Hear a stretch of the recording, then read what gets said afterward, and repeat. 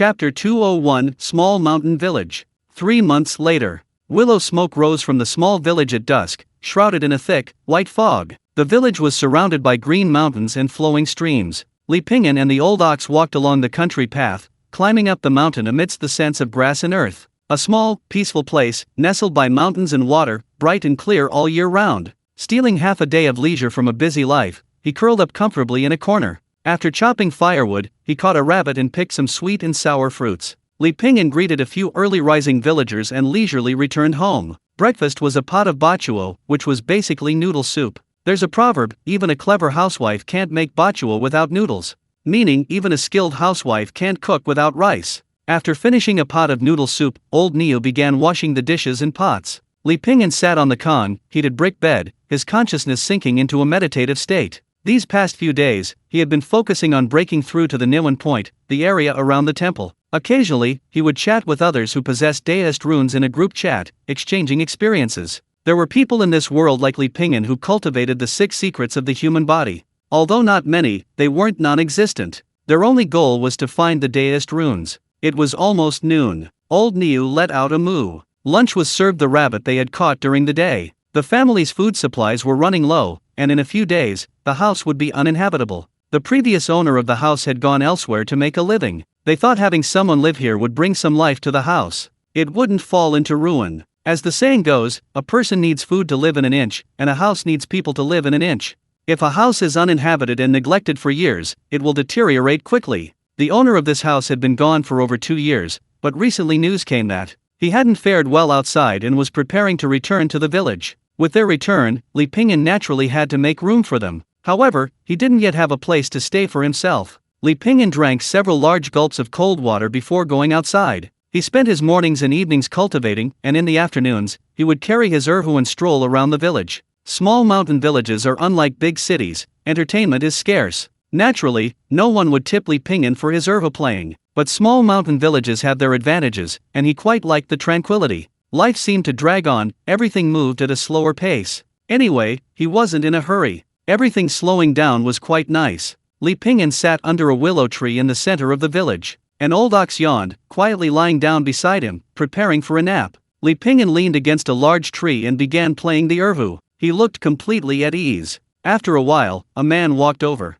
He seemed to have just returned from the fields and plopped down on the root of a willow tree. He took off his straw hat and fanned himself. He pulled a handkerchief from his waist and wiped the sweat from his brow. The man was named Lu Dashuan, and he was the only person in the village willing to listen to Li Ping'an play his tunes. After listening, he took out a coin from his pocket, about to give it to Li Ping'an. Just then, his wife walked over from a short distance away. Lu Dashuan quickly put the coin away, like a mouse seeing a cat. The woman, hands on her hips, scolded, "Listen to this. Finished your work and don't even know to go home? You come here to listen to a blind man playing music, you might as well go blind too." Lu Dashuan chuckled sheepishly, "Wife, don't talk to him like that." The woman glared at him, "Get home right now." As she spoke, she snatched a large coin from Lu Dashuan's arms. "When did you hide this money?" "Leftover from selling noodles last time." "You've gotten quite bold." The woman said fiercely, "Tell me, how much is left?"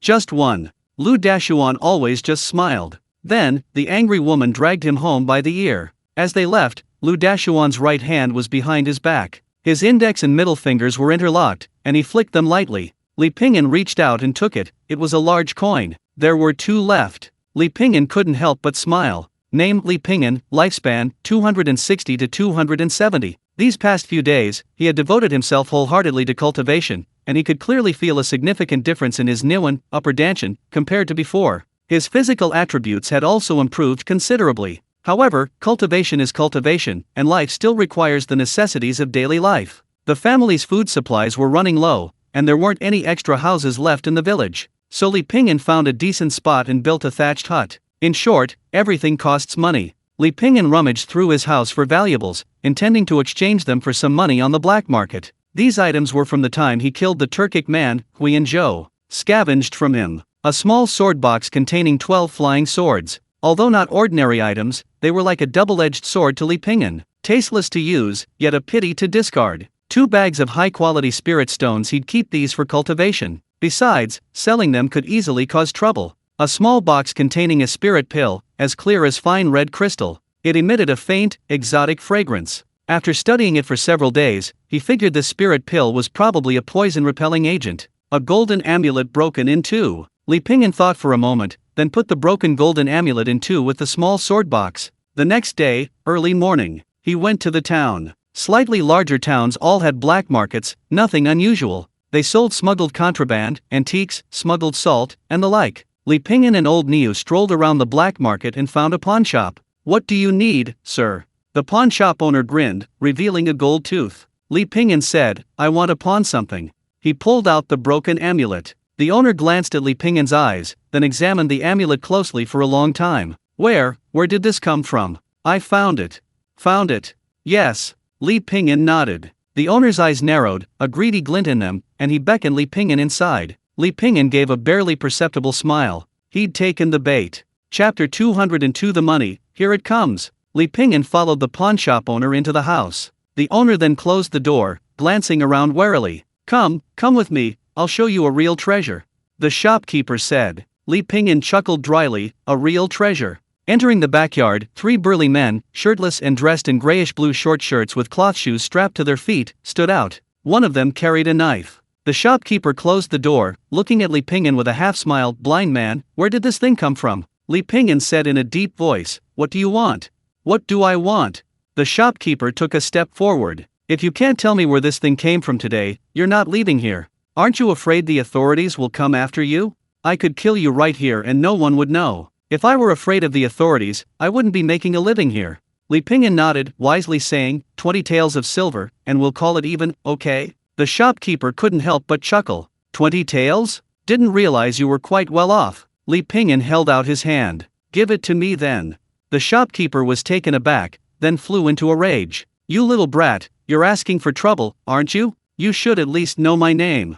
20 taels of silver, please take it." The shopkeeper respectfully handed over the money bag. Li Pingyan weighed it in his hand, then slung it over his shoulder. "Thank you. Don't be so polite with me," the shopkeeper said with a smile. Li Pingyan left with the money. 20 taels of silver was enough to do many things. An adult needs 3.6 Qi of rice a year, and a child needs 1.8 Qi. Assuming a family of 3, they would need about 9 Qi of rice a year. That means about 10 taels of silver could sustain a family of 3's basic needs. However, Li Pingyan's cultivation of the 6 secrets of the human body required energy far beyond that of ordinary people. When he went to the demon-suppressing pass, he endured wind and rain, sleeping outdoors the whole way. He could barely afford 1 meal a day, and at the worst times, he didn't even have a meal. Although he gained a lot of knowledge along the way, his cultivation slowed down as a result. Furthermore, the constant travel prevented him from concentrating on his cultivation. Therefore, after returning, Li Pingyan decided to find a quiet place to cultivate properly and catch up on what he had missed. Li Pingyan bought 3 jin of soybeans, pork, and pork fat. He also spent a high price to buy some beef from an old cow that had died of natural causes. The price was shockingly high, but the old cow had been craving it for days. It would be a real shame not to buy it some. With this money, Li Pingyan found some villagers to help him build a house. Upon hearing that the blind man was hiring people to build his house and that the wages were good, Lu Dashuan's wife rushed home. "Aren't you on good terms with that blind man? Go talk to him and ask him to take you along for the work." Lu Dashuan lowered his head. "Can you please stop calling him blind man? It's not good if people hear it."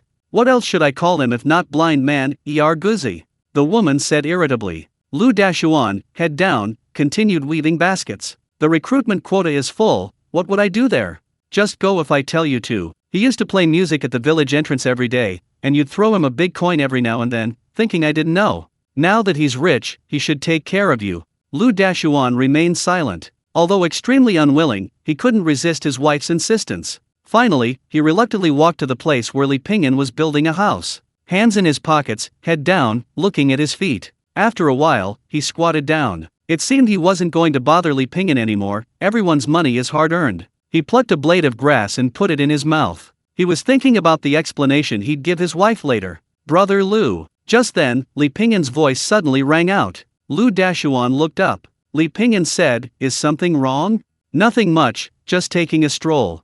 Li Pingyan smiled knowingly. "Perfect timing, I need to talk to Brother Lu. We're building a house and we're short-handed. Could you lend me a hand, Brother Lu? 2 coins a day." Lu Dashuan nodded, grinning sheepishly. "Sure." Li Pingyan roasted a pot of soybeans. He tucked them into his pocket, occasionally pulling out a couple and crunching them. This is why the village children loved to gather around Li Pingyan, because if you made him happy, Li Pingyan would then pull a handful of roasted soybeans from his pocket and give them to you. While most of the small village wasn't exactly impoverished, it was certainly not wealthy. Which family's children could afford snacks all year round? Being able to eat roasted soybeans was already a luxury. 20 taels of silver sounded like a lot, but it just flew by. Li Pingyan was used to spending money lavishly and had no habit of saving. When he had money, he would reward himself by going to town for drinks and meat. Plus, there was building a house, treating people to meals, and buying land. Soon, the 20 taels of silver were gone. So, Li Pingyan went to the town's black market again. Li Pingyan, holding the broken amulet, went to the pawnshop again. Shopkeeper, I'm pawning this. Shopkeeper, can't you find someone else to scam me? Epsilon equals Omicron asterisk, sigh. Li Pingyan walked down the street and sighed softly. Sure enough, the same method can't be used twice. Everything in the world has two sides. Small places have their advantages. But the downsides were equally obvious. There was nowhere to make quick money. Brother Zhao, I just rented this place this year. Why am I already paying for next year? And this is the third time the rent has gone up. A middle-aged man of medium build frowned. Across from him were several thugs in short-sleeved shirts, each with a short stick at their waist. I didn't set the price, just pay up and that's it. Brother Zhao, please give me a little more time. The middle-aged man's tone was almost pleading. The leader of the thugs said, fine, I'll give you 2 more days, otherwise you can quit this lousy place. Li Pingyan was overjoyed. The money, here it comes. Chapter 203. Why are you yelling so loudly? Hey guys, businesses on the line? Zhao Hu strode confidently down the street. Behind him followed 7 or 8 thugs, shirtless and with short sticks tucked into their belts. People on the street avoided them like the plague. The Black Tiger Gang, led by Guo En. He used to be a salt smuggler. Though short and ugly, he was notoriously ruthless. The slightest provocation was enough for him to draw his blade, killing without blinking an eye. Gradually, he controlled all the local gangsters. The rich didn't want to mess with them, and the poor couldn't fight them, allowing them to maintain their arrogance. These men swarmed around any avenue for profit, like flies to blood. Guo En was ruthless, and his men followed suit. Zhao Hu casually picked up an apple from a street vendor's stall, glancing at it indifferently. A blind man, carrying a cane and leading an old ox, walked towards them. His cane tapped the ground with a crisp sound. Zhao Hu glanced at the ox behind him. It was plump and strong, a fine ox. He immediately hatched a plan and deliberately blocked the blind man's path. The two collided, as expected. Zhao Hu grinned and roared, "Are you blind, you son of a bitch? Sorry, my eyes aren't working well, please forgive me." Zhao Hu clutched his chest, gasping for breath. "I can't take it. I can't breathe from this collision." Several of his henchmen immediately chimed in, "Kid, you've made my boss sick. You're in trouble." Those around, witnessing this, secretly despised Zhao Hu, thinking him a complete scoundrel for bullying even a blind man. But while they thought this in their hearts, not one dared to step forward. Even glancing at Zhao Hu was done with a furtive glance, lest he be noticed. Zhao Hu also had a nickname, Zhao the Skinflint. This blind man was in trouble. Several thugs began punching and kicking the blind man. The blind man, both frightened and aggrieved, dodged and pleaded, "Stop hitting me! Stop hitting me! I'm out of my mind. You son of a bitch. Like you're not out of your mind? My brother's head's always full of water, you know?" Zhao Hu waved his hand, signaling his men to stop. Then he said to the blind man, "I was originally going to take you to the authorities, but seeing you're in a tough spot, I'll give you back the cow behind you." The men silently spat inwardly. "Pah! Disgusting!" The blind man was very satisfied. They attacked him first, and then tried to steal his cow. Medical expenses, lost wages, compensation for emotional distress. He silently calculated in his mind. Seeing that the blind man ignored him and was muttering to himself, Zhao Hu stepped forward to slap him. "You son of a bitch! Get out of the way!" Li Pingyan waved his hand, casually slapping Zhao Hu aside. Bang! Zhao Hu flew 3 zhang away, tumbling several times. Finally, his face came to a stop, splashing up a cloud of dirt. An uninvited guest arrived at the Black Tiger Gang. At that moment, Guo En, the leader of the Black Tiger Gang, was eating hot pot. He was in a good mood today, planning to go to a brothel to listen to some music and play cards that evening. Who knew that a blind man would arrive with several of his henchmen? The blind man even claimed he'd been beaten by Zhao Hu and his gang, demanding Guo En pay for his medical expenses. Guo En had been in the underworld for years, always receiving favors, never giving money. Li Pingyan clutched his heart, slumping in his chair. "To be honest, I've had a weak heart since childhood. Your men gave me a brutal beating, almost tearing the seams of my clothes. And my dog, Niu, has had depression since he was a child. It was getting better these days, but after this scare, I think it'll worsen again. You see, cough cough cough. What should we do? Guo stared intently at Li Pingyan, like a viper eyeing a mouse in a corner. May I ask your name? Li Pingyan. Guo narrowed his eyes slightly. I've been around here for so many years, how come I've never heard of the name Li Pingyan? I haven't been here long, I don't have a big name yet, Li Pingyan said. Guo wasn't stupid, he could naturally see that Li Pingyan was deliberately looking for trouble. If he hadn't stopped them, his brothers would have already swarmed in. But having been in the underworld for so many years, Guo naturally understood the ins and outs. People called him ruthless, but he was always ruthless towards the common people who dared not resist. He knew exactly who he could mess with and who he couldn't. For example, even though Guo knew the other party was looking for trouble, he didn't immediately retaliate. The world is vast and full of wonders. There are 3 types of people who should be avoided if possible: monks and nuns, the elderly and weak, and women. Without the ability to subdue others, one would never dare to travel the underworld alone. Guo decided to test the waters first, saying, "Then, sir, how do you think this matter should be resolved?" Li Pingyan weakly replied, "When my heart flares up, I have to see a doctor. I can't work for several days, and then there's eating, drinking, and relieving myself." Before he could finish, a low-ranking member of the Black Tiger gang stepped forward. He roared, "Kid, you bastard, you're asking for trouble. Do you even know who my boss is? You didn't even bother to ask around before coming to my Black Tiger gang to extort money." As he spoke, he strode forward. Boom! The next second, Li Pingyan raised his foot. The kick's trajectory was from right to left, the camera panned. It was a clean, swift motion. This scene happened in the blink of an eye, there was no pleading, no scream. Boom! The man's back slammed into the wall, shattering a large hole. Li Pingyan sat down again, clutching his heart. He looked extremely weak, as if he couldn't lift a finger. "Why are you yelling so loudly? Don't you know I have a heart condition?" Chapter 204. My heart isn't very good. Look, this is 50 taels of silver. Guo's forehead was covered in sweat. Li Pingyan clutched his chest, groaning. Ouch! Guo quickly corrected himself. 50 taels definitely isn't enough, add another 20 taels. Oh, my poor heart. Adding another 20 taels definitely won't work either. Guo felt his heart bleeding. Li Pingyan clutched his heart with one hand and pinched his philtrum with the other. The old ox imitated him, pinching its philtrum with its hoof. Guo's lips twitched slightly. In the end, they settled for 100 taels of silver. Li Pingyan's heart pain vanished instantly, and he happily placed the box of silver on the old ox's back. The old ox's tail spun happily, like a little windmill. "Let's go." Man and ox, with light steps, went home. Li Ping settled in with some furniture. He also used the money to buy several hens, a few ewes, and a litter of adorable baby rabbits. Spirit stones were rare in this place. Fortunately, he still had some, enough for his cultivation for the time being. 2 months passed in a flash. Li Ping had somewhat underestimated his cultivation speed. His 2 bags of spirit stones were quickly almost used up. So he thought about whether there were any low-grade spirit stones at the town's black market. He inquired at the black market but found no clues.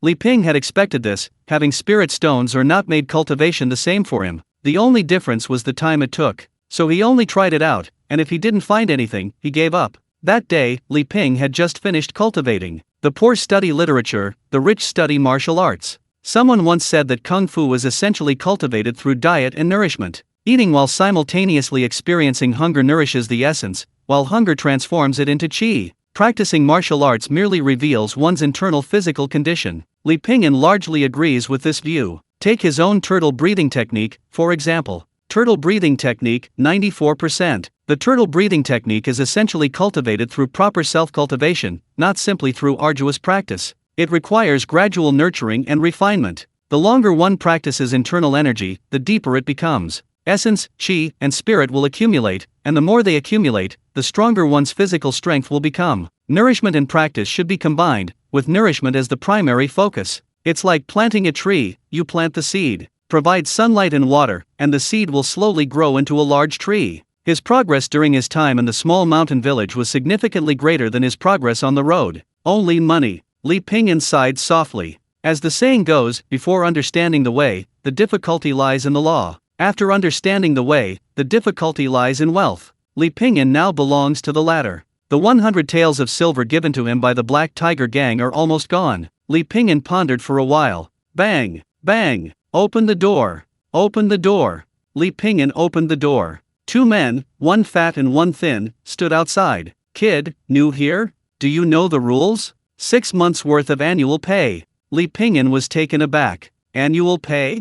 Don't know the rules? Ask around. We're from the Black Tiger Gang. The Black Tiger Gang? Li Pingyan's expression changed. The fat man grinned smugly. What? Heard of it? The thin man beside him glanced at the furnishings in the room. Your family's pretty rich, kid. Why don't you just pay the next 3 years' worth of protection money upfront? Saves us brothers the trouble of coming every time. Exactly, the fat man chimed in. Let me tell you, my boss kills all the time. Li Pingyan couldn't help but smirk slightly. The two men frowned. What was this kid laughing about? Was he really that happy about being extorted for protection money? Was he some kind of idiot? Black Tiger Gang. Guo was eating and chatting with several Black Tiger Gang leaders. Clearly, he had recovered from the trauma of being extorted for 100 taels of silver a few months ago. Come on. Cheers, everyone. Cheers. Everyone raised their glasses simultaneously. Big brother. Big brother. What's wrong? Why the rush? Guo said in a deep voice. He possessed a composure that remained unchanged even in the face of a collapsing mountain. Before his subordinates could explain, Guo saw a familiar figure. Li Pingyan clutched his heart, his steps unsteady. Guo, boss Guo, cough cough cough. Guo, why the hell is this kid here again? Li Pingyan pointed to the two men, one fat and one thin, who had come in with him, their faces bruised and swollen. He slumped into a chair, complaining. Master Guo, you wouldn't believe it. I was at home eating hot pot and singing. These two young men just burst in with a whoosh. They had no sportsmanship whatsoever, and gave me a sound beating. They even demanded some kind of annual fee, saying if I didn't pay, I'd be in big trouble. My poor, fragile heart. Guo glared at his two good-for-nothing underlings, wishing he could tear them to pieces. Why did you have to provoke this plague? Finally, Li Pingyan and old Niu carried away another 100 taels of silver. The cicadas' chirping was intoxicating, the summer sun blazing like fire. A cacophony of noise and hurried pedestrians filled the air.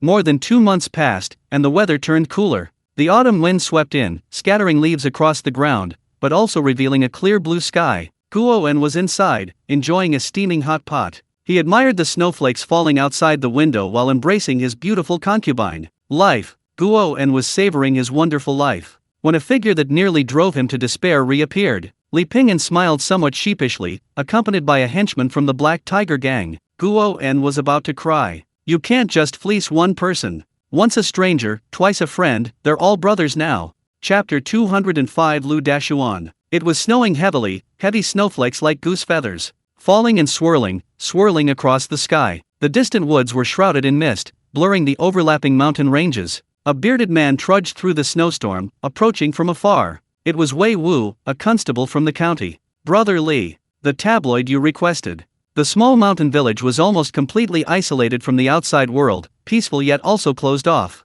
Only the monthly county gazette occasionally brought news from the outside world. Besides that, there was a tabloid that published some rumors. However, the news in the tabloid was a mixture of truth and falsehood. So Li Pingyan asked Constable Wei Wu to bring him the monthly gazette when he came to patrol. Brother Wei, it must be cold outside, Li Pingyan said warmly. Come in and warm up. Snow was falling outside, but inside, a fire was burning, and pork was stewing in a pot. A large piece of firewood crackled and popped as it burned, filling the room with the aroma of meat and pine. Wei Wu shook off the snow and wind. What's that smell? It smells so good. Pork. Brother Wei, take some back with you when it's cooked. Wei Wu politely replied, my family doesn't like that stuff. Li Pingyan, of course, knew the difference, and the two chatted for a while. Once the pork was cooked, he gave Wei Wu a box. All right, I thank you on behalf of your sister-in-law and nephew. Don't be so polite with me. Wei Wu took the pork and left. Old Niu spread the newspaper on the table and began to read it carefully.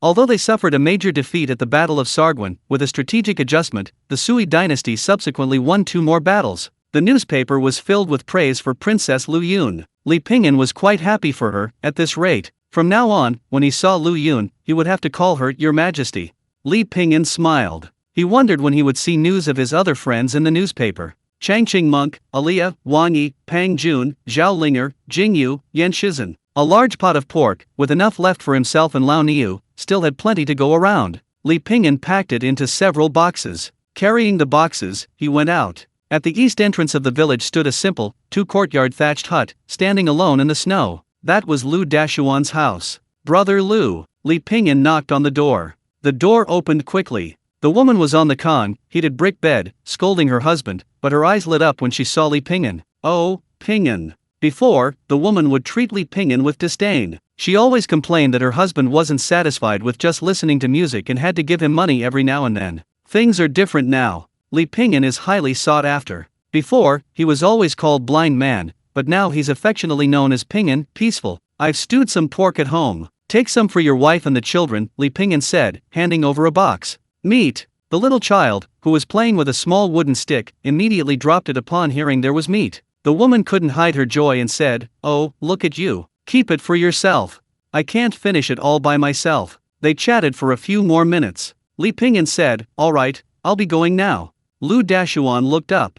"I'll see you off." The wind and snow were biting. Li Pingyan said, "Go back." Lu Dashuan, "I'll see you off." Lu Dashuan stopped after walking quite a distance. "Thank you." "You're welcome." Li Pingyan pulled a handful of beans from his pocket. Lu Dashuan smiled sheepishly. "You played very well." Then he left. This was the first time he had commented on Li Pingyan's playing. He guessed Li Pingyan was a man with a story. Li Pingyan chewed on roasted soybeans, making a crunching sound. He didn't pry. Everyone has their own little secrets. He couldn't possibly tell you the number of times, the time, and the place of his daily rewards. The world was in turmoil. The Sui dynasty was at war on the border. Even a small mountain village thousands of miles away was not safe. Rumors circulated that bandits were rampant in several surrounding counties. Lu Dashuan got up early. He and old man Wang from the village were going to town to run some errands. Old Wang, a pipe dangling from his lips, coughed incessantly, but he kept puffing away. For him, the pipe was his life. "The day I stop smoking will probably be not far from that day. The end of the year is approaching, but life is not peaceful." Old Wang complained incessantly. Lu Dashuan remained silent, sullen. Old Wang was already used to his taciturn nature. Beep beep. Just then, a sharp sound suddenly rang out. More than 10 figures emerged from the woods, all carrying real weapons. They were bandits who had spread to this area. The leader, a fierce-looking man with triangular eyes, got straight to the point. "It's almost the end of the year, and we're broke. If you have money, you can go. If not, you can be buried here." His voice was colder than the howling wind. Old Wang stammered, "Of course, of course." He then pulled the money from his pocket. "What about yours?" The triangular-eyed man looked at Lu Dashuan. Lu Dashuan searched his pockets, finding only 5 large coins. His wife had sent him to buy potatoes. "That's all." The triangular-eyed man sneered, "Then leave an arm here." Old Wang hurriedly said, "I'll pay for his, I'll give it to him." He then pulled down his trousers and tore open the pocket sewn into his underwear. He took out a tiny silver ingot and 7 or 8 large coins. "I hope you brothers will be lenient," Old Wang said with a forced smile. The triangular-eyed man placed his hand on the hilt of his knife. "Don't worry, since you're so obedient, the brothers will definitely be lenient." With that, he drew his knife and brought it down on Old Wang's head. Old Wang was terrified, his face drained of color. He thought he was going to die, but the knife stopped abruptly in front of his face. The man with the triangular eyes paled, his hand gripping as if in a vice. Lu Dashuan pressed down on the triangular-eyed man's hand, his voice low and menacing. "We've already given you the money, why are you trying to kill us all? Damn it, get him!" Several thugs swarmed forward. Lu Dashuan shoved Old Wang aside. With a single punch, he smashed one of them to the ground, instantly lifeless. His fighting style was simple, fists and feet. No unnecessary movements, death upon contact. Moments later, the group of thugs lay sprawled on the ground. Old Wang stared blankly, speechless for a long time. "Uncle Wang, don't tell anyone else about this." Lu Dashuan skillfully buried the bodies, not forgetting to give Old Man Wang some instructions. Old Man Wang nodded. Twilight deepened. The 12 corpses lay in a row, the very bandits Lu Dashuan had killed earlier. "Is it him?" "It's him." Constable Wei Wu couldn't help but smile. "After searching for so many years, we've finally found him. But this guy's strength." Wei Wu said, "No rush, I have my own methods."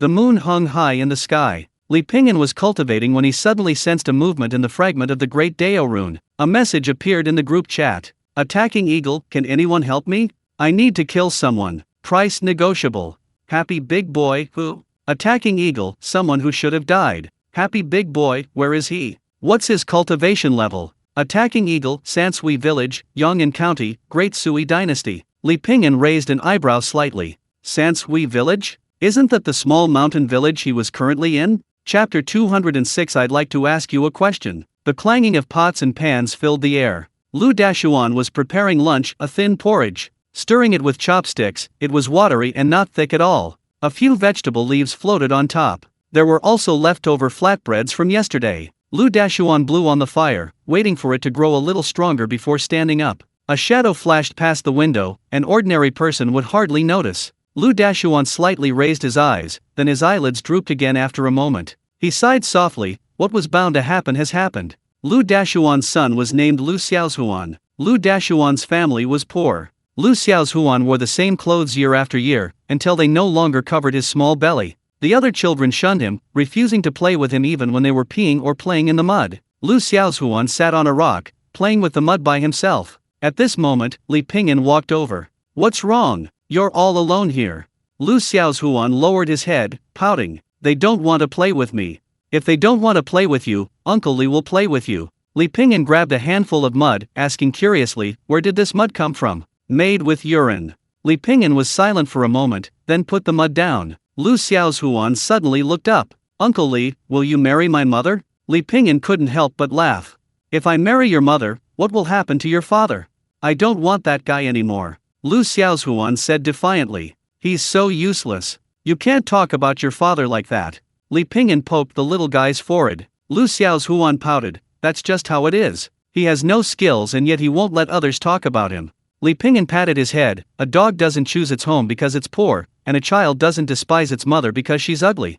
If only Uncle Li were my father." Li Pingyan pulled out a handful of roasted soybeans. "Just because I'm rich." Lu Xiaozuan wiped his nose. "Being rich is certainly good, at least with money. My mother wouldn't have to worry every day, and she wouldn't have to eat vegetable scraps every day. But money is secondary. My father bows down to everyone, he has no backbone at all. Before, when the thugs from the Black Tiger gang harassed my father didn't dare utter a sound. He's such a coward." Lu Xiaozuan kept complaining to Li Pingyan. Li Pingyan, having nothing else to do, played with him for a while longer until it was almost dark. "Uncle Li, I need to go back for dinner."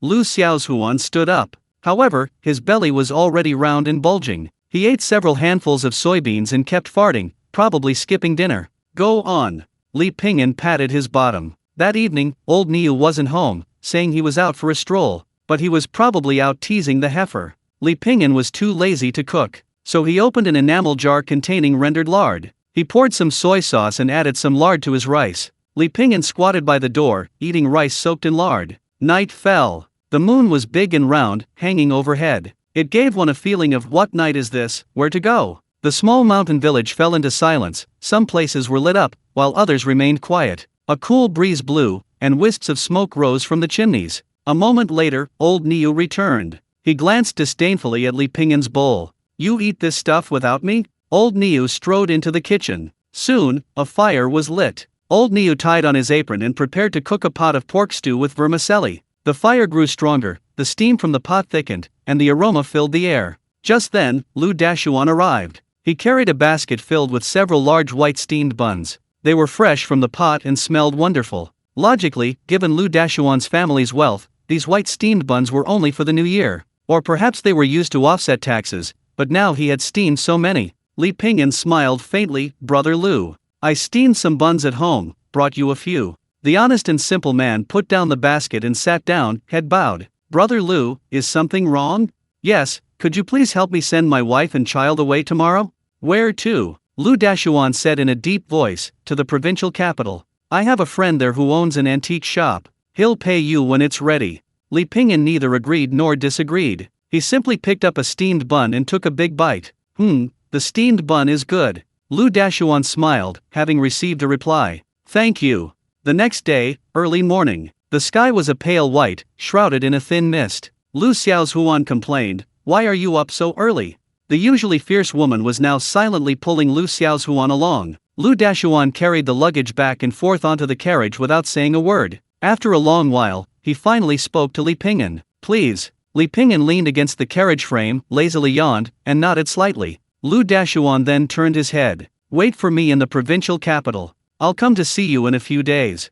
The woman stared into her husband's eyes, hesitant to speak. "Don't worry." Lu Dashuan took his wife's hand and stepped forward. The woman quickly withdrew her hand, scolding him angrily. "How old are you? Don't you know shame?" The two got into the carriage. "Dad, aren't you coming with us?"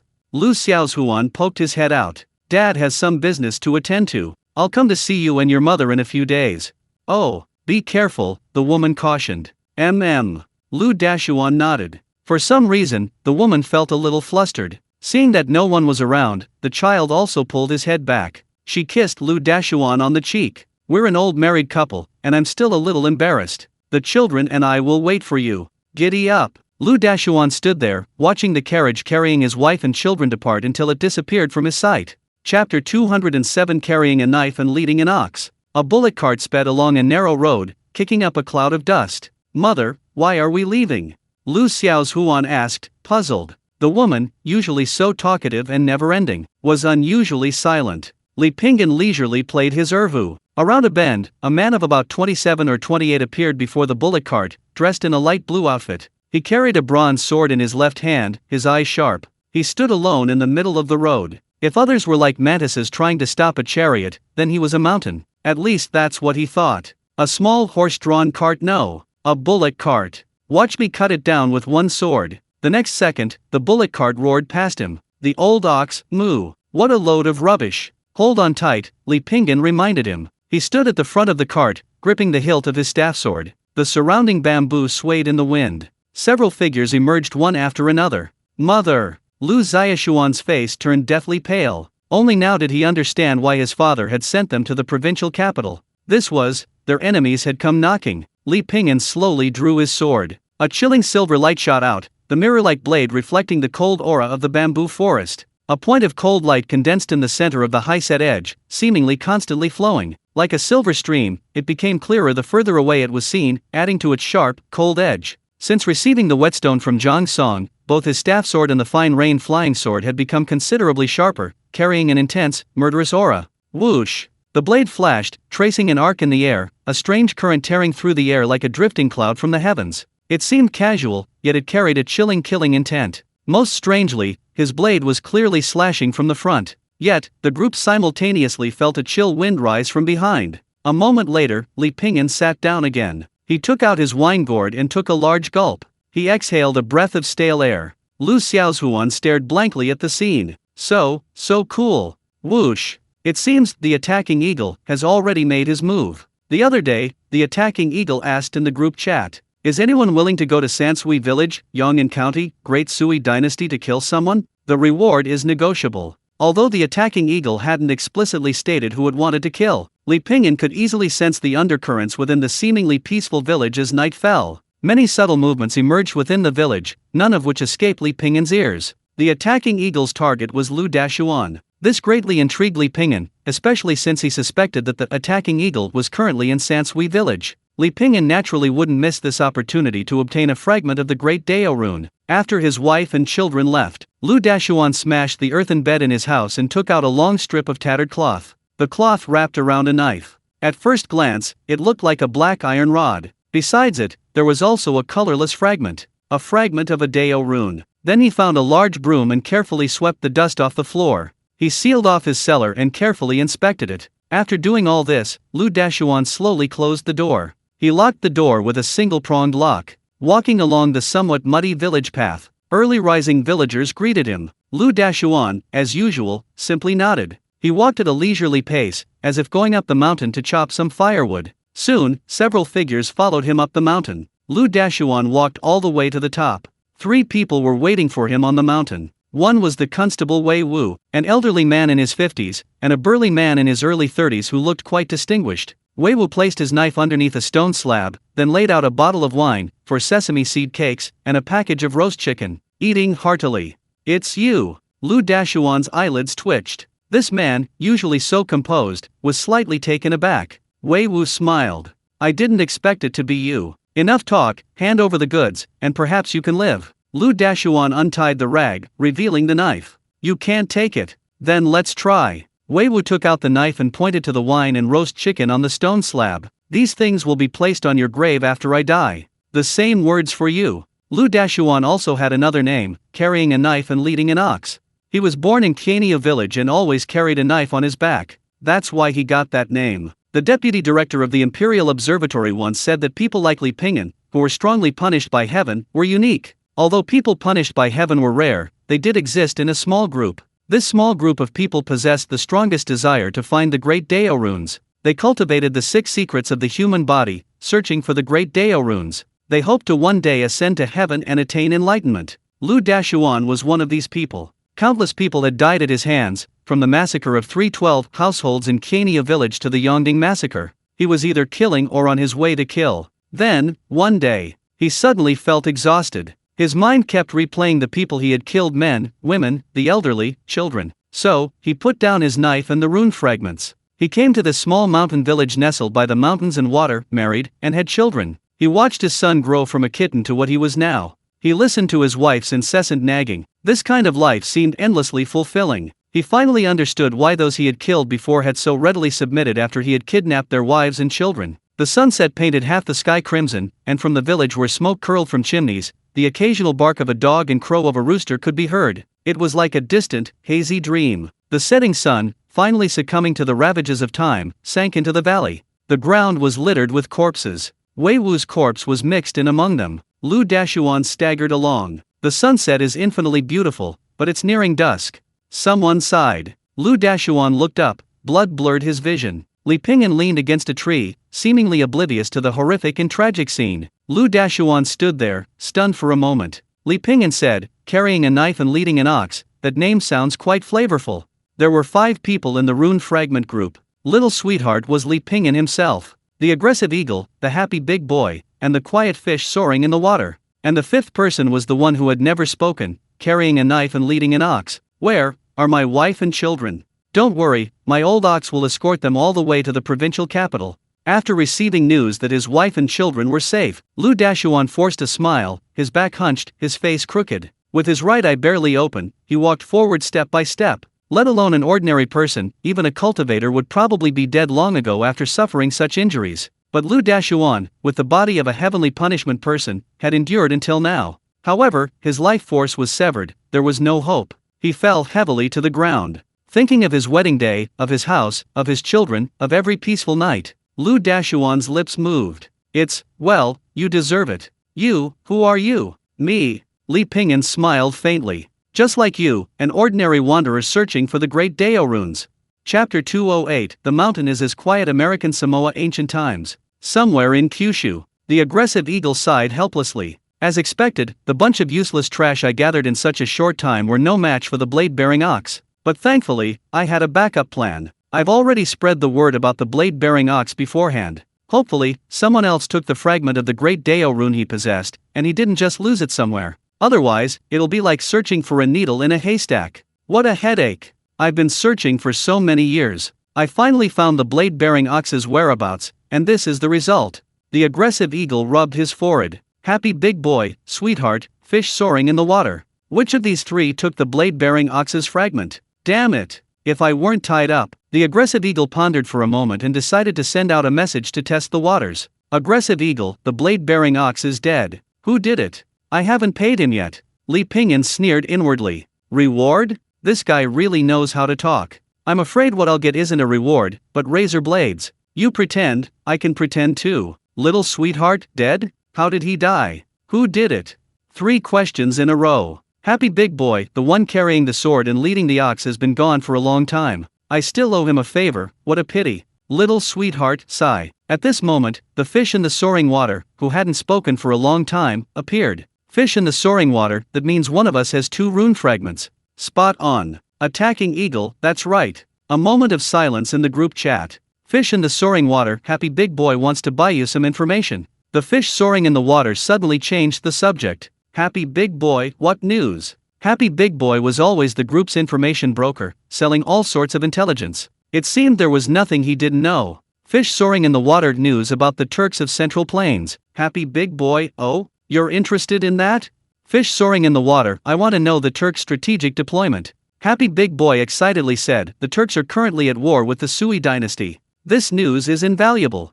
Fish soaring in the water, name your price. Li Pingyan frowned slightly. Fish soaring in the water seemed very concerned about the war between the Turks and the Sui dynasty. Could he or she also be from the Sui dynasty? However, the clues were still too few. Li Pingyan wasn't in a hurry, marveling at his good luck. Originally, he intended to live in seclusion in a small mountain village for a while, but unexpectedly, he obtained another fragment of a great Dao rune. Including the previous one, he now has 2. 3 more are needed to complete a full great Dao rune. This is much faster than Li Pingyan had anticipated. Life returned to normal. The mountains were as still as in ancient times, and the days seemed as long as a short year. The winter wind was biting cold. As usual, Li Pingyan finished playing his little tune and leisurely returned home. Tonight's dinner was simple: a roasted rabbit and a steamed fish. A plate of roast goose, 3 baskets of large steamed buns, 3 jin of mutton, a skewer of braised tofu, and 10 eggs. Old Niu, the food today isn't great, Li Pingyan complained. Old Niu rolled his eyes.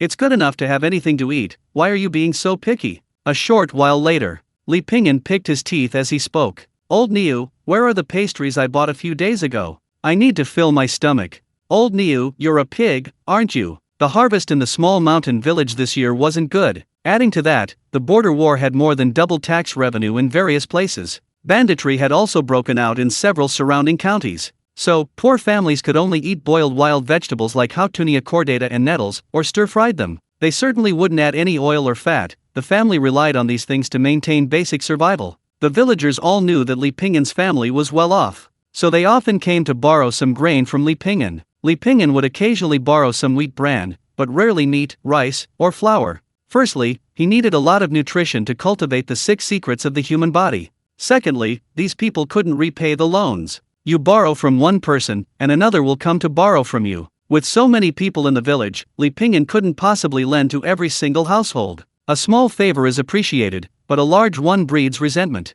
That day, Li Pingyan cooked meat at home again. The aroma of the meat quickly attracted many children. They all peered out from outside the gate, their mouths watering. Li Pingyan pretended not to see them. After all, he was blind and didn't feel embarrassed. At first, he would share some meat with the children. After all, it was somewhat heartbreaking to see several children chewing on leaves and staring at him so longingly. But later, Aunt Cai from the big locust tree family benefited. She had her children come to Li Pingyan's door every time, waiting to receive meat from him. They would quickly take it home, then run back to stand at Li Pingyan's door again. Li Pingyan was so angry he laughed. They were trying to fleece him. That was bad enough, considering how many people had accepted the money. Sister Cai didn't even say thank you. Last time, Li Pingyan had overheard Sister Cai talking badly about him behind his back. So, from then on, whenever Sister Cai's children came, Li Pingyan refused to give them any. Because of this, Li Pingyan received a lot of complaints. Sister Cai said that when Li Pingyan's family was building their house, her husband had helped a lot.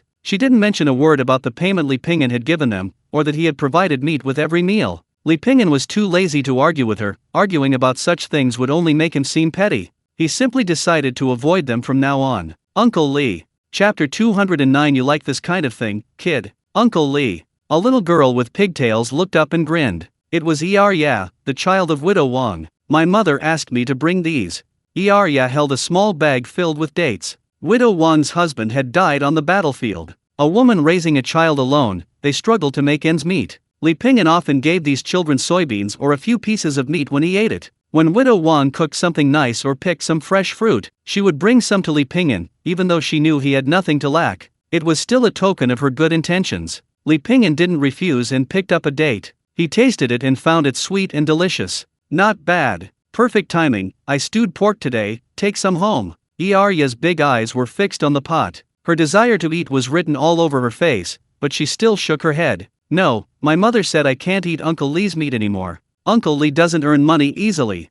Li Pingyan smiled. He was never a cold-blooded person. Sometimes, if he could help, he would. Even if he didn't expect anything in return, he'd at least say thank you and remember it. Like Aunt Cai, forget about gratitude, she just took it for granted that he'd give her things. This made Li Pingyan quite unhappy. I've stewed so much, I can't eat it all. Your Uncle Li has a small appetite, Li Pingyan said. Old Niu glanced at him, lying without even thinking. Erya swallowed hard and ran off, seemingly afraid her willpower wouldn't be strong enough. Goodbye, Uncle Li. Li Pingyan shook his head helplessly. When he first came to the small mountain village, the house he first stayed in was arranged for him by Widow Wang's husband. Afterwards, he took good care of her. So, after Widow Wang's husband died, Li Pingyan often looked after his wife and daughter. An eye for an eye. Widow Wang's house. Erya rushed back. Did you give the dates to Uncle Li? Widow Wang was cooking and asked without turning her head. Yes, Erya said, panting. What happened? Were you chased by wolves? Erya said earnestly, Mom, luckily Erya ran fast, otherwise I would have been tempted by Uncle Li's pork again. Widow Wang smiled, that's right. You can't ask Uncle Li for food anymore, you owe him a huge favor. I know. Your Uncle Li is blind. Even if he has some savings, he has a long life ahead of him. Arya nodded vigorously. Mom, what are we eating today? Soon, dinner was laid out on the table. Thin porridge, pickled vegetables, and cornbread made with wild vegetables and coarse grains. Widow Wang held a bean cake in her hand. Bean cakes and the like were originally for feeding livestock, but in ordinary households, they were used to stave off hunger. In comparison, corn was considered a refined grain. As for rice and wheat, even more refined grains, they weren't enough to pay rent to officials, let alone be enjoyed by ordinary people. Arya stared at the thick porridge in her bowl. Then she looked at her mother's bowl of thin broth. Mother, I don't like porridge, you drink it. Arya pushed her bowl away. You eat, mother isn't hungry. Widow Wang knew her daughter's intentions. Bang, bang, Sister Wang. Li Pingyan's voice rang out from outside the door. Widow Wang stood up and greeted him. Pingyan, what brings you here? We stewed some meat again today, and brought some for you. This, oh dear, what are you doing with all this stuff? Not much, and there's a bag of rice at home. Finally, Li Pingyan was afraid Widow Wang would refuse. Consider it a loan.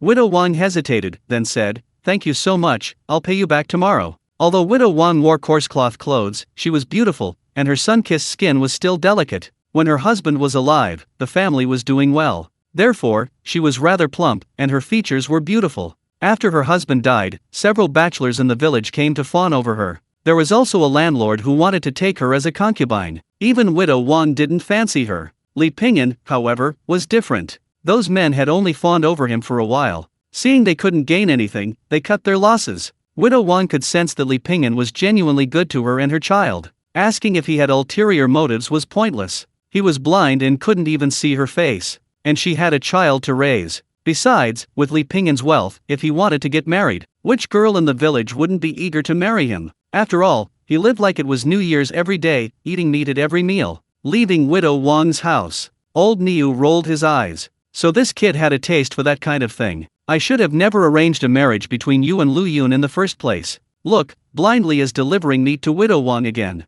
Sister Cai's tone was full of complaint. Who knows what kind of relationship those two have? They're shameless, seducing someone else right after their husbands died. Sister Cai picked up a piece of vegetable. They eat meat, but they won't even give us a sip of soup. If it weren't for us, would he even have a house? An outsider. Now look at him, rich and ungrateful. Old Cai across from her remained silent. Sister Cai asked suspiciously, where does this blindly get so much money, eating meat every day?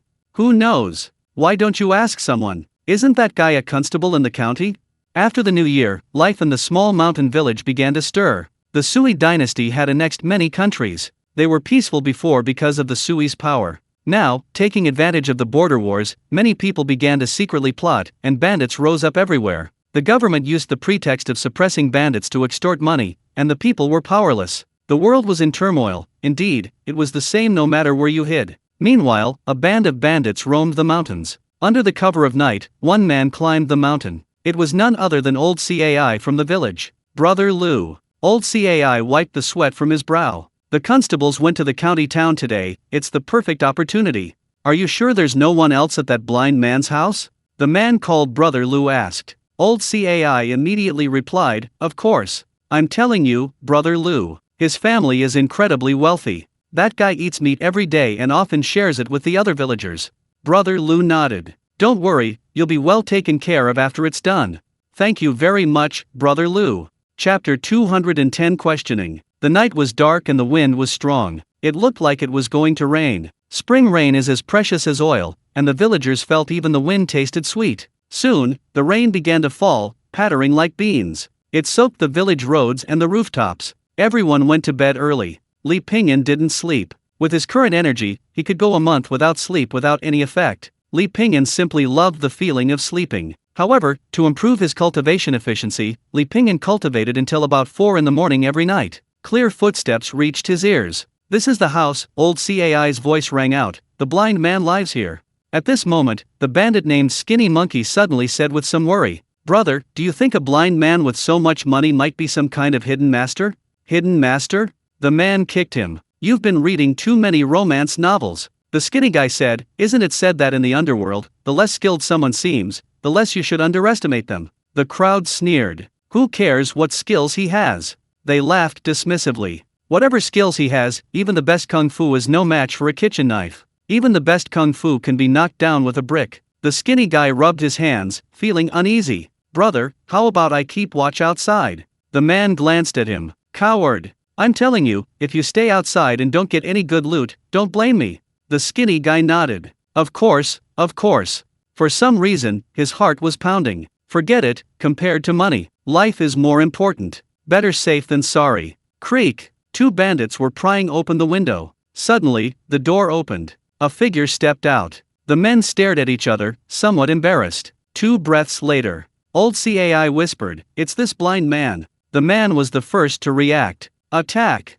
He rushed forward in a few strides. A fierce glint flashed in his eyes as he grabbed the man's shoulder, intending to pin him to the ground. His movements were swift and fluid, showing some skill. Everyone could already foresee the scene that was about to unfold. Li Pingyan would be pinned to the ground, begging for mercy, then robbed clean. Finally, he would be killed to silence him. However, this entire plan had gone wrong at the very beginning. The man gripped Li Pingyan's shoulder, veins bulging on his forehead. But the man remained unmoved, like a small mountain. Li Pingyan grasped the man's right hand and gently pried it open. He then kicked the man in the back of the knee. The man cried out in pain and knelt on the ground. Li Pingyan's aura swept over the man, then landed on old CAI in the crowd. Old CAI? He suddenly realized. The man captured by Li Pingyan gritted his teeth and said, "Let me go, or I'll make sure you die a horrible death." Li Pingyan chuckled, "Your life is in my hands now, and you're still so tough? Can't you see all my brothers?" The man sneered. The bandits stepped forward to bolster their leader's morale.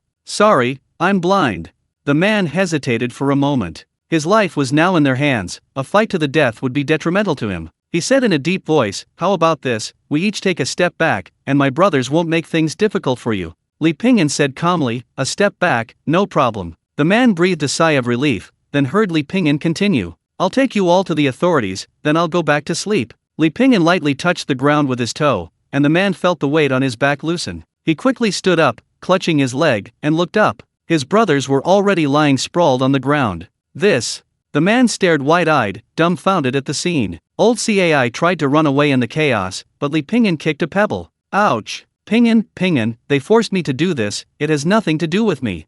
Old CAI clutched his calf, hurriedly begging for mercy. Li Pingyan ignored him and kicked him again. The night was deep. The bandit, Skinny Monkey, was keeping watch outside, having chosen a very secluded spot. The rain poured down. Suddenly, Skinny Monkey's eyes lit up, and he turned and fled. Soon, his figure disappeared into the night. Damn it! Something really happened. Luckily, I was quick-witted. The next day, news of bandits entering the village spread far and wide. Even more astonishing was that this group of bandits had been brought there by old CAI from the big locust tree family. Inviting wolves into the house a selfish act at the expense of others. This incident quickly topped the village's trending topics, overwhelmingly surpassing the story of Old Lady Song's stolen undergarment. That old CAI is a real scoundrel. Who says he isn't? He actually led the bandits into the village. Only blindly is capable. Otherwise, who knows what might have happened? Exactly. We live close by. What if those bandits, after robbing everyone, went and prey on other people's daughters? Old CAI's actions undoubtedly provoked public outrage. Old CAI and several bandits were all taken to prison. Recently, banditry was rampant, and in this emergency, expediency was necessary. To maintain their authority, the government sentenced him to immediate execution. This was widely applauded. Early in the morning, CAI's wife brought her child to find Li Pingyan, hoping Li Pingyan would intercede for old CAI, otherwise he would likely be executed along with the bandits. However, before even entering Li Pingyan's house, CAI's wife and child kowtowed outside the door. Let alone the possibility that Li Pingyan wouldn't plead for someone like old CAI, even assuming otherwise. Recently, bandits have been rampant, and the government is struggling to explain themselves to the people and their superiors. At this moment, old CAI and his band of bandits suddenly appeared. Even if Li Pingyan, the person directly involved, pleaded for them, it would probably be to no avail. Just 7 or 8 days later, old CAI and his band of bandits were executed together, becoming a model for others. It is said that CAI's wife fainted on the spot. Chapter 211 The Benevolence of a Healer. After that, Li Pingyan encountered Sister CAI twice in the village. Neither of them spoke. Sister CAI seemed lost in thought. Soon after, Sister CAI and her family left the small mountain village. After all, what had happened? The villagers could no longer tolerate them. Summer arrived in the blink of an eye. Taking advantage of the sunny weather, Li Pingyan harvested the vegetables he had planted in the garden. Then he went to the pond and washed each vegetable. By the pond, a group of middle-aged women were washing vegetables and chatting. Their faces were etched with worry, and they sighed softly. The bandit forces were growing stronger, and he heard from those returning from outside that they had even begun besieging the county town. These bandits committed all sorts of atrocities, looting grain, kidnapping women, and burning houses. Fortunately, the county town wasn't something that could be easily captured. Rumors had circulated before that bandits had attacked the city, but they had all been driven away by government troops. These bandits could only prey on unarmed civilians. When government troops arrived, they scattered across the wilderness. It's important to understand that mobilizing government troops each time incurs a considerable expense in terms of supplies. These bandits, though lacking in fighting strength, were incredibly annoying, like flies. The government wasn't in a hurry to besiege them, but instead waited for the bandits to grow stronger before wiping them out in one fell swoop. However, the people in the city were unaware of this, causing widespread panic. But ultimately, these so-called bandits were just ordinary people struggling to survive. Incited by others, they rebelled. When a person is in despair, they need hope, even if that hope is false. This made life even harder for the village, especially since it was a year of great famine. The prices of rice, flour, and cooking oil in the town doubled. Li Pingyan sighed silently. The black market. Life's tough, I know you're having a hard time too. Just give me a smaller paycheck this month, I won't make things difficult for you. Guo En, the leader of the Black Tiger gang, spoke with an air of genuine concern. The local restaurant owner gave a forced smile. Of course, Brother Guo has always been very kind to us. After saying that, he had his servant take the month's wages. Guo En nodded, chatted for a few more minutes, and then left with his men. Back at the Black Tiger gang headquarters, he saw a familiar figure leaning back leisurely in a chair. Guo En's face was grim, his lips twitching. Li Pingyan held a cup of tea, gently blowing on it to warm it. Life's tough, I know you're having a hard time too. Just give me a smaller paycheck this month, I won't make things difficult for you. Guo En. This dialogue sounds familiar. Li Pingyan bought some rice, flour, and cooking oil in the city, and carried the goods home in large and small bags. However, he hadn't gone far when he was spotted by two thieves. In this year of great famine, this young man was carrying so much grain all by himself, and without any protection. It was like a naked woman walking around in the street. Brother, look at all that grain he's carrying, and it looks like there's silver in those bags too. We've struck gold this time. Why don't we pocket it? Pocket it? Wouldn't that be unfair to our boss Guo En? Yes, Boss Guo has been so kind to us, we can't forget our roots. The two men quickly discussed it and immediately found a secluded spot to rob Li Pingyan. They then returned to the Black Tiger gang with the grain and silver. Sigh. Guo En was sighing deeply. He was truly cursed with bad luck. He'd been caught up in this mess, and he couldn't even fight back. Just then, two underlings ran over excitedly. Boss, what is it? Guo En asked irritably. Boss, we found a fat sheep today. Guo En couldn't help but be delighted. So much grain, so much silver. Guo En suddenly noticed something was wrong. This bag looked exactly like the one Li Pingyan had just taken from his vault. The two underlings were smug, waiting for their boss's praise. The man you robbed, wasn't he carrying a cane and leading an ox? Guo En's voice trembled. Yes, that's right, brother. Before he could finish speaking, Guo En's eyes rolled back. He nearly fainted. Cough, cough, cough, cough. A familiar voice rang out. Li Pingyan, leaning on his cane, staggered in, his voice trembling. Master Guo, this life is unbearable. I just stepped out and was brutally beaten, my money was stolen, and my food is gone. By June, the banditry had escalated significantly. The Sui dynasty was fighting the Turks in the north, and several Yi tribes in the south were also causing trouble. They had no choice but to mobilize troops to suppress the rebellion in the south. As a result, the bandits, originally intended to be eradicated, only grew stronger. The villages in the county town began conscripting soldiers. Such was the state of the world, since one lacked the ability to save the world, managing to protect oneself was already difficult enough. However, no matter what the world is like, might makes right. Erquan Yingyue LV3, 5000/10,000. Ding dong, congratulations host, Erquan Yingyue level 3 has reached 5000 experience points.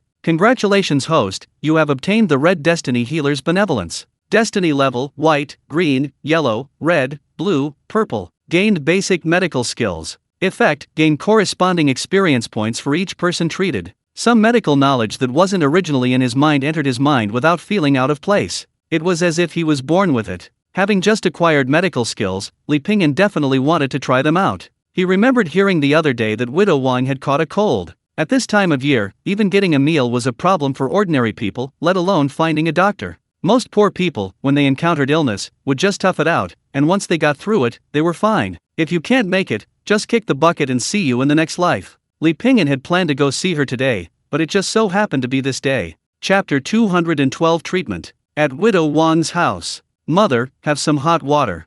Arya handed Widow Wang some hot water. Widow Wang drank a few sips, then weakly lay back down. She had no food in her stomach and no strength at all. Adding to that, a cold. It would be strange if she didn't recover. Although Li Pingyan occasionally helped them, the head taxes, commissions, the government was finding all sorts of ways to squeeze money out of the people. If it weren't for Li Pingyan's help, their house would probably have been mortgaged long ago. Now, having a place to live was already a blessing. Bang! Bang! A sudden knocking sounded at the door. Who is it? Arya jumped in fright. It's Uncle Pants, came Yang Pants' voice from outside. Yang Pants, because of his rather thin build, wore very loose pants. And his pants were always falling to the ground, hence the nickname Yang Pants. Widow Wang frowned. The two families had no connection whatsoever. Besides, Yang Qi was nothing more than a local thug. What could he possibly want by suddenly appearing at her house at this hour? Yizhao Wang was wary and didn't let Arya open the door for him. Brother Yang, what's the matter? Yang Qi chuckled. Let's talk inside. Do you think we're going to talk through the door?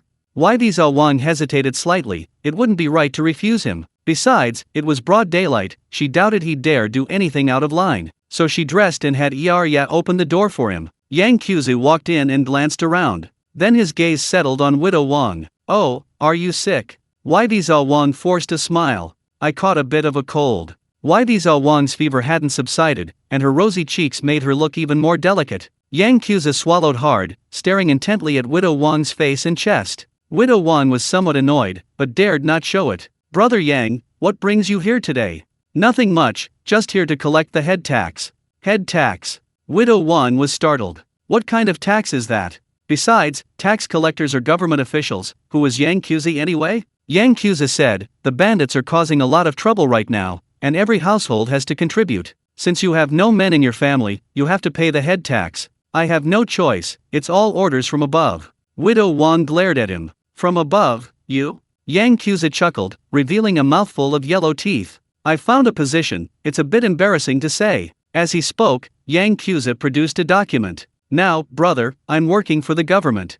Widow Wang's face changed, her tone softening. Where would my family get any money? Yang Qi slowly put away the documents, a smug look on his face. In reality, there was no such thing as a head tax, it was just something he made up. The world was in chaos, and the city's constables were too busy. They had no time to bother with such trivial matters. Yang Qi had long taken pity on Widow Wang, and seized this opportunity to visit. He feigned sympathy. No money? What will you do if you have no money? Your whole family will be conscripted. Widow Wang's face paled with fright. What kind of conscription would a woman like me do? Yang Lu waved his hand. Who said you were going to the front lines to fight? To visit the soldiers. Widow Wang understood the implication of his words and was already terrified. Yang Qi changed the subject. However, if there's a man in the house, either I'll have to help you change it, but that's very risky. If you get caught, then. As he spoke, Yang Qi reached out and grabbed Widow Wang's hand. But, given our relationship, just say the word, and I can take care of it for you. Widow Wang quickly pulled her hand back. Have some self-respect. Yang Qi's smile froze. Fine, since you don't know what's good for you, then come with me. Where to? Where to? Yang Qi's sneered. To the military camp, of course, to visit the soldiers guarding the city. Let go of me. Yang Qi reached out to grab her bulging chest. But before he could touch her, a hand grabbed him. Crack! Ah! Before Yang Qi could react, a sharp pain shot through his wrist. The pain caused him to fall to the ground with a series of screams. Li Pingyan kicked him away. Widow Wang, still shaken, looked at Li Pingyan. Pingyan, he's a government official. Li Pingyan smiled. What government official? Sister Wang, you've been fooled. How could Yang Qi's tricks possibly fool Li Pingyan? Li Pingyan put down a bag of rice. I heard Sister Wang was sick, so I came to see her. Widow Wang said, you came all this way for such a small thing, and you brought some rice too. I haven't even paid back the previous ones. It's nothing. Li Pingyan told Arya to close the door, otherwise the screams outside would be too noisy. Widow Wang was a little worried that Yang Qi's screaming would escalate the situation. Li Pingyan, however, didn't care at all. It was good for Yang Qi's to scream outside for a while, to prevent anyone from taking advantage of the chaos to cause trouble. Sister Wang, let me take your pulse. Pingyan, you know medicine? Widow Wang asked in surprise. Li Pingyan smiled slightly, I know a little. Widow Wang extended her hand. Li Pingyan already possessed some medical knowledge, further enhanced by his healer's compassion. He placed his hand on hers, slowly increasing the pressure downwards. Then he reduced the pressure slightly, lifting his fingers back to the starting position, repeating this several times. Widow Wang's pretty face flushed slightly. Although the villagers weren't particular about such things, being touched by a man still made her feel somewhat uncomfortable. She secretly glanced at Li Pingyan's face, pursing her lips. Unlike the other men in the village, who were burly and rough with dark, sallow faces, Li Pingyan, due to his cultivation of the turtle breathing technique and his continuously increasing lifespan, even without deliberate grooming, was still much more handsome than those burly men. Widow Wang felt her heart inexplicably quicken. She lowered her head, not daring to look again. Chapter 213 Plague. Li Pingyan, however, paid no attention, instead using his fingers to feel the resistance of the patient's pulse.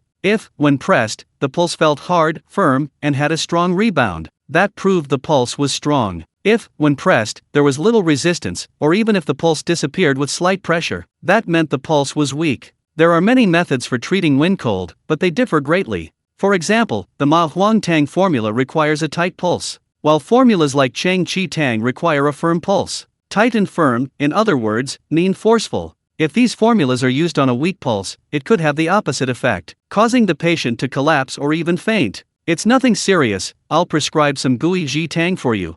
No purging, only tonification. I'm so sorry to trouble you again, Widow Wang said, somewhat embarrassed. I don't know how to repay you. It's all right. I'll go get you some medicine. Just take it as prescribed these days.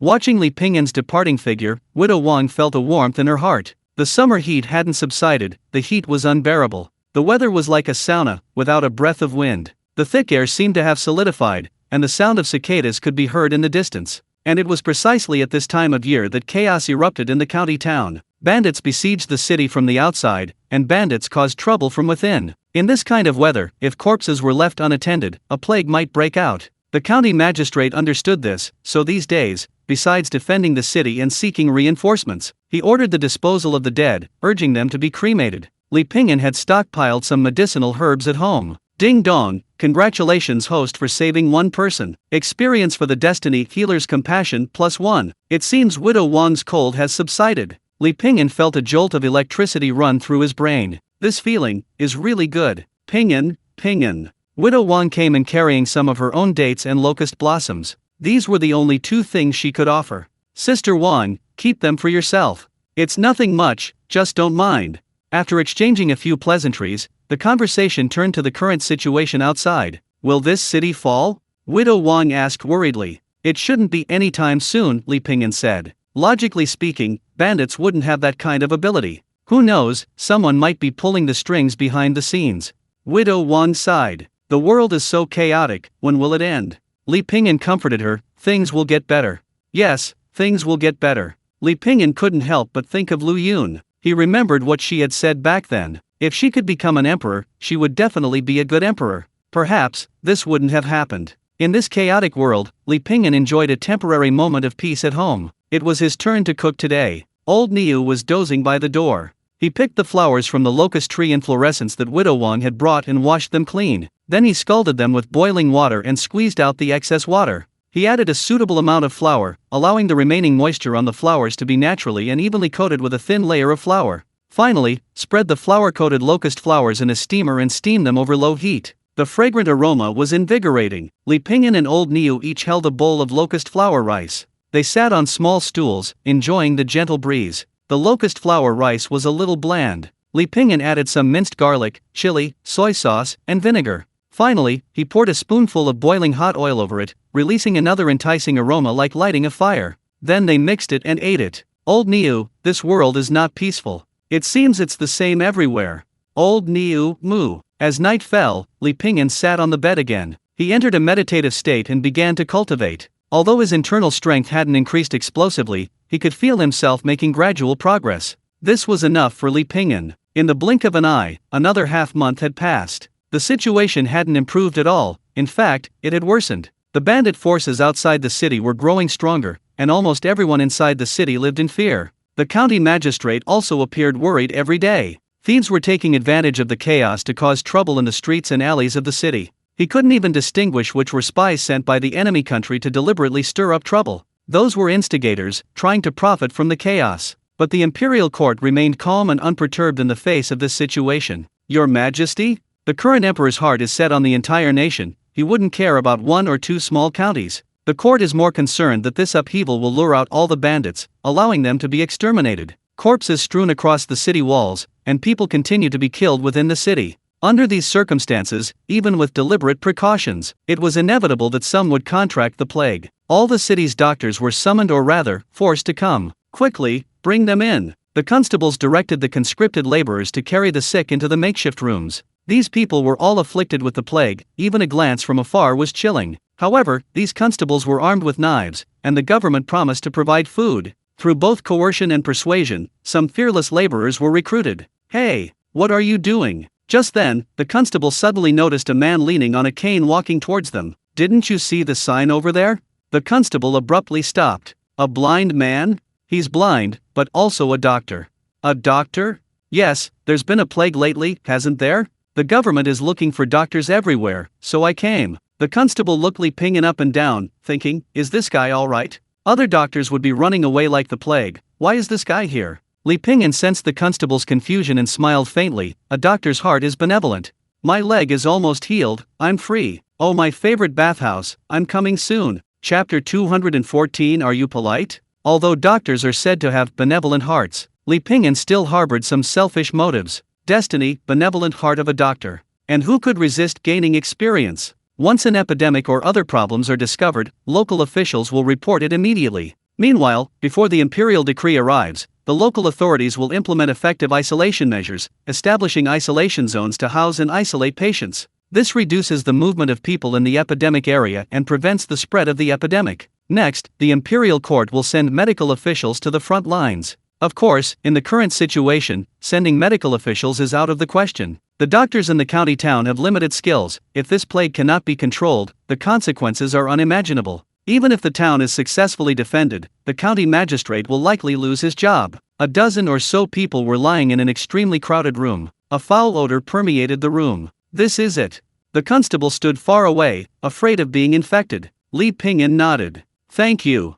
The constable hurriedly gave a few more instructions and left quickly. Li Pingyan symbolically tied a towel around his mouth. He then hung the poison-repelling bead he had obtained from Hui and Zhou around his neck. Only then did he go inside. A small lamp, no bigger than a bean, illuminated the room. These people had been here for 4 or 5 days. The authorities wouldn't let them leave, nor would they find them a doctor. They thought they were going to die here, but unexpectedly, a doctor actually came. Doctor, please save me. I have a 3-year-old child at home.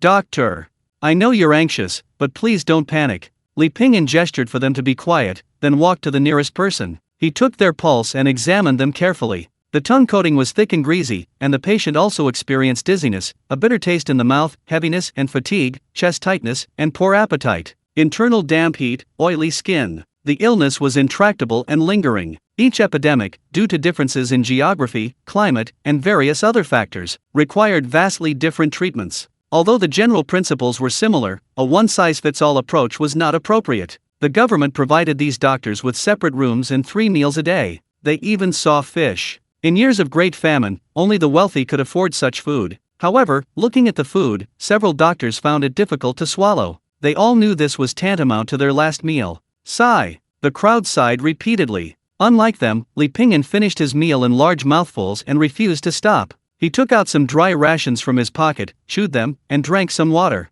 Then he grabbed a handful of soybeans. He ate with relish, and even the doctors, who had previously had little appetite, couldn't help but move closer. Afterwards, Li Pingyan rubbed his stomach. A healer's compassion. His mind seemed to be filled with medical books. His focus sank, and he quickly flipped through these books. Portraits, acupoints, uneven, pockmarked spots. He looked at each page, gradually becoming engrossed. He meticulously searched every single page, every single book, every tiny hidden corner. At this moment, someone spoke. My name is Li Tongchuan, everyone calls me Li the Pockmarked. May I ask your honorable surname? Li Tongchuan suffered from a strange illness in his childhood. Although he recovered, he was left with a face full of pockmarks. Because of this childhood illness, Li Tongchuan devoted himself to medical research as an adult. He was quite well known in the county town, and most of the doctors were reluctantly invited this time. Only Li the Pockmarked came voluntarily. Li the Pockmarked saw that Li Pingyan was unfamiliar. He knew most of the doctors in the county town. He often sought medical advice from others,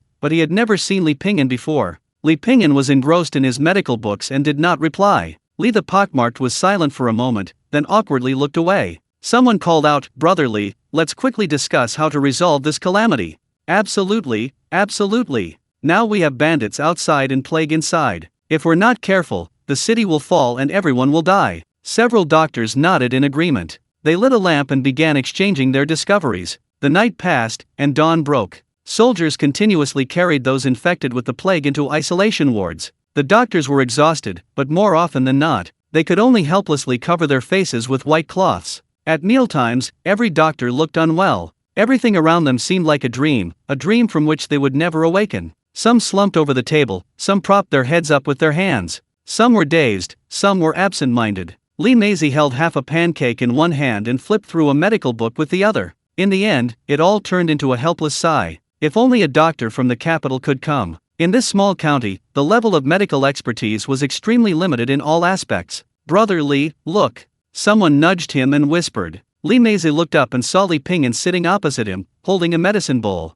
In one hand, he held a white porcelain spoon, slowly stirring the medicine. This, of course, wasn't the strangest thing. The strangest thing was the ox, lying on the ground. It was engrossed in reading a medical book, occasionally mooing. It seemed as if it was communicating with Li Pingyan. Li Meizi swallowed hard. This world was too crazy. "Old ox, try some." Li Pingyan handed the medicine to the ox. The ox stuck out its tongue and tasted it. "Moo." The taste wasn't quite right. Li Pingyan shook his head. It seemed he needed to improve it further. After saying that, he and the ox left as if no one else was there, leaving the numerous doctors bewildered in the wind. Then, they couldn't help but laugh. This was probably the only thing that had made them smile in all these days. Li Meizi couldn't bear to watch this scene and pulled Li Pingyan aside. "Brother, let's put the plague treatment on hold for now. Let's think of something to check your brain first." Li Pingyan frowned. "Are you even being polite?" Chapter 215 Prescription. Several more days passed. People were dying every day in the city, the plague was worsening, and the death toll was rising. Everyone lived in fear. Even the two doctors had contracted the plague. Seeing the situation worsen, some doctors began to consider fleeing. They were just barefoot doctors from a small county town, with little skill. They could treat minor ailments like colds and headaches, but treating the plague was truly forcing a duck onto a perch or a sow onto a tree. Sigh. Late at night, Li Meizi sighed deeply. Some of the other doctors had given up, some were plotting their escape, and some were feigning illness. A doctor's heart is compassion. Li Meizi had experienced the bitterness of illness himself since childhood, so he deeply empathized with those patients. Conscience is the inherent goodness and benevolence of the heart. In Li Meizi's view, for a doctor, the greatest reward is often not a banner of honor, nor those material things. It's the recovery of one patient after another, the heartfelt smiles of patients and their families. But now, Li Meizi rubbed his dizzy eyes, a sense of powerlessness spreading through him. Perhaps this is the heartache and helplessness of a doctor, watching helplessly as his patients die before his eyes. For a doctor, this is undoubtedly the greatest blow. A flicker of firelight. Li Meizi looked up and grinned. "Brother Li has come too?" Unlike the other's attitude towards Li Pingyan, Li Meizi showed great respect for this blind doctor. The reason was that while other doctors sighed and discussed how to protect themselves, only Li Pingyan was focused on finding a prescription. Li Pingyan said, "The moonlight is lovely. I was thinking of going for a stroll. Why is Dr. Li still here so late? Can a blind man see the moonlight?" Li Meizi ignored this question and said, "I'm looking through my old medical books, hoping to find something I haven't discovered before." Inside the room, the only candle, its flame already yellowed, cast a dim light. "It's so late, Dr. Li should get some rest." Li Pingyan handed him a cup of wine. "Have a drink to perk yourself up." Li Meizi thanked him and drank it all in one gulp. He put down the cup, sighed, and smiled bitterly. "People die every day. How can I, as a doctor, sleep soundly?" Li Pingyan shook his head slightly. According to the history of the Sui dynasty experienced 131 large-scale plagues. Each time, 9 out of 10 houses were empty, and corpses littered the fields. The rule of the previous dynasty was to nip a plague in the bud. If it couldn't be controlled, it would be burned to prevent further complications. Given the inevitable trend, what can Dr. Li do alone? It would be better to follow the example of those other doctors and slip away, perhaps that way, one can avoid being implicated. Li Meizi was taken aback and looked at Li Pingyan. His face showed a hint of anger as he solemnly said, "I save people not to change anything, but for a precious life. As long as the person seeking medical help has a breath left, I must spare no effort to save their life. Because I want to save, because I can save." His voice was hoarse and weak. Inside the room, the last remaining half of a white wax wick emitted a peculiar glow, as if making a final struggle. It wasn't intense, but it was bright. Li Pingyan smiled faintly, "Thank you for your guidance. Farewell. I hope Dr. Li will remain true to his original aspirations in the future." With that, he turned and left without looking back. Li Meizi put down his medical book. He turned his head, but the other person was gone. He walked to the door and looked around. The moonlight was bright, and all was silent. Where is he? It's as if the other person vanished into thin air. Li Meizi was stunned, suddenly feeling a warm current flowing through his body. Then, his previously weak body seemed to regain its strength. As a doctor, Li Meizi was particularly sensitive to his own body. He couldn't help but shudder. It's a ghost. What's going on? Could it be a final burst of energy before death? Li Meizi dismissed his frightening thought and was about to return to his medical book. But suddenly, he noticed a prescription had appeared in the book. This. Li Meizi quickly unfolded it. After a long while, Li Meizi slapped his thigh in sudden realization and jumped to his feet. His face lit up with excitement as he clutched the prescription as if it were a priceless treasure. Absolutely. Absolutely. How come I didn't think of that before? After a long while, Li Meizi snapped out of his excitement. Recalling what Li Pingyan had said, he noticed another sentence on the back of the prescription. "Do not look for me." Li Meizi suddenly realized. It was him? What was his name again? Li Meizi then remembered that the other person had never mentioned his name. Everyone only called him Blind Man. Li Meizi stood there, stunned. Several days later, the patient's symptoms had lessened considerably. Watching each patient lie on a thick straw mat, having escaped the brink of death, Li Meizi felt a great weight lifted from his shoulders. After administering the appropriate treatment, the patients infected with the plague received a cure. Subsequently, a remedy made from mugwort fumigation, realgar wine, and mugwort leaf wine was sprayed extensively in the affected area to reduce the possibility of further spread of the disease. Soon, the effects of these methods began to appear. That day, Li Meizi was just about to go out, when he saw a crowd of people swarming outside his house. They were in groups of 3 or 5, some carrying bags, others carrying grain, fruit, and vegetables. Even a wealthy family had brought a plaque with 4 large characters inscribed on it, "Holding a healer to save the world." Chapter 216. This world is truly chaotic.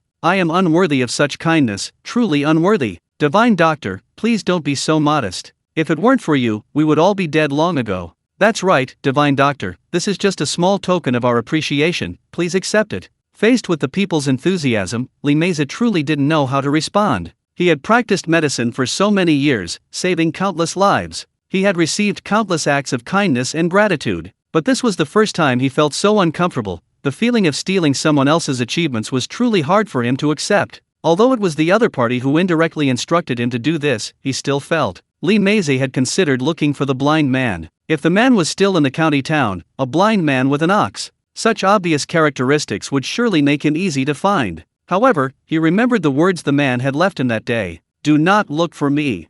Forget it, since he didn't want to be disturbed. Why should he go looking for him? Li Meizi simply wanted to learn medical skills from the other person in person. Meanwhile, in a small mountain village, medical benevolence experience +1 +1 +1 +1 +1 +1. Hearing the pleasant voice, Li Pingyan smiled with satisfaction. Medical benevolence is not only reflected in medical skills, it also greatly improves various physical qualities. In the world of martial arts, having many skills is never a burden. The best doctors heal the nation, the average doctors heal people, and the worst doctors heal diseases. Although the plague has been contained, the bandits outside the city remain rampant. Although the city has not yet fallen, many people in the county town are still causing trouble. Spies within the county town, foreign spies, and some idle hooligans are all taking advantage of the situation. Screams often come from a house in the middle of the night. Many wealthy families in the town have begun secretly contacting the bandits outside. After all, if these bandits were to actually storm the city, while it wouldn't necessarily result in a massacre, it would likely be close.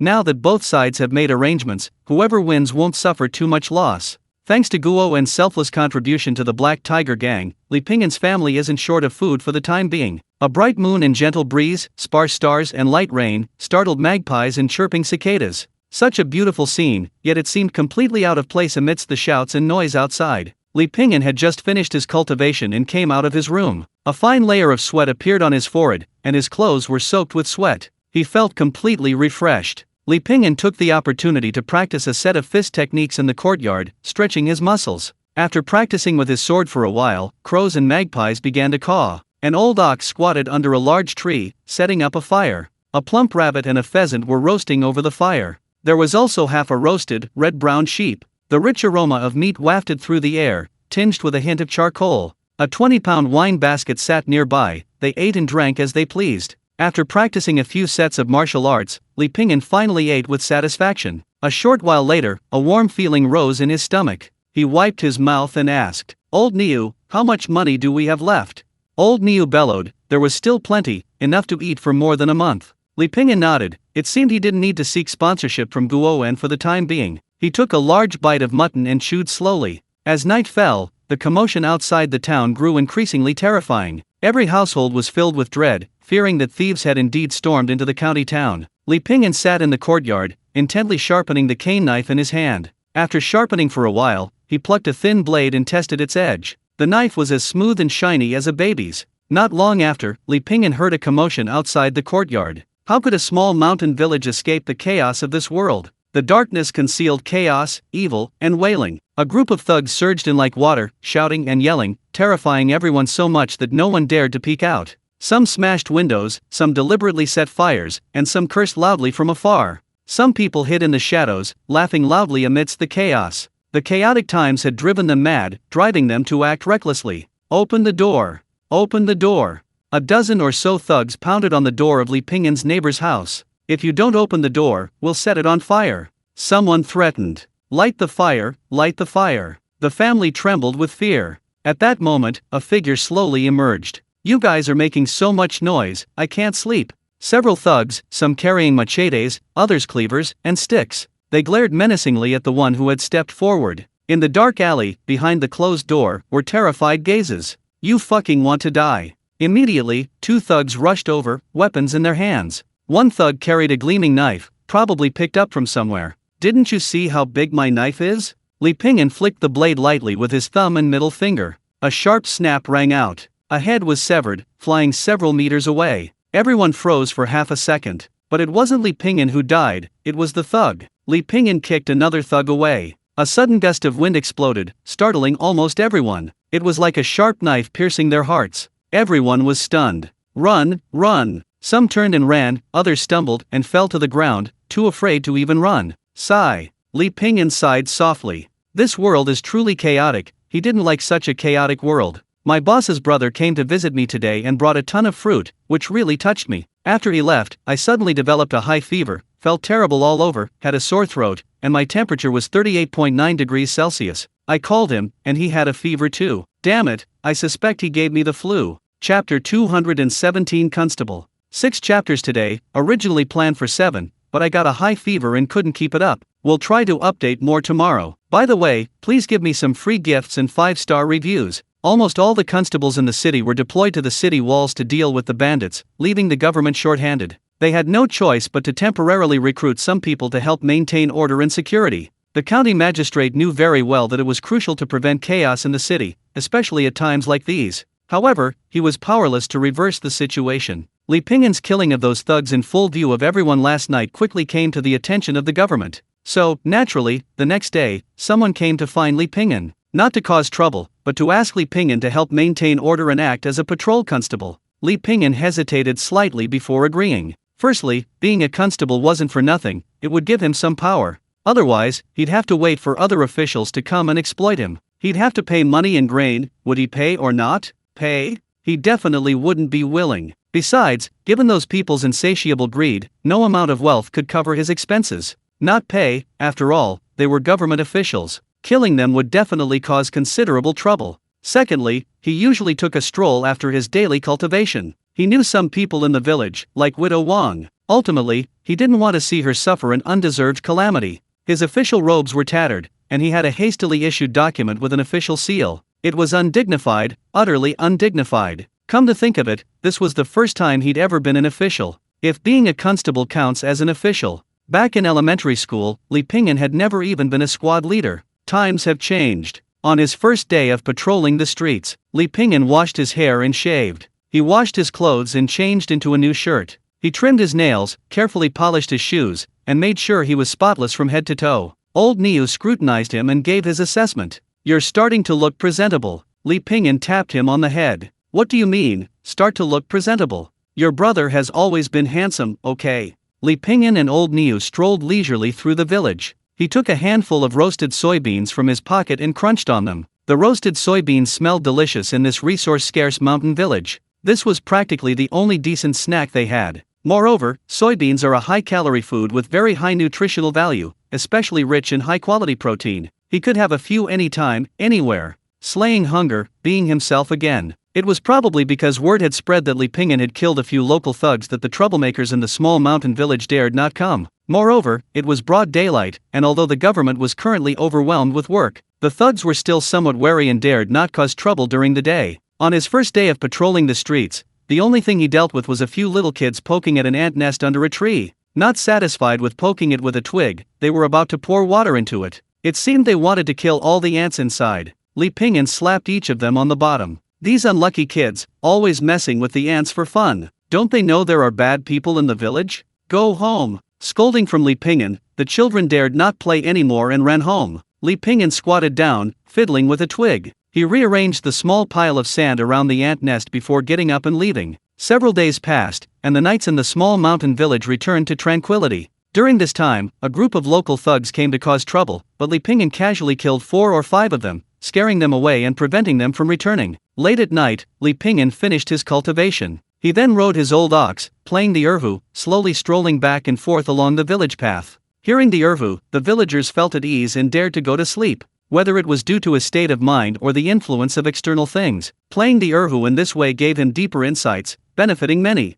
Most importantly, he gained significantly more experience than usual. Under Li Pingyan's tireless patrolling, the small mountain village gradually returned to its former tranquility. Although life was still difficult, it was better than living in constant fear. Black Tiger Gang. Inside the main hall, Guowen held a steaming cup of tea, taking sips from time to time. The county town was on the verge of collapse, and their lives were also difficult. His casinos and brothels had seen a significant drop in customers recently. Fewer and fewer people, worse and worse business. Guowen sighed deeply. Opposite him sat a ruddy-faced, kind-looking, plump old man. It was Old Sun, the leader of the Clear Water Gang. He wore a long robe and held a folding fan. A large jade pendant hung at his waist, and his every move exuded an air of refined elegance. Old Sun was originally a failed scholar who never passed the imperial examinations. As he grew older, he unexpectedly became the leader of a gang. "The county town is probably doomed," Old Sun said. "I don't think so," Guowen put down his teacup. "Bandits are just bandits, they can't amount to anything." Old Sun scoffed. "Bandits are a small matter. Do you know how many forces are involved behind the scenes?" "Then what do you mean?" Guowen asked tentatively. "Those big shots sent people to me, asking us to cooperate in secretly destabilizing the county town. Once it's done, you and I will rise to the top." Easier said than done. "Even if the county town falls, will the Sui dynasty stand idly by?" Old Sun sneered. "The Sui dynasty is currently at war with the Turks in the north, and rebel armies are rising up all over the country. The barbarian tribes in the south are eyeing it covetously. The Sui dynasty is doomed. Brother, it's precisely at times like these that you need to make the right choice." After a long pause, Guowen seemed somewhat tempted by what he said, and hesitantly asked, "So what are you planning to do?" Chapter 218 Irreconcilable Dilemmas. Old Sun said, "Let's start with Sansui village. They recently recruited a constable there. He's quite capable, seems to be a martial artist. My men sent there before were killed by him quite a few." Guowen scoffed. "Oh? What's so great about a martial artist? He's still just a mortal. A swarm of him will surely kill him." The martial artist was indeed skilled, but he was still just a mortal, easily overwhelmed by numbers. Old Sun nodded. "This man killed so many of my brothers, I certainly won't let him go, let alone kill him. It'll also serve as a warning to those others, cooperating with the government only leads to death." The two hit it off immediately. Guowen's face beamed with a smile, seemingly feeling he had struck gold. The county town was indeed in dire straits. As the saying goes, don't put all your eggs in one basket. Hedging your bets on both sides was the only way to avoid defeat, whether it was the bandits outside the city or the government officials inside. That evening, Guowen and Lausun led a group of brothers towards Sansui village. "Hey, master, look at those people. A young constable on patrol suddenly spotted a group of people. The old constable suddenly covered his eyes. "Ah, come quick. My eyes seem to be malfunctioning, I can't see anything." "Can't see?" the young constable asked, puzzled. The old constable deliberately cried out, "Ouch, I can't see anything. What's wrong?" After the group left, the old constable reopened his eyes and looked around. "Let's go, let's go." The young constable asked curiously, "Master, shouldn't we deal with those people? They look like they're up to no good." The old constable slapped the young constable. "You damn fool, did you leave your brain at home today? A few hundred coins a month, what are you risking your life for?" The young constable scratched his head. The earth was asleep, a gentle breeze blowing. Aside from the occasional bark of a dog, only the faint sound of an erhua drifted through the deserted streets. Li Pingyan rode his old ox through the dark night. The night was exceptionally deep, only the wind rustling through the roadside poplars. Under the hazy moonlight, few stars were visible. Li Pingyan suddenly stopped, his ears twitching. "Oh, so many people? Old ox, let's go. Let's meet them." Under the cover of darkness, dozens of men reached the village entrance. These men were all skilled fighters from two gangs. It wasn't about quantity, but quality. Bringing too many men would only lead to trouble. Guo-en held a machete. The blade was long and thick, capable of severing a head in one stroke. In his youth, Guo-en could wield a knife without flinching or blinking. Business had been slow lately. Adding to that, being exploited by the plague Li Pingyan had left Guo-en seething with resentment. He just had nowhere to vent. Old Sun chuckled, "It's been a long time since we've seen the daredevil in action." In his youth, Guo-en was fearless and ruthless. Even those stronger than him were no match for him. As the saying goes, the weak fear the strong, and the strong fear the reckless. Guo-en took off his clothes, revealing a body covered in hideous knife scars, and carried a machete. It was as if a gigantic bear stood before him, one he could easily cleave in two with a single stroke. "You'll see today," Guo-en declared confidently. The sound of the erhu grew closer. "Here it comes," Old Sun warned. Guo-en held his sword horizontally across his chest. The night wind howled, dark clouds obscured the last sliver of the moon and the stars. The figure finally appeared before Guo-en. Guo-en stared at the familiar figure, at the familiar bull. He froze on the spot. "Oh," Old Sun said, "Kid, I heard you're quite the fighter. Want to spar with us brothers?" Li Pingyan couldn't help but chuckle. "Oh, your brother's a good fighter?" Old Sun snorted, "What good is being a good fighter? Do you even know who this heavyweight is?" Guo-en's lips twitched slightly. "You, don't drag me into this bragging." Old Sun said again, "If you kneel down and kowtow twice to my brother Guo today, maybe my brother Guo-en will spare your life." Li Pingyan raised an eyebrow slightly. "Oh, brother Guo, how about we have a little spar?" "A spar? Screw that." Guo-en hurriedly threw away his machete and rushed to Li Pingyan's side. "Master Li, I want to report this man. He's colluding with thieves to frame you. And you are." "Master Li, this is what happened. This guy found me. He wants me to ambush you with him. You know I'm of pure heart and honest character, I absolutely cannot do such a thing. I wanted to refuse, but the thought of him harming you keeps me up at night. So I offered myself as bait, feigning compliance to gain his trust, waiting for this moment to betray him. Life and death are the moments that truly unleash a person's potential." In a fleeting moment, almost all of Guo-en's wisdom had been exhausted. Li Pingyan pondered for a moment, then smiled faintly. "Brother Guo, you've really gone to great lengths." Guo-en, covered in sweat and panting heavily, said, "It's all for Master Li, it's only right, only right." Old Sun stood there, stunned, letting the night wind blow across his cold, handsome face. His sword-like eyebrows slanted at his temples, exuding a gloomy aura. He couldn't understand why Guo-en had suddenly turned against him. Guo-en shouted, "I, Guo-en, am sworn to never forgive evil." Old Sun looked utterly bewildered. Chapter 219. He passed away peacefully. Old Sun died, peacefully at that.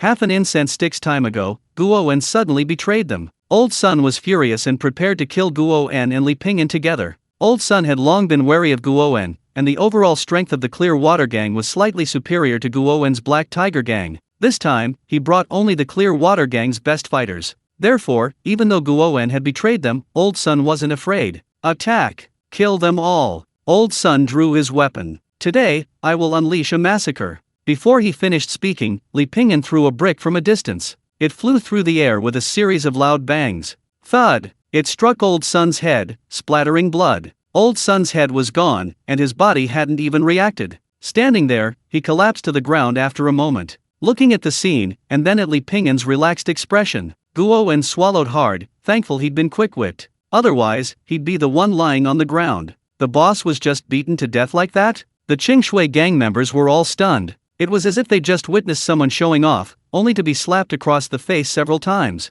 Li Pingyan strode towards the Qingshui gang members, unhurriedly. He had to admit, having a big fist was definitely an advantage. A series of groans erupted. The Black Tiger gang members stood by, witnessing one Qingshui gang fighter after another fall. They sincerely admired their boss's wise and decisive judgment. One of his men asked, "Boss, should we go help?" Help my ass."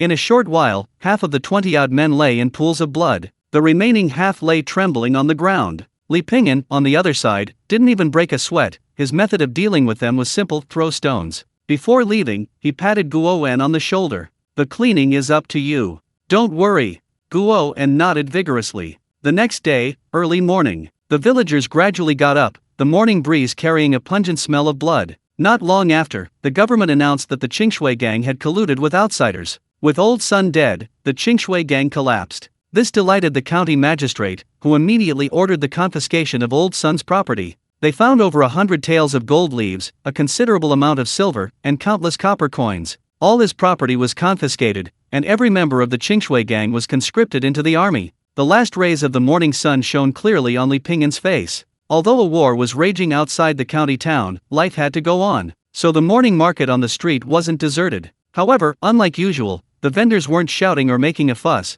they just waited quietly. 3 bowls of mutton stew with bread, 3 caddies of dried meat, and 2 jugs of strong liquor. Li Pingyan ate with relish. After finishing his cultivation, he was exhausted. Then, enjoying a delicious meal was simply the happiest thing in the world for him. After finishing everything, he felt about 7/10 full. So he ordered 2 more bowls of wontons to finish the remaining 3/10. Burp. Li Pingyan let out a satisfied burp. "How much?" Free, the stall owner hurriedly said. "Free?" The stall owner felt a little reluctant, but still said it with a forced smile. "The official patrols the streets every day to maintain order. This little something is just a token of my appreciation." Li Pingyan smiled helplessly. Only Guo of the Black Tiger gang and a few of his men knew he had killed the leader of the Qingshui gang. They publicly claimed Guo was the killer. Gratitude was out of the question. He was patrolling a small mountain village. What business was it of the people in the county town? The stall owner's eyes clearly showed fear when he looked at Li Pingyan, simply because he saw he was wearing official robes. "Really don't want it?" The stall owner's acting was superb. He said enthusiastically, "Oh, sir, please put it away quickly. Come and eat often in the future."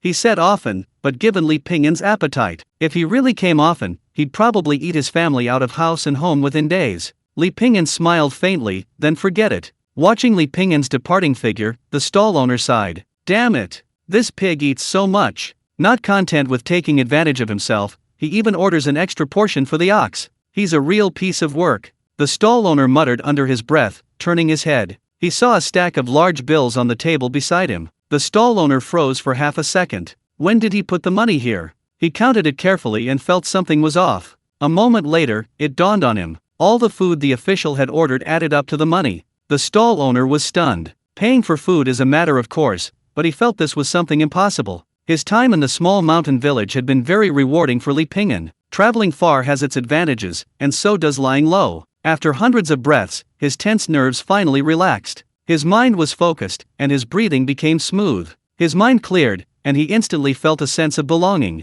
Aches, numbness, swelling, pain, itching. He could clearly feel them all, and the more intense the pain, the more acute his senses became. Practicing the technique was like peeling a bamboo shoot, layer by layer, penetrating deeper and deeper. His entire body felt like it was in a steamer, unable to produce a single drop of sweat. Every pore bulged, sweat churning beneath his skin. As the technique advanced towards the Niwen point, he felt an excruciating pain. Cultivating the 6 secrets of the human body requires not only enduring hardship but also withstanding exhaustion. Every acupoint and meridian felt like it was being pierced by a scorching hot steel needle. It made his joints swell and his whole body cramp. Li Pingyan knew that a breakthrough was imminent. Those unpalatable centipedes, combined with his recent period of focused practice, gave Li Pingyan the possibility of further advancement. Chapter 220 Hitting a child on a cloudy, rainy day. After a long while, a cool sensation swept over his entire body, permeating every part. A feeling of comfort washed over him. A moment later, he felt a coolness emanating from every pore.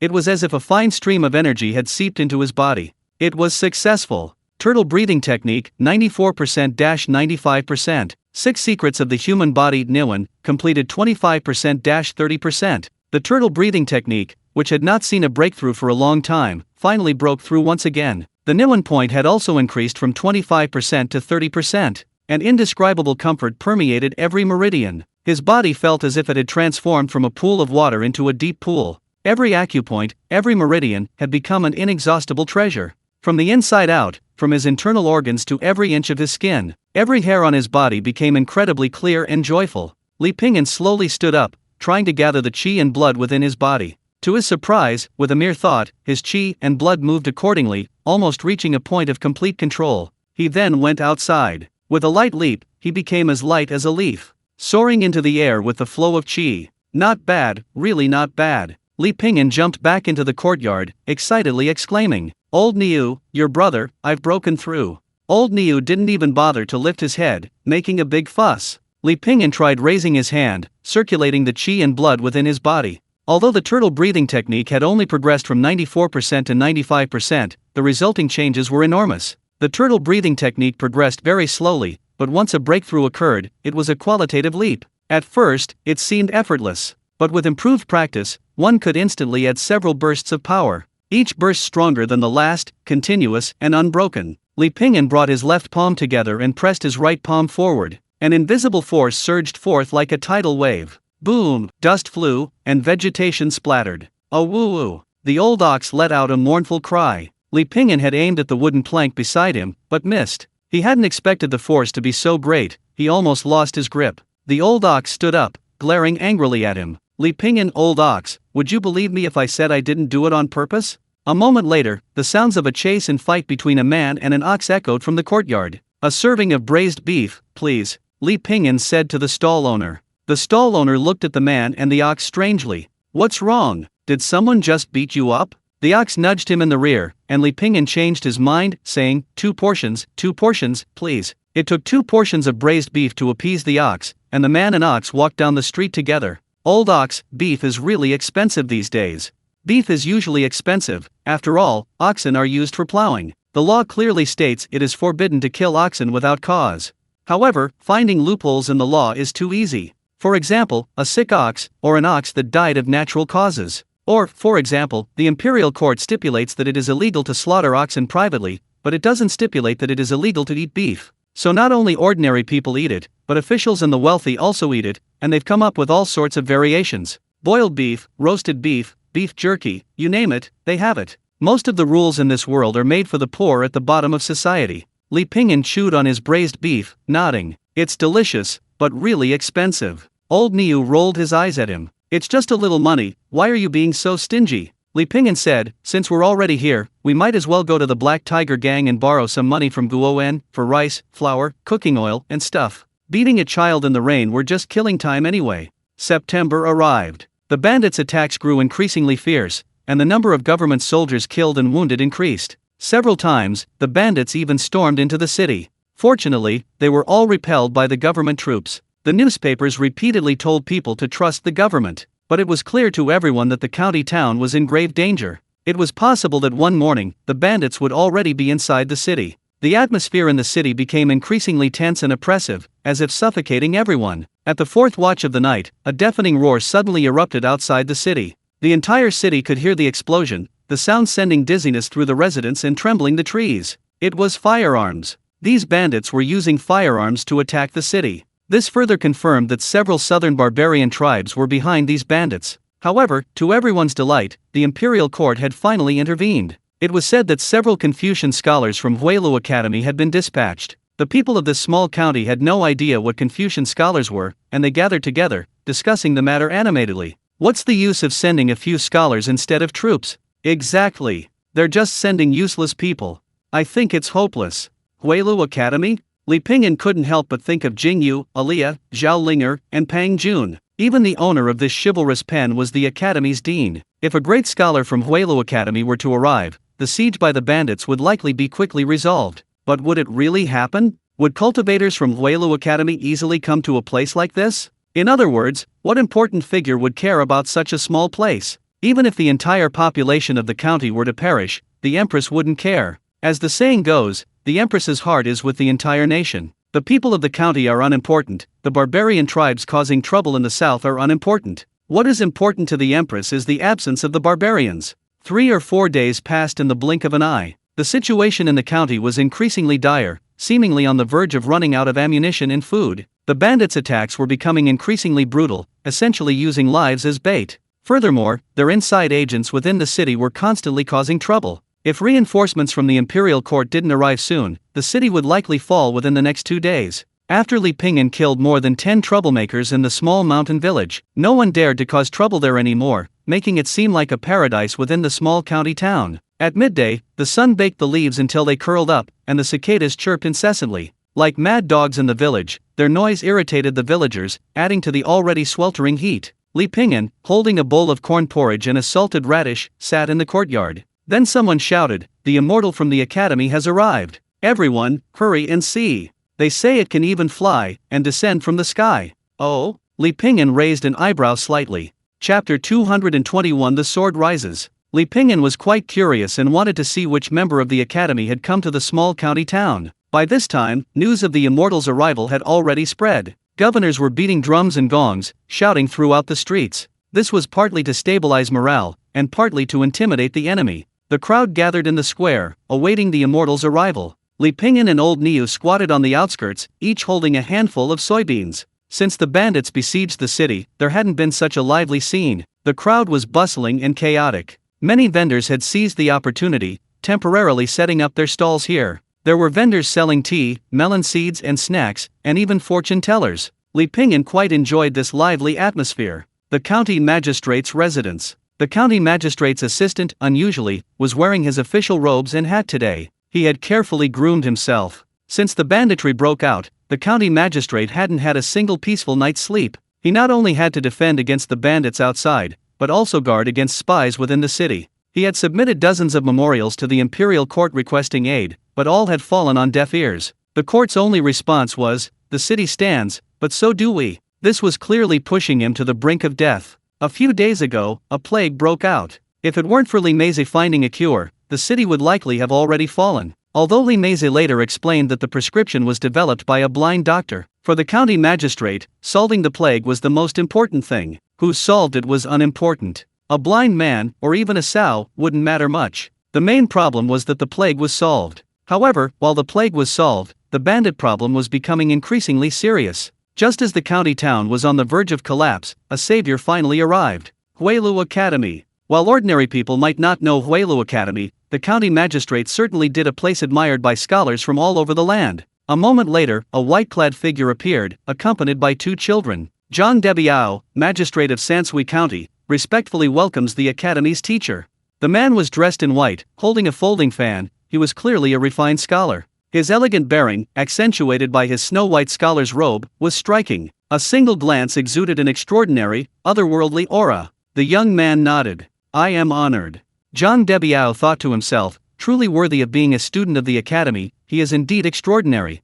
The young man lightly waved his folding fan. "I know everything. Now that I'm here, magistrate, you can rest assured." Zhang Debiao smiled. "What a strange metaphor." "Of course, but I have another request to make. These days, bandits have besieged the city, and the people are filled with fear. Therefore, I would like to ask you to make a public appearance to put everyone at ease." The young man nodded. "Leave the show-off to me." With that, he flicked his finger. "Sword, rise." A flash of white light. The long sword at his waist was drawn. It sounded like the roar of a dragon and the howl of a tiger. A sword in hand. The young man smiled faintly, his left hand forming a sword incantation, and he pushed forward. His long robe billowed, releasing a mountain of qi. Then, the longsword mysteriously floated in midair. The young man stepped onto the sword, shouting, "I'm off." The 2 children quickly followed. "Haven't you asked the master's name yet?" Zhang Debiao stared in disbelief. He had long heard of cultivators who could ride swords. It was truly miraculous. The young man's lips curled slightly. "Li Pingyan, Tui. Just slipping out, Jingyu from the academy." Immediately, a flash of cold light appeared. The longsword flew away, creating a strong gust of wind. Why hasn't this immortal arrived yet? Could he be lying to us? As time passed, the crowd began to murmur amongst themselves. Some conspiracy theorists even wondered if this was some kind of government conspiracy. Amidst this murmur of doubt and uncertainty, the constables sounded gongs and drums, warning the crowd not to spread rumors. The warm sunlight filtered through the dense foliage, casting dappled golden light. Li Pingyan was chatting with Widow Wang and a few familiar villagers, cracking sunflower seeds. Suddenly, a commotion arose. Is it an immortal? An immortal? Where? Where? Everyone stood up, only to realize after a moment that it wasn't an immortal, but the legendary healer Li Meize. Li Meize had become famous for his work during the recent plague outbreak, and the local people were deeply grateful to him. Therefore, his appearance caused a sensation. Li Meize smiled and nodded to everyone who greeted him. His gaze swept across the room, suddenly fixing on a familiar figure under a tree.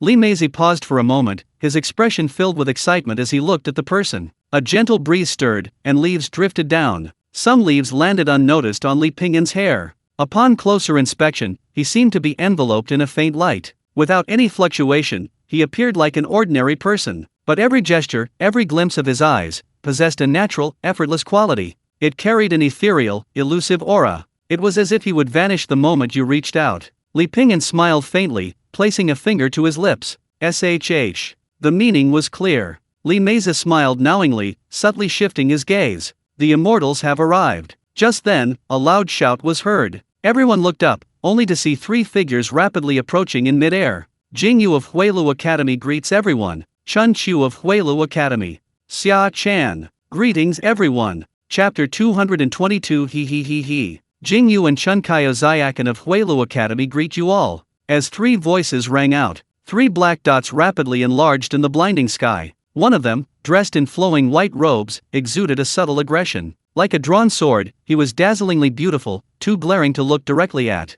Everyone stared wide-eyed, completely dumbfounded. This is an immortal? Arriving on the wind, returning on the wind. Poof. Amidst the admiring and respectful expressions of the crowd, Jingyu landed headfirst on the ground with a thud. Everyone, Li Pingyan silently covered his face. Ugh. Jingyu's legs thrashed wildly in midair. Quick, help me. Chunkayo and Xiakan had no choice but to rush over and forcefully pull Jingyu out. Jingyu straightened his clothes and coughed lightly. Gentlemen, the three of us are students of Huilu Academy. With us here, these mere bandits can be quelled with a flick of our wrists. He spoke, looking at the confident expressions on everyone's faces. It seemed he was trying to salvage some face with these words. The crowd remained silent. A small red flower still clung to Jingyu's forehead. His words carried absolutely no weight. At this moment, a group of people planted in the crowd began to stir things up. Yes, we should trust the government, trust Mr. Jingyu. That's right, that's correct. Don't let Mr. Jingyu's youth fool you, he has a distinguished military record.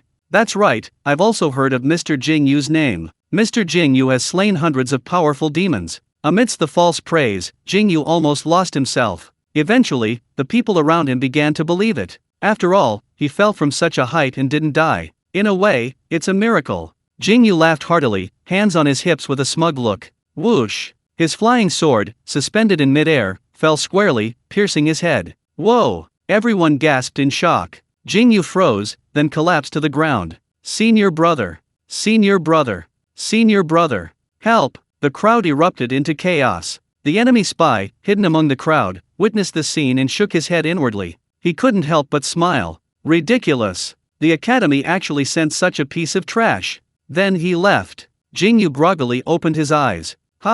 Where am I? In his daze, he saw Li Pingyan. Jingyu was shocked. Damn it! I'm dead? You unlucky bastard, how did you end up on the road to the underworld too? Li Pingyan nodded thoughtfully. His voice is strong and clear, he's alright for now. Xia Chan breathed a sigh of relief and called out to Chunkayo outside. Chunkayo, you don't need to dig anymore, senior brother won't die. Outside, Chunkayo, who was diligently digging a hole, panicked upon hearing this. What? He's not dead? All that effort digging such a big hole was for nothing. Jingyu. Twilight was already blurring, and the mountains were tinged with a thin red blush under the setting sun. Crickets began to chirp softly in the bamboo groves beside the village road, while frogs, which used to croak like drums in the paddy fields, now croaked. But in this world, the frogs had long been caught and killed. Li Pingyan stewed a large pot of pork ribs. He also added vermicelli, potatoes, and cabbage. The firewood crackled and popped, filling the air with a delicious aroma. Li Pingyan poured himself and Jingyu a glass of wine each. Come on, cheers, cheers, to celebrate our reunion. Jingyu, his head wrapped in gauze, looked quite comical. Brother, what are you doing here? Jingyu asked curiously. Li Pingyan then leisurely recounted his experiences along the way. From the Great Sui dynasty to the 10,000 Mountains, the Kanghai Sea, Yunzhou, and then to Jinyeo Pass, Chun Kaio and Xiakan listened with great interest. Then the group chatted about their recent trip to the county town. The bandits outside the city have gained momentum, and they have the support of the southern barbarians. If not handled properly, the disaster could escalate further, and the chaos would be uncontrollable. Yingyue sighed, I've seen it all along the way. The city was already devastated, and the number of refugees is increasing. They're gnawing on tree bark, eating grass, and even resorting to cannibalism. Li Pingyan asked, what does the court intend to do? I don't know. My teacher received the news and sent me to see for myself. It had been several years since they last met, and Yingyue had matured considerably. Only his naivete remained unchanged. Now, officials wielding power have mansions everywhere, and they're even tired of eating meat. Meanwhile, the poor have been driven to desperation, forced to endure exorbitant taxes. Who knows what those people in the court are thinking? Yingyue paused here. Hey brother, why don't you try harder and marry the princess? Let her go home and rest during her pregnancy. From then on, the two of us can rule the world. Solving this little problem will be a piece of cake, right? Li Pingyan smiled helplessly. Seriously, what are you planning to do? The two little ones, Chun Kaio and Xiakan, ate heartily, nodding occasionally. Yingyue smiled confidently. Don't worry about the pot. I've already arranged everything. Oh, Yingyue said, everything that happened before was just a trick to deceive our opponents. To make them think I'm a useless piece of trash, lowering their guard. Then, he. Li Pingyan frowned. Ha, weren't we eating stew in an iron pot? How did it turn into a soul hall elder? Never mind, let's eat first, Yingyue said. Li Pingyan then realized he was a little hungry, but the two of them looked at the empty pot. Chun Kaio and Xiakan let out a satisfied burp. Are you two done chatting? 3 days later. Li Pingyan sat in the courtyard, holding a gourd of wine, and took several large gulps. A fierce wind, mixed with torrential rain, lashed the eaves and the bricks and tiles in the courtyard, creating a sound like the ocean waves. Li Pingyan's thoughts drifted away with the rain. The wind silently seeped into the night, nourishing all things without a sound. He had a feeling that his peaceful life was about to end, and the days to come would be another unknown existence. Thinking of this, he took another sip of wine. He quite enjoyed this feeling of wandering, experiencing a different kind of life for a while. Li Pingyan smiled. Yingyue hummed a song, walking out with an oil paper umbrella. Brother, let's go. Li Pingyan wasn't wearing the blue robe, but a black, fitted shirt. He let his hair down and then tied it back up, covering his face with a black mask. Li Pingyan disliked those spies who were causing trouble behind his back. They had ruined his hard-won few days of peace. Roaming freely amidst the wind and moon, the clash of swords, the bloodshed, and the swift retribution, Li Pingyan felt that since he was a member of the martial world, he should act like one. Most importantly, he now had his elder brother by his side. If he were alone, Li Pingyan would have tolerated it. It's settled, I'm just support, you're the main attacker. Yingyue smiled confidently, that's a must. You want to be the main attacker? I won't let you. I'm the protagonist. The wind blew through Jingyue's hair, making him look quite handsome. Yingyue walked with elegant steps, suddenly tripping over the threshold. Ouch, holy crap. He fell face first to the ground. What the hell is this? This is ridiculously low entry requirements. Li Pingyan sighed helplessly, wondering if this guy was reliable at all. Chapter 223. The sea has no bounds, the sky is its shore, I stand atop the mountain, the peak is mine. Late at night, outside the county town. Torchlight flickered outside the tents. Inside, a fire blazed, roasting a deer leg, its aroma filling the air. Yahao, wearing a black blindfold, removed his wet clothes, revealing his naked body. He ate the deer leg while drying his clothes. In the main tent, several bandit leaders gathered. A map lay on the table, and they discussed their attack plan. Yahao was the leader chosen by this group of self-proclaimed righteous bandits. Of course, only a few knew this. His position as leader of the righteous army was purely symbolic. The one who truly issued orders was the barbarian envoy behind the scenes. Yahao gathered the opinions of the leaders and then went to find the barbarian envoy. At this moment, the barbarian envoy was performing a strange ritual in a separate tent.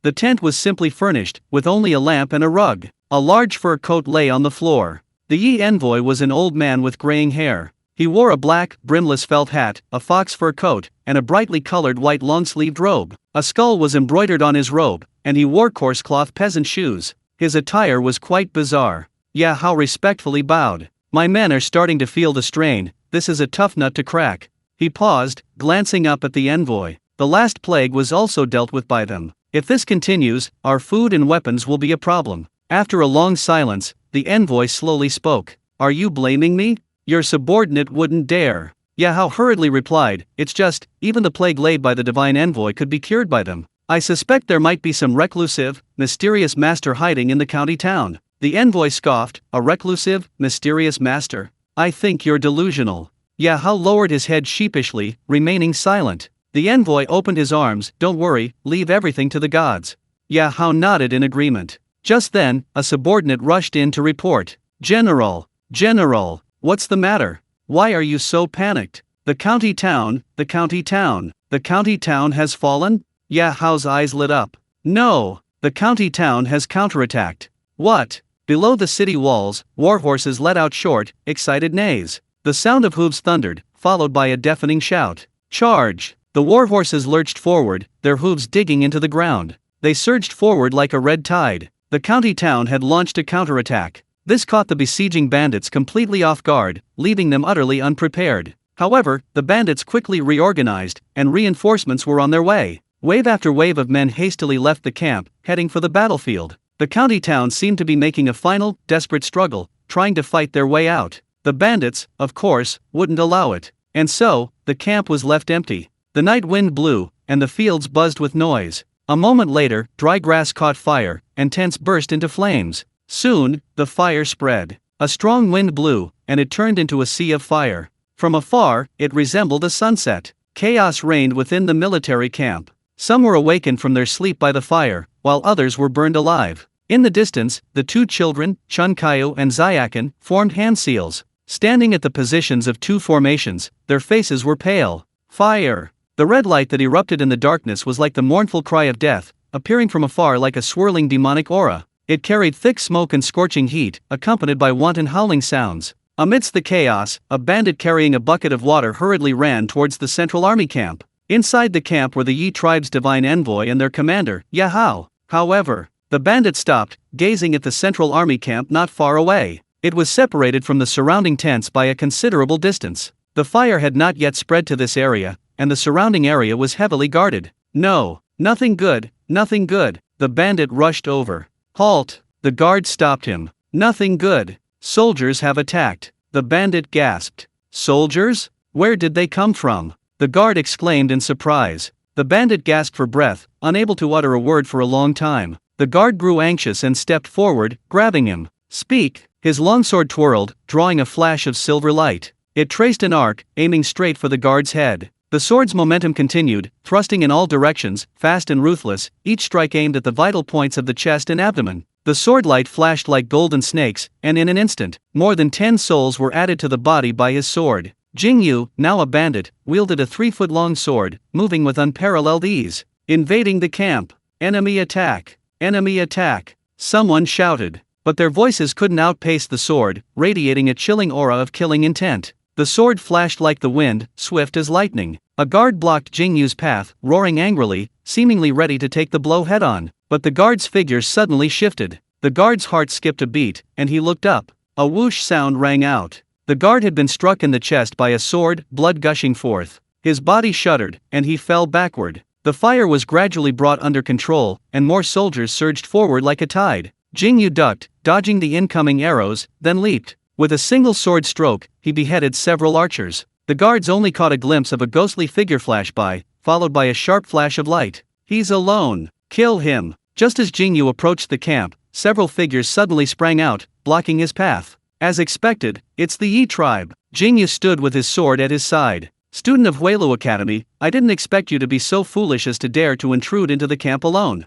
So what if he's a Confucian cultivator? A sheer number of people can overwhelm him. Yingyu laughed heartily and declared loudly, the sea has no bounds, the sky is its shore, I stand atop the mountain, the peak is mine. What do I, Yingyu, fear? How arrogant. The crowd stared in silence at him, momentarily stunned by his imposing aura. The sea has no bounds, the sky is its shore, I stand atop the mountain, the peak is mine. What kind of person could utter such words? Yingyu raised his blood-stained 3-foot sword again. Aren't you going to run? One of them forced a smile and said, aren't we easy to mess with either? His tone lacked conviction. Excellent.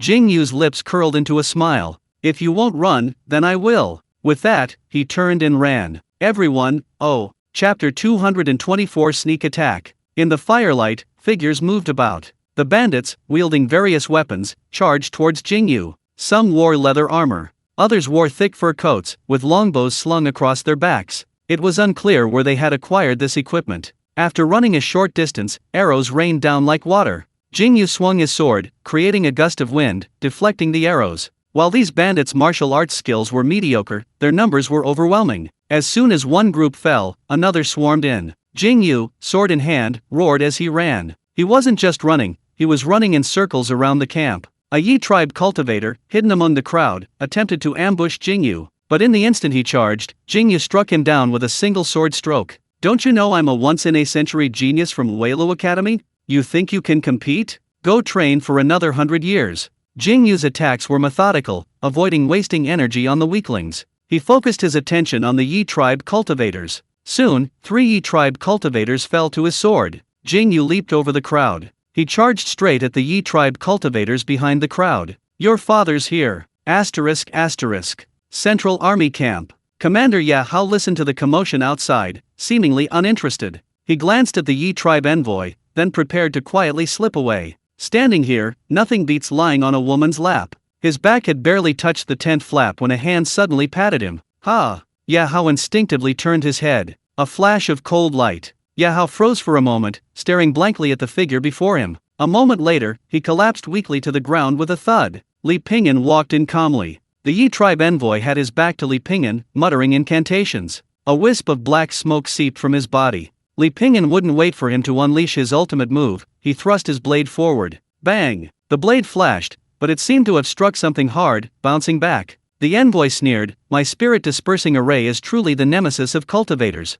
Whether you're a martial artist or a Qi cultivator, lower-grade cultivators are slaughtering them indiscriminately, and even middle-grade cultivators are struggling to cope." Li Pingyan frowned. "So powerful?" The messenger turned around and said, "You're unlucky to have met me. Just wait to be drained of your spiritual energy and die." The surrounding air instantly turned black, exuding a chilling aura. It filled the entire space, twisting and contorting in midair. Li Pingyan's face contorted in terror. What is this?" The messenger laughed maniacally. "In a short while, all the spiritual energy within you will be drained. This will be your final resting place."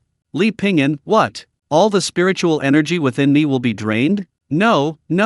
The messenger screamed maniacally, "Despair." Let out a cry of despair. As his shrill voice rang out, the stench of blood and violence intensified. A sinister pressure suddenly rose in every inch of space. The overwhelming killing intent filled almost every inch of space, creating a suffocating sense of oppression. Li Pingyan gradually lost his balance and collapsed to the ground. After the time it takes to drink half a cup of tea, Li Pingyan lay on the ground, his body stiff, his limbs twitching uncontrollably. The envoy put down his teacup, estimating that he had absorbed almost all of it. The opponent's heart meridian was on the verge of collapse, and his vital energy was extremely weak. The envoy waved his hand, dispelling the formation. He was about to leave the tent, kicking Li Pingyan hard as he did so. This kid couldn't be killed yet. A living person was more useful than a dead one. Suddenly, an unexpected change occurred. Li Pingyan suddenly sprang up. Whoosh! The envoy hurriedly retreated, simultaneously flicking his toes. He crashed directly into the opponent's feet, easily deflecting the attack.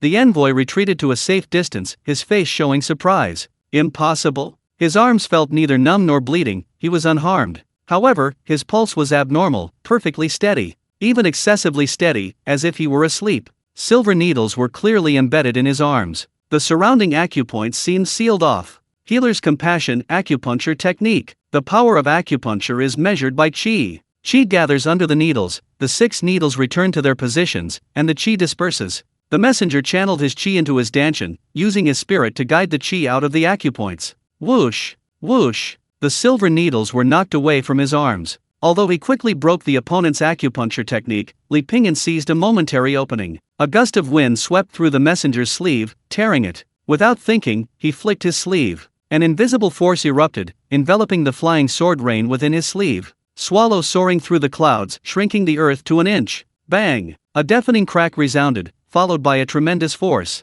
Li Pingyan's knee slammed into the envoy's forehead. His inner energy surged forth, piercing the opponent's bones. The envoy staggered backward, nearly fainting from the shock. As soon as he landed, Li Pingyan slashed out with his sword, opening a gash in the opponent's shoulder, blood gushing out. All of this happened in the blink of an eye. The envoy's reaction was undeniably swift, but Li Pingyan's speed was simply too fast. Within 5 steps, a Qi refining cultivator of the same level has no chance of victory against a martial artist. Although Li Pingyan wasn't a martial artist, his strength was no weaker than a lower-ranking martial artist. The attack was swift and fierce, giving the envoy no chance to react. The envoy felt a sharp pain in his throat, and a trickle of blood flowed down his throat. Just as he was about to cast a spell, a flash of cold light appeared. It was aimed at his head again. The blade, as thin as a cicada's wing, carried terrifying power, making one's heart tremble. Such a sharp blade. The envoy barely dodged, when suddenly his sleeve tore open with a whoosh. Li Pingyan formed a sword incantation, go. The gleaming flying sword was only an inch away from the envoy's throat.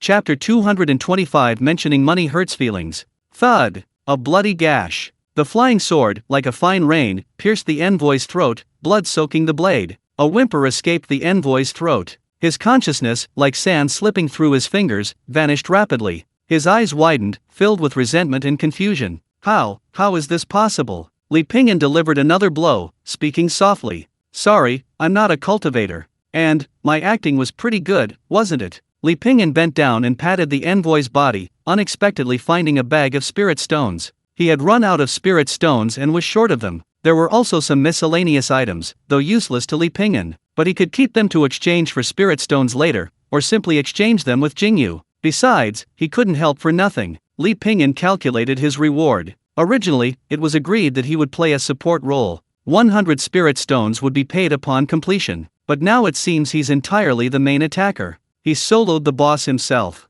So the price should be at least several times higher. He wants 500 spirit stones, plus some silver. Li Pingyan calculated the price. Then, carrying the envoy's head in one hand and the corpse of Yahao, the nominal leader of the bandits, in the other, he strode out. Yingyue was running for his life, surrounded by thousands of people. He's managed to outrun them this far, he's not simple. Li Pingyan leisurely pulled a handful of roasted soybeans from his pocket and handed them to a soldier who, like him, was watching the scene from the outside. Well, brother, that guy's pretty impressive.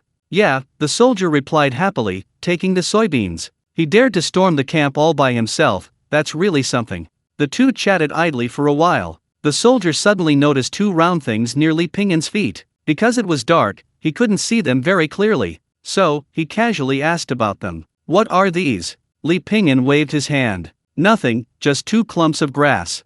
Clumps of grass? The soldier frowned, then after a moment, he curiously lowered his head to examine them more closely. What he saw startled him. They were clearly 2 human heads, and the heads of the rebel leader and the divine messenger, no less. The soldier's face contorted in agony as he shakily raised his head to look at Li Pingyan. Li Pingyan calmly chewed his soybeans, his expression serene. The soldier swallowed hard and nodded. Brother, no need for trouble, I'll do it myself. He raised the stick in his hand. With a ruthless swift motion, he struck Li Pingyan on the head. He immediately passed out. Yingyue clutched his backside, howling in pain. Suddenly, he caught sight of Li Pingyan watching the scene unfold from the sidelines, chewing soybeans. His expression changed drastically, and he rushed over. How did you end up here? Weren't you supposed to be there to meet me? Li Pingyan said, I was originally planning to meet you, but since you've lured everyone away, I figured I might as well go in and catch them off guard.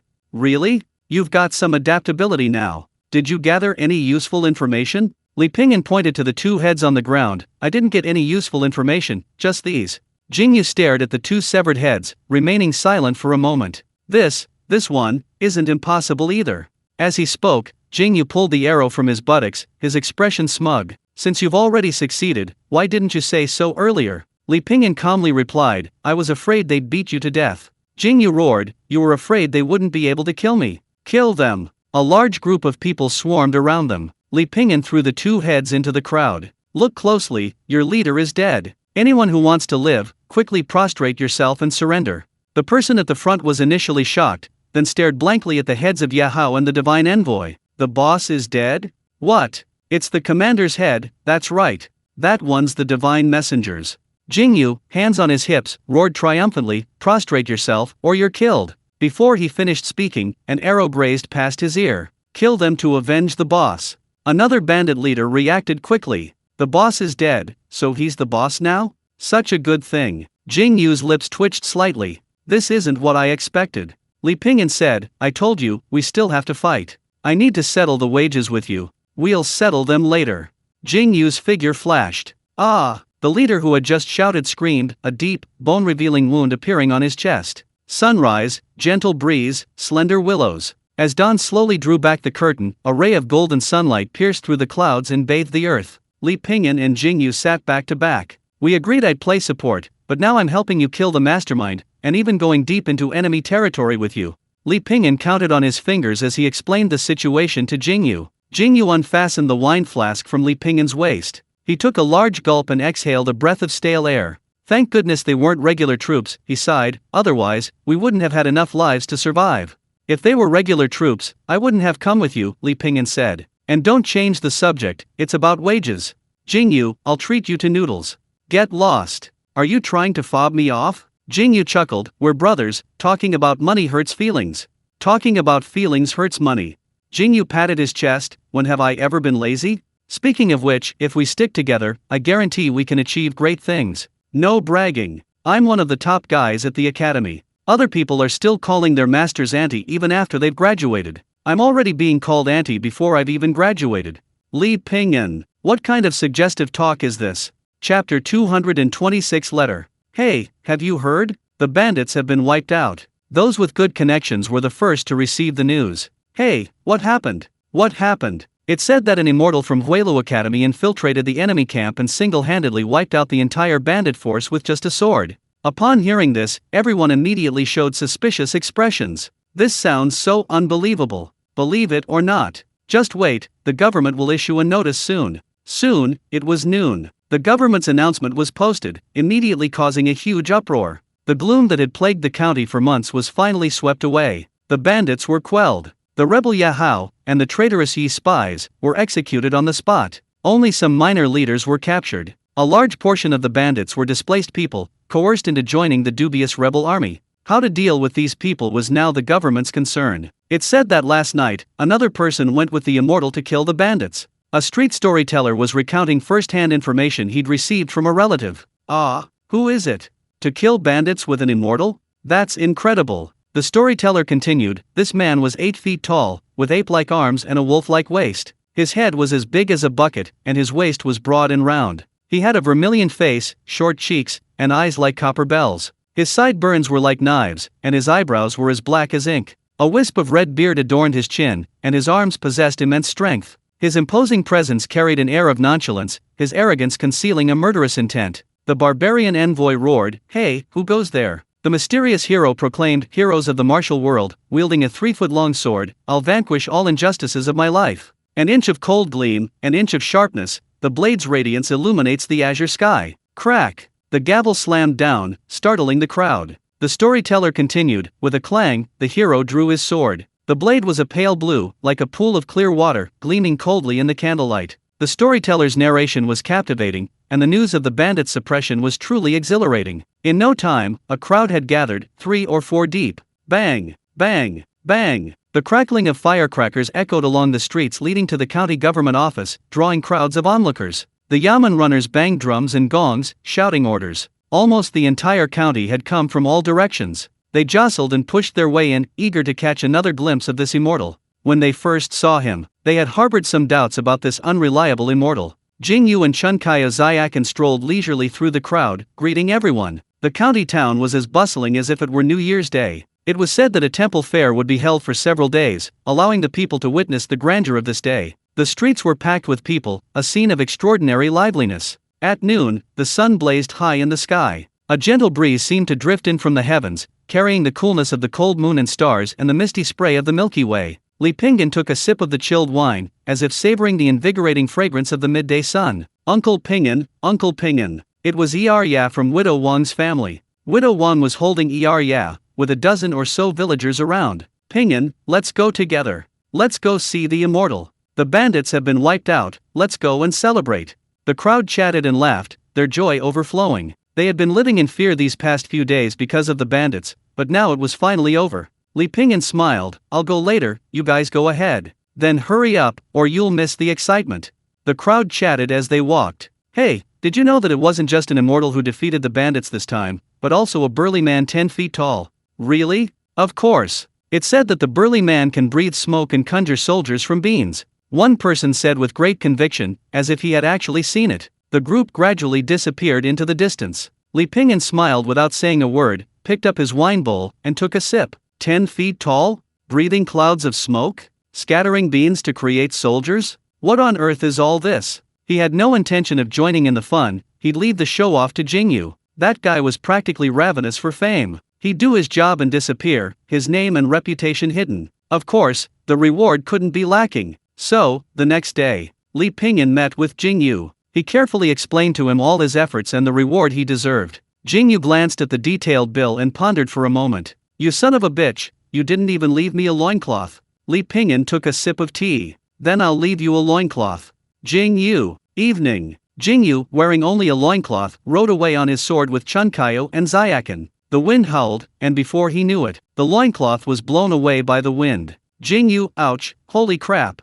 Xia Chan quickly covered her eyes. Senior brother, you're being a pervert. Chun Chu blinked, held up his hand to compare sizes, then showed a disdainful expression. That's it? An old woman was weaving cloth in the courtyard by moonlight. Suddenly she looked up, her eyebrows furrowing. What a white butt. With the suppression of the bandits, the imperial court greatly commended the various officials and people of the county for their contributions. A symbolic allocation of money and grain was made. Most importantly, the main roads surrounding the county were restored to normal, allowing for communication with other counties. The county's food supply was guaranteed. Moreover, all families who had been conscripted received corresponding subsidies. This was arguably the only good thing the government did, albeit not a good thing. The people breathed a sigh of relief, finally able to live a peaceful life for a while longer. The cassia blossoms fall in the quiet of the day, the spring mountains are empty in the stillness of the night. Thanks to the resources sponsored by Yingyue, Li Pingyan cultivated quite comfortably for a long time. That day, Li Pingyan had just returned from town, carrying his wine gourd. He saw old Zhang, the messenger from the county town, stop at his doorstep.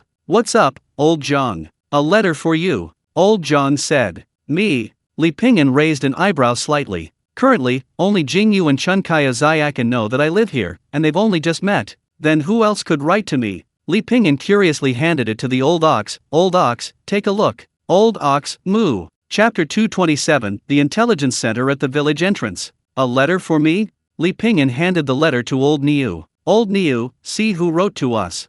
Old Niu read it carefully. Aliyah. Uncle, I heard from senior brother Yingyue that you're in Sansui City now. Aliyah misses you a lot, so I wrote you a letter. Zhao Linger misses you too, uncle. Don't tell her I told you. My sister wrote to me, she said she's doing well lately. If you see uncle, please let her know I'm safe. Uncle, I heard they say I'm now considered a Qi cultivator. Aliyah is working very hard every day. When Aliyah becomes even stronger, she can heal uncle's eyes. Li Pingyan couldn't help but smile. He could tell that Aliyah really missed him. The letter was over a dozen pages long. Most of it was about her everyday little things, like arguing with Zhao Linger and making up with her. The notes detailed things like Fatty June forgetting toilet paper and spending the night outside the outhouse. Every page was filled to the brim, the last page being completely covered. Aliyah, uncle, do you remember that big, goofy guy Qi from Human Pass? The one who's a bit slow, the one who stutters. He became a disciple of Longhu Mountain, and they're having their opening ceremony soon. Huilu Academy is going too. Oh, Li Pingyan raised an eyebrow slightly. He naturally remembered Qi. He was the one who introduced him to Longhu Mountain. The owner of the sword-nurturing gourd at his waist was a celestial master of Longhu Mountain. Although Longhu Mountain has declined, its foundation remains. A comeback isn't impossible. After all, according to the old man at Longhu Mountain, including Qi, and himself, and the yellow dog at the gate, that's 2 people and a dog. The future looks promising. The opening ceremony of Longhu Mountain? Sounds quite interesting. If I have the chance, I can go and see it. But I really need to go to the capital sometime. I originally agreed to return the spirit stones Yingyue owed me a month after he returned to the capital. But it's been 2 months, and I haven't even seen a trace of him. I guess that kid is going to renege on his debt. I shouldn't have even left him the loincloth, it looked quite valuable. The new year is almost here. Li Pingyan carried a bag and went to the county's black market. This is a fine ice silk shirt, this is a white belt with auspicious cloud patterns, and a pair of fine silk stockings. How much can I get for these? The pawn shop owner frowned, picked up the stockings with both hands, and showed a disgusted expression. This, who the hell would buy this? Are you kidding me? Li Pingyan said, these aren't ordinary socks, they're socks worn by an immortal. An immortal? The immortal who defeated the bandit leader Yingyue a while ago. You can see his signature on them. Don't believe me? Smell them, they're authentic. The pawn shop owner sniffed carefully. It's really intoxicating, a bit like pickled cabbage. The pawnshop owner then examined the shirt and pants closely. These are indeed good stuff, but these socks. How about this, 50 taels of silver for the whole package, and these socks are a free gift.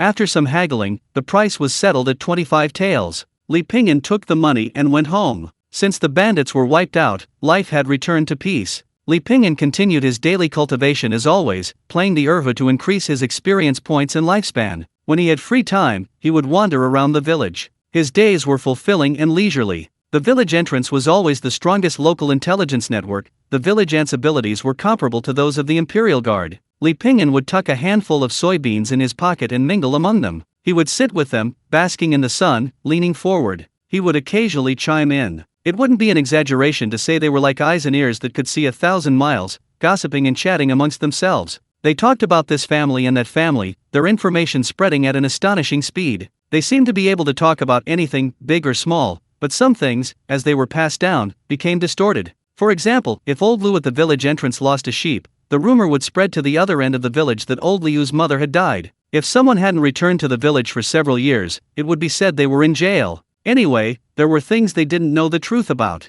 But as the rumors spread, they became the truth. At first, their discussions focused on Li Pingyan. After all, Li Pingyan was new and blind, and his family ate meat every day, which quickly became a topic of conversation. Some said Li Pingyan was involved in human trafficking in the city. Some said Li Pingyan was actually a tomb raider, otherwise where would he get so much money? Li Pingyan thought about it and decided that letting the rumors continue like this wasn't a good idea. His father had said that only magic could defeat magic. So, Li Pingyan resolutely joined the village's intelligence network. The village's throng wasn't invincible, on the contrary, it was quite fragile. When everyone gathered together, whoever left first became the subject of discussion. For example, at that moment, Grandpa Liu went home to cook. No sooner had he left than someone said, "Hey, you know, that son-in-law of old Liu's, he doesn't do any chores." Aunt Zhang said, "That's right, I heard the young couple hasn't been able to conceive. Could there be something wrong?" After a while, Aunt Zhang left. "Hey, you know, Mrs. Zhang is really dishonest." Exactly. Li Pingyan nodded occasionally. As dusk approached, only 3 people remained at the village entrance. Li Pingyan crossed his legs, chewing on soybeans. The remaining 2 looked at each other. Neither wanted to leave first, worried about becoming the subject of discussion. "How about we call it a day?" one of them said. Li Pingyan smiled slightly and pulled the other person aside. "How about we chat a bit longer?" And that's how the chain of suspicion formed. Chapter 228 Debt Collection in the Capital. Even 100 of these old men and women wouldn't be a match for Li Pingyan in a contest of endurance. This continued for 7 or 8 days. That day, Li Pingyan, as usual, finished playing the erhu and, with practiced ease, arrived at the village entrance, finding a comfortable spot to sit. No one else had arrived yet. Only Li Pingyan and old Niu were there. Since he had nothing else to do, Li Pingyan sat cross-legged, circulating his qi to regulate his breathing. Old Niu, meanwhile, took out soybeans from his pocket and crunched them. Unconsciously, evening fell, and night gradually descended. A few stars appeared in the east, and then the starlight gradually increased. Li Pingyan came to his senses. Why was the village entrance still empty? Not a single person had come? Curious, Li Pingyan inquired and learned that all the old men and women were resting at home. They were acutely aware of their physical condition. Another trip would likely mean certain death. Li Pingyan smiled faintly. Carrot. Not a single one who could fight. 2 days until the new year. Once the new year is over, Li Pingyan plans to go to the capital to collect his debt from Yingyue. The branches swayed in the wind, making a rustling sound. A rustic farmhouse with green tiles, blue bricks, and soaring eaves. Filled with the aroma of cooking, the air was filled with the sounds of laughter and chatter. Old Niu, wearing an apron, was busy cooking in the kitchen, while Li Pingyan wrote couplets. The two had a clear division of labor. At Widow Wang's house, second girl, dressed in new clothes, ran happily around in the yard. Don't get it dirty. Widow Wang handed the soup she had prepared to Yetu. Remember what you say after you give it to Uncle Pingyan. Yetu said, Uncle Pingyan, Happy New Year. May everything go well for you. This soup my mother asked me to bring you. Also, my mother likes you and would like to invite you to spend the new year with us. Widow Wang blushed and tapped her on the head. She scolded playfully, What nonsense? Who taught you to say that? Yetu rubbed her head, looking aggrieved. Didn't you say you wanted to invite Uncle Pingyan to spend the new year with you? I meant the first part. Widow Wang bit her lip. Yetu chuckled, turned, and ran off. Widow Wang hurriedly said, Don't say anything nonsense when you see your Uncle Pingyan. Okay. Yetu, wearing a pink padded jacket, walked briskly. She carried a candied hawthorn in one hand and a lunchbox containing her mother's soup in the other. A pair of large, bright black eyes made her look very cute. Uncle Pinyin! Uncle Pinyin! Yetu called out loudly. She called several times, but received no response. Uncle Pinyin? Widow Wang was preparing the New Year's Eve dinner at home. Although her family wasn't wealthy, it was a special day, so naturally they wanted to eat well. Widow Wang added a ladle of water to the pot, a smile on her face. Mother! Mother! At this moment, Yetu rushed back.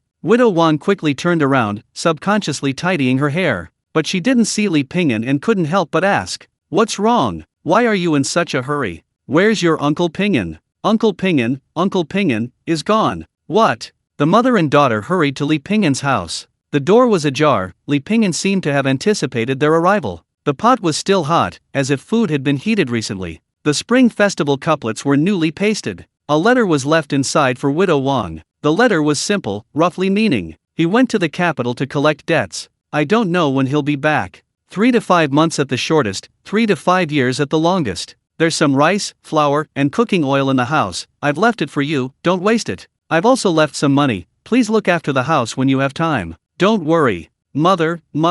Yetu, not tall enough, stood on tiptoe, peering curiously. What did the letter say? Widow Wang paused for a moment, then forced a smile. Nothing. Your Uncle Pinyin went on a long trip. When will he be back?" Yetu's lips trembled, she almost cried. Widow Wang murmured, "Perhaps tomorrow, perhaps, who knows?" The distant mountains stretched endlessly, shrouded in mist. The soft sound of an erhu drifted up. The old ox carried all of Li Pinyin's belongings, the load growing heavier and heavier. There were 2 bags of millet, 1 bag of rice, a bag of kidneys, and several sesame seed cakes. 2 chickens, a rabbit, even a sheep. The old ox had to occasionally herd the stray sheep back. Li Pinyin strolled leisurely, as if on a picnic. The old ox, its expression mournful, angrily kicked him. Green mountains, a gentle breeze, floating clouds. No need to worry about choices, no need to worry. Everything passed by unnoticed. As the saying goes, the books you've read, the roads you've walked, will all become part of your flesh and blood, woven into your soul. Li Pinyin hummed a little tune. Ding dong. Name Li Pinyin, lifespan 290-300. Breaking 300 years old? Li Pinyin raised an eyebrow slightly. Old ox, our lifespan has reached 300? How many years do you think immortals live? Will we be the only 2 left in this world? The old ox's tail spun around, moo. This ox doesn't care how many years immortals live. Can you at least give me a raise? Li Pinyin pretended not to hear and continued playing his erhu. Ahead, a long wind blew, and the world stretched vast. Chapter 229 Mountain Rain Guest. Yunhe County, though called a county, is only about the size of a town due to its remote location. Several miles outside Yunhe County, in a mountain forest, 4 figures were walking quickly. Judging from their attire, these 4 were likely martial artists from the Jianghu martial arts world. One of them was a woman with a high ponytail. She had delicate, arched eyebrows and a petite, exquisite figure. "Hurry up, don't let that vixen catch up," the one in the lead said. "I can't go on. Dujo's aura is too weak, let's find a place to rest." A pale-faced man was being carried on the back of a burly man. The mountain rain came swiftly and silently, almost imperceptibly. A thick mist followed closely behind, enveloping the mountainside. Fortunately, they spotted a temple standing halfway up the mountain. From a distance, it didn't seem very large. It was pitch black, without a trace of light. As soon as the group rushed into the temple, a dense downpour began. The rain intensified. "This rain is really heavy," someone complained. "Our clothes are soaked. Where are we going to get some firewood?" Omega, zzz huff. A soft breathing sound came from behind. "Who?" The group instinctively drew their swords, their bodies tense. A moment later, a figure in the darkness waved. Immediately, a fire ignited. "Don't panic, we're all here to take shelter from the rain," the person said softly. The group warily sized up the person, noticing their calm and gentle voice, and the black cloth covering their eyes. A blind man? Li Pinyin stretched and gathered the firewood he had collected earlier. Then a fire was lit, its light instantly filling the temple. Li Pinyin stretched, the sudden sensation he'd experienced while resting earlier causing him to become absorbed in it. He had become so engrossed in it that when he came to his senses, his entire body was soaked in sweat. He lay there for a while longer. He soon began to snore, and when he awoke, he realized it was already dark. He felt a sense of comfort wash over him. Li Pinyin rubbed his stomach. "Old Niu, pot. Old Niu untied the pot from his body and poured some water into it. He lit a fire and started making soup. Li Pingyan took out a leg of lamb and roasted it over the fire. He skillfully controlled the fire's temperature with his inner energy while sprinkling on the dipping sauce. Soon the lamb leg was ready, served with flatbread. A bite of meat, a sip of soup. The aroma was irresistible, making his mouth water. The group watched, swallowing hard. Tang Shen stepped forward. "Brother, could you let us warm up a bit? Share some food with us, we'll pay." Li Pingyan waved his hand. "No problem, meeting is fate, come and eat with us." "Thank you very much." The group found a clean spot to sit down and drank some hot soup, finally feeling warmer again. The woman in tight-fitting clothes tended to the injured man. "How is he?" "No, his pulse is too weak. If this continues, I'm afraid Du Zhou won't last much longer." Tang Shen sighed. "Transfusing internal energy won't help. We need to find a doctor as soon as possible." The group fell silent, their faces grim. Li Pingyan took a bite of lamb leg and said, "Gentlemen, this is fate. You were looking for a doctor, and you met me here." The woman in the martial attire looked in the direction of the voice, paused for a moment, and asked, "Could it be that you are a doctor, sir?" "Indeed," Li Pingyan nodded. Tang Shen hurriedly said, "Please, sir, save my brother's life. Whatever you need, please tell me. A doctor's heart is benevolent, saving lives is my duty," Li Pingyan said calmly. The men's gazes towards Li Pingyan changed. They never expected to encounter such a doctor in this day and age. However, Li Pingyan changed the subject. "I still need to take the money. I can't starve, can I?" From the moment they entered, Li Pingyan had heard the clinking of their money pouches. Moreover, their footsteps were powerful, their breathing long and steady. They were all trained martial artists. In this era, the poor were scholars, the rich were martial artists. Martial arts training was not something an ordinary family could afford. Tang Shen chuckled awkwardly, still admiring the other man's chivalrous heart. However, there was nothing wrong with the man accepting money. Saving lives was the priority now. So he said, "Of course, sir, don't worry. As long as you heal my brother, we'll pay whatever it takes." Li Pingyan reached out and felt the injured man's pulse. Thinking carefully, he then shot out several silver needles. This needle first stabilized the patient's vital energy, then inserted one needle each into the Tei and Qi acupoints. "There's evil energy in his body." Li Pingyan frowned slightly. This wasn't an injury from an ordinary martial artist. Healer's benevolence. He inserted several more needles throughout the man's body, finally dispelling the evil energy. The silver needles had changed color. After the entire acupuncture session, a fine layer of sweat had formed on Du Zhou's forehead, although he felt somewhat weak, as if he had been running for days and nights. However, his internal energy could now circulate freely. Du Zhou exhaled a breath of stale air. "Thank you." Li Pingyan smiled faintly, "It's nothing. I'll prescribe another set of medicine for you. Remember to rest more, and absolutely refrain from sexual intercourse for the next 2 weeks." The group stood up, bowed to Li Pingyan in thanks, and paid the agreed-upon amount. With a skill in hand, one can conquer the world. The ancients were right. Medical benevolence experience, plus 20. This time, it was equivalent to saving 20 ordinary people. Li Pingyan put away the silver needles. Suddenly, he sensed a dark shadow flash by outside. "Oh, it's a cute little white rabbit." Li Pingyan licked his lips and quickly chased after it. The rain was pouring down outside. Li Pingyan wore a straw raincoat as he chased after it. He muttered, "East wind brings rain, east wind brings sunshine, another east wind and it's no use. Rain at night, sunshine during the day, the sun makes the mud and grass green and lush. Little bunny, don't run away." Following the rabbit's scent, he quickly caught it. Reaching out, he grabbed the rabbit's ear and lifted it up. "We've got meat to eat today." The little rabbit kicked its legs frantically. Li Pingyan chuckled, "Stop struggling, accept your fate." Just then, another gray rabbit ran up from the side. "Oh, 2 at once." At this moment, the gray rabbit unexpectedly knelt down in front of Li Pingyan. Chapter 230. The female ghost in red. The gray rabbit suddenly knelt before Li Pingyan. Li Pingyan was slightly taken aback, then smiled with interest. The gray rabbit, kneeling before Li Pingyan, took out several carrots. It pointed to the white rabbit in Li Pingyan's hand. It chattered incoherently, but its meaning was clear. It wanted to exchange the carrots for the white rabbit in Li Pingyan's hand. The carrots looked good. It was truly rare to find such carrots at this time of year. Li Pingyan hesitated for a moment, then reached out and took the carrots. The gray rabbit was overjoyed and quickly kowtowed twice to Li Pingyan. Li Pingyan accepted the carrots and nodded in satisfaction. Suddenly, he reached out again, his movements swift. Before the gray rabbit could react, he had grabbed it. Li Pingyan said, "Well, now I have 2 rabbits."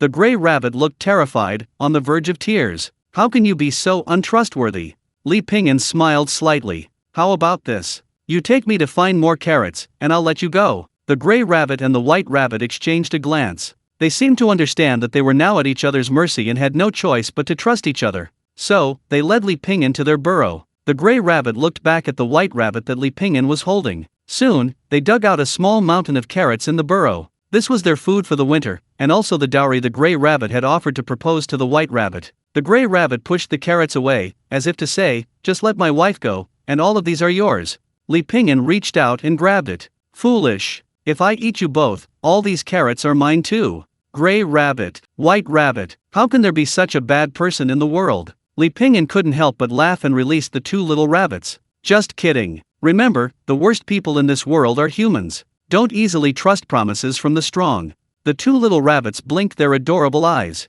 Li Pingyan picked up 2 carrots, wiped them with his sleeve, and handed one to the old ox. He turned and walked away. "I'll make sure you don't suffer for the few times you kowtowed." Li Pingyan tossed them a copy of a Qi cultivation manual. This was taken from the Yi tribe envoy, but it was useless to Li Pingyan. Li Pingyan kept the original, intending to sell it. The two little rabbits looked at the Qi cultivation manual curiously. Li Pingyan walked for a while. Suddenly, the little gray rabbit and the little white rabbit ran back. They carried a basket on their heads, filled with carrots and other food. The two little rabbits bowed solemnly to Li Pingyan, then quickly ran off again. Li Pingyan smiled and picked up the basket. Inside the temple. Crack, crack. Before the group could even recover from their joy and duzhu, a piercing sound came from the roof. The sound was like a snake crawling on the ceiling. Their expressions immediately changed. "It's that demoness. Giggle, giggle." The piercing sound rang out. It sounded like someone scratching a blackboard with fingernails, causing everyone to frown. "It really is that demoness." Several men rose simultaneously, drawing their swords, their aura imposing. However, their expressions revealed their reluctance to face the demoness. They had encountered her by chance on their journey. Having witnessed her devouring a child, how could these young heroes not intervene? But not only were they no match for her, they were also chased all the way. Huang Shan, panting heavily, gripped his sword tightly. He ordered 2 of them, "You two go protect Du Zhou and that doctor." "Where's the doctor?"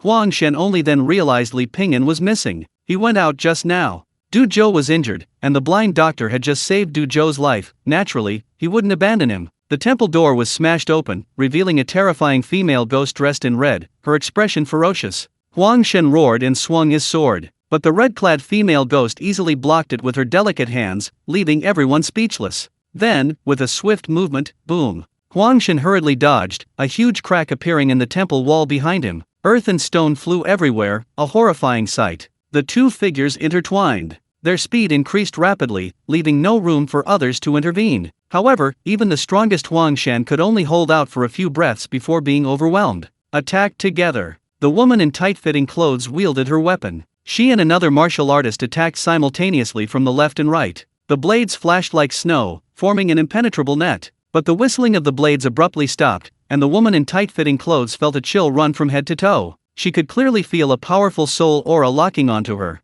It seemed that any movement would subject her to a storm of attacks. A female ghost in red appeared before her. A powerful hand had already gripped her neck. She sneered, "You people have some nerve. You don't even know where you are, yet you dare to mess with me." Huang Shen raised his sword to save her. The female ghost in red swept her sleeve. Puffed, bang! Huang Shen flew through the air, spitting blood, his right arm twisted inward. The fine steel sword was shattered, leaving a large gash. The remaining people felt a chill run down their spines upon witnessing this. This is on a completely different level. Just then, a white sword light shot out from the darkness outside. Like a ray of dawn, it pierced a corner of the temple. In an instant, the female ghost in red let out a scream. Li Pingyan, wearing a straw hat, stood outside the temple. He took a sip of strong liquor and chewed half a carrot. Chapter 231 again, first update. The female ghost retreated swiftly to a distance, her pupils contracting sharply. Like a fox facing an arrow, she glared angrily at the source of the white light. A hissing sound escaped her throat, echoing 3 times.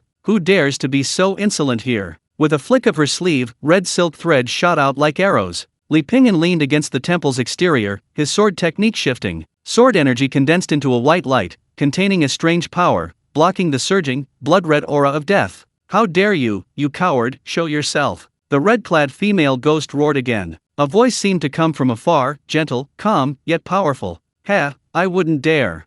The group was taken aback by these words. Shouldn't she be saying something like, "You're unworthy"? The red-clad female ghost's tiger-like eyes burned with the flames of hatred. Her target shifted, and she charged towards the nearest woman in tight-fitting clothes. "You cannot be spared." The calm voice rang out again. At the same time, a curtain of energy formed on the sword. A sharp aura erupted from the sword. Cold light rained down, swift as lightning. "Come on!" the red-clad female ghost shouted, assuming a fighting stance. Clank! A series of clanging sounds rang out, sparks flying. Each sword strike was a fatal blow, fraught with peril. The sound, loud as a gong, amplified again and again. With immense power, it bombarded the mind of the woman in red. Li Pingyan had finished eating the carrot in his hand. He held no sword, nor did he exude any murderous aura. He couldn't help but laugh, again. As the voice rang out, a sword thrust out from inside the temple. The sword shone brightly, accompanied by a chilling whistling sound. This strike was swift and ruthless,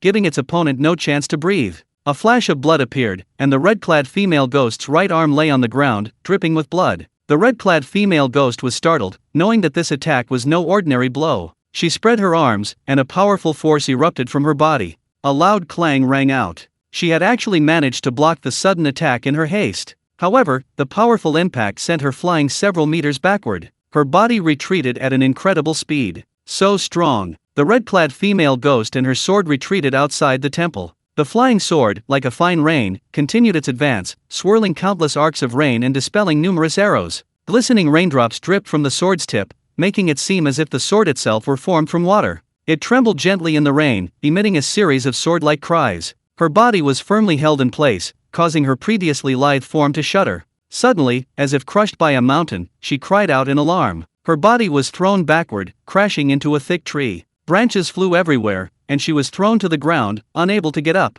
Her hands lost all strength, and everything went black. Her chest felt as if it were about to explode. With a buzzing sound, she nearly lost consciousness. "Spare me! Spare me!" Only then did the woman in red remember to beg for mercy. From beginning to end, she had never seen the sword's owner, let alone exchanged blows with him. Just then, a dark figure appeared beside her. A strong hand grabbed her and lifted her up. A shove followed, a hair's breadth away. She was already off the sword's tip, the chilling sword energy sending shivers down her spine. "Go!" "Oh, ran away." Li Pingyan raised an eyebrow slightly. Not much strength, but quite fast. The drizzle lingered in midair for a moment, then veered and plummeted from the sky. Like a shooting star, it returned to the sword-nurturing gourd. Inside the temple, Huang Shan and the others looked bewildered. "What was that just now?" someone asked in surprise. Could it be a passing immortal who happened to be here? The group had all sustained wounds of varying degrees and hurriedly circulated their internal energy to regulate their breathing. The narrow escape left them somewhat dazed. If it weren't for the sudden appearance of that immortal sword, they would probably be corpses by now. Could this be the legendary cultivator? Huang Shan nodded. "I've seen people fly on swords before, but none were this powerful. We met a cultivator? Will he take us as his disciples?" Du Zhou asked excitedly. Not only Du Zhou had this thought, but the others were also delighted. Qi cultivators weren't commonplace, not something you could see everywhere. On the contrary, they were extremely rare. Not to mention impoverished rural areas, you rarely saw Qi cultivators even in large cities. Making contact with them was even more difficult. A short while later, Li Pingyan slowly returned carrying a basket of radishes. Huang Shan opened his eyes and couldn't help but say, "You're really lucky." Oh, Li Pingyan put down the basket. "What's wrong?" Du Zhou laughed. "Don't ask, I'm afraid it'll scare you." The scene was, tisk tisk. Du Zhou recalled the scene just now and still felt a lingering fear. Before the female ghost, they were like children, completely manipulated. Conversely, before the flying sword, the female ghost, like them, became a child, completely powerless to resist. Du Zhou shook his head and sighed. Alas, there are always higher heavens and more powerful people. Li Pingyan said, "Eat some carrots, I'll heal your injuries first." "Thank you for your trouble." Huang Shan nodded in thanks. "Brother Huang, do you think that female ghost will come back?" a martial artist asked worriedly. Huang Shan pondered for a moment. "Probably not. That female ghost suffered enough, she won't dare to come again. If the female ghost doesn't come, why doesn't the immortal who made the move come either? I still want to witness the immortal's prowess." Du Zhou gazed outside the temple, his expression full of anticipation. To ordinary martial artists, cultivators and immortals were no different. "Hee, I bet you want to become his disciple." "Nonsense, who wouldn't want to embark on the path of cultivation and attain immortality?" Li Pingyan smiled faintly, took out silver needles, and began to heal the group's injuries. Chapter 232 Playing Pretty Fancy, Second Update. After they had recovered somewhat, the immortal still hadn't arrived. The rain stopped, and all the injured needed rest. The group headed towards the nearest county, Yunhe. It was dark, the road slippery, and steep mountains surrounded them. There was only a narrow path in the middle, barely enough for them to pass through. The mountain path was winding and twisting, the rain had stopped and the sky had cleared. It took a great deal of effort to get through. After a long time, they finally arrived at Yunhe County. Yunhe County. The surrounding area was all rugged terrain. Li Pingyan had seen many small counties like this along his journey. They were all impoverished places, but Yunhe County was completely different. The roads were paved with bluestone, and farmhouses were nestled among willow trees. The morning glow filtered through the layers of leaves, casting its light on the red brick and blue-tiled houses. Tiled houses, brick walls, large courtyards. The group was completely stunned. It wasn't that they hadn't seen other luxurious places, but rather that in this remote and impoverished area, how could this place be so wealthy? Seeing the outsiders arrive, the villagers warmly welcomed them into the village. Fine wine and food were quickly served. The men were injured and couldn't drink, and coupled with the long journey and being relentlessly pursued by the female ghost, they were utterly exhausted. They enjoyed a delicious meal and soon fell asleep. Daylight broke. Li Pingyan leisurely strolled around the county town, thinking of having some breakfast. The people in the small town greeted him warmly as a visitor. The town had about 100 households, not large, but they lived very comfortably. Almost everyone he encountered was adorned with gold and silver. Li Pingyan wondered if there were several gold mines in the town. With this question in mind, he wandered around for a while longer. Li Pingyan felt a bit hungry, so he found a restaurant and ordered some food. After a few drinks, a steaming plate of mutton was served. The waiter then brought over many more dishes, soon filling the entire table. Li Pingyan asked, "I didn't order any of these." The waiter smiled, "Sir, please enjoy. These are all complimentary from our manager." Complimentary? This delicacy is made with locally raised free-range goats, cooked with a unique recipe. It has a subtle muttony flavor, making it an absolute treat for mutton lovers. And these other dishes are made with hens weighing over 3 pounds in fresh bones. The broth is changed every 4 hours to ensure its deliciousness. The waiter introduced each dish on the table to Li Pingyan. Li Pingyan listened, completely bewildered, feeling like a country bumpkin visiting a grand mansion. Li Pingyan first tried a sip of the soup. Although it wasn't very thick, the flavor was rich. It wasn't too salty, and the more he drank, the more fragrant it became. After finishing the meal, the innkeeper resolutely refused to accept payment. Li Pingyan left the restaurant. The place felt strange no matter how he looked at it. When Wang Shan and the others woke up, it was already broad daylight. Everything from last night felt like a dream, and the pain in their bodies had disappeared. In its place was a feeling of ethereal bliss. They were injured and decided to rest in this place for a few more days. Li Pingyan also planned to stay a couple more days. He had only a few spirit stones left, so he decided to use them all. Out with the old, in with the new. In a mountain cave, the red-clad female ghost staggered back to her cave. Both her arms were severed, her internal energy was chaotic, and her internal organs were damaged. The man who rescued her said, "That person's magic was superb, he must be a disciple of some sect. Luckily, we shook him off." The red-clad female ghost exhaled heavily. "Is there any blood food left in the cave?" The man said, "No, I'll send someone to the county town to look for any strangers recently. As soon as possible. Don't worry." It turned out that the mountain demons and the people of the county town had reached an agreement. Whenever someone passed through the county town, the people would provide them with good food and drink. Then they would lure them to the demons' doorsteps, making them their food, and they would create a false impression to cover for the demons. Whenever a cultivator or an official passed by, the people would never mention the monsters on the mountain. In return, these monsters would provide a prosperous life for the people of the county. Like clownfish and sea anemones, they were interdependent, coexisting in this place. The weather was nice today, but the mountain wind was still cold. Dark clouds, like a curtain, covered the entire sky. Driven by the howling wind, the rain pattered mournfully, like weeping and lamenting. Given the feeling that a storm was brewing, Li Pingyan had just come back to his senses from cultivation. This weather was perfect for a hot pot meal, paired with some fragrant, strong wine. No sooner said than done, he and old Niu set off into the streets, looking for shops. Humming a mountain song, they enjoyed the fresh air. Wandering around, they suddenly came to a small alley. Several men were lined up at the entrance of an alley, waiting to go inside. "Oh, what are they doing?" Li Pingyan walked over curiously. Was it some kind of delicious treat? Just then, the man at the front of the line turned around and glanced at Li Pingyan. "Outsider?" Li Pingyan nodded. The man smiled kindly. "Come on up. What are you doing?" "Good stuff." Li Pingyan went inside and walked down a small path. The man knew Li Pingyan was blind and kindly led the way for him. "Come on, up ahead, up ahead." In the center of the courtyard was an iron cage. Inside the cage was a naked woman. Several men surrounded her, and one of them was engaged in a sexual act inside. Li Pingyan stopped. This is quite a fancy game. Chapter 233A Play in the City. The mountain folks laughed their hearts off. Third update. This is. Li Pingyan frowned. The honest-looking man nudged Li Pingyan. Your turn, brother. Li Pingyan smiled awkwardly. It really is a city drama, but the mountain folk are laughing their heads off.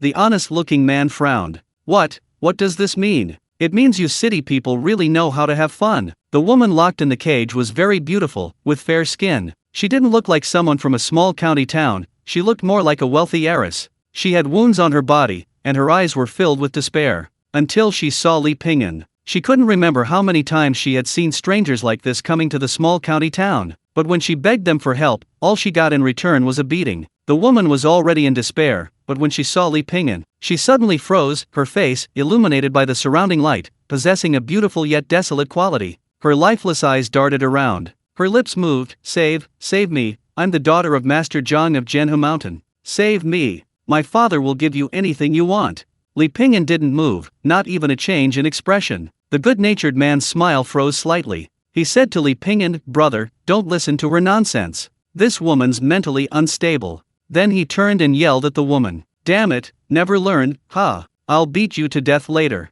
Li Pingyan said leisurely, did you kidnap this woman? The good-natured man narrowed his eyes and chuckled, brother, when you're out and about, don't meddle in other people's business, or you'll get into trouble. As he spoke, his hand reached for the knife at his waist. Pulling out half of it has a clear meaning. Li Pingyan's expression remained unchanged. The honest-looking man patted Li Pingyan's shoulder. This woman's with you tonight. How about it, brother? As he spoke, he made a thrusting motion. Li Pingyan smiled faintly. My father always said, mind your own business. When you're out and about, avoid trouble. Even if you don't like it, even if you're unhappy, you have to hold back. The honest-looking man chuckled. That's right, your father's got a good eye. The woman's eyes gradually dimmed. Yes, what could she expect from a blind man? Thump! The honest-looking man froze and fell to the ground. Li Pingyan withdrew his hand, his expression unchanged, and said slowly, but I never listen to my father. I diligently cultivate. If I can't even deal with whoever I don't like, what's the point of cultivating? As the old saying goes, wealth and honor not returned home are like wearing brocade at night. It's all the same principle. The surrounding people quickly reacted and surrounded him. One of them pulled out a gleaming knife and slashed down without mercy. Old ox, protect me! Li Pingyan shouted. A black shadow flashed past, and in a blur, everyone was sent flying in different ways. Old ox stood before Li Pingyan, its sharp gaze sweeping over the surroundings, still chewing on the beef jerky Li Pingyan had just bought for it. Li Pingyan patted its rump. Not bad, the beef jerky wasn't a waste of money.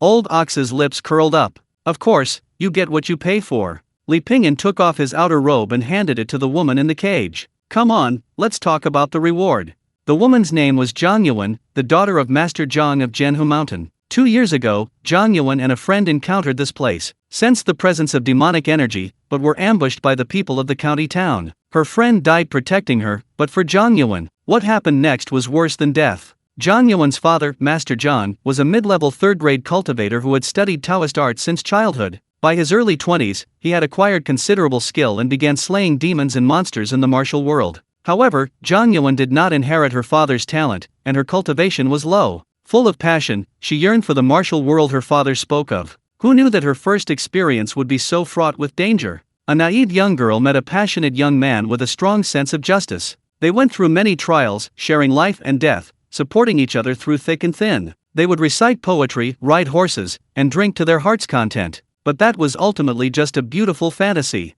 Li Pingyan sighed softly. He felt sorry for the girl. Kill, I'll kill them all, Zhang Yuan murmured softly. Li Pingyan took a sip of wine, saying nothing. At this moment, he naturally wouldn't advise the girl to let go of her hatred in order to find redemption. That's all nonsense. Don't advise others to be kind if you haven't experienced their suffering. If you've experienced my suffering, you may not be as kind as I am. The people of the county town are the beneficiaries, so they should bear their responsibilities. How many people have suffered at their hands over the years? Li Pingyan folded a paper crane and wrote a few words on it with a chivalrous pen. He then clipped a strand of the woman's hair to the paper crane and released it. The paper crane, carrying the woman's hair, flew towards Manhwa Mountain. Just then, a sudden commotion of footsteps erupted. A group of men wielding clubs, knives, and spears rushed in. One of them roared, "Damn it, you heartless bastard! We feed you and drink you, and you help others against us. That's right, you little brat, don't you have any conscience at all? Li Pingyan smiled. No, I'm an assassin. Assassins only care about money.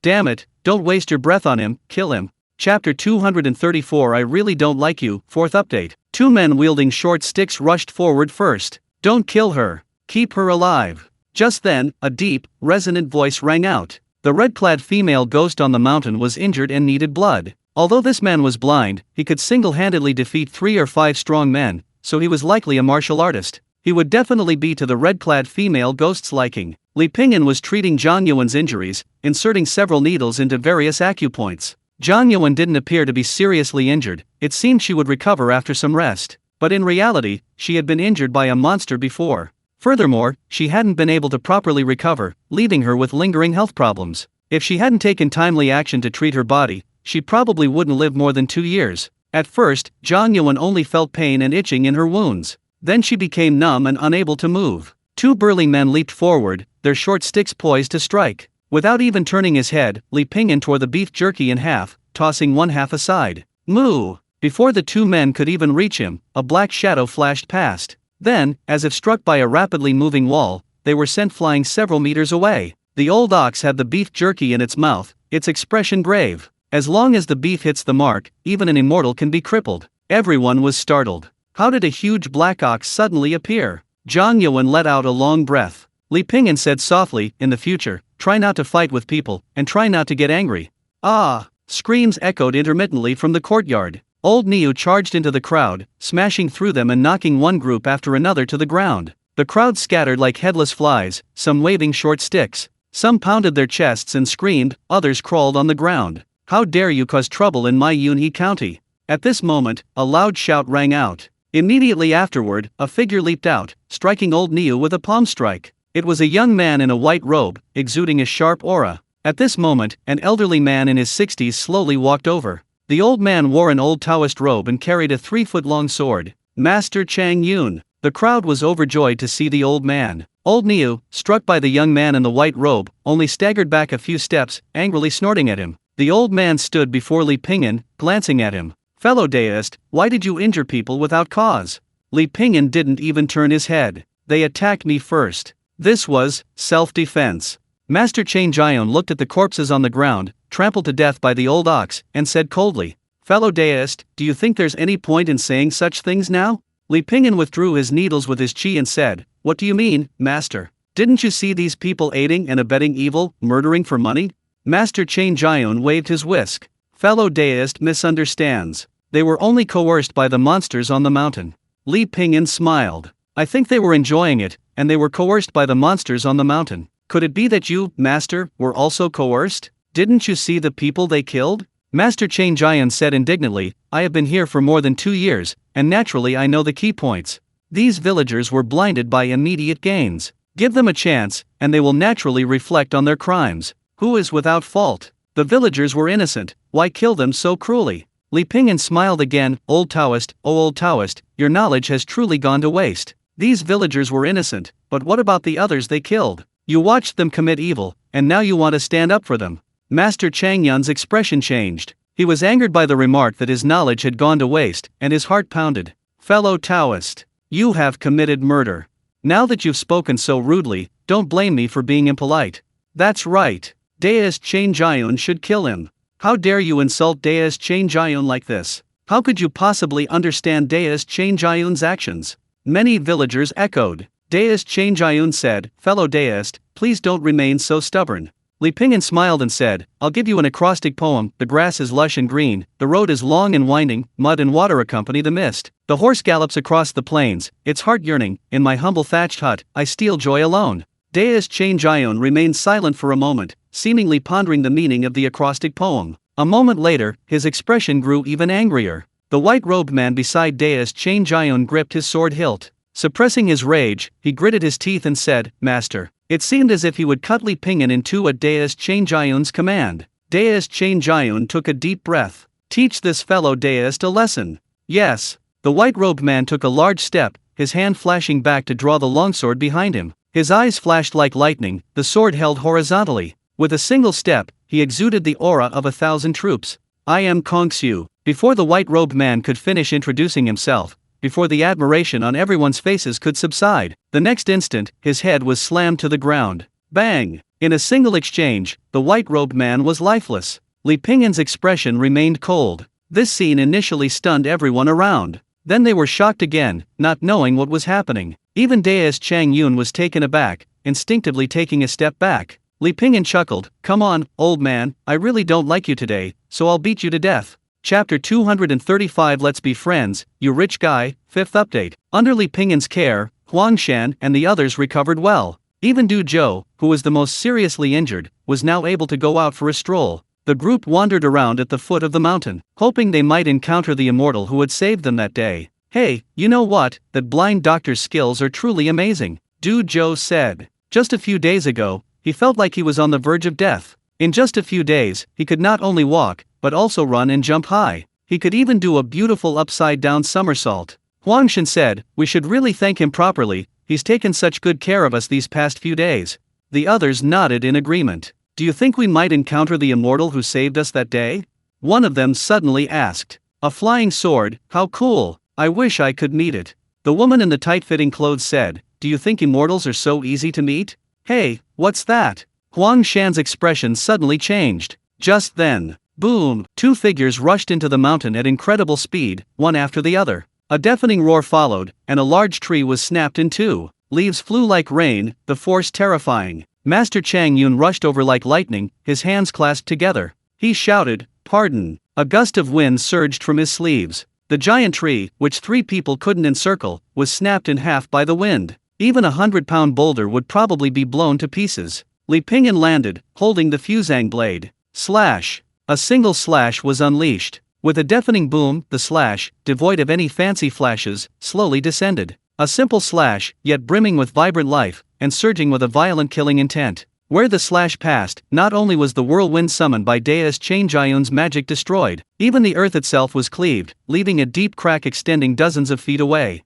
Deist Chang Jiun collapsed to the ground, drenched in a cold sweat. The terrifying scene he had just witnessed far exceeded his expectations. This. Deist Chang Jiun hurriedly used a teleportation talisman, instantly appearing more than 10 feet away. He chanted incantations, a universal prayer to all spirits, earth deities, left and right altars of the land, "Do not be alarmed, forgive." Deist Chang Jiun had underestimated Li Pingyan's strength. Now, he finally understood. Sometimes, standing up for someone can easily lead to death. Earth God, show yourself quickly. Chang Yun Deist was wearing a low-grade magic artifact, a Taoist robe. It could increase the user's speed, and he had already used several life-saving teleportation talismans. He thought the other party shouldn't be able to catch up for a while. So, he turned around. He saw a cold light rushing towards his head. At such close range and such speed, he had no way to dodge. Chang Yun Deist's mind went blank. He's doomed. Who dares to cause trouble here? Just then, a thunderous voice rang out. On the hillside 10 jiang away, broken branches were whipped up like by a gale, swirling up leaves everywhere. It was like a landslide, extremely ferocious.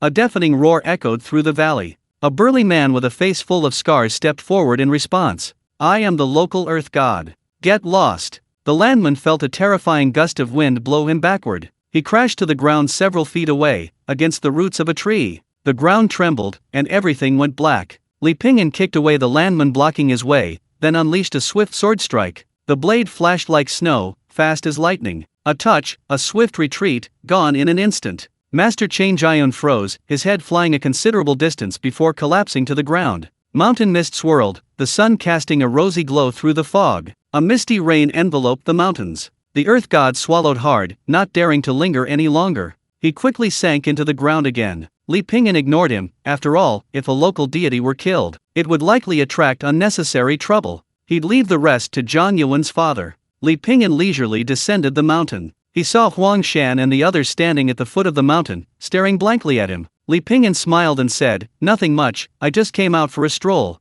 Just 3 days later, Master Zhang hurriedly arrived in Xing County with a group of people, accompanied by his family. Zhang Yuan had been missing for 2 years, and her family all assumed something had happened to her. Her grandmother, overwhelmed with grief, had passed away a year ago. Now, after listening to his daughter's account of the events, Master Zhang, the current head of Zhenhe Mountain, remained silent, his face so somber it seemed to hold water. He first thanked Li Pingyan and bowed deeply. Thank you so much for saving my daughter's life. I was merely doing my job for money, it was a mutually beneficial arrangement. I truly cannot accept such a generous gesture from you, Master Zhang. Master Zhang said solemnly. Regardless, the Zhang family of Zhenhe Mountain will remember this kindness. If you ever need anything in the future, please feel free to visit Zhenhe Mountain. Li Pingyan cupped his hands and said, "Thank you, Master Zhang." Master Zhang continued, "This trip was rushed. If you would like, why not return to Zhenhe Mountain with me? It would allow us to properly express our gratitude." Li Pingyan quickly declined, saying he would visit again another day when he had the opportunity. Master Zhang had no choice but to hand over a storage ring. "I was in a hurry, so this is all I have. I hope you won't find it inadequate." This was the first time Li Pingyan had ever seen a storage ring, but he didn't act like a country bumpkin. Instead, he cupped his hands in thanks. "Then thank you very much, Master Zhang." Master Zhang said, "There are only a little over 1,000 spirit stones and some pills inside, it's really nothing to offer." Li Pingyan remained expressionless. No problem, no problem. Inner monologue, Sigma. Is this what a tycoon is like? Chapter 236, Re-entering the capital, 6th update. After receiving his reward, Li Pingyan left Yunhe County that very day. Sir! Sir! At this moment, Huang Shan and the others hurriedly chased after him. Now, these inexperienced young men finally understood. The immortal was right beside them all along. Hearing that Li Pingyan was leaving, they rushed out to pursue him. They chased him for more than 2 miles before finally catching sight of Li Pingyan's back. The autumn wind was like a brush, saturated with the setting sun. Li Pingyan sat on the back of an old ox. He held a leaf in his mouth, a lazy smile playing on his lips. "Sir!" They called out several times, but Li Pingyan didn't stop,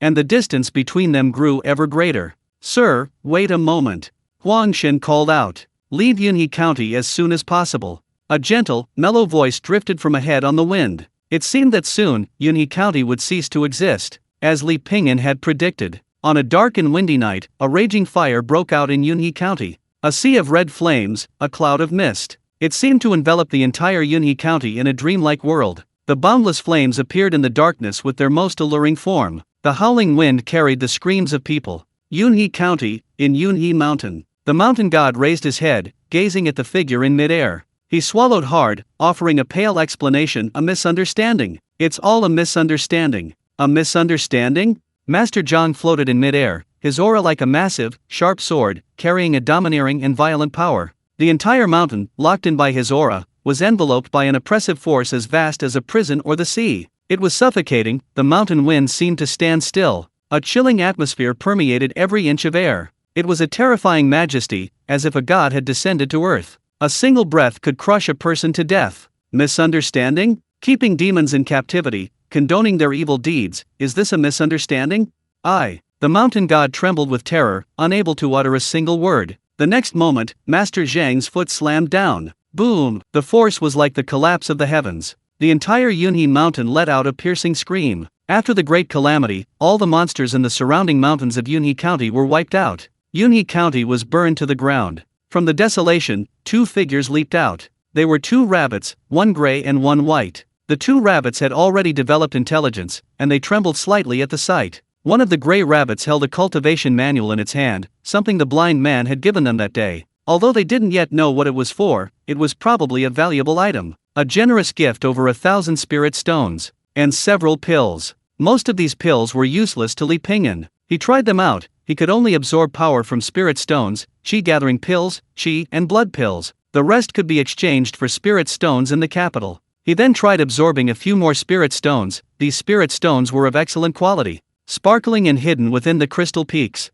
This was far better than what Li Pingyan had obtained before. Taking this opportunity, Li Pingyan had the old ox protect him. Then he focused intently on entering a state of cultivation. The spiritual energy of heaven and earth had no effect on Li Pingyan. Li Pingyan was cultivating the 6 secrets of the human body, which was extremely difficult. He could only hone his skills little by little over time. Most people who cultivated the 6 secrets of the human body were Qi refiners who had reached the middle 3rd rank. Feeling hopeless about advancement, they turned to cultivating the 6 secrets of the human body, in an attempt to find the great Dao runes. The advantage of doing so was that it could ensure a long lifespan while increasing their future potential. Li Pingyan suddenly felt the urge to cultivate. Sometimes cultivation is like going to the toilet. You might squat in the toilet all day and still not be able to go. But very often, suddenly you feel it. You spurt out in less than half a second. At this moment, Li Pingyan felt this. Continuing to expand his Niwen point, Li Pingyan felt his primordial spirit becoming more solid. He cultivated while simultaneously sensing the subtle changes in his body.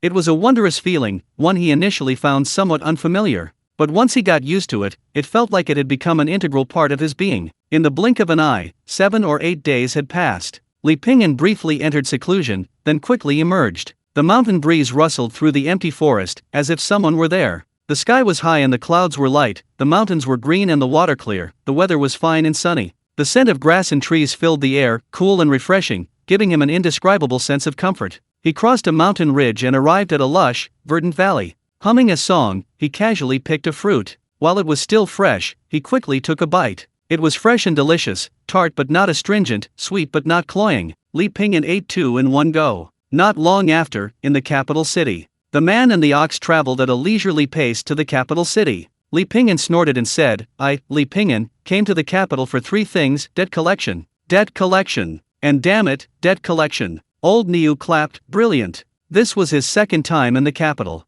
Li Pingyan strode confidently, his back straight. Then he crawled through a dog hole outside the city wall. These days, you need a permit to go anywhere. Coincidentally, Li Pingyan didn't have one. He and Old Niu were both unregistered, and couldn't withstand a check. "Old Niu, this is our first step, but a giant leap for civilization. Moo!" Old Niu was too big to squeeze through the dog hole. Li Pingyan had no choice but to kick its rear end hard. "Old Niu, moo!" Puffed. A fart went straight to Li Pingyan's face. Old Niu wagged its rear end and mooed. "I feel so insecure with you behind me." Bang! Bang! Fireworks rise into the sky in the distance. Li Pingyan asked curiously, "What day is it today?" Chapter 237. A Great Victory. This was Li Pingyan's second visit to the capital. Leading the old ox, he carefully navigated the less desirable corners of the city. His first visit to the capital resulted in the massacre of the Jiang family, members of the Imperial Guard, leading to his expulsion from the capital as a wanted fugitive. Although several years had passed, caution was still paramount. Now that he was in the capital, a feast was a must. After all, Li Pingyan was now wealthy. He touched his storage ring, straightened his back, and raised his head high. 7 were dissatisfied, 8 were resentful. "Old ox, eat as much as you like." The old ox also raised its head, looking as if it wanted to devour 2 oxen. The man and the ox arrived at a restaurant in the capital. Upon entering, the aroma of food filled the air. It wasn't yet lunchtime, so the restaurant only had a few scattered diners. "Sir, what would you like to order?" Li Pingyan said. "Waiter, bring me and my brother some hearty dishes." "Your brother?" The waiter looked behind Li Pingyan in confusion, only seeing a cow. "This is my brother." Li Pingyan patted the old cow. The old cow puffed out its chest proudly. "This?" The waiter hesitated for a moment. "Excuse me, sir, livestock are not allowed inside our establishment." The old cow smiled wickedly. "Not allowed? Don't you know my buddy's rich? Go, buddy. I'll bury him in money." The old cow looked at Li Pingyan expectantly. Li Pingyan raised an eyebrow slightly. "Not allowed." Then turned his head. "Old cow, since that's the case, well, there's nothing I can do. You go take a stroll, I'll eat and then come out." The old cow kicked Li Pingyan angrily. "Are you even human?" Li Pingyan rubbed his backside. "Waiter, could you make an exception? If not, I'll pay more." The waiter shook his head, saying helplessly, "There's really nothing we can do. We have rules. It's not like you can just give a few coins or taels of silver and we'll make an exception." "Li Pingyan, what if I give several tens of taels?" "Come in. Please come in. Please come in. What would you like to eat? Just let me know." Li Pingyan handed over the menu. "I'll take everything on the menu." After a good meal and wine, Li Pingyan and Lao Niu ate and drank, the atmosphere relaxed and pleasant. After finishing, they smacked their lips, still wanting more. So they ordered a few desserts. Then they checked into a room and went to sleep, preparing to go to Huilu Academy the next day. Li Pingyan could sleep less, but that didn't mean he didn't need to sleep. Besides, sleeping, eating, and even taking a dump are some of life's greatest pleasures. Li Pingyan didn't want to give up this hobby. Nothing felt better than a good night's sleep after a meal. The afternoon sun was warm, with a hint of coolness and a refreshing coolness.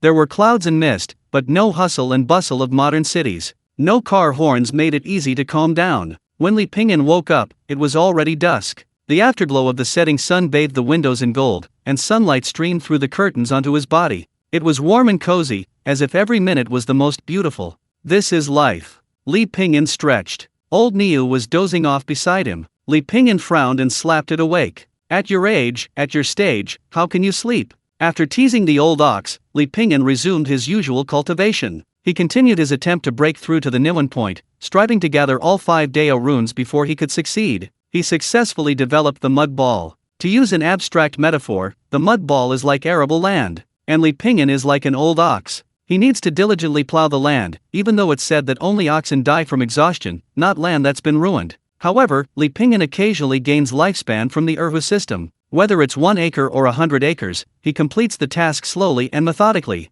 He wasn't particularly concerned with speed, but he valued quality. Therefore, Li Pingyan's cultivation progressed extremely slowly, only now had his Niwen point reached 30%. It was late at night, but the outside was far from quiet. This was a commercial street, one of the main commercial streets in the capital, bustling all night long. Some even kept oil lamps burning all night for illumination. Even in the dead of night, the flow of people was constant. There were even delivery drivers, albeit under a different name. Customers would come in, order food and drinks from the menu, and then go home to wait. Once the chef had prepared the food, they would instruct the delivery driver to arrange delivery immediately according to the order sequence. It can be done in no time. Some scholars, knights errant, and heroes. He was incredibly lazy, sending a message via carrier pigeon with his address and order details. The shopkeeper prepared the food and ordered the waiter to deliver it. Li Pingyan, of course, wouldn't miss this opportunity. The man and the ox walked through the night market. They carried chive pancakes, cold noodles, braised lung sausage, pickled lamb trotters, pickled crab. The ox was dazzled by the variety of food, stopping at each stall.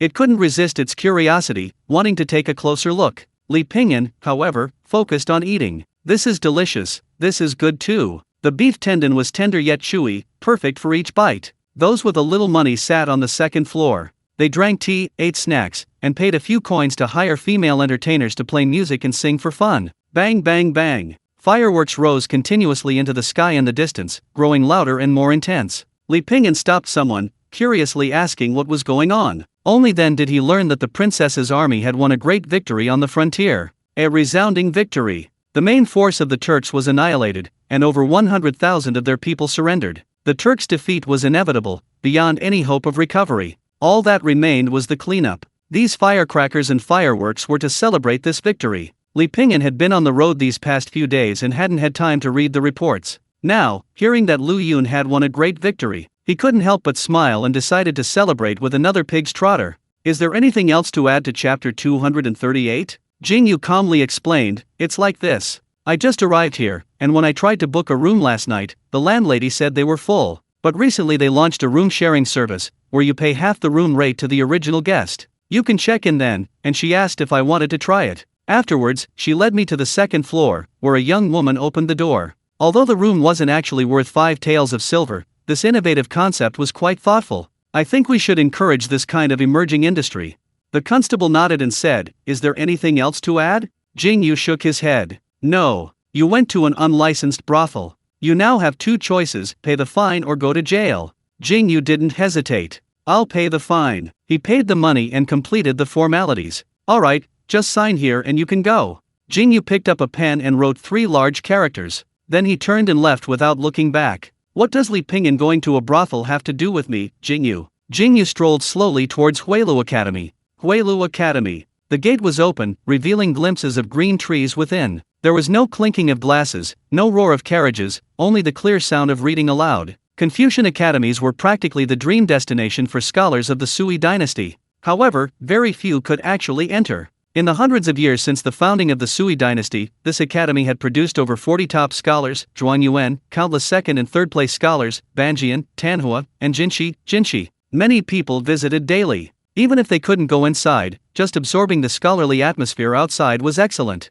Some scholars even set up makeshift beds on the ground outside with their books. Li Pingyan and Lao Niu mingled among them. The academy wasn't open to just anyone, and Li Pingyan had no special status. So he could only wait here, hoping to run into someone he knew. He and old Niu had been here for 4 or 5 days. Li Pingyan munched on a sweet potato he had just bought, looking quite content. The scholars around him were either reading or writing. For ordinary people, the imperial examination was a way to change their fate, enter officialdom, and rise rapidly in rank. But the difficulty was comparable to ascending to heaven. The story of Fan Jin passing the imperial examination tells of this. Fan Jin took the exam until he was 54 years old, finally passing and becoming a Juren. And then he went mad. When Li Pingyan first read this, he only found it laughable. But after understanding the difficulty of the imperial examination, he felt that it was right for Fan Jin to go mad after passing. It would be strange if he didn't. 99% of those who studied diligently for decades still failed and did not obtain official rank. They might not have failed because of a lack of talent, but because they were eliminated in the earlier qualification review stage.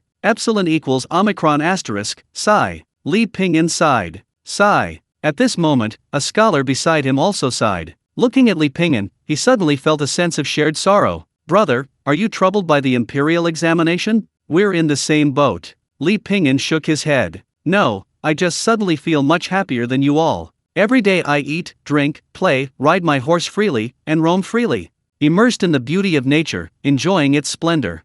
The scholar. What's most infuriating is the ox beside him, which even nodded in agreement. The scholar snorted, how can a sparrow know the ambition of a swan? Li Pingyan smiled, offering no rebuttal. The scholar put down his book, seemingly provoked by Li Pingyan's words. He said defiantly, if I pass the imperial examination one day, I will surely achieve great things. You say you're immersing yourself in nature, but that's nothing more than living in your own little world. Your vision is too narrow. Do you know how vast the central plains are? How vast the 9 provinces are? Have you ever heard of the legendary demon-suppressing pass, thousands of miles away? How could you possibly understand my level of understanding? I'm just going through the motions, passing the days like a monk ringing the bell. What do you mean by letting the horse run free, roaming freely and unrestrainedly?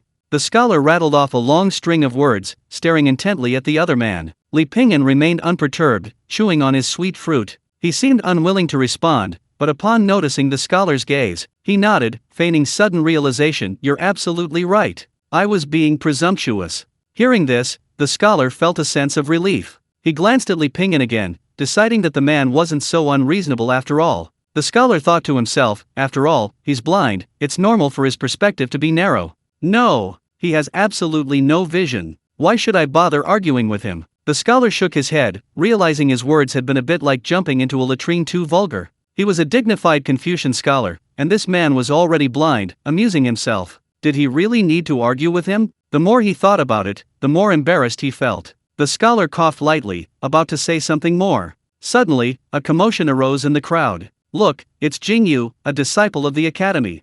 Yingyue, where is he? Where is he? The moment the name Yingyue appeared, everyone who had been intently reading and writing suddenly put down their books and looked up. A dashing figure appeared not far ahead. A commanding presence, dignified appearance. Clad in white robes with flowing black hair. Unbound and unrestrained, his hair billowed gently. He exuded a sense of age and wisdom, his brows revealing a refined elegance. His beard and hair flew, radiating a free and unrestrained air. Yingyue wore a smile, perfectly measured. Yingyue, it's Yingyue. The scholar's eyes widened, murmuring, Yingyue, it's Yingyue. Chapter 239. I'm digging for fun. Yingyue. Li Pingyan and the old ox jumped to their feet. Finally caught you, kid. The scholar was slightly surprised. He hadn't expected the blind man to know Yingyue, but thinking about it, it made sense. Yingyue, that was a legendary name. A once-in-a-century prodigy of the academy, with a broad chest and an aura that cannot be defeated by 10,000 men. His words are lofty and powerful, expressing a soaring ambition.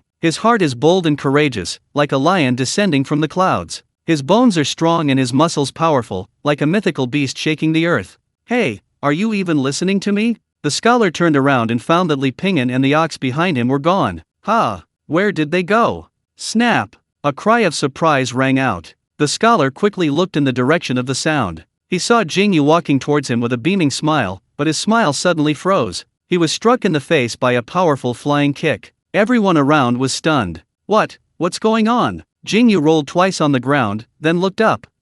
Brother Li? Li Pingyan said coldly, Old Niu, take him away. Moo! Old Niu simply hoisted Yingyue onto his shoulder. The two figures vanished swiftly, their methods practiced and efficient. Clearly, this wasn't the first time they'd done something like this. The crowd remained stunned for a long time. A disciple of the academy had been kidnapped? This was utterly ridiculous. The scholar who had been chatting with Li Pingyan for so long stood frozen in place, his mouth agape. These are two bandits? The forest had few bushes, only towering ancient trees that seemed to reach into the clouds. The tree branches intertwined, their lush foliage stretching out like verdant clouds, completely obscuring the blue sky. Rustling sound. Brother, I need to explain this to you. Yingyue swallowed hard. Brother, listen to me, it's not what you think. Originally, I planned to deliver the spirit stones to you after I got back. You know I'm not one for errands, but something unexpected happened along the way. Li Pingyan's face darkened, and he gave a sinister smile. It's all right, I don't mind, really. Jingyu sniffled, then can you please stop digging? It's scary to watch. Li Pingyan and the old ox, each holding a shovel, quickly dug a large pit in the ground. It's nothing, I was just digging for fun. Li Pingyan gestured to indicate Jingyu's height, then said thoughtfully, about right. Jingyu, rich. Brother, I'm rich. A crisp mountain breeze blew freely, unimpeded. Rain like mist like rain, brushed against their faces as they walked. The two men and the ox walked through the forest. Jingyu said, by the way, did you hear some news? What news? Li Pingyan asked curiously. The news that your woman won a great victory and is returning to the capital, so you came to the capital hoping to rekindle your relationship. Li Pingyan smiled but didn't reply. Jingyu, a leaf dangling from his mouth, said, I think a new emperor will ascend the throne soon. Li Pingyan pondered for a moment, then said, she will be a good emperor. Jingyu scratched his head, changing the subject. Come on, I'll arrange things for you tonight. Li Pingyan said sullenly, you poor wretch, what else do you need to arrange for me? Money? Your brother's got money to burn. That night, Jingyu took Li Pingyan to take a bath first. Then they found a tavern nearby and had a delicious meal. Of course, all of this was paid for by Jingyu's senior brother. Let me introduce you, this is my senior brother, Zhang Wudi. Li Pingyan raised an eyebrow slightly, wow, impressive name. Of course, look who his senior brother is. Zhang Wudi had cross-eyed eyes, looking quite comical. Li Pingyan whispered to Jingyu, is he doing this on purpose, or is there something wrong with him? Of course he's doing it on purpose, my senior brother never looks people in the eye. Oh, Li Pingyan was speechless. Zhang Wudi said coldly, speak, what brings you here today? Jingyu said, senior brother, actually, I've always admired you. You've always been my idol. I've had a dream since I was little to become someone like you. Zhang Wudi gave a sweet smile, oh I'm nowhere near as outstanding as you make me out to be. Jingyu pressed his advantage, senior brother, don't be so modest. Zhang Wudi laughed. Junior brother, actually you're quite excellent too. If you encounter any difficulties in the future, feel free to tell your senior brother. Jingyu's eyes lit up, no need to wait until later, right now, senior brother, lend me some money. Zhang Wudi's face instantly returned to seriousness, no way, your change of expression is too fast. Jingyu tried to coax and plead for a while, but to no avail. Frustrated, he had no choice but to pull Li Pingyan aside. You can write poetry, right? Write one and show it to my senior brother. Why? Of course, so my senior brother knows how awesome you are, and he'll be willing to lend me money. Li Pingyan frowned. That's not a good idea, it's against my principles. Jingyu added, then, I can have the money to pay you back. Li Pingyan paused for a moment. I'm a heartless killer, I only care about money, I have no principles. Is there anything else? If not, I'll be leaving. Zhang Wudi stood up, already somewhat impatient. Jingyu quickly stopped him. Senior brother, I know you love poetry, and coincidentally, my friend here is a master poet. He happens to have a fine piece today, please give it a try. Chapter 240 I won't lie either. Poetry? Zhang Wudi leaned back strategically. His cross-eye darted around, giving Li Pingyan a once-over. Jingyu boasted, my friend here is quite the poet. Zhang Wudi said, could you recite some for me? Jingyu whispered to Li Pingyan, it's up to you, brother. Li Pingyan pondered for a moment, then said, I'll write it down. He drew his swordsman's pen from his waist. Zhang Wudi's cross-eyed eyes suddenly flashed, this is the Dean's swordsman's pen? Li Pingyan nodded, indeed. Zhang Wudi's mouth gaped open, this. Old Niu, grind the ink. Li Pingyan held the swordsman's pen, its grip firm as if on metal, writing stroke by stroke on the paper. Each stroke possessed a rhythmic quality, rising and falling, flowing like clouds in water. The swordsman's pen moved with the ease of an extension of his arm in Li Pingyan's hand, complete in one breath. Zhang Wudi leaned over to take a look. Every stroke exuded an ancient charm, evident in the variations in pressure and rhythm. It displayed profound skill and the inherent artistry of the brush. It was free yet unrestrained, simple yet elegant. Beautiful calligraphy. Zhang Wudi couldn't help but exclaim, you flatter me. After a long while, Zhang Wudi snapped out of his reverie. He looked at the poem and read it aloud, word by word. Life is short, so seize the day and enjoy it to the fullest. Don't let the golden goblet stand empty before the moon. Heaven has endowed me with talents, which will surely be put to use. Though 1,000 pieces of gold are spent, they will return. Zhang Wudi gasped, hiss. Jingyu's cross-eyedness vanished instantly, and he looked up at Li Pingyan directly. Li Pingyan put down his brush and said calmly, my humble work, I humbly request Brother Zhang's critique. Jingyu clicked his tongue in surprise, but didn't forget his main task. Senior brother, look at this money. Zheng Wudi was silent for a moment. Of course.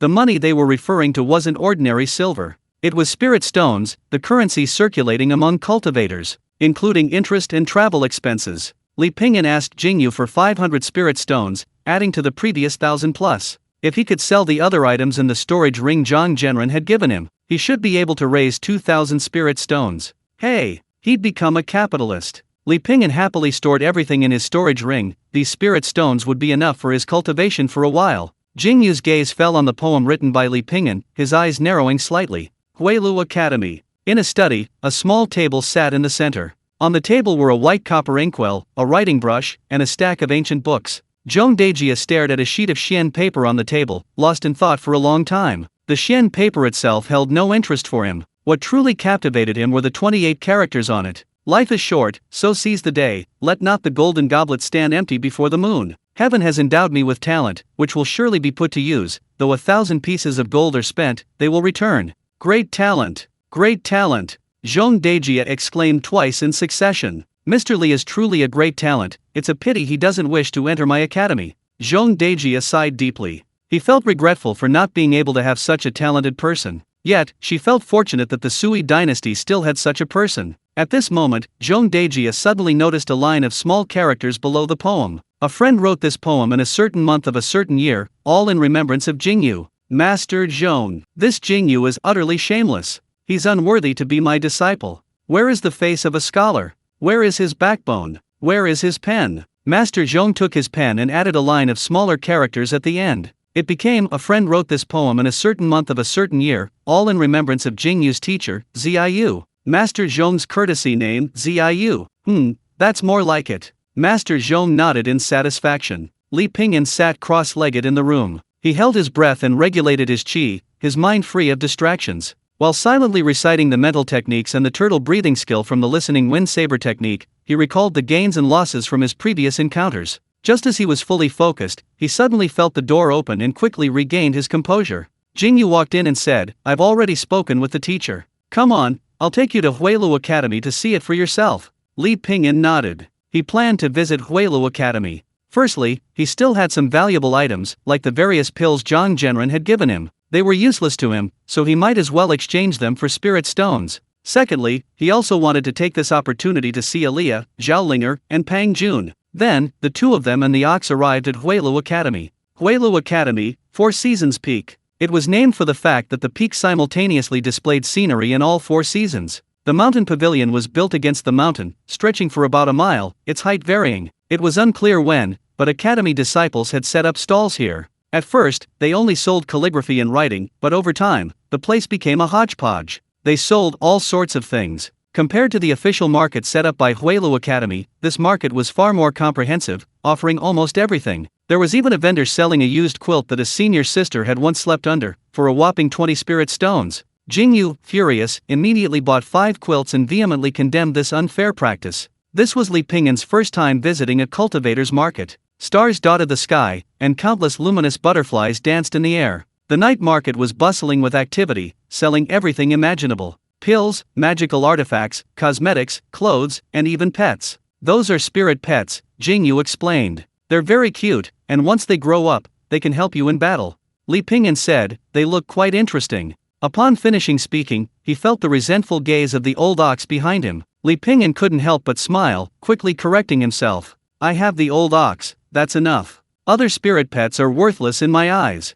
The old ox proudly raised its head. After walking for a while, they finally found a suitable open space to set up their stall. Jingyu said, just put your things here to sell. Li Pingyan placed some pills that were useless to him on the stall. Also, he laid out all the equipment he had obtained from killing Huiyan Zhou. Jingyu said, remember, if anyone asks you how good these pills are, just brag about them. Li Pingyan hesitated, but I don't know how to lie. Jingyu smiled smugly, looks like I'll have to teach you some boasting skills.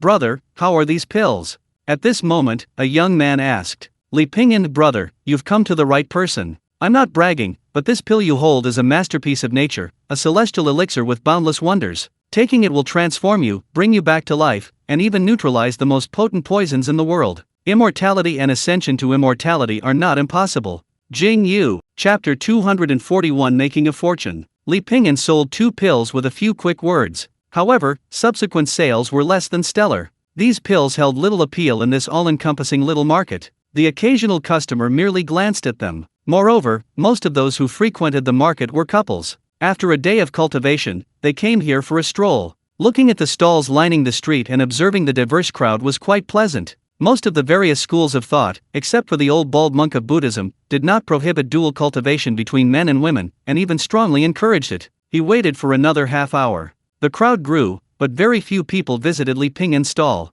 Yingyue said, "This won't do. Think of something. How about having your old ox perform a big bird breaking a big rock act? Old ox, moo." Li Pingyan pondered for a moment, then added another line to the sign. Buy pills and get a free love poem. There were already many couples around, and the words free love poem quickly piqued their interest. What kind of love poem? Someone asked. Li Pingyan said, "You'll know once you buy it. Can we take a look first?" Li Pingyan shook his head. The couple shook their heads and left. However, this blind box-like format still attracted a lot of attention. Soon, the first person to dare to try it stepped forward. "How much is this Qi-controlling pill?" 30 spirit stones. "Damn, you're robbing me." Normally, a Qi-controlling pill costs 15 spirit stones. Although this Qi-controlling pill wasn't bad, it shouldn't be worth twice the price. Li Pingyan smiled without saying a word. The person glanced back at his soon-to-be-one beautiful girlfriend and gritted his teeth. "It's just the cost of 2 meals," he said. "I'll take it. But make it clear, if the poem isn't good, don't blame me for getting angry." The surrounding people were curious, wanting to see what was going on. Li Pingyan handed over a prepared slip of paper. Everyone crowded around, and the slip of paper was slowly unfolded. The person softly read, "When love lasts, why should it be confined to every day and night?" Each word was spoken clearly, though not loudly. Whispers and repetitions arose from the surroundings. "If love between two people lasts forever, tisk tisk." Well written. At this moment, the blind stall owner spoke up again. "Ahem, only the first 10 people can get the love poem, first come, first served. I want 5 Qi gathering pills." "No, 10. I should at least get 2 poems." "Hey, don't fight over it, I want it. I want it. I'll take them all," someone shouted ostentatiously. In no time at all, everything on the stall was sold out. Although Li Pingyan's prices were high, there weren't many items. For these disciples, it was just a small amount of pocket money. Why not get a love poem in return? The queue had already grown quite long, so Li Pingyan had to say, "I'm sorry everyone, I'm sold out for today." "What?" A chorus of complaints immediately came from behind. "That's all? When are you coming back? Are there any more tomorrow?" Li Pingyan chuckled, then quickly slipped away with Yingyue and Lao Niu, taking his small fortune with him. All right. Finding a secluded spot, he carefully counted his spirit stones, including those in his storage ring. He now had over 2,000 spirit stones. He was rich, truly rich. There are golden houses in books, as the saying goes, knowledge really can bring wealth. Li Pingyan even had an urge to hug and kiss Lao Niu. He then stored all the spirit stones in his storage ring. With these spirit stones, Li Pingyan was confident he could expand his Niwen palace to 50% or even higher. Yingyue rubbed his hands excitedly. "Brother, what about my share?" Li Pingyan said, "Of course you'll get yours, we're brothers." As he spoke, Li Pingyan generously pulled 5 coins from his sleeve. "Here, buy 2 meat buns. Don't say I don't take care of you." "Yingyue, are you a dog? Meat buns cost 3 coins each." Li Pingyan frowned. "You should have said so earlier." Then, he gave Yingyue 2 more coins. "Use the last coin to buy a bowl of porridge, don't choke," Li Pingyan said considerately. Aliyah and the others still had a cultivation mission today, so they could only meet tomorrow. It was getting late, and Li Pingyan prepared to go back to his cultivation. Yingyue said, "What? The beautiful day has just begun." Then, he and Li Pingyan walked arm in arm under the moonlight. They passed through an elegant courtyard and arrived at a lively yet quiet little building, brightly lit, filled with the sounds of clinking glasses and laughter. The melodious sounds of string and wind instruments drifted on the breeze. "Why is it this kind of place again?" Yingyue said matter-of-factly, "Didn't you want a drink? The wine here is the best." Li Pingyan sighed, then thought for a moment. Anyway, it was Jingyue's treat. Upon entering the building, a strong scent of rouge filled the air. "Oh, gentlemen, this way please." Yingyue said generously, "Bring the wine, your most expensive wine, and the most beautiful girls." The madam agreed with a smile. Li Pingyan asked suspiciously, "You even haggle over the price of a clove of garlic, and you always shamelessly freeload at meals. How come you're so generous in a place like this?" Yingyue replied, "Eating cornbread and visiting brothels, I should save where I can and spend where I can." Chapter 242. Who would be foolish enough to use their real name when traveling? The wine was indeed excellent, hard to refuse. The food here was also quite good, especially the fried noodles. Li Pingyan transformed into a eating machine, devouring the food. Only when he was full could he have the energy to cultivate. He ate almost all the dishes on the table, leaving each one spotless. Li Pingyan held a steamed bun, dipping it in the last bit of soup. He ate with relish. "Oh my, young master, how can you eat so much?" A flamboyant woman approached. Li Pingyan smiled but didn't reply. The woman reached out her delicate hand and gently grasped the steamed bun in Li Pingyan's hand. She smiled slightly, her eyes misty and alluring. Her small lips curled slightly, her red lips parted slightly. Li Pingyan said in a deep voice, "Could you please not take my steamed bun? Ugh, can't you use a more affectionate term of address? Could you please not take my precious steamed bun?"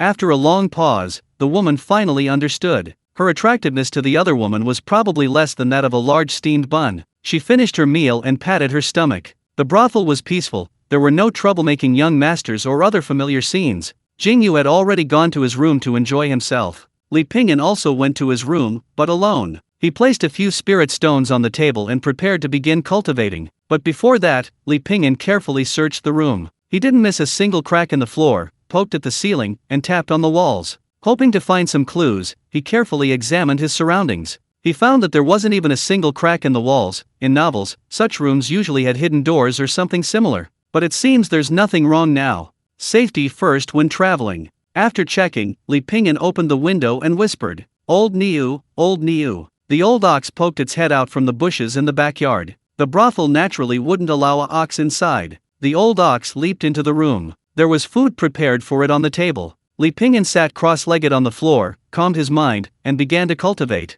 In his consciousness, Li Pingyan felt that his body suddenly wasn't a body at all. It was a consciousness without substance. Like a floating duckweed, unable to take root anywhere. It could only drift in one place. After one night, Li Pingyan was full of energy. Before he could even leave, a group of constables stormed in menacingly. "Come out! All of you, come out! Put your pants on! Oh ho, playing around like this, what's that rope for?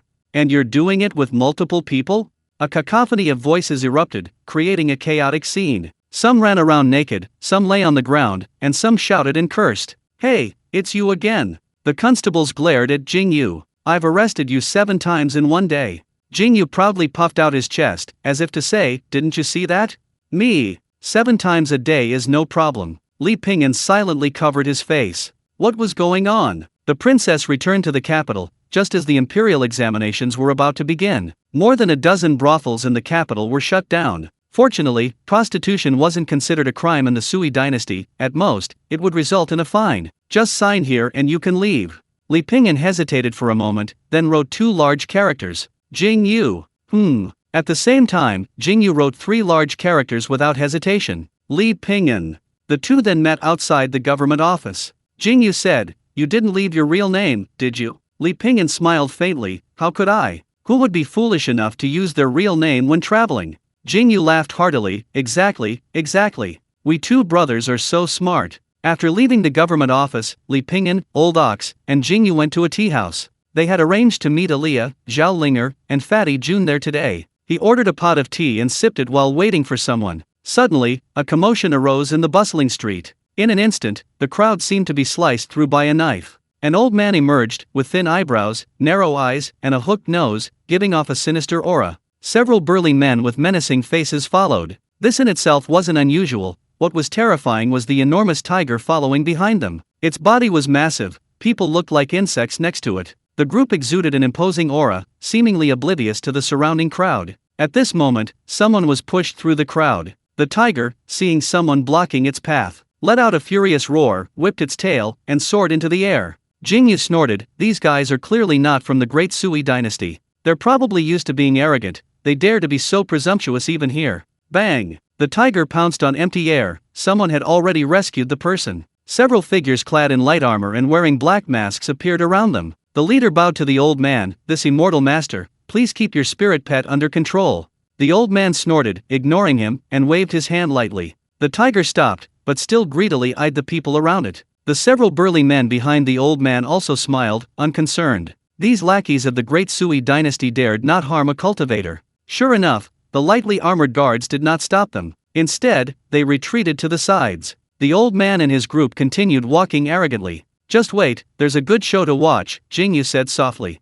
Chapter 243. He can also play the erhu. After walking for a while, the group suddenly noticed that the surrounding people had vanished. Strangely, the stalls were still there. The next instant, whoosh, whoosh, whoosh, a swarm of dark crossbow bolts swarmed towards them. In an instant, everyone became a target. They were pierced by arrow after arrow. These crossbow bolts were incredibly fast. The Qi cultivators had no time to prepare. Even though they hastily managed to block a few, the crossbow bolts rained down from all directions. These Xian crossbows were thick and heavy, specifically designed to deal with cultivators. Once fired, they shattered even protective true Qi. Even Qi shields couldn't withstand them, let alone these Qi cultivators. The huge tiger became a sitting duck, riddled with arrows. The elder at the head, with the highest cultivation level, roared as he fought off the bolts while fleeing. Just as he was about to rush out, two figures flashed past from the left and right. These were military warriors, their cultivation no higher than the old man's. However, their coordination was excellent, and within a few rounds, the old man, who had been so aggressive just moments before, was a corpse.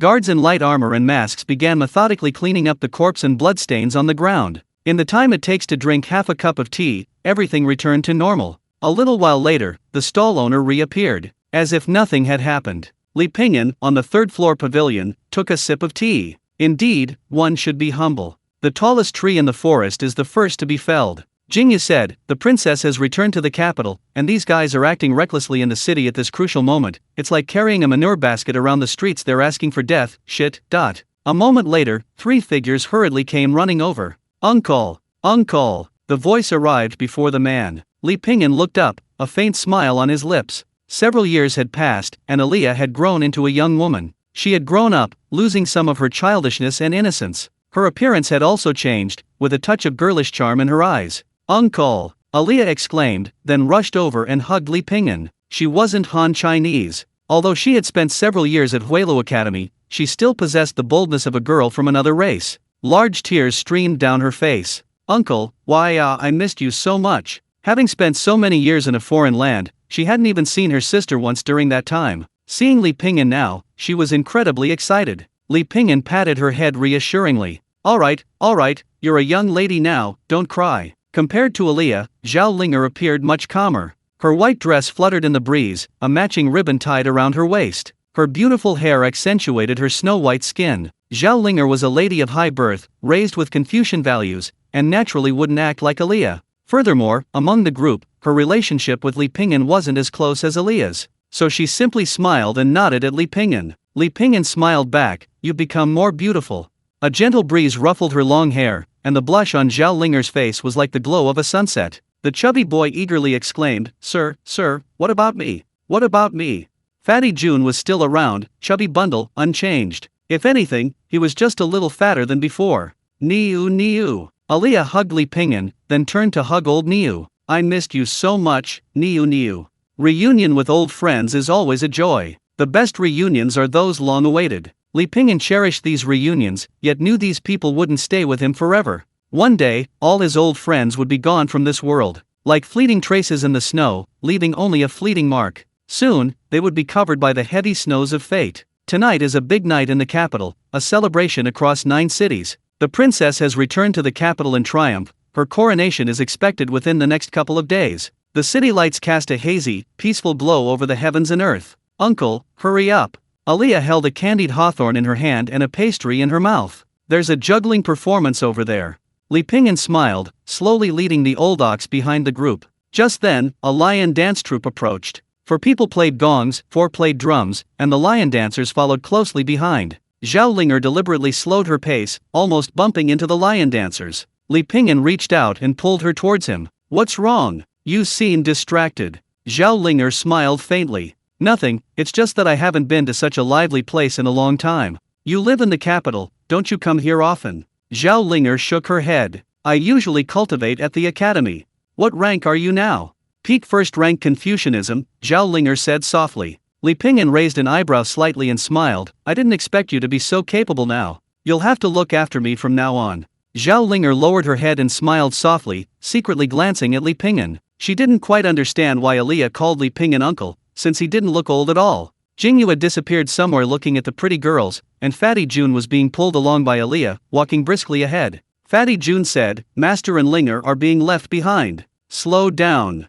Aaliyah said, "Hurry up, don't disturb their private conversation." "What private conversation? Hey, there are meat buns over there." Fatty June's attention was quickly drawn to the meat buns. Aaliyah turned back and glanced at the reserved Zhao Linger. Zhao Linger was beautiful, and with her high cultivation talent, she was very popular. At such a young age, she had already attracted the admiration of many disciples her age. Among them were some exceptionally talented individuals, but Zhao Linger maintained a lukewarm attitude towards them all. She skillfully maintained relationships with them, yet avoided excessive interaction. Zhao Linger had once secretly told Aaliyah who she liked. In her heart, Li Ping'an, the gentle and refined man who taught them to write and read in the 4 towns of Anbei, was her ideal man. As for when she fell in love, perhaps it was when Li Ping'an wielded his brush. Perhaps it was when Li Ping'an gently tutored them. Perhaps it was when Li Ping'an cooked them a meal. Or perhaps it was when Li Ping'an intently played the erhu. After arriving in the capital, Zhao Linger saw a wider world and met many more people. However, these people all seemed to be somewhat inferior to Li Ping'an. Their calligraphy wasn't as good as Li Ping'an's,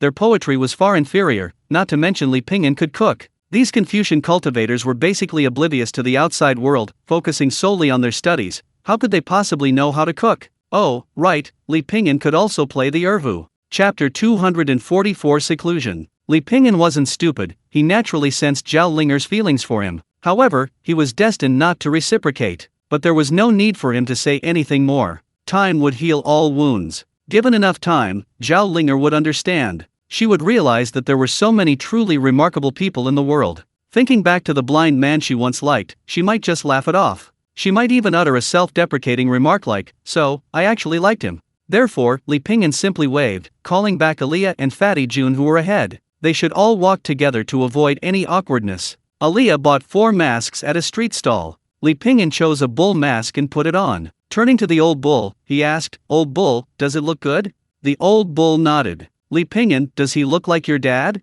"Old Niu, moo." Li Ping'an, rubbing his backside, chuckled and ran off. Soon, he separated from the others. Li Ping'an stopped in an empty open space and stretched.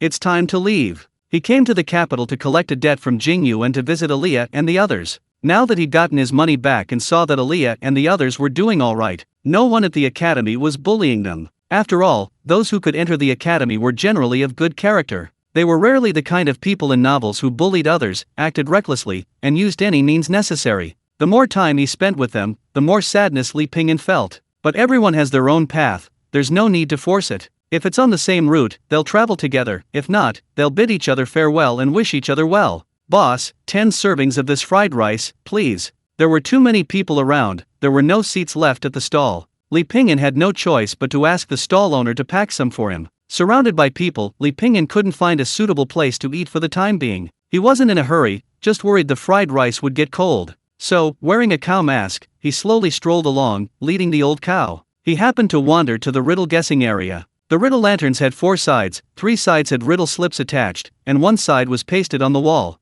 These lanterns were also called wall-flipping lanterns.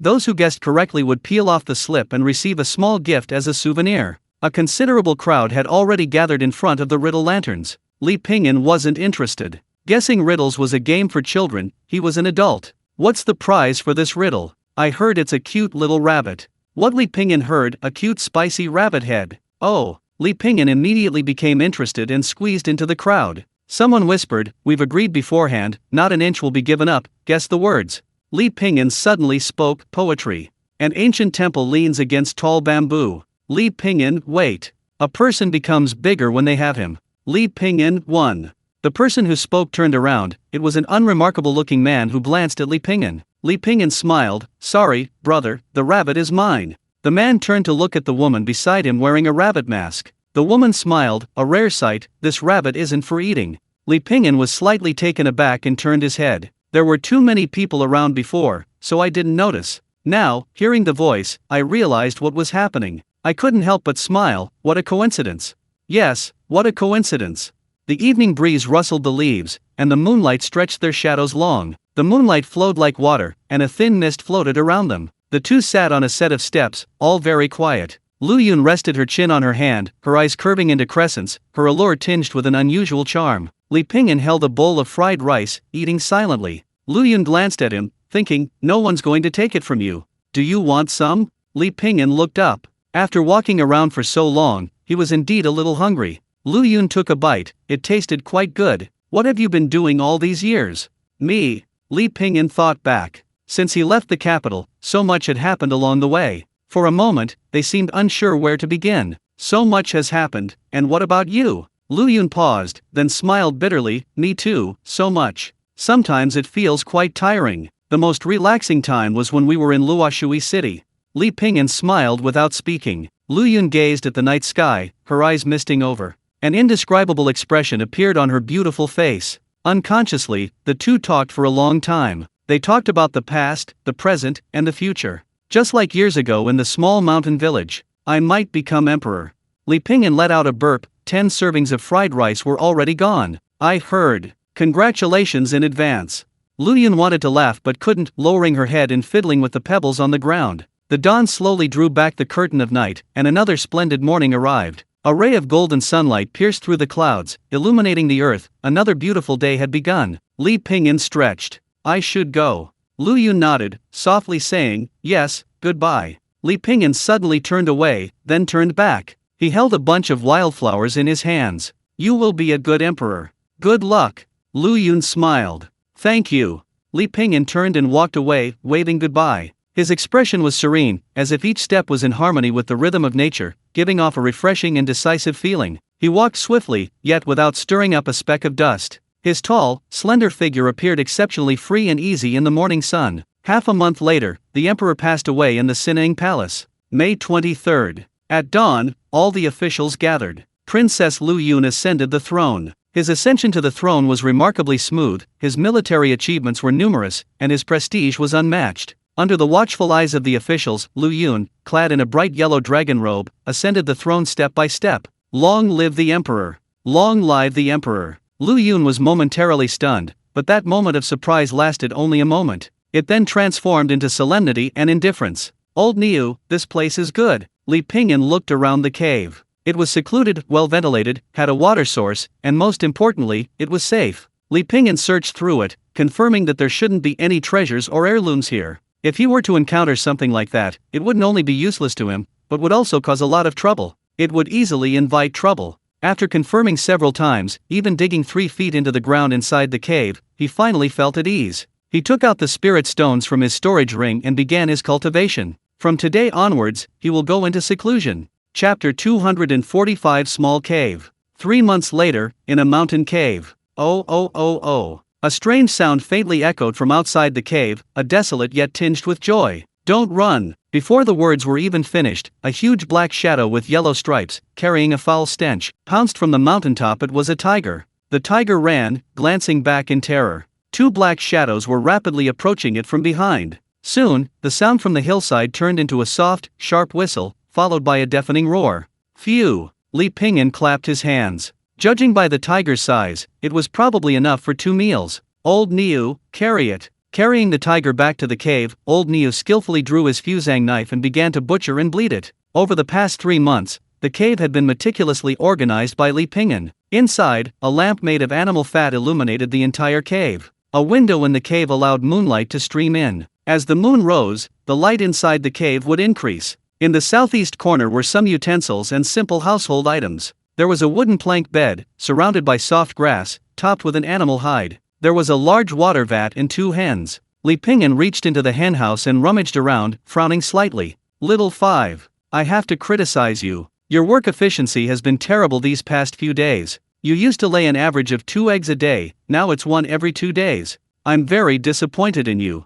The hen's name. So, Li Pingyan took the sign symbolizing the egg-laying champion from in front of Little 5 and placed it in front of Little 6's henhouse. Xiao Lu has been behaving well these past few days. Li Pingyan nodded in satisfaction. While Old Niu was cooking, Li Pingyan sat on the wooden bed and began cultivating. In just 3 months, he had already used 2/3 of his spirit stones. His Niuan cultivation was already capable of breaking through, but Li Pingyan had been suppressing it. No rush. According to Li Pingyan's estimation, there was only a 90% chance of success and a 9% chance of failure. The remaining 1% was very likely to result in complete failure. Li Pingyan was always cautious in his cultivation, fearing even the slightest mishap. He was a person of divine punishment. Being cautious was never a bad thing. Haste makes waste. He was moving forward anyway. Whether he went faster or slower made no difference to Li Pingyan. The great advisor had once said, wine should be drunk sip by sip, and road should be walked step by step. Taking too big a step can easily lead to trouble. Li Pingyan grabbed 5 more spirit stones.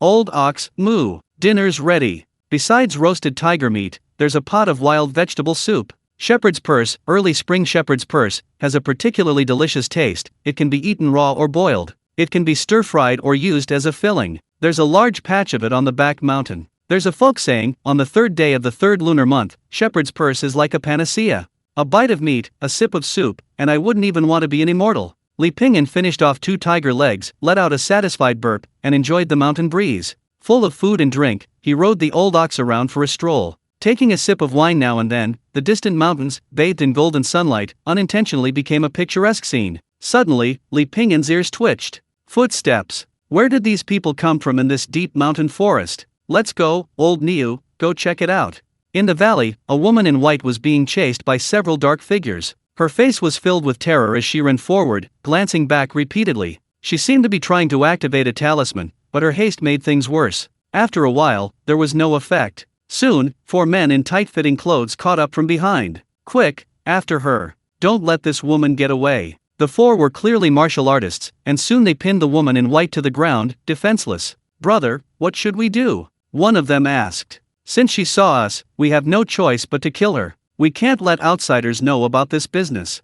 Killing her, it's a bit of a waste. The men exchanged glances, then began to undress the woman. Her delicate body was gradually exposed to them. The woman screamed helplessly. One of the men, while pulling down his pants, said, "Scream all you want. Screaming your lungs out won't save you." Li Pingyan, standing in the tree, frowned slightly. Deep forest, woman, being chased. This scenario seems familiar. He shook his head and muttered a phrase. The flying sword, fine rain, from the gourd responded and flew away. It flicked in the air and silently transformed into a 3-foot-long white light. Whoosh! Who's there? A voice came from a far, broken throat. A moment later, the white light returned to the gourd. The woman in white was startled, then quickly stood up. 4 martial artists lay dead in pools of blood. The woman looked around but saw no one else. She could only cup her hands in greeting and say loudly, "I am Zhang Yuebai, a disciple of the Cloud Sword sect. Thank you for saving me, senior." Only the wind responded. After a while, Zhang Yuebai tentatively asked, "Senior, are you still there?" Still no response. Have they already left?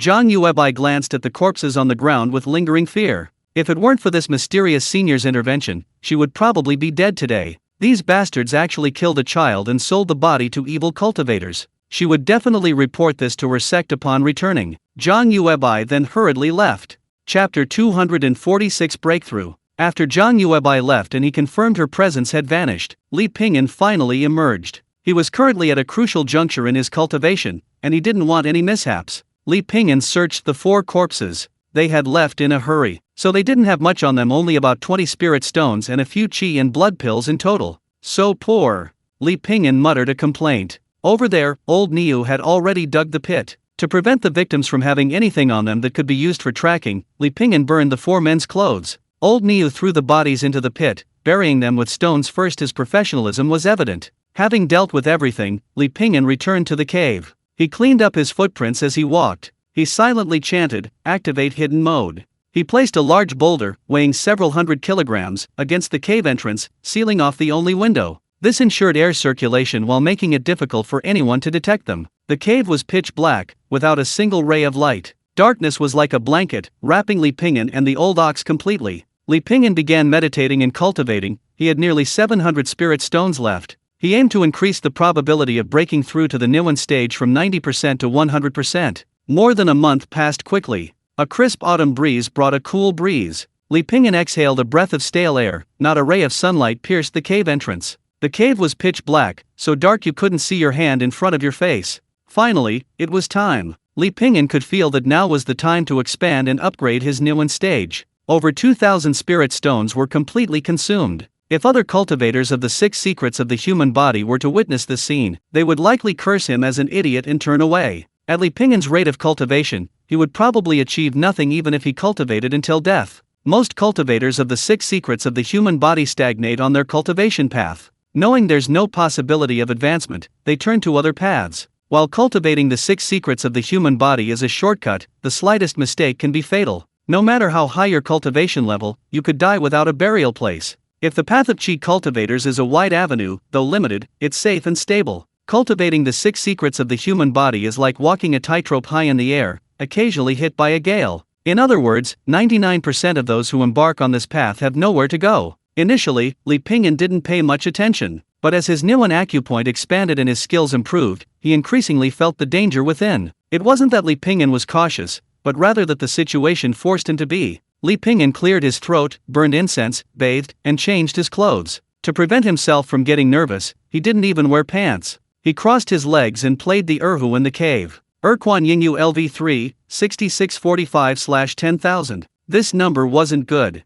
Li Pingyan played from morning till night, and then from night till morning. Finally, ding dong. Erquan Yingyue LV3, 6666/10000. Li Pingyan nodded in satisfaction, then put on the new clothes he had bought earlier. He was preparing to meditate and break through. A cool breeze suddenly swept across the overcast sky. It quickly followed, and rain began to fall. Hiss. Li Pingyan's expression changed. Was the heavens hinting at something? This ominous sign. The next day, there was no wind, and the weather was clear. Li Pingyan carefully observed the surroundings and then plucked a few hairs from the old ox. He counted them one by one. Today is suitable for a breakthrough, today is not suitable for a breakthrough, today is suitable for a breakthrough. Until he reached the last hair, suitable for a breakthrough. Li Pingyan then grabbed a handful of hairs and began chanting again. Today is suitable for a breakthrough, today is not suitable for a breakthrough. This was repeated 4 times, each time suitable for a breakthrough. On the 5th time, the last hair indicated unsuitability for a breakthrough. Looks like today is not suitable for a breakthrough. Li Pingyan turned and continued his cultivation. The old ox looked down at the pile of hairs on the ground, its expression aggrieved. 2 more days passed. Today is suitable for a breakthrough, today is not suitable for a breakthrough. This was repeated 5 times, with the same result each time. Today is suitable for a breakthrough. Moreover, the weather is clear today, so there's no danger of a lightning tribulation. Li Pingyan circled the deep forest again, making sure there were no powerful figures fighting here today, and nothing else happening. He returned to the cave. Old ox, I can't be disturbed during my breakthrough, so I'm leaving everything to you. I'll treat you to beef jerky after I succeed. Old ox nodded solemnly, mooing. Brother, leave it all to me. For beef jerky, tui. Beef jerky and such are secondary, the most important thing is the brotherhood between us. Li Pingyan sat cross-legged, several qi and blood pills placed beside him. He could use them if he ran out of strength during the breakthrough. Old ox's eyes widened, warily watching the cave entrance. Just as it was feeling uneasy, it suddenly felt a tap on its shoulder. The old ox broke out in a cold sweat and turned to kick. You audacious little thief, how dare you disturb my brother's breakthrough? Old ox, it's me. Li Pingyan caught the old ox's kick. The old ox looked at Li Pingyan in surprise. Wasn't it supposed to be a breakthrough? Li Pingyan said, yes, the breakthrough was successful. Old ox, this damn thing takes even less time than I can take a piss. What kind of protector do I need? Li Pingyan scratched his head. He hadn't expected it to be so easy. Mainly, he had prepared too thoroughly, eliminating all possibilities of unforeseen events. It was like attacking a city with only 1,000 defenders. Originally, 3 times the number of troops would have been more than enough to take the city. Even more audacious ones attacked with twice, or even less, their forces. Li Pingyan had prepared a full 10,000 elite soldiers, so everything went smoothly. Human body 6 secrets Niwen, 30% 35%. His internal energy was abundant, seemingly permeating his 5 internal organs. After entering his body, his 5 internal organs became cleansed, as if all the toxins accumulated in his body had been removed. His breathing carried a tranquil, profound, and lingering quality. It was like a clear starry sky, without the slightest pollution.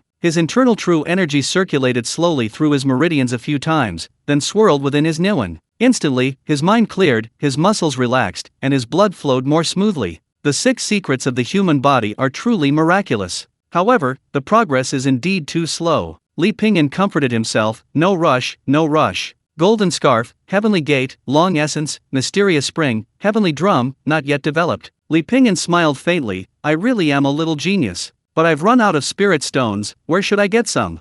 Chapter 247 Exchange. Li Pingyan moved the large rock aside and breathed in the fresh air. Thinking to himself, he walked down the mountain. He hadn't gone down the mountain for a long time. Riding the old ox, he leisurely made his way down. The road at the foot of the mountain was like a ribbon. It was a small town, with 2 or 3 people scattered along the cobblestone streets. Some carried baskets, some pushed wheelbarrows. The pedestrians wore straw sandals, short shirts, and large bamboo hats. Li Pingyan looked around for a while, then suddenly smelled an irresistible aroma and finally stopped at a restaurant. Suddenly, the fragment of the great Dao rune in his arms throbbed. A message had appeared in the group chat. "Happy big boy, have you heard? Longyue Mountain is going to hold its opening ceremony. Attacking Eagle, Longyue Mountain? Wasn't it already in decline? Happy big boy, after all, the foundation is still there. I heard the old celestial master recruited a very talented disciple this time. Attacking Eagle, no matter how talented, it's useless. To regain its former glory, it will take at least another 100 years.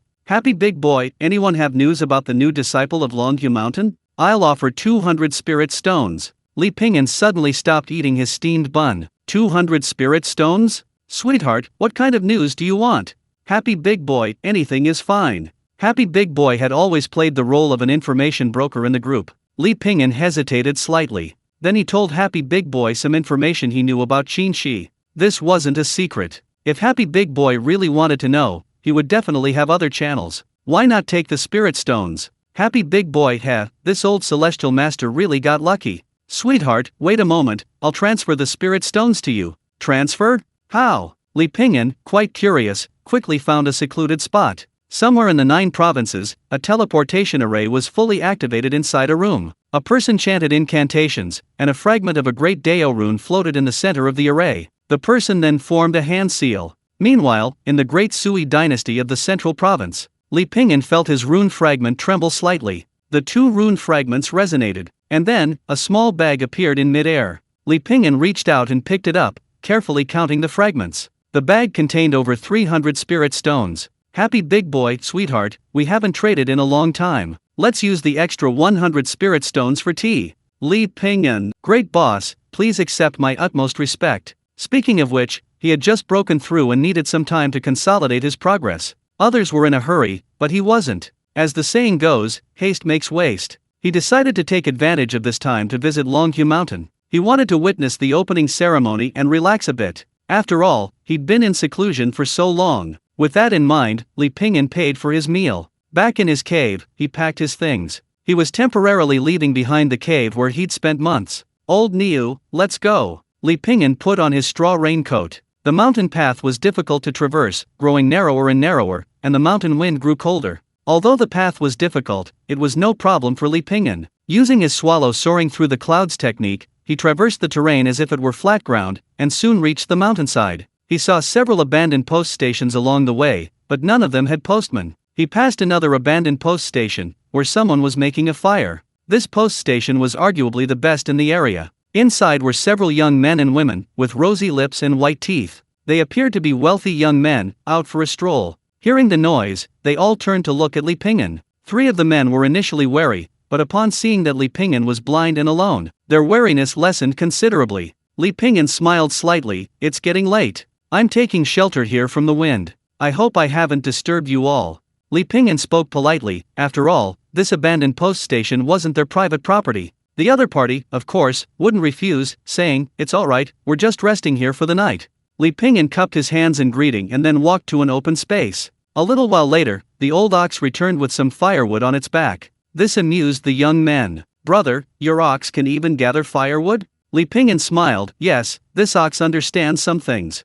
"Brother, we have some food here, would you like to join us?" One of the men kindly offered. Li Pingyan thanked him, saying he had brought his own food and there was no need to trouble himself. Darkness fell quickly, and the firewood was soon burning brightly. The group of young men chatted and laughed, appearing very lively. One of them, a pretty girl named Chu Yun, stared curiously at Li Pingyan. For a moment, they were unsure of his age. The other man looked somewhat weathered, definitely much older than them. "Uncle, where are you headed?" Li Pingyan paused, then realized the man was talking to him. "Me? I'm just out for a stroll, going wherever the road takes me. What about your eyes?" Everyone looked over, they were quite curious themselves. A blind man not staying home, but instead going out hiking, wasn't he afraid of getting into trouble? Li Pingyan smiled. "It's alright, I have a cane and an ox." "Uncle, since your eyes are like this, why do you still want to go out for a stroll?" "Li Pingyan, the world is so big, of course I want to go out and see it." "Uncle, you're so optimistic, let's toast to you." Each person took out a jug of wine. Just then, a gust of wind blew by, making a mournful sound. Chapter 248 Pretending to be a god. A mountain wind howled, its sound echoing faintly through the valley. A few young people closed the inn's door and began eating and chatting, their chatter incessant. Young people are so talkative, full of youthful energy. Suddenly, they caught a whiff of a delicious aroma. It smells so good. They all turned to look and saw Li Pingyan cooking noodles nearby. It was garnished with chopped scallions and some beef. These past few days, Li Pingyan had grown tired of eating rich, meaty dishes and decided to have something vegetarian. The billowing steam filled the air. Everyone seemed to smell the savory aroma of the broth and the fragrance of the noodles. The savory aroma of beef and the fresh fragrance of leafy greens. "Uncle, why are you carrying an iron pot around?" the pretty girl named Chu Yun asked curiously. "When you're out and about, you can't make yourself suffer." Li Pingyan felt their gazes and tentatively asked, "Want to eat something together?" They had just generously invited him. Now, Li Pingyan naturally had to ask in return. Sure. These young people weren't polite at all. "Li Pingyan, I was just being polite." Li Pingyan had no choice but to take out some more noodles and cook a lot more. "Uncle, you don't need to cook so much, we can't eat that much," Chu Yun quickly said when she saw Li Pingyan cook such a big pot. Li Pingyan said, "You misunderstood, this is all for me." The group chewed on garlic while slurping down the noodle soup, looking quite pleased with themselves. Rain began to fall outside, with faint rumbles of thunder. "Uncle, why don't you come with us?" Chu Yun said. "The mountain path is slippery in the rain." "Exactly." The others echoed her sentiment. Li Pingyan wanted to refuse, but the group was simply too enthusiastic. "It would be troublesome if you fell, uncle, please don't be so polite." Li Pingyan had no choice but to accept their offer, he needed to get down the mountain anyway. The group then pulled Li Pingyan into playing games. Amidst the laughter and chatter, Li Pingyan sighed inwardly. Youth is truly wonderful. At that moment, Li Pingyan's consciousness stirred slightly, and the swordsman's pen at his waist trembled.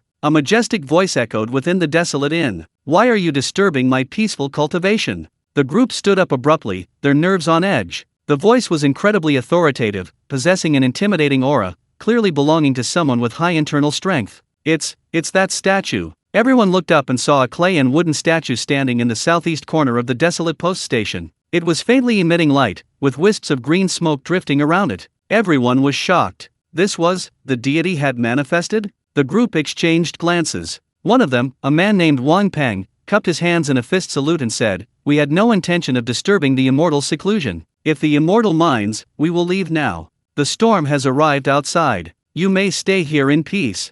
"Thank you, immortal." The group quickly thanked him. The green smoke gathered in mid-air, revealing a figure. A proud and majestic smile played on his lips, truly like a deity. An invisible pressure emanated from him, instilling a sense of awe in everyone. A sense of urge to kneel and worship washed over everyone. "Greetings, immortal." The immortal's gaze swept across the group, then settled on Chu Yun, the most beautiful among them. Bright white teeth, slender figure, perfectly proportioned, full in the right places. Exceptional talent, the immortal nodded thoughtfully. "Would you be willing to follow me on the path to immortality?"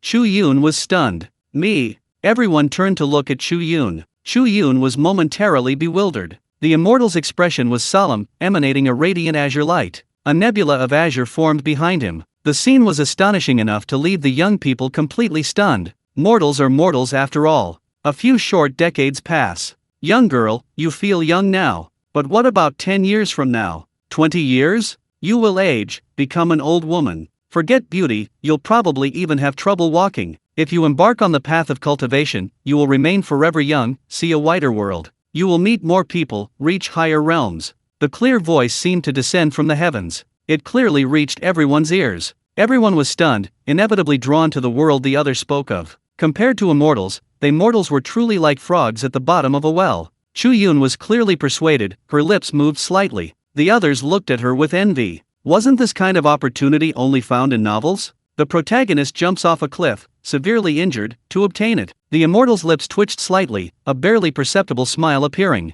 "I'll ask you one more time, are you willing?" I. Chu Yun pursed her lips, about to blurt out "I do." Puffed. At this moment, Li Pingyan calmly ate his noodles in the corner. The eating sound suddenly became louder, but he didn't stand up. The immortal's gaze followed, his expression quite displeased. "Hey, uncle, stop eating, an immortal has descended." Someone gently nudged Li Pingyan, whispering. Li Pingyan smiled faintly. You're certainly putting on a convincing act." "Uncle, what did you say?" "Don't talk nonsense." The person was getting impatient. This wasn't the time to speak carelessly. Li Pingyan looked up from his noodles. The large pot was almost empty. He stood up, rubbing his stomach. Only then did he speak. I have no grudge against you, and originally did not wish to interfere in this matter. However, these young people are kind-hearted. After all, we've shared a meal together. I hope you will show mercy. He had already spoken very politely. This man was playing tricks. He even specifically mentioned Chu Yun, the most beautiful of them all. His intentions were obvious. However, if it wasn't necessary, Li Pingyan still hoped to avoid fighting him. Hearing Li Pingyan's words, the group was momentarily bewildered. How dare you? The voice revealed anger, causing everyone's hearts to tremble. Their expressions changed drastically, and they couldn't help but kneel on the ground. A terrifying pressure poured down like a torrential rain. It was definitely an immortal. Ha, get up! Li Pingyan lightly stomped his foot, his figure blocking the way for the group. Chapter 249 Weasel. Get up! Li Pingyan lightly stomped his foot. The pressure on everyone immediately vanished, and they all breathed a sigh of relief. The figure floating in midair slowly spoke. It seems you are also a cultivator. As a cultivator, you should know the order of rank. How dare you be so presumptuous? Playing tricks. Li Pingyan's aura exploded, a massive aura suddenly erupting. A wave of heat rushed towards them, making the immortal's figure sway precariously. Finally, it vanished without a trace. Seeking death. The statue transformed into a cloud of blood mist, raising its hands. A gust of wind howled out, like a spring thunderclap, forming a powerful aura that swept towards everyone. Li Pingyan gripped the hilt of his sword, the blade flashing like a gentle breeze. With a boom, those nearby felt a scorching heat. Whoosh! The blade traced an arc, like a fleeting cloud from the heavens, casual yet carrying a chilling killing intent. The charlatan didn't even have time to scream before being cleaved in two, lifeless. It was a weasel. A weasel? Can you eat it?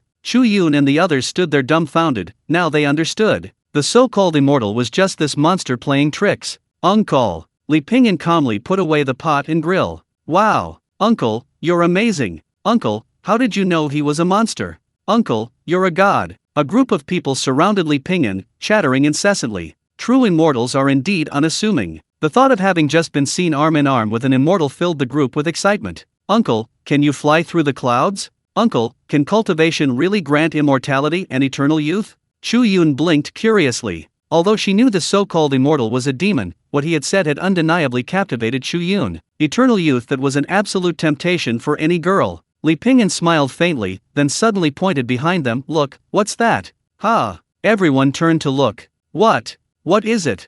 They stared wide-eyed, looking back curiously, but there was nothing strange behind them. Chu Yun was the first to react, turning around. Hey, where's the immortal uncle? Li Pingyan, who had been standing there, had vanished without a trace. Cleanly gone, as if he had never been there at all. A breeze blew in from outside the temple, carrying a slight chill. A soft mist rose from the riverbank at dawn, painting the mountains with a gentle, milky white hue. Old Niu, make the fire bigger. Smoke curled upwards, and the meat slowly began to roast. A moment later, a strange aroma wafted from the meat. The weasel meat was not only dry and tough, but also had a putrid odor, and the stench lingered after eating it. However, the weasel was, after all, a spirit, absorbing the spiritual energy of heaven and earth. Therefore, its flavor was incomparable to that of ordinary weasels. Not bad. Li Pingyan took a bite and nodded in approval. Most importantly, after eating it, he quickly felt a surge of heat rising within him, a burning desire. However, Li Pingyan quickly suppressed it. Some martial artists preferred hunting demonic beasts, using their essence and blood to cleanse their marrow and meridians. While eating, old Niu flipped through the map to confirm they hadn't gone the wrong way. Then, the man and the ox headed towards Longhu Mountain, Bingzhou County, belonging to Hedong Prefecture. Longhu Mountain in Hedong was once a renowned name. Every celestial master there was a pivotal figure, whether in the Sui dynasty or even in the 9 provinces. A rare existence in the Sui dynasty, comparable to Huelu Academy. However, with the passage of time, Longhu Mountain's talent gradually dwindled, and it declined. Now, only a Taoist temple and its former legends remain. On the street, a Taoist priest, dressed in a long robe, sat upright on a wooden chair. His right hand held a whisk, his left a jade ruler. He gazed at a beautiful woman before him, a mysterious smile playing on his lips. Taoist priest, look at me. The beautiful woman wore a snow-white brocade robe, a jade-colored belt cinching her waist. She looked extremely elegant, her figure curvaceous and alluring. The old Taoist priest stared at the woman's ample bosom, speaking earnestly. Madam, I have always preferred to speak frankly. The beautiful woman said worriedly, please speak, Taoist priest, I can bear it. The old Taoist priest swallowed hard. May I try it out? Ha! Slap. The old Taoist priest touched his flushed cheek and sighed helplessly. Watching the other person's departing figure, he said with a wronged expression, "People's hearts are too complicated in this society. I've already said I prefer to speak my mind." Seeing that it was getting late, the Taoist priest was about to pack up and leave. But then he saw someone walking towards him, which wasn't unusual. However, the gourd of wine hanging on this person's body was his. The old Taoist priest raised an eyebrow. "Oh ho, it's you, kid." Li Pingyan smiled slightly and cupped his hands, saying, "Greetings, old celestial master." They had met at Yumen Pass, where this old Taoist priest had stolen a piece of his sesame seed cake. The two had become acquainted because of this. Li Pingyan had recommended Qinshi to him, and the old Taoist priest had given Li Pingyan his sword nurturing gourd. Chapter 250 by Yu Jing. "Come on, let's go have a drink." The old Taoist priest pulled Li Pingyan along. "I told you, the apprentice you introduced me to is really good, just a bit slow-wit, always sticking to his own ideas." As he spoke, he bought some wine, meat, and dishes. The old Taoist priest was unusually generous. This, and this, I want them all." Li Pingyan nodded with a smile. The stall owner chuckled. "Oh, you've bought quite a lot, 2 Qi of silver in total." 2 Qi of silver, is it?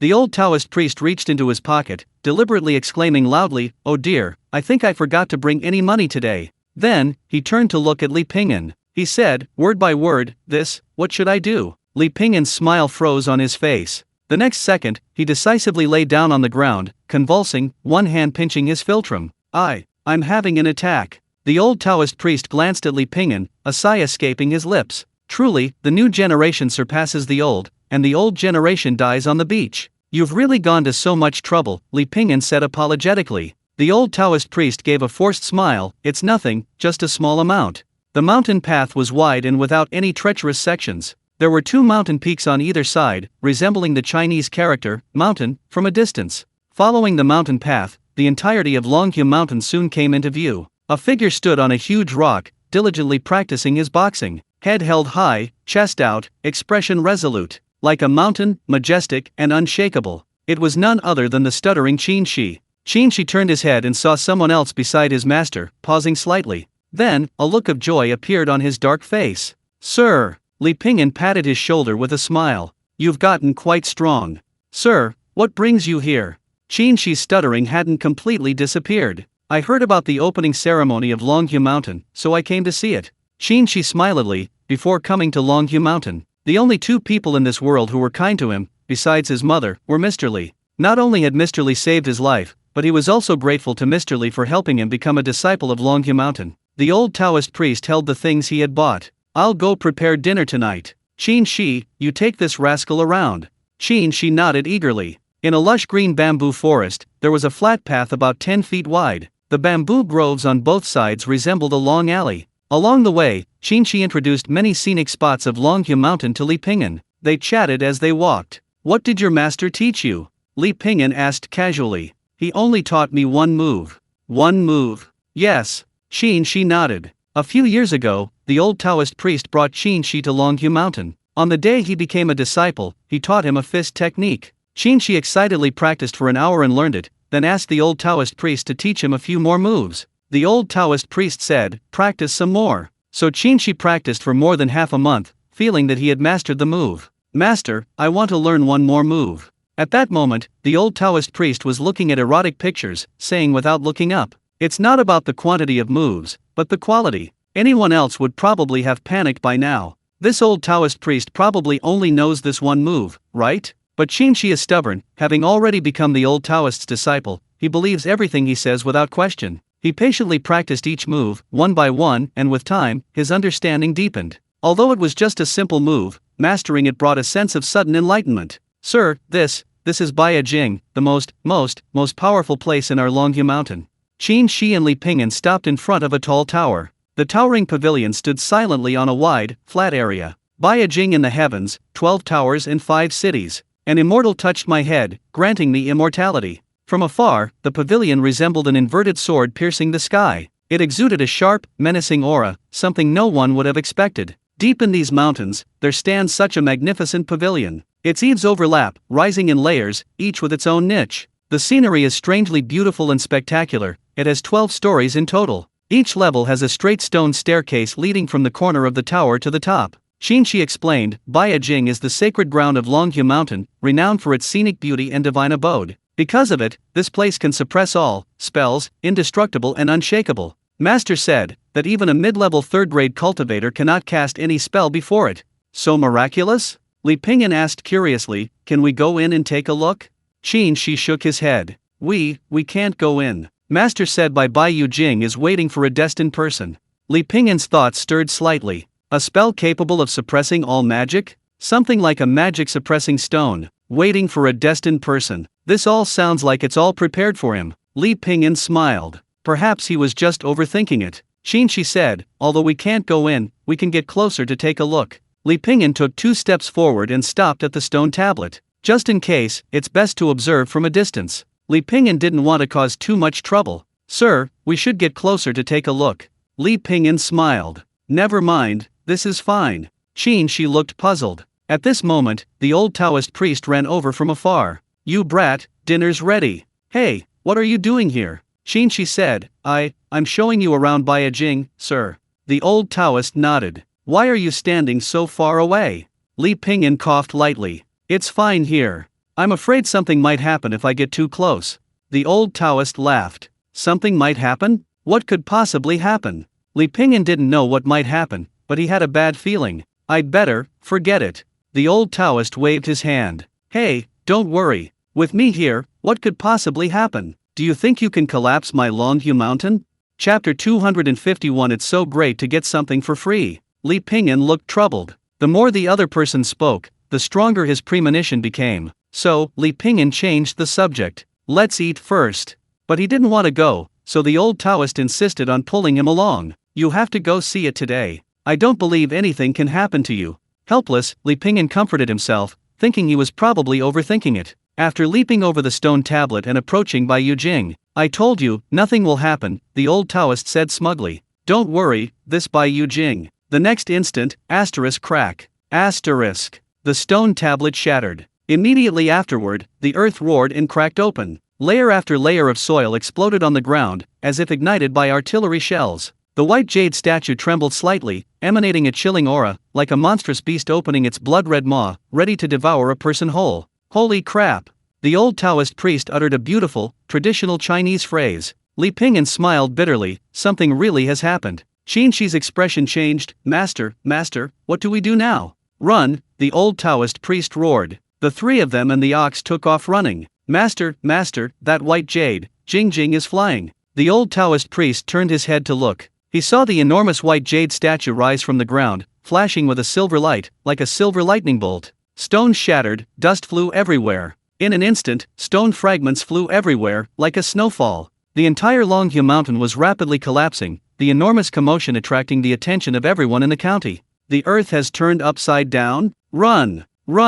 Chaos erupted instantly on the street. Holy crap, our home's gone. The old Taoist was stunned. Boom! The enormous white jade beast suddenly chased after the 3 fleeing figures, like a shooting star streaking across the sky. The 3 running figures were startled. If they had been hit by the white jade beast, they would have been crippled, if not killed. Why is it chasing us? Li Pingyan shouted. Who knows? The old Taoist turned and glanced again. It doesn't seem to be chasing us, it's chasing you. Saying this, he grabbed his apprentice and dodged to the side. The white jade beast let out a huge roar and shot directly at Li Pingyan. However, Li Pingyan wasn't smashed into a pulp. The enormous jade palace suddenly shrank in midair, then shot into Li Pingyan's mind. He felt a jolt throughout his body, and his vision went black. It felt as if something was pressing down on his head. Then, nothing more. Li Pingyan was stunned for a moment, sensing a tower in his mind. The Jade Palace. Old Taoist, oh, Li Pingyan, I told you I wouldn't go. 5 days later, Longhua Mountain. Sitting amidst ruins, if looks could kill, Li Pingyan would have been killed 100,000 times over by now by the old Taoist. The good news was that Li Pingyan could release the Jade Palace from his mind. Once released, the surrounding area would be immune to all spells cast by cultivators, including those at the mid-3rd rank. It's practically an essential tool for murder, robbery, and travel. The bad news is, once Li Pingyan and Baiyijing are separated by a certain distance, Baiyijing will automatically fly back into Li Pingyan's mind. Li Pingyan smiled apologetically. Well, it's come to this, I have nothing more to say, I'll drink it. He then downed the wine in his gourd in one gulp. Now, forget about the opening ceremony, where the 2 of them will live from now on is a problem. To express his apology, Li Pingyan left all the spirit stones he had with the old Taoist priest. He also said he would definitely find a way to resolve the matter before descending the mountain. After all, given what happened, he couldn't stay any longer. The old Taoist priest's gaze grew fiercer each day. A cold wind blew. The old Taoist priest huddled in a corner, looking aggrieved, wishing he could slap himself twice. Serves you right for being so cheeky. Serves you right for being so cheeky. She tirelessly moved stones and timber, seemingly preparing to rebuild Longhu Mountain. The old Taoist priest took a swig of his wine, muttering to himself, "Damn it! So many years. Not a single disciple could unlock the Jade Palace, yet an outsider took it. It's all fate." Li Pingyan's thoughts subsided slightly, and he could see the Jade Palace in his sea of consciousness. Just imagine, if he were to fight someone in the future. The other person pulls out a sword, and he directly summons a tower. That scene, just thinking about it, is hilarious. Back on Longhu Mountain, the old Taoist priest had told him this. The Jade Palace's function wasn't just about suppressing magic, or rather, suppressing magic was just a side function. The real treasure was the inheritance within the Jade Palace. But unfortunately, Li Pingyan couldn't cultivate it. No matter how great its inheritance was, it was useless to him. He actually valued the suppressing spells effect quite a bit. Since Li Pingyan couldn't use spells, if he encountered a Qi cultivator in the future, he could simply use it, and everyone would be back on equal footing. Not bad. Thinking about it, he actually felt a little embarrassed. His original intention was just to take a stroll. He didn't expect to get a free treasure and even demolish someone's mountain gate. But, getting something for free is really great. The man and the ox walked along the road, their expressions calm. Where should they go next to get spirit stones? Old ox, what do you think? Moo! Chapter 252. Let's see who dares to touch my brother today. 2 years later. Floating clouds and light thunder, the first signs of spring awakening. A dark night, a high wind, and a slight chill in the air. Spring rain, accompanied by a gentle breeze, quietly descends. The pattering sound adds a touch of spring melancholy. Several men escort a young nobleman through the rainy night. The nobleman carries a long sword at his waist and a folding fan in his hand, swaying with each step. He is handsome, with delicate features, a fair complexion, and a tall stature. His every movement is as graceful as a willow swaying in the breeze. The bearded man at the front suddenly raises his hand, stopping the group in their tracks. The men instinctively reach for their weapons, their expressions wary. Not far ahead, a man dressed in a long blue robe lies flat on a rock. His head rests on a pine branch, and he wears a straw hat. A straw hat hung low, almost obscuring his face. His chest was half open, a thick belt cinched his waist, and he carried a bamboo pole. "Who goes there?" the bearded man said coldly. "I've been waiting for you for a long time."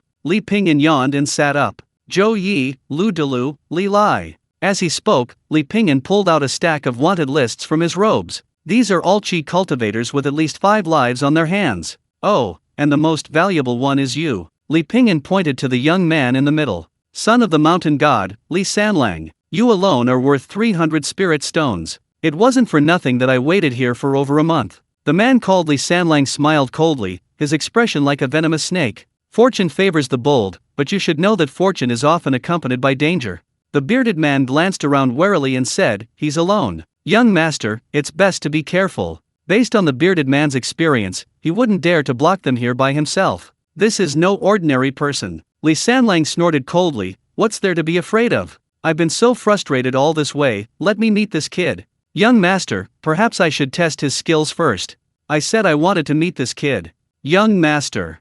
The bearded man was about to persuade him again. "Enough with the nonsense." Li Sanlang stepped forward, his sleeves billowing. Li Pingyan gave a slight bow. "Please enlighten me." Li Sanlang smiled, a glint of shrewdness flashing in his eyes, and returned the bow in kind. Just then, a beam of white light shot out from Li Pingyan's body. It transformed into a gigantic tower in midair, hurtling straight down on the group like a meteorite. "By Yu Jing." Li Sanlang was shocked. "Holy crap, what is this?" However, this technique was incredibly crude. After his initial surprise, Li Sanlang revealed a disdainful expression. He was about to use Earth Escape technique. Earth Escape. Earth Escape. Li Sanlang suddenly realized he couldn't use Earth Escape technique. To make matters worse, his feet were already sinking into the ground due to the technique, but his body wouldn't sink in. "Young master." The bearded man tried to help, but found he couldn't use any magic either. He was about to reach out and pull Li Sanlang out. Boom! Bai Yu Jing crashed down heavily, the ground trembling violently, as if a mountain had collapsed.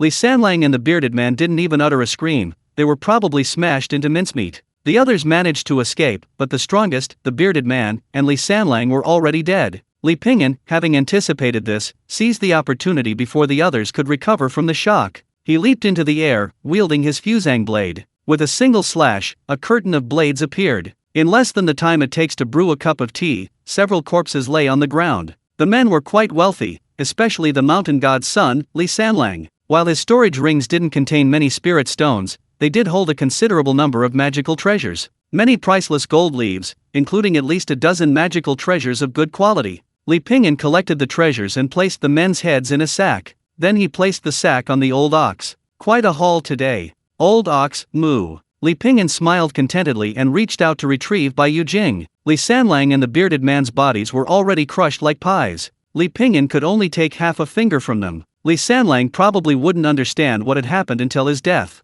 If his leg hadn't been stuck in the ground by his earth is a type of magic that allows one to escape, he would definitely have avoided Bai Yujing's suppression. After all, the thing's falling speed wasn't particularly fast. Or perhaps Li Sanlang knew beforehand that this pagoda could block magic. But on the battlefield, there are never ifs. Bai Yujing's main strategy was deception, a sneak attack. Bai Yujing returned to Li Pingyan's sea of consciousness. Instantly, Li Pingyan felt as if a portion of his body's power had been drained. Bai Yujing couldn't be released at any time. Each release required full charging within Li Pingyan's mind. They can only be released once every 10 days or so. Shushan, Sword Exchange Pavilion. The so-called number 1 sword sect in Central Plains, the entire famous mountain was shrouded in white clouds, a silvery expanse. Li Pingyan sat alone in a corner, a bamboo stick on the table. He held a bowl of wine and dishes, pouring himself a drink, silent and taciturn. After a while, a young man ran out cheerfully. Pingyan, thanks to you this time. That Li Sanlang committed many evils, killing many cultivators,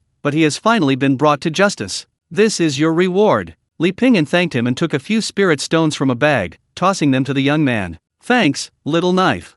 Little Knife chuckled, mutual help, mutual help. Li Pingyan patted the large bag of spirit stones and laughed, I can have a good meal today. Walking out of the sword exchange pavilion, old Niu was waiting for him outside. A man and an ox strolled leisurely into the distance. Li Pingyan had arrived at Mount Shu a year and a half ago, becoming a retainer. Many people like him existed on Mount Shu, not disciples but serving the section. They accepted missions at the sword exchange pavilion and earned rewards. Although Mount Shu had numerous disciples, there were certain matters that members couldn't reveal themselves on. Moreover, with so many tasks, Mount Shu disciples couldn't spend all their time on missions. Therefore, these retainers were needed to do the dirty and arduous work. Even if they died, Mount Shu wouldn't feel sorry for them. The corresponding rewards were extremely generous. Back in his thatched hut on Mount Shu, Li Pingyan closed the door. He opened the cellar and went inside. He then activated the surrounding traps to guard against any sneak attacks. Old Niu, protect me. Old Niu, engrossed in a novel, didn't even look up.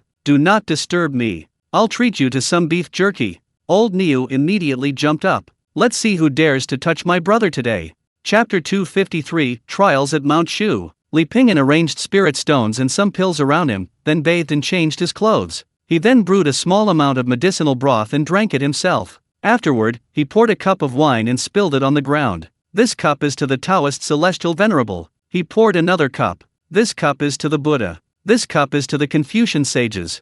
This cup is to the military strategist ancestor. This cup is to the Mahist school. In a short while, almost the entire vat of wine was spilled on the ground by Li Pingyan. Thinking for a moment, it seemed there was no one left to toast. This cup is to freedom, this cup is to death. Finally, he lowered his head and drank a large gulp of wine. Today, I will succeed or fail. Several hours later, the surrounding air was filled with sounds, some loud, some soft, resembling explosions. Then, an even louder explosion came from a shallower area, and the thatched hut was overturned. The old ox, who was guarding Li Pingyan at the door, howled and flew several feet away, clutching its rear end. From inside the cellar came Li Pingyan's deep, melodious laughter. The old ox rushed over, mooing. Li Pingyan, Li Ergu? Has this guy gone mad with power? It's done. It's finally done. Success achieved through hard work and sweat was incredibly exciting. Mud pill, 40%-50%. Turtle breathing technique, 95%-96%.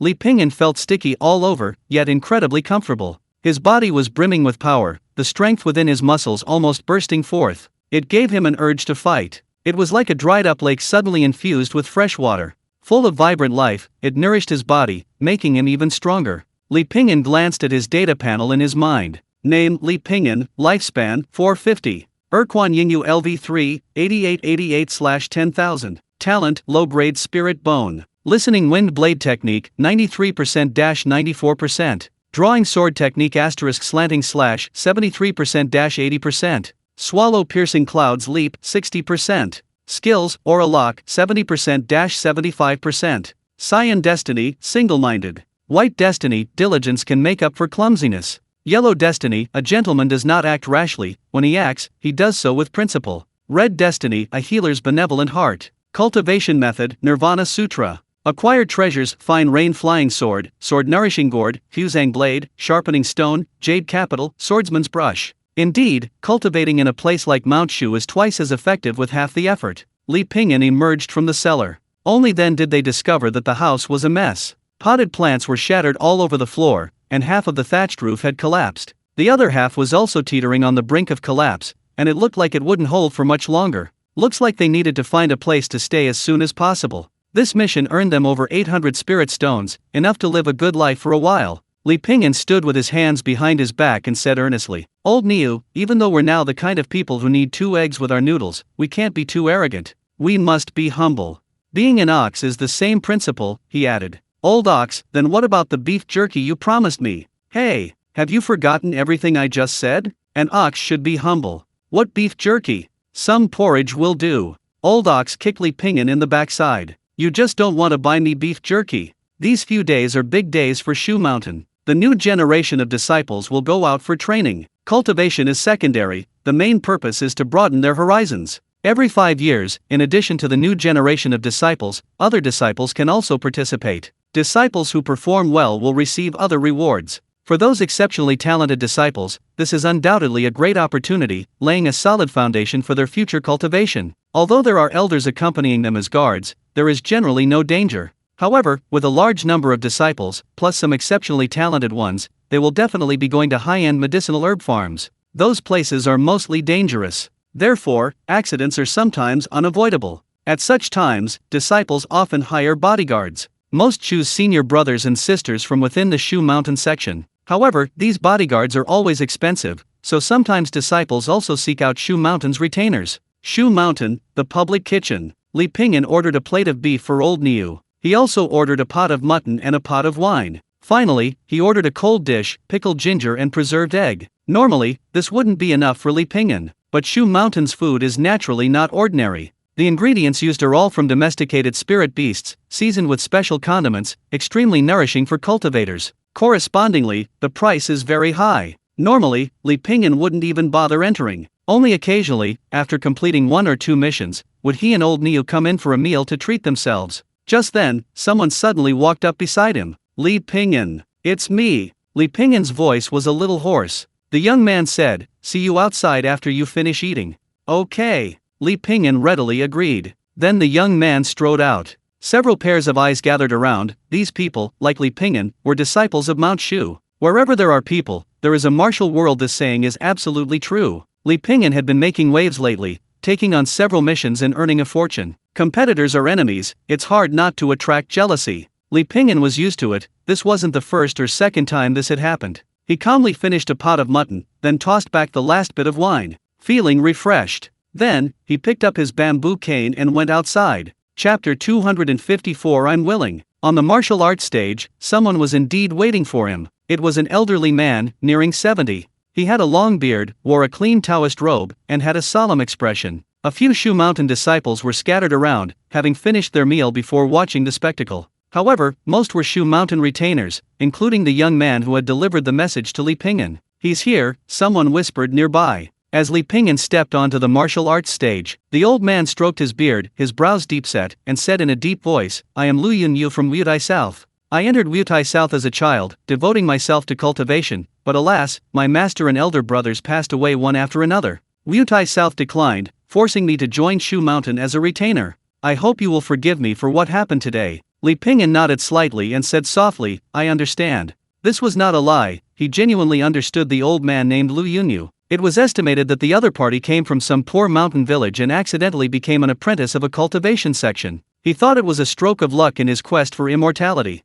However, the truth was that Wutai Mountain South was merely a speck of dust among countless sections. To obtain resources for cultivation, he had no choice but to abandon his prestigious sect leader status and join the Shu Mountain sect, becoming a hired hand for a fee. Now, he was being used against Li Pingyan for the common interests of these hired hand followers. Li Pingyan understood him, but that didn't mean Li Pingyan would back down and give up those coveted mission rewards. A self-deprecating glint flashed in Lu Yunyu's eyes as he formed hand seals. Faint lightning flickered in his hands, a steady yet agile movement, clearly indicating a skilled master. Tisk-tisk lightning technique, this old man has some skill. Several Shu Mountain disciples whispered among themselves. It's a pity he's too old. At this age, with only this much cultivation, he really has no future.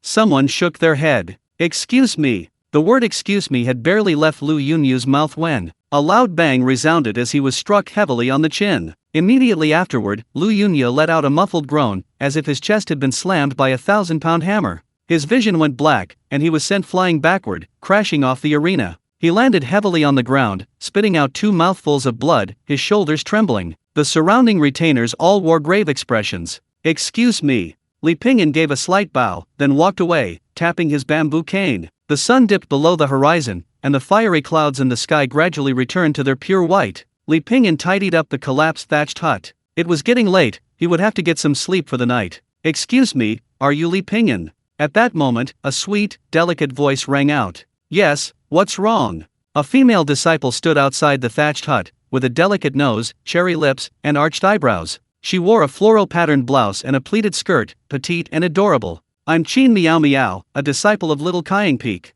I have a quest here, would you like to accept it? Li Pingyan emerged from the thatched hut. According to the rules, you should go and exchange your sword pavilion badge. They all say you're amazing. Qin Miao Miao blinked her beautiful eyes. They, who are they? A few of my friends. They contacted you before, they introduced me.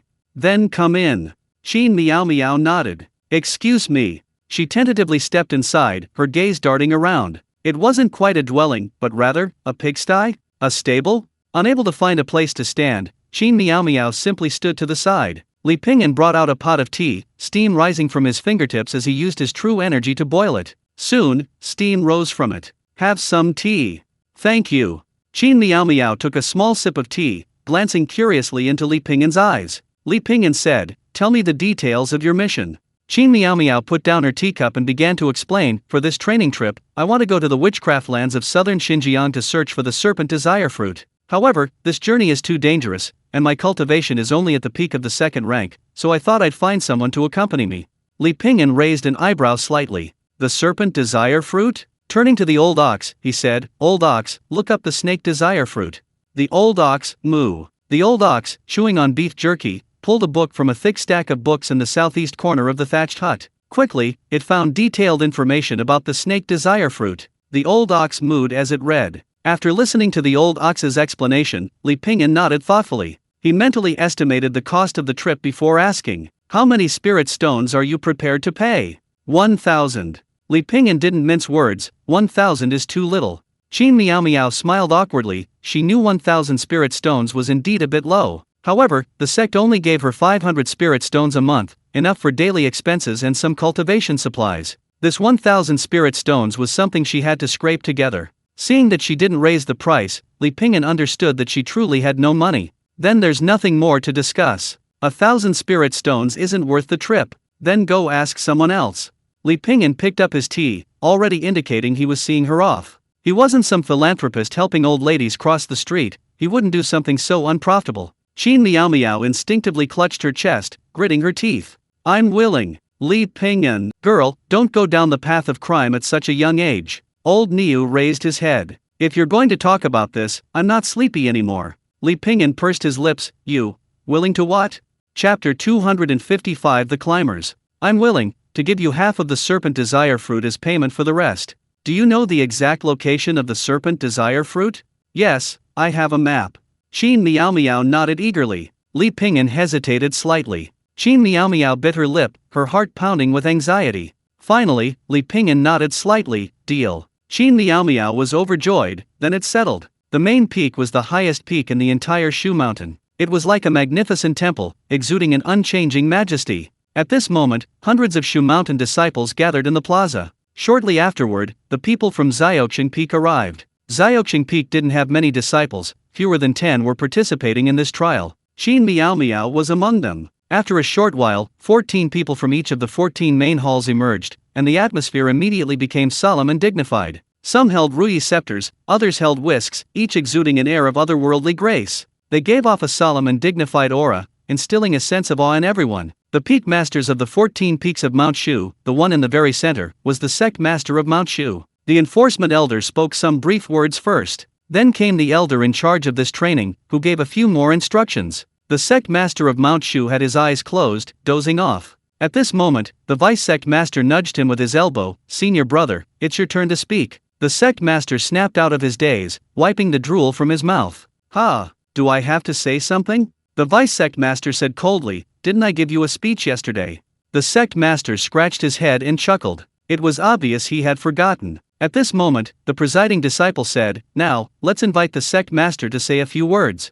The sect master coughed lightly. "Since that's the case, then I'll say a few words, just a few. I've thought about it, and which few words to say? Well, these are the few I'll say. If anyone feels that these few words aren't comprehensive enough, please add a few more later. I'll only say the most important few words, although it's only a few. But don't underestimate these few words I say. There are several very important words. Everyone." The vice sect master's lips twitched slightly. "Alright, disciples of each sect, choose your training location." With this order, disciples headed towards the flying boats, heading to different training locations. Many disciples didn't move, instead going to meet up with their invited guests or senior brothers and sisters who were waiting nearby. Qin Miao Miao searched everywhere for Li Pingyan. "Hey, where is he? Miao Miao, didn't you find a retainer?" At this moment, her fellow disciple Situlei asked. Qin Miao Miao forced a smile. "He doesn't seem to have arrived yet." "Were you tricked? Who did you find?" "Probably not." Situlei said, "He hasn't arrived yet, you've probably been stood up. Never mind, we'll go together, no need for outsiders. This is my retainer, Lu Yudeo, a 4th grade cultivator." The swordsman standing behind Situlei nodded slightly in greeting. Qin Miao Miao was somewhat disappointed, "But I've already paid the deposit." Situlei said, "Don't worry, we'll settle the score with this guy when we get back."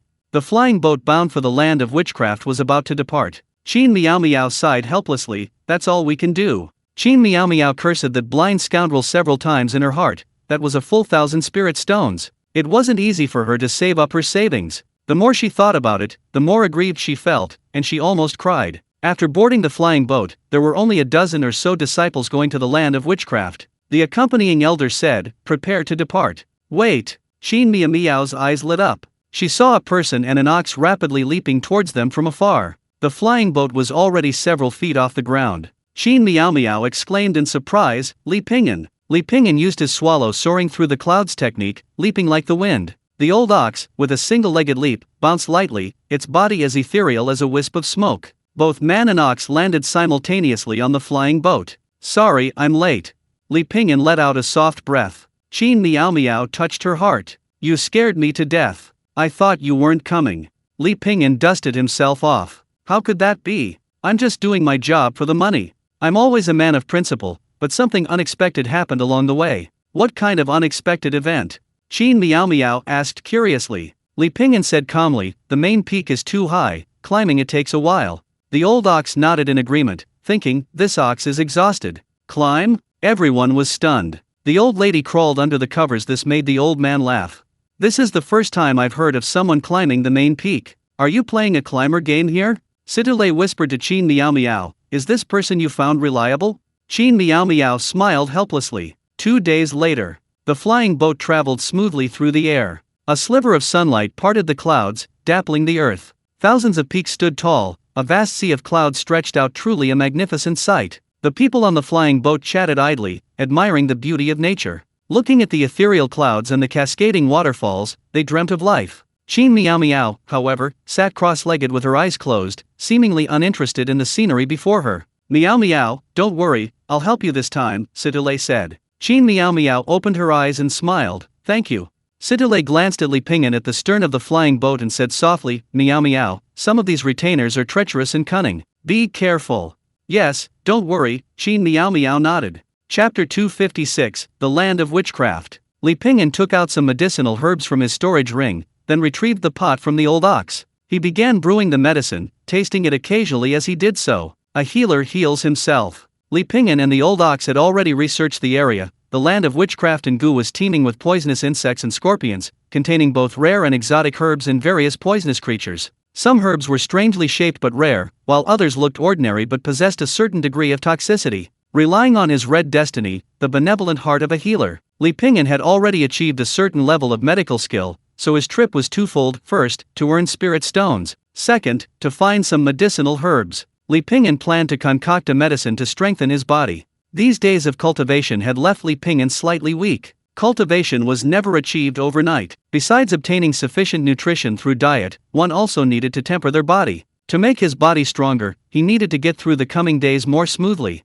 And if he couldn't finish it all, he could sell it for spirit stones. A win-win situation. Li Pingyan brewed the medicine while the old ox scribbled notes beside him. The man and the ox worked together seamlessly. This drew curious glances from the others. There were many spirit beasts in Shu Mountain, but such a strange one was still somewhat rare. The night was pitch black, as if endless ink had been heavily painted across the sky. Not even a glimmer of starlight could be seen. The disciples of Flying Boat Mountain were almost all cultivating with their eyes closed. Li Pingyan, however, was busy studying the prescription. "You can play the erhu." The speaker was a small, innocent-looking child with his hair tied in a bun, wearing no sword. A shakuhachi flute was tucked into his waistband. Li Pingyan said, "It's my livelihood. Can I play it for you?" Li Pingyan smiled, "Good boy, everyone else is asleep, I'll play for you tomorrow." The little one immediately became anxious. "You're the little one, your whole family are little ones." "I am an elder of Mount Shu." Li Pingyan was taken aback. "Oh." The little one had a childish face, round cheeks, and a high nose.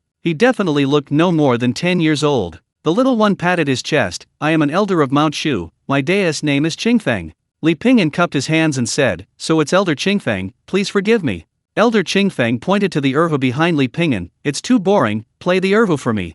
"But they're all cultivating." Elder Qingfeng snorted, "Who do you think they are? If the sound of the erhu can disturb their minds, then leave Mount Shu." Li Pingyan didn't insist and took out the erhu. After all, the other party was an elder of Mount Shu. There was no need to offend him. The melodious sound of the erhu broke the silence of the night. The atmosphere was heavy with sorrow, desolate and plaintive, yet remarkably gentle. It involuntarily conjured up a poignant image. Snowflakes fell like goose feathers, and the mournful erhu, amidst the frantic swirling snow, emitted a heart-wrenching, lingering sound. Whoosh! Situlei abruptly opened his eyes, snapping out of his meditation. Elder Qingfeng glanced at Situlei, his brow slightly furrowed. Situlei lowered his head in shame. Sweat beaded on the foreheads of the others, clearly indicating their struggle to endure. Qingfeng took a sip of wine, his eyes slightly narrowed. Li Pingyan sensed the change in those around him and stopped. Qingfeng gestured for him to continue, observing the expressions of the disciples on the flying boat. The erhu music was elusive and ethereal.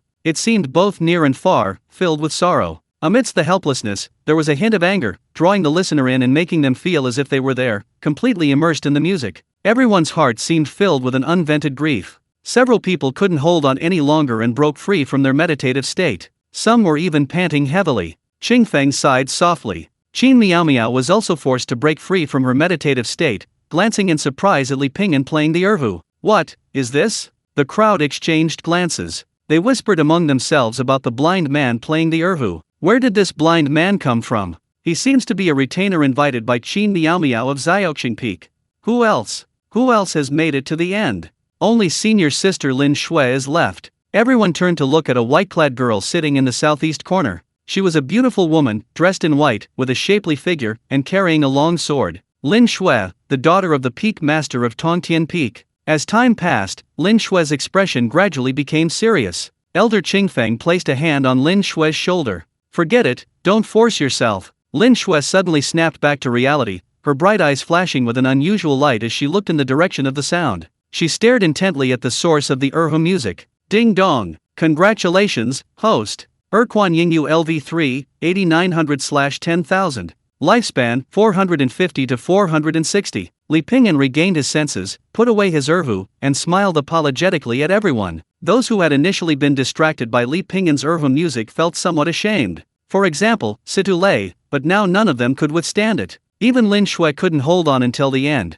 and they immediately felt at ease. Ignoring the strange looks they were getting, Li Pingyan and old Niu continued studying their medicinal soup. 3 days later, the flying boat arrived at their training ground in silence. The land of witchcraft and goo. A bright moon still hung high in the sky, casting a dim light upon the world. A layer of dark gray gas hovered in the air above the land of witchcraft and goo, enveloping the entire area. It was filled with the aura of death, not a ray of light could be seen, nor was any sound heard. It was a deathly silent place. Elder Qingfeng, hands on her hips, her small and delicate frame conveying her instructions. This is the land of witchcraft and goo. I won't waste any more words, I'm sure you've inquired about its dangers before coming. If you encounter any life-threatening danger, contact me immediately. The most dangerous things in the land of witchcraft and goo are poison and goo worms. Remember to act with extreme caution. We obey, Uncle Master. Go! Elder Qingfeng waved his sleeve. The group then flew away on their swords. Li Pingyan put away the blackened iron pot and carried it on his back.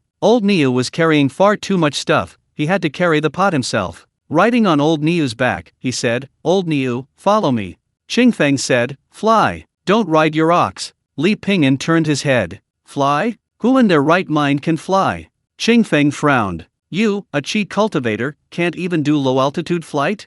I'm not a Qi cultivator, Li Pingyan said calmly. Qingfeng watched the two figures disappear, a big look of confusion on his face. Just who did Qin Miao Miao find? Chapter 257 Strange Species. The Land of Witchcraft. The group walked along a narrow, winding path, moving forward. The dense forest contained few bushes, only towering, ancient trees that seemed to reach for the clouds. The branches intertwined, their lush foliage stretching out like verdant clouds, completely obscuring the blue sky. Here, the group could no longer fly at low altitudes. Two disciples led the way, carrying glowing, pale silver objects to illuminate the path ahead. A gentle breeze rustled the leaves. Li Pingyan led the old ox, following behind the group. The surrounding mist carried a degree of poison. Just in case, the disciples had prepared some antidotes or magical artifacts. The path beneath their feet was winding, undulating, and uneven. Although it was somewhat strenuous, it did not hinder their progress in the slightest. Strange noises echoed intermittently from the surroundings. These were venomous beasts or insects lurking in the shadows. This was only the outer perimeter, the hunters hidden in the shadows dared not attack them yet. Thud! Li Pingyan swiftly slashed down a praying mantis hanging from a tree, poised to pounce. A withered tree mantis.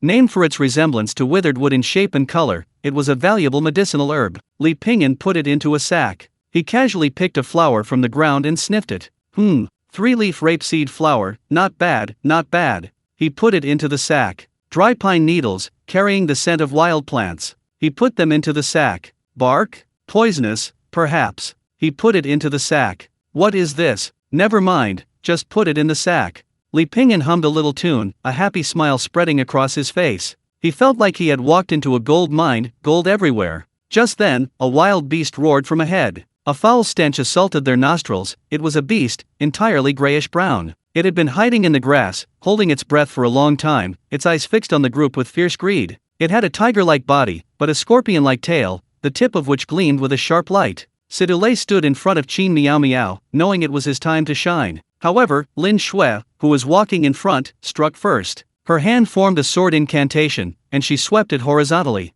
Ripples appeared in the air, a rapid sword cry rang out, and a wisp of fine sword shadow shot out. The beast was instantly split in two and fell to the ground. Sidulei smiled awkwardly. Lu Yudeo, a retainer standing nearby, showed a hint of surprise. Impressive swordsmanship. Such skill at such a young age. Sidulei said with considerable envy, of course, senior sister Lin Shui is the daughter of the peak master of Tongtian Peak, she's exceptionally talented. Li Pingyan squatted down and poked the beast's corpse. Turning to Lin Shui, he asked, do you want its corpse? Please. Thank you. The further the group went, the more people parted ways. Although they were all coming to the land of witchcraft, their purposes differed. In the end, only Lin Shui, Sidulei, Qin Miao Miao, and a few others remained. After walking another 20 steps or so, they turned a corner and came to a narrow passage. Sidulei said, this is it. The map says it's a place of mental fortitude. Those with weak wills and insufficient cultivation might not be able to withstand it. One of them said, my senior brother said that last time they passed through here, one of their disciples had his will affected and attacked his companions.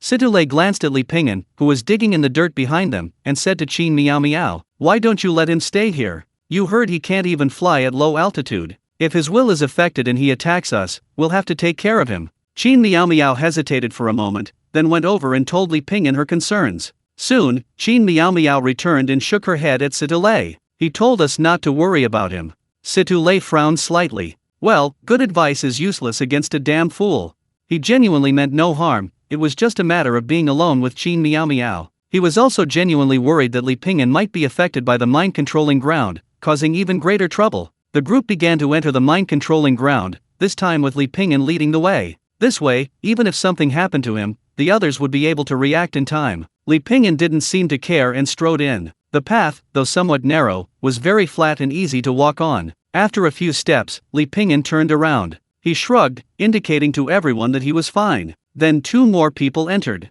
As soon as they stepped inside, the 2 felt a jolt in their hearts. Fortunately, they were prepared and paused for the time it takes to drink a cup of tea to compose themselves. Only then did they dare to continue forward, cautiously, not daring to relax their guard in the slightest. Situlay observed for a moment, looks like this mind-controlling ground is just so-so. Meow meow, you stay behind me. Okay. Qin meow meow nodded, feeling a strong sense of security from Situlay. Thank you, senior brother Situ. Her voice was as sweet as honey, making Situlay feel incredibly comfortable and refreshed. Full of energy, watch me. With that, he strode inside. Seemingly to show off his abilities, he walked very fast, instantly appearing beside Li Pingyan. Situlay turned his head, revealing a confident smile. The next second, he suddenly leaned back, his hands on the ground. His stomach rose high, his body twisting and thrusting, squeezing and sucking. A howling sound came from his throat, and he began to thrash around. Li Pingyan, an aberrant being? Everyone. Chapter 258 Death of Society.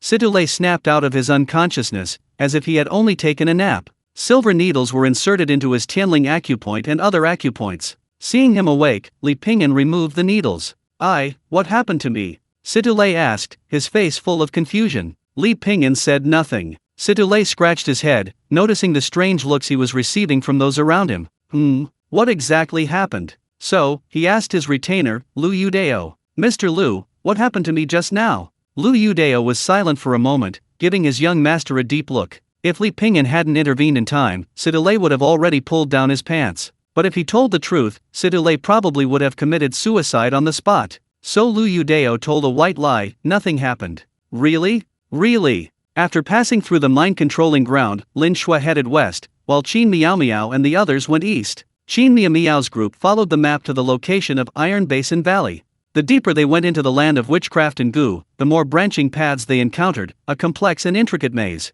The deeper they went, the more dangerous it became. However, Situlay, who was walking at the front, didn't seem to feel this way, chatting idly with Qin Miao Miao the whole way. Although it was his first time in the land of witchcraft and goo, someone in his family had been there more than once. Situlay knew a lot from hearsay and, being well-read, he knew many things, both true and false. Hey, Miao Miao, do you know what kind of goo the people of southern Xinjiang use? Qin Miao Miao shook her head. Situlay then launched into a long, detailed explanation, from the goo worms of southern Xinjiang to its history, customs, and traditions. With a sharp, piercing whoosh, a short, sharp sword cry suddenly rang out, accompanied by a chilling flash of light, like a venomous snake leaping from hell, carrying an eerie aura of death. Situlay reacted quickly, performing a roll and forming a hand seal. He almost sprawled on the ground, his face contorted in shock. Qin Miao Miao gripped her sword hilt, looking back with lingering fear. A long, gleaming blade was held against Li Pingyan's throat. Lu Yudeo gripped his blade, his eyes fixed sharply on Li Pingyan. That sword strike had just been delivered by Li Pingyan himself. Situlay glared, unable to hold back his curses. Damn it, what the hell are you doing? Li Pingyan remained expressionless, pointing to the tree ahead. Situlay angrily stepped forward. You want to kill me? Lu Yudeo's eyes flashed, and he noticed a giant python coiled around a massive tree ahead. Silent and still, it seemed to be an extension of the tree itself. If Li Pingyan hadn't noticed in time, Situlay, who was walking at the front, would probably already be a corpse. Young master. Situlay turned his head, following Lu Yudeo's gaze. His heart skipped a beat, and he cried out in surprise. The mere 3-inch-long flying sword, Fine Rain, transformed into a 3-foot-long sword aura, smoothly piercing the giant python's head. It was a gigantic azure python, as large as a clawless azure dragon, its scales shimmering with an ominous light. Phew! Situlay let out a heavy breath and patted his chest. Lu Yudeo's face was somewhat gloomy. He sheathed his sword and glanced at Li Pingyan. How did you find it? From the moment Li Pingyan discovered the python to the moment he killed it, Lu Yudeo hadn't reacted at all, only realizing what had happened when the sword's cry suddenly rang out. What surprised him most was that Li Pingyan showed no smugness after his success. Instead, he appeared calm and collected, a composure that left Lu Yudeo feeling uneasy. I sensed it, Li Pingyan said. Situlay calmed himself down, seemingly feeling he had been somewhat overly flustered. Now, seeing the python dead, he mustered his courage and walked over, carefully examining the creature. That giant python is truly cunning, I almost fell for its trick. Just as he uttered these words, the seemingly dead python suddenly opened its mouth wide, letting out a shrill hiss. The sound wasn't loud, but it carried a chilling killing intent. This roar sent chills down everyone's spine. From the python's mouth, another snake suddenly sprang forth, its head flashing like an arrow released from a bow. With a whoosh, it shot out, spitting out a foot-long, venomous tongue, lunging at Sidolei. "Get out of the way!" Two clanging sounds of blades rang out as Lu Yudao and Li Pingyan attacked simultaneously. The two strikes were too fast, so fast that only a flash of white light was seen before the blades were already upon them. The two figures moved to the left and right. Li Pingyan on the left flicked his wrist, sending the snake's head flying, but Lu Yudao on the right was a step too slow. Sidolei's eyes widened in a sudden burst of crimson, a sharp glint of iron light flashing within. A strong, pungent stench filled the surrounding air, nearly causing Sidolei to vomit. Li Pingyan placed the snake's head under his foot, wiped the blood from his blade, and sheathed it. Lu Yudao walked to Sidolei's side. "Young master, are you all right?" Sidolei wiped the blood from his face, panting heavily. In a short moment, he had experienced 2 brushes with death. This was undoubtedly a huge shock for Sidolei, who had focused on cultivation at home since childhood and rarely experienced hardship. Qin Miao Miao clenched her fists. Everything had happened in the blink of an eye. She hadn't even had time to react, let alone attack. Watching Li Pingyan process the giant python's carcass, she muttered, "This snake gall is a good thing. We'll keep it to make wine when we get back.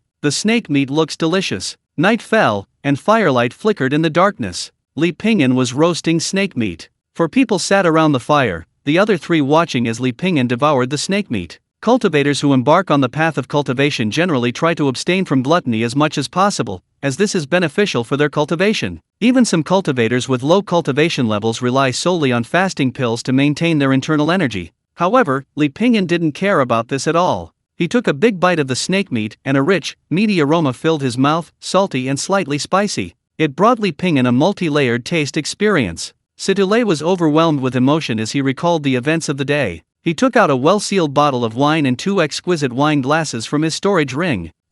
Li. Sidolei couldn't quite recall Li Pingyan's name. Li Pingyan, Qin Miao Miao whispered a reminder. Sidolei raised his glass, saying apologetically, "Mr. Li, you saved me twice today. I'd like to toast you." He had indeed looked down on Li Pingyan before, but the events of the day had completely changed his mind. He was just a young man with little experience. It was normal for him to be arrogant and haughty. Li Pingyan smiled, naturally not wanting to hold a grudge against a child. He wasn't petty, nor did he have the time or inclination. He took a sip of the wine. It had a strange aroma, but didn't cause any unusual sensations. On the contrary, he felt unusually comfortable, without any dizziness. "The wine is quite good," Li Pingyan commented. Sidolei quickly added, "This is called fruit wine. If Mr. Li likes it, I'll have someone send some to him when we get back." His attitude was completely different from during the day. After the man and the ox finished eating a giant python, they lay down on a tree branch. Li Pingyan hummed a little tune. The old ox, meanwhile, studied the map Qin Miao Miao had given him, figuring out their next direction.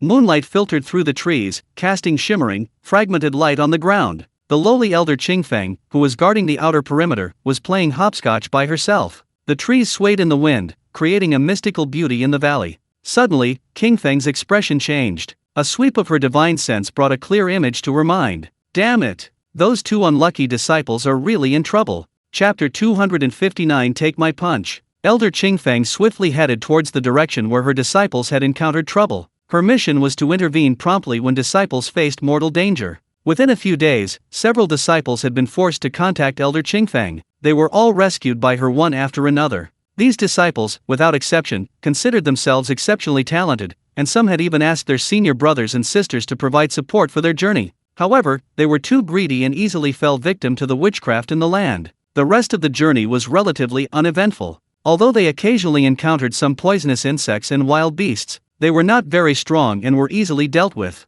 2 more days passed, and they found the location marked on the map. However, the snake desire fruit in that area had already been picked. Qin Miao Miao sighed, "Looks like my luck isn't so good."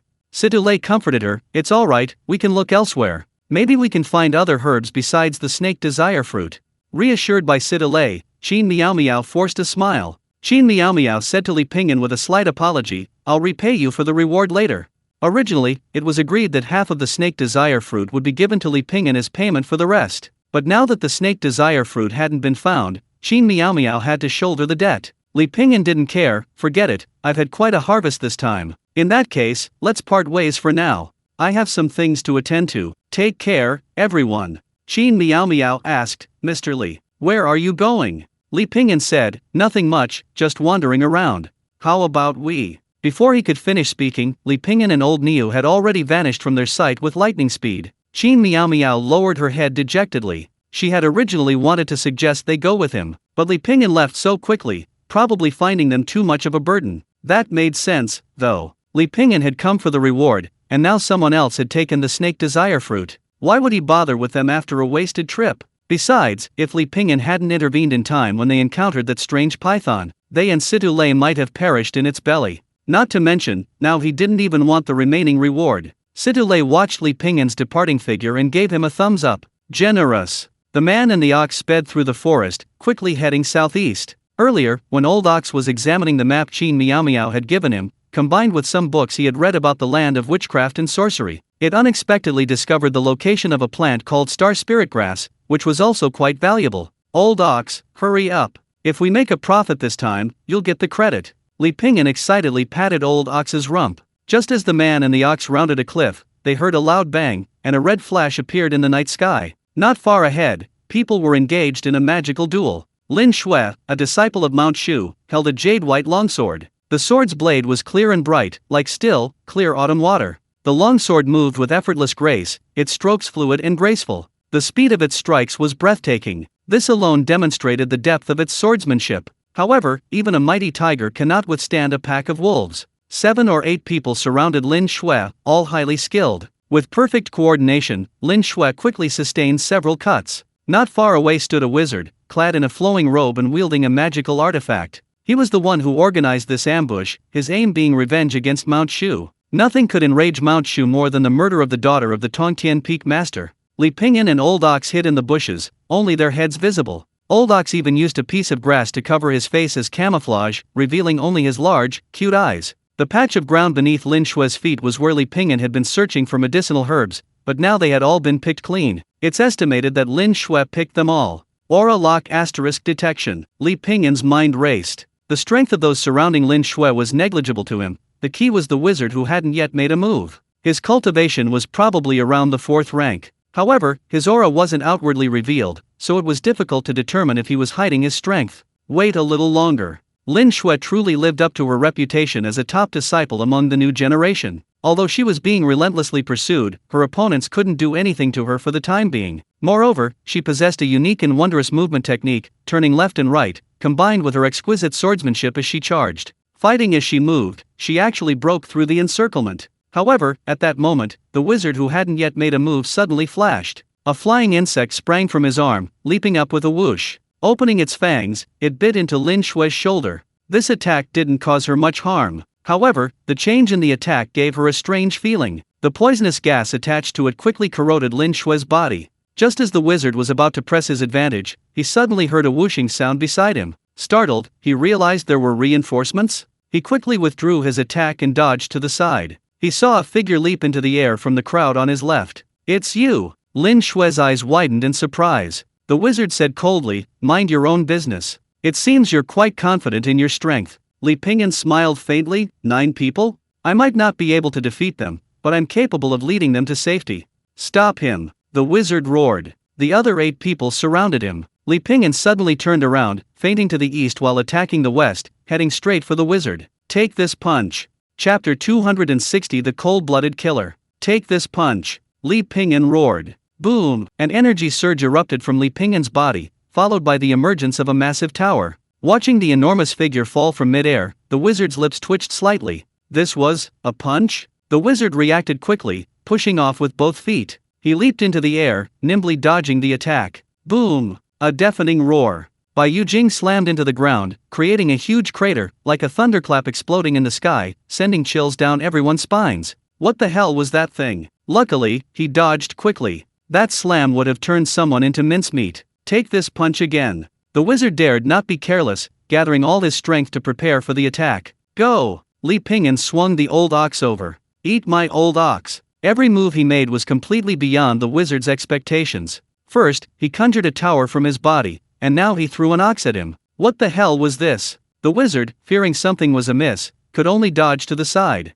Li Pingyan's staff blade swept across 4 zhang, approximately 10 meters, towards the wizard's position. The wizard suddenly realized he couldn't cast his spells and hurriedly prepared to summon his magical weapon. Moo! The old ox lying on the ground rammed into his belly. The wizard's expression changed. This attack was too sudden and too powerful. Before the wizard could react, Li Pingyan was already upon him. A single slash to the throat. What kind of random junk was this? All of them combined only had a few spirit stones. Their most valuable possessions were their weapons. The sorcerer possessed numerous goo worms, but with his death, these worms either perished along with him or scattered and fled. However, Lin Xue's life was now of paramount importance. Lin Xue, poisoned, sat on the ground, attempting to circulate her qi. However, her composed expression quickly changed. The poisonous mist began to take effect, her vision went black, and she saw stars. A burning sensation spread throughout her body, and she collapsed to the ground. The poison was on her left shoulder. An extremely incongruous black line appeared on her smooth shoulder, rapidly spreading outwards.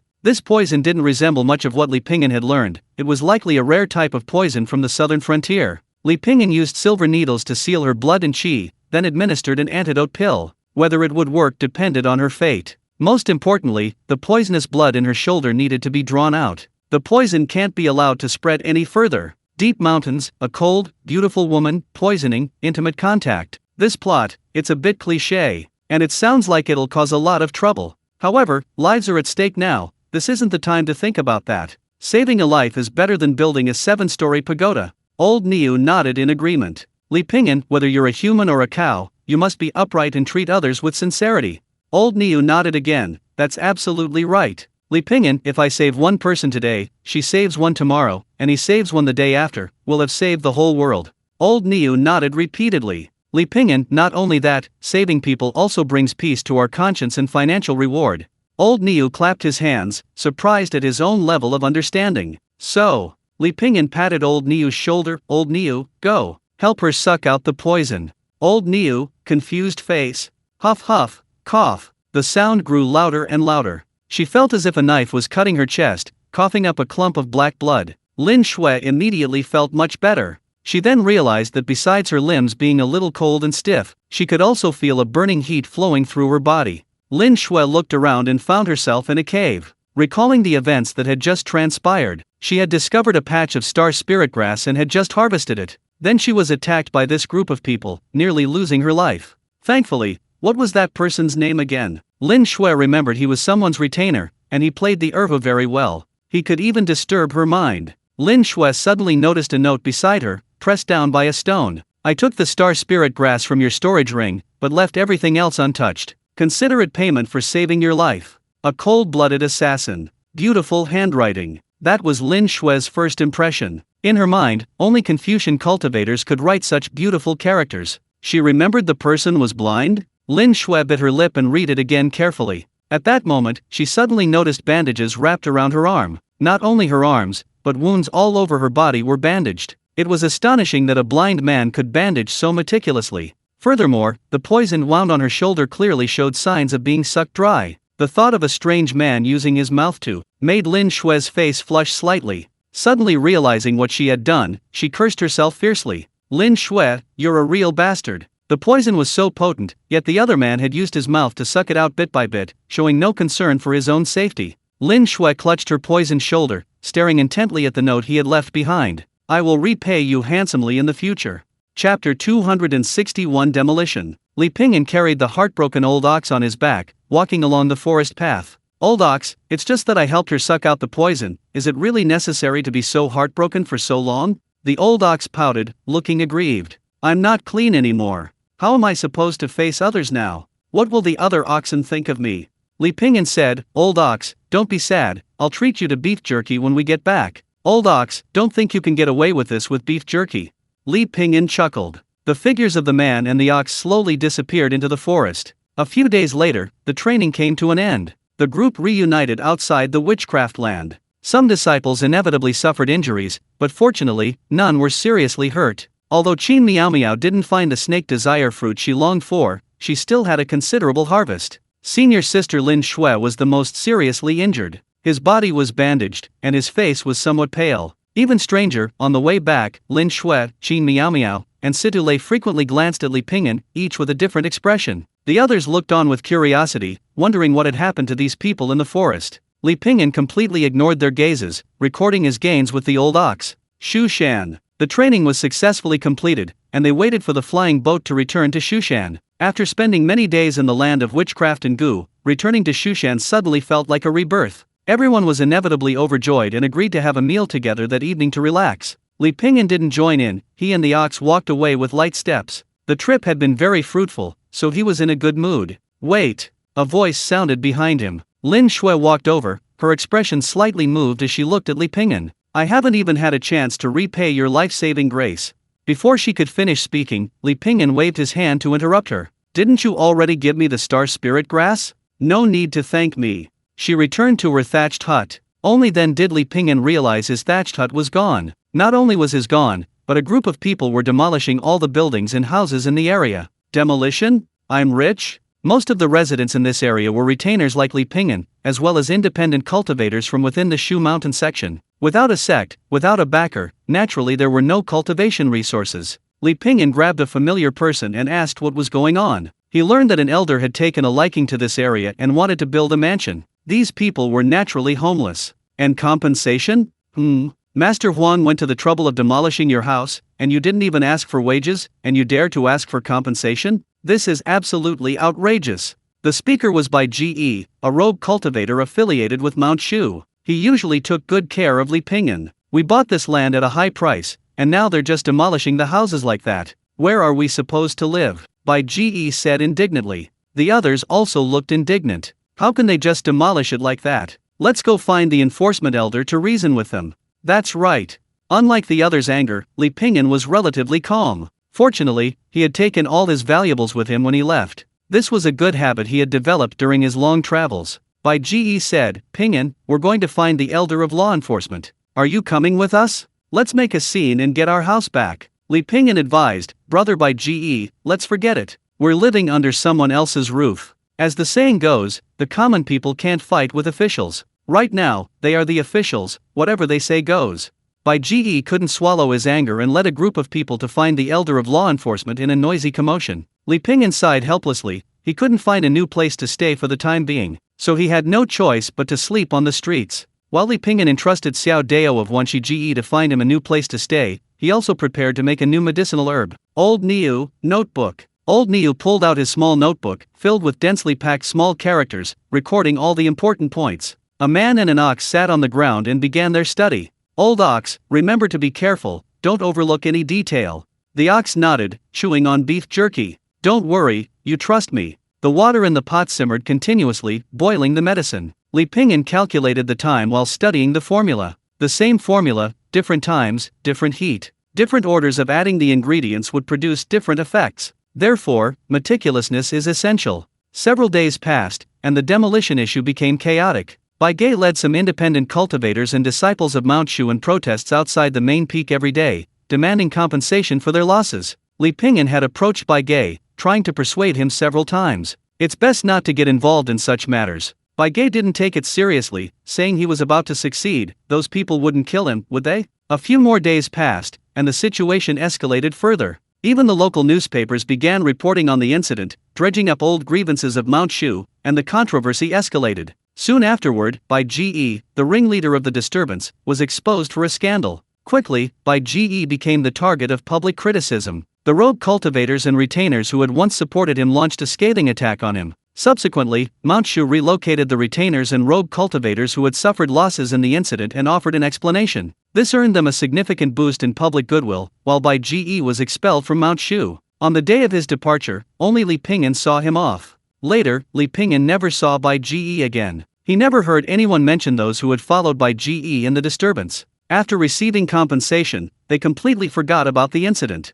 Li Pingyan felt quite sorry for Bai Ge. Bai Ge, in the end, truly gave up everything. Epsilon equals Omicron asterisk, psi. Li Pingyan continued studying his prescription with old Niu. He diligently thought about the prescription while walking and eating. Even when he and old Niu were squatting on the toilet together, the two of them were constantly discussing and exchanging ideas. After more than half a month, it's done. Chapter 262. I wash my hair upside down. It's done. Mission accomplished. The old ox bellowed excitedly, wagging its tail happily. Li Pingyan carefully wrapped the medicine. Upon closer inspection, the liquid resembled a thick, black lump of mud. Li Pingyan had developed two kinds of medicine this time, each with different effects. One was a healing medicine. Its effects were incredibly miraculous. Upon contact with a wound, a layer of tiny white foam would appear. It quickly covered the wound and surrounding area, leaving not a single gap. The other was a body-strengthening medicine, similar to a qi and blood pill. Compared to a qi and blood pill, its advantage was its low price.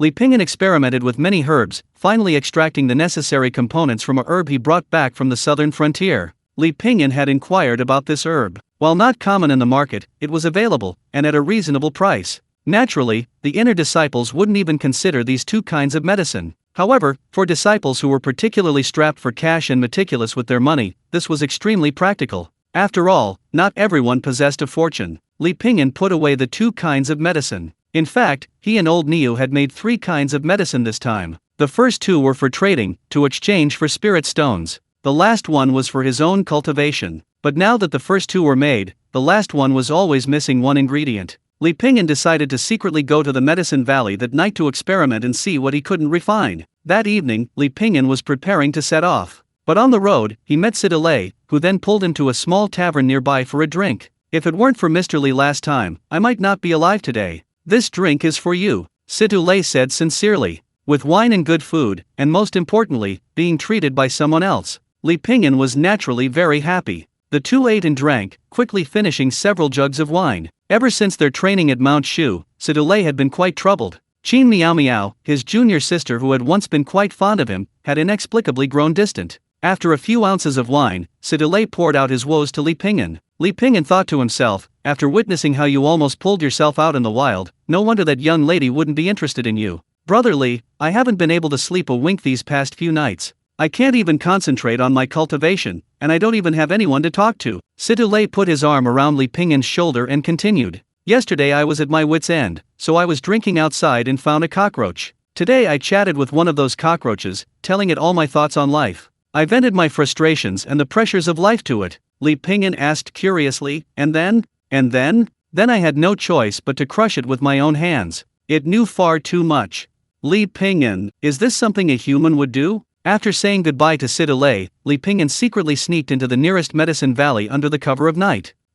Medicine Valley. There are dozens of medicine valleys of varying sizes scattered across the 14 peaks of Mount Shu. Some of these places are heavily guarded, strictly prohibiting disciples from entering or leaving, or even getting close. Others, like the Medicine Valley where Li Pingyan is currently located, are much more secure. There are usually no guards, because the things here are generally not worth stealing. A strong smell of medicine permeates the air. The old ox squatted not far away, keeping watch over the movements in the valley and acting as a lookout for Li Pingyan. Li Pingyan skillfully plucked various herbs, a little here, a little there. He muttered to himself, dig a hole, bury some soil, count 1, 2, 3, 4, 5. My own soil, my own land. The old ox yawned, feeling the urge to urinate rising. SHH. Wumensi, carrying her illuminating magical artifact, wandered around the Medicine Valley. Recently, some people had been urinating and defecating in the Medicine Valley. Suddenly, she heard a strange sound. Wumensi raised an eyebrow and quickly went over. At that moment, Li Pingyan was intently studying medicinal herbs. The old ox was unaware that they had been discovered. Its attention was entirely focused on opening the sluice gate to release water. SHH. Don't move. A sudden, loud shout startled old Niu, causing the water tap to stop flowing. He instinctively pulled out a brick from his pocket. Moo! Wumensi shouted, I am Wumensi, a disciple of the Enforcement Academy. Who are you? I am Sidolei of Little Kyang Peak, Li Pingyan replied. Sidolei? What are you doing here? I'm making medicine here. Wumensi looked Li Pingyan up and down. Making medicine? You're a newly initiated disciple, aren't you? I've never seen you before. Li Pingyan nodded, gesturing for old Niu to put away the brick. Old Niu put down the brick. Wumensi said irritably, making medicine? Could you lie any better? Confess and you'll be lenient, otherwise, you'll rot in jail. Hurry up and tell me what you're here for. I really am here to make medicine.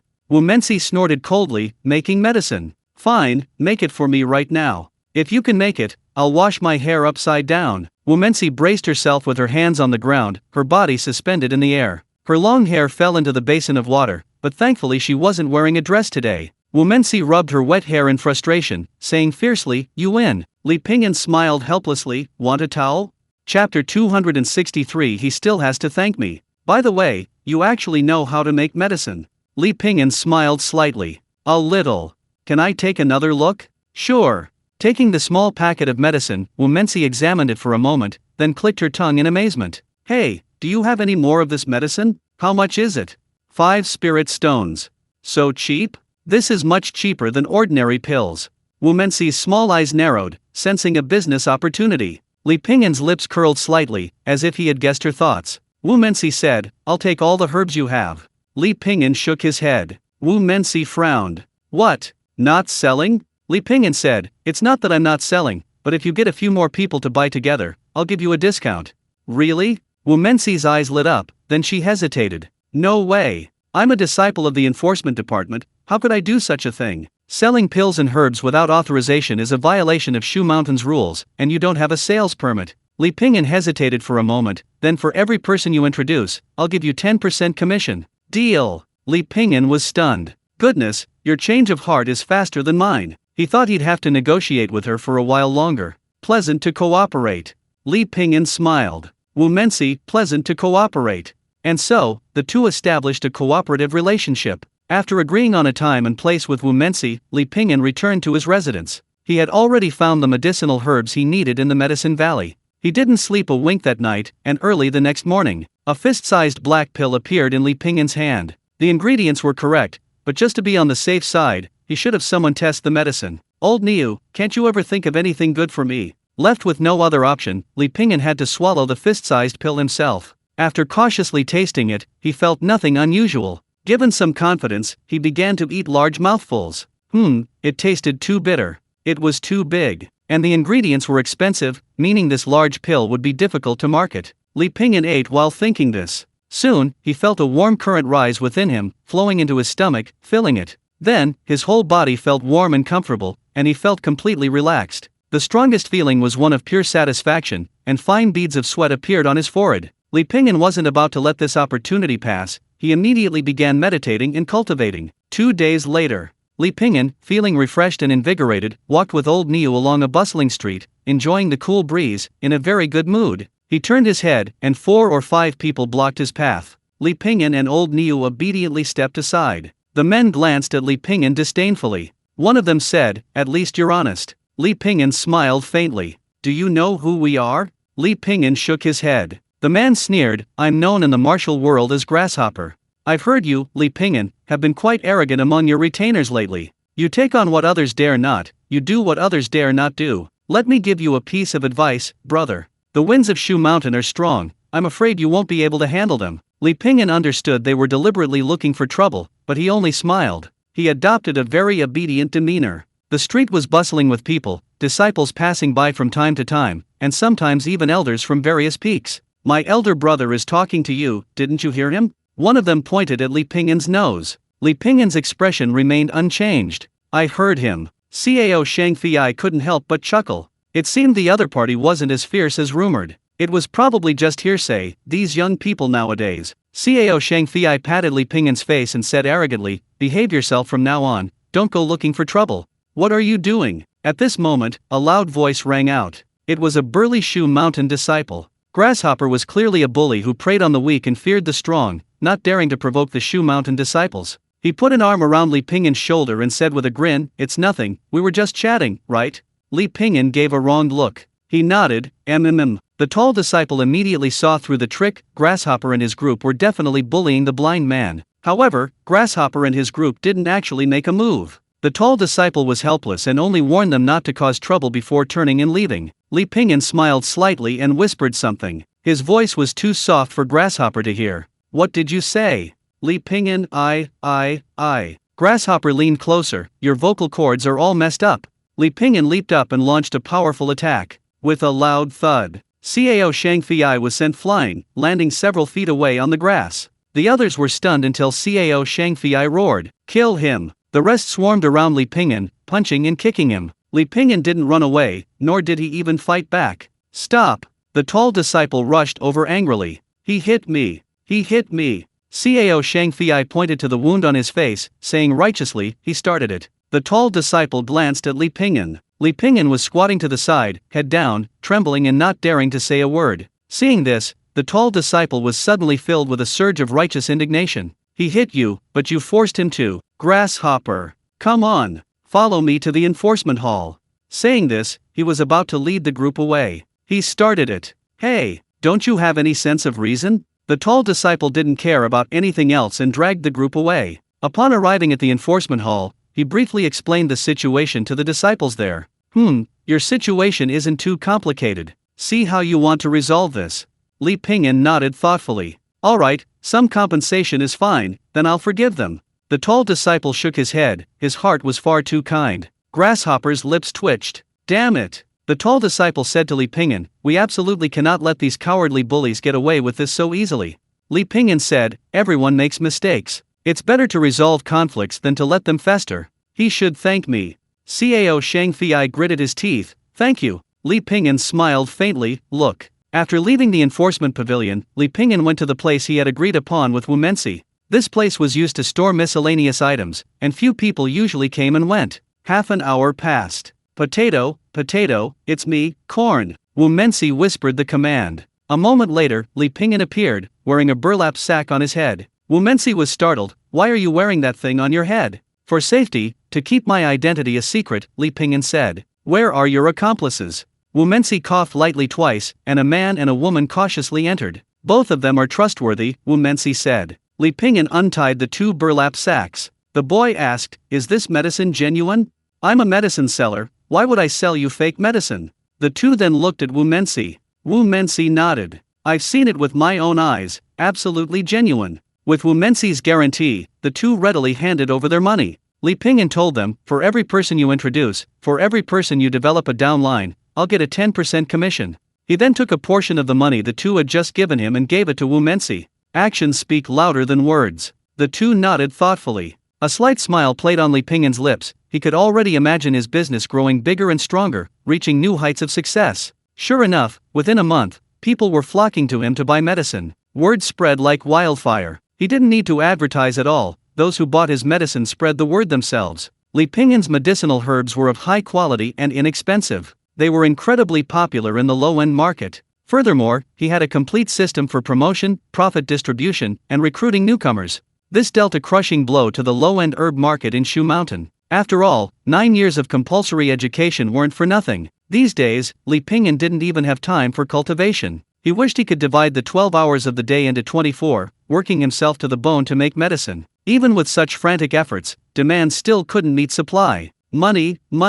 While the outside world was in turmoil, Li Pingyan's black market business was booming. He seemed completely unaffected. Although tired, touching his storage ring full of spirit stones made him feel much more at ease. Old Ox, we're rich. Old Ox's lips curled slightly. Don't call me Old Ox in public anymore. It's too vulgar. We're high society now. Li Pingyan laughed heartily. Man and ox lay beneath the starry sky. 10 years can witness the passing of spring and autumn, 100 years can witness birth, aging, sickness, and death. 1,000 years can lament the rise and fall of dynasties, 10,000 years can witness the shifting of stars. In the vastness of this world, whether a peerless genius who has suppressed eternity or an ordinary mortal, all are but passers-by. For Li Pingyan, wasn't it the same? Old Ox, what are we eating tomorrow? Moo. Chapter 264 Doing whatever you want. Old Ox, hurry up. Li Pingyan called out. Old Ox carried large and small bags on its back, with a rope tied to its tail. It was pulling a pile of things behind it.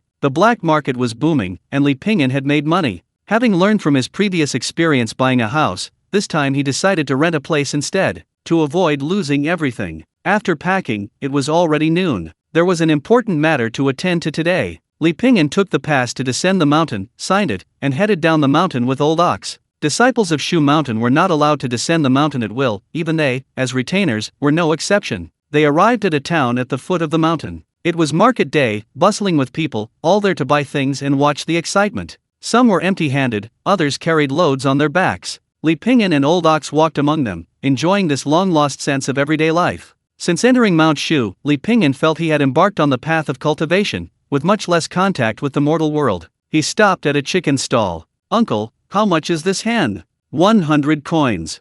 So expensive? The old man boasted, this hen of mine might lay eggs. Looks like you're a disciple of Mount Shu, young man. Li Pingyan smiled and nodded, sort of. The old man chuckled, knowing he'd struck gold. These Mount Shu disciples knew nothing but cultivation. And yet, they were incredibly wealthy and arrogant, agreeing to whatever you said. The other party didn't even try to bargain. Li Pingyan frowned slightly. Your hen can lay eggs? Would I, an old man, lie to you?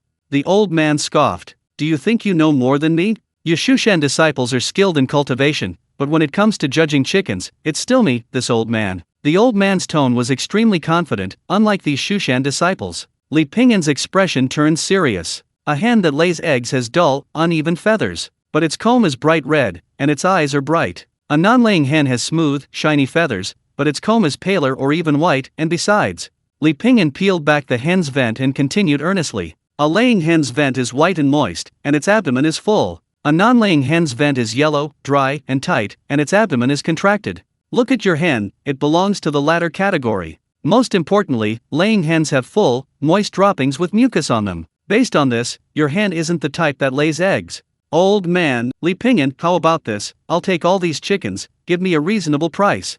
The old man clasped his hands in a fist. I'm convinced. Li Pingyan smiled faintly, just some experience. In the end, Li Pingyan bought 4 hens at an extremely low price. 2 piglets, 3 fish, sheep, 6 geese. Li Pingyan walked down the street with his hands behind his back, looking relaxed. He strolled along, glancing around leisurely. Old Niu was herding various poultry with a bamboo stick. A cheerful rhythm filled the market. Some people chatted and laughed, some hawked their wares, some shouted, and some talked in hushed tones. A few mischievous children played and frolicked in the street, carrying bamboo sticks, running happily past them. Li Pingyan held a freshly baked pancake in one hand and soy milk in the other. The sounds of sausages frying in the pan, haggling, and the clinking of jewelry filled the air. A cacophony of sounds, indescribable and chaotic, rose and fell. Back at Mount Shu, taking advantage of the clear weather, Li Pingyan and old Niu began building chicken coops, pigsties, and sheepfolds on their small plot of land. Hey, what's going on here?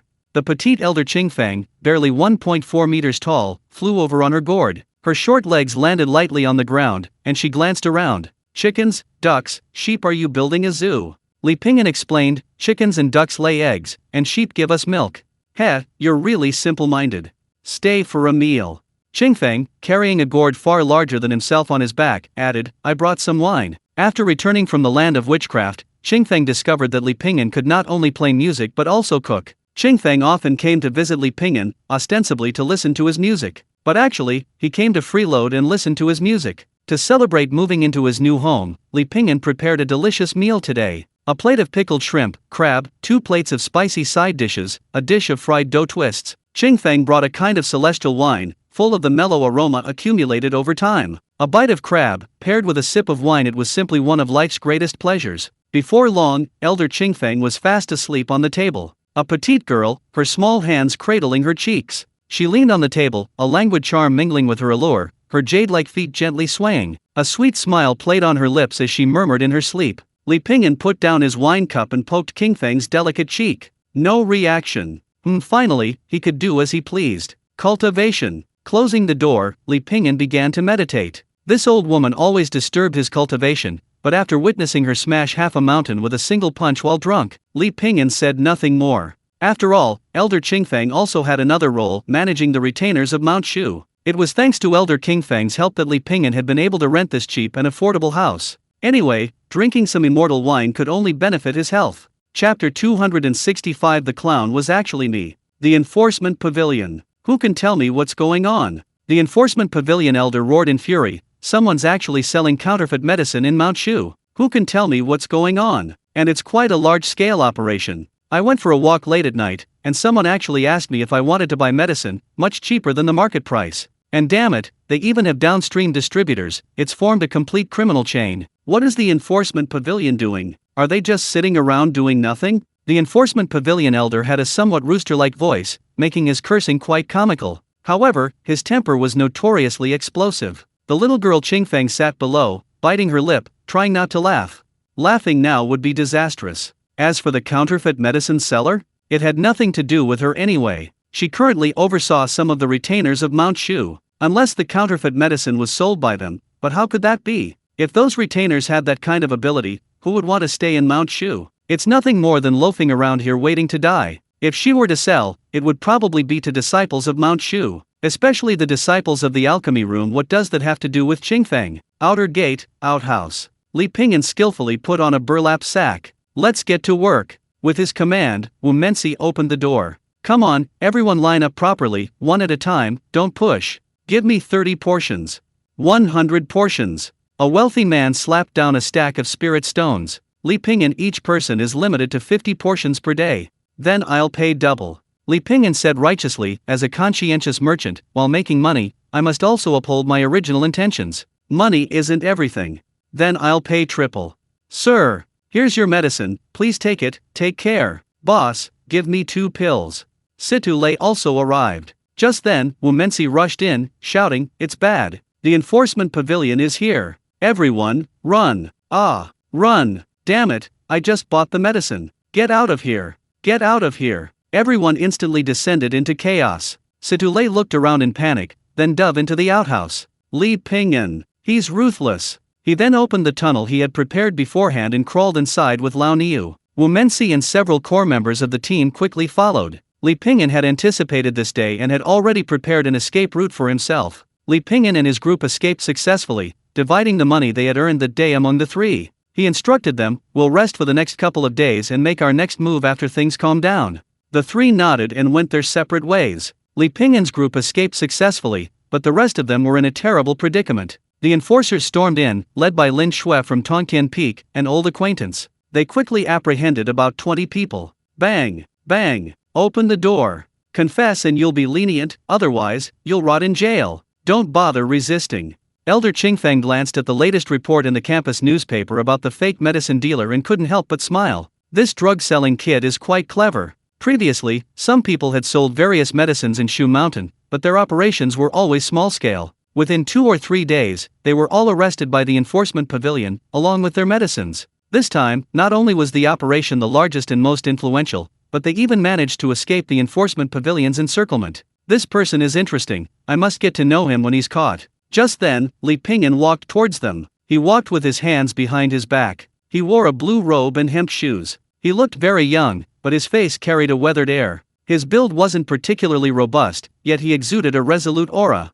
Qingfeng paused, then looked at himself. He was dressed in a cute pink outfit, holding a candied hawthorn skewer. Oh, who exactly is the elder? Li Pingyan nodded slightly, hello, Elder Qingfeng. Qingfeng nodded blankly, hello. The enforcement pavilion held its meeting again because of the fake medicine incident. After testing, the medicine was not only not fake, but also had good effects, suitable for some cultivators with low cultivation levels. This made the enforcement pavilion elders even more unhappy. He's disrupting the market. We must find him. After saying that, the enforcement pavilion elder glanced at the alchemy elders. Go back and thoroughly investigate your disciples to find out who did it. The elders nodded one after another, still shaken, fearing it might have been one of their students. Qingfeng continued to watch the show with schadenfreude, thinking, you're all doomed. It seems there are advantages to mentoring unaffiliated cultivators. At least they won't cause too much trouble for you. The meeting ended after dark. Qingfeng, still quite drunk, staggered along the forest path.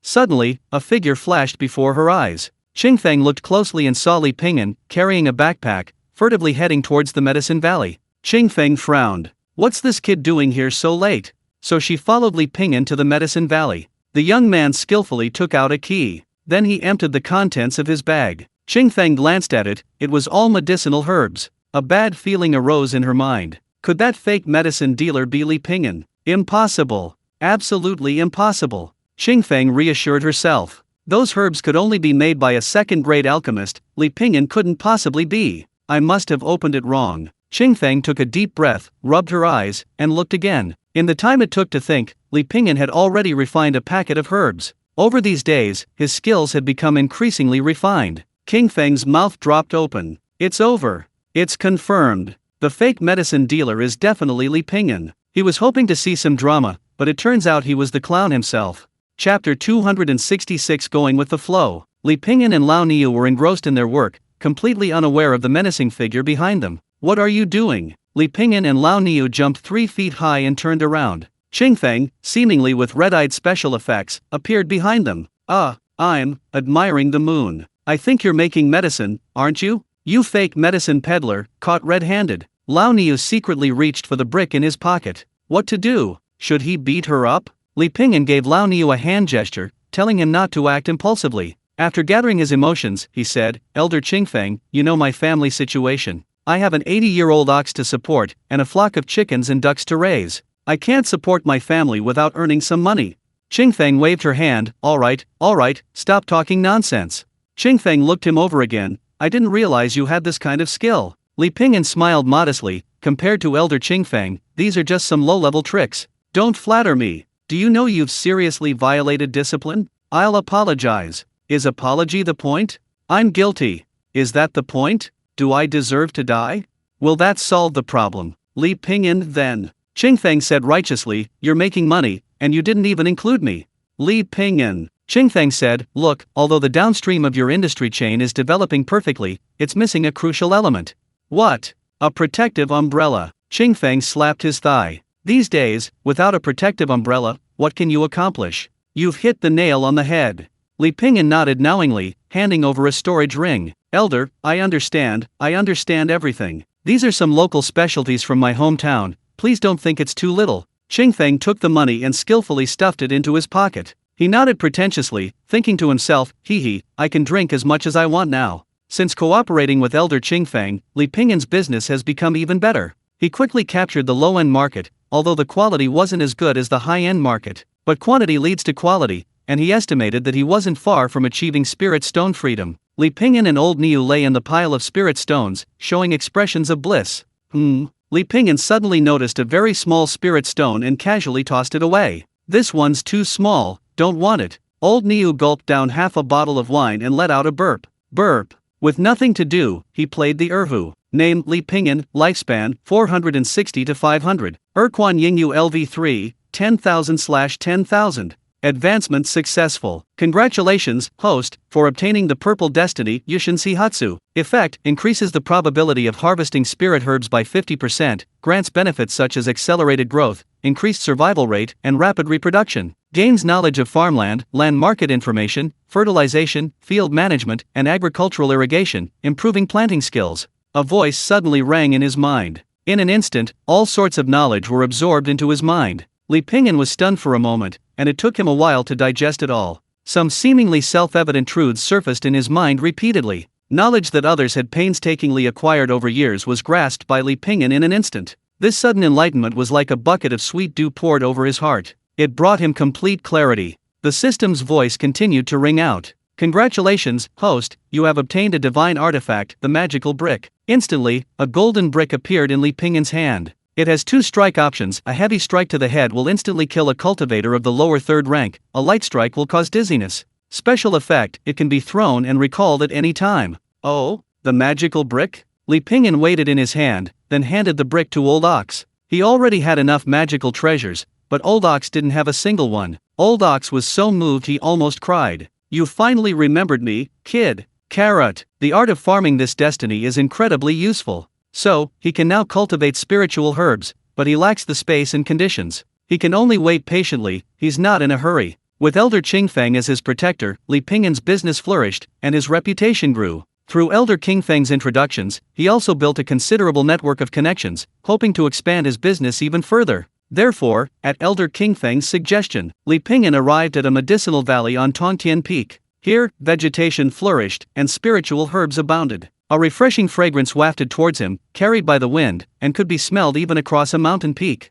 It was like a blessed land, beautiful, tranquil, and peaceful. At the bottom of the valley, a clear spring flowed gently, adding to the elegant atmosphere. Elder Qingfeng walked ahead, a candied hawthorn in his hand, and mumbled something. "The peak master of Tongtian Peak and I are sworn brothers. He's looking to recruit a gardener, so I'm recommending you. Remember, don't embarrass me." Li Pingyan nodded. "Don't worry." After walking for a short while, they entered the medicine valley. The medicine garden was filled with a vast expanse of fiery red flowers, each flower bearing 7 blossoms. A gentle breeze was refreshing and invigorating. Li Pingyan and Old Ox felt as if they had entered a golden mountain, feeling the vibrant life within the medicine valley, completely captivated. Old Ox. "Look! Moo moo moo! Old Ox! Over here, over here! Moo moo!" Chapter 267. Some people have wind in their blood. Li Pingyan and Lao Niu truly learned a great deal. Every leaf in the small bushes was covered with a thin layer of frost. It looked like a giant cake, making one want to smell it. The vast expanse of unidentified flowers was like a white ocean, making them feel as if they were in a fairyland. Li Pingyan and Lao Niu could only describe themselves as ignorant. Mr. Li. A slightly surprised voice rang out. It was Lin Shui, dressed in white. Li Pingyan composed himself, smiling faintly. Lao Niu glanced at Lin Shui, then silently covered his face. He seemed to be recalling an unpleasant memory from that day. **Omega**. Seeing Li Pingyan, Lin Shui couldn't help but recall that day. Li Pingyan bandaged her wounds, sucking the poison from her body. She lowered her head, her pretty face blushing. Li Pingyan, you two are blushing like a teapot? Uncle Qingfeng. Lin Shui cupped her hands respectfully. Qingfeng waved his hand. Where's your father? My master went down the mountain yesterday. If you need anything, uncle, just tell me. At this moment, a disciple walked over. Tall and thin, wearing a tall crown, with an antique sandalwood sword on his back. Gao Shishan? Gao Shishan smiled slightly. I didn't expect uncle to remember me. Gao Shishan was the disciple in charge of the Medicine Valley on Tongtian Peak. Qingfeng said, didn't your Medicine Valley need someone? I've brought them to you. Gao Shishan sized up Li Pingyan. Is this your uncle's newly accepted disciple? Qingfeng waved his hand. No, he's a nominal retainer of Mount Shu. Gao Shishan looked at Li Pingyan suspiciously again. What's your cultivation level? I am not a cultivator. Not a cultivator? Gao Shishan frowned. Yes. Li Pingyan nodded slightly. These are all spiritual herbs. Medicine Valley needs pest control, irrigation, and soil turning. Do you know all this? Li Pingyan humbly replied, I know a little. Gao Shishan hesitated for a moment, finding it difficult. Normally, he would have kicked Li Pingyan out. But out of respect for Uncle Qingfeng, then you can try it out first. You'll be responsible for planting in this area.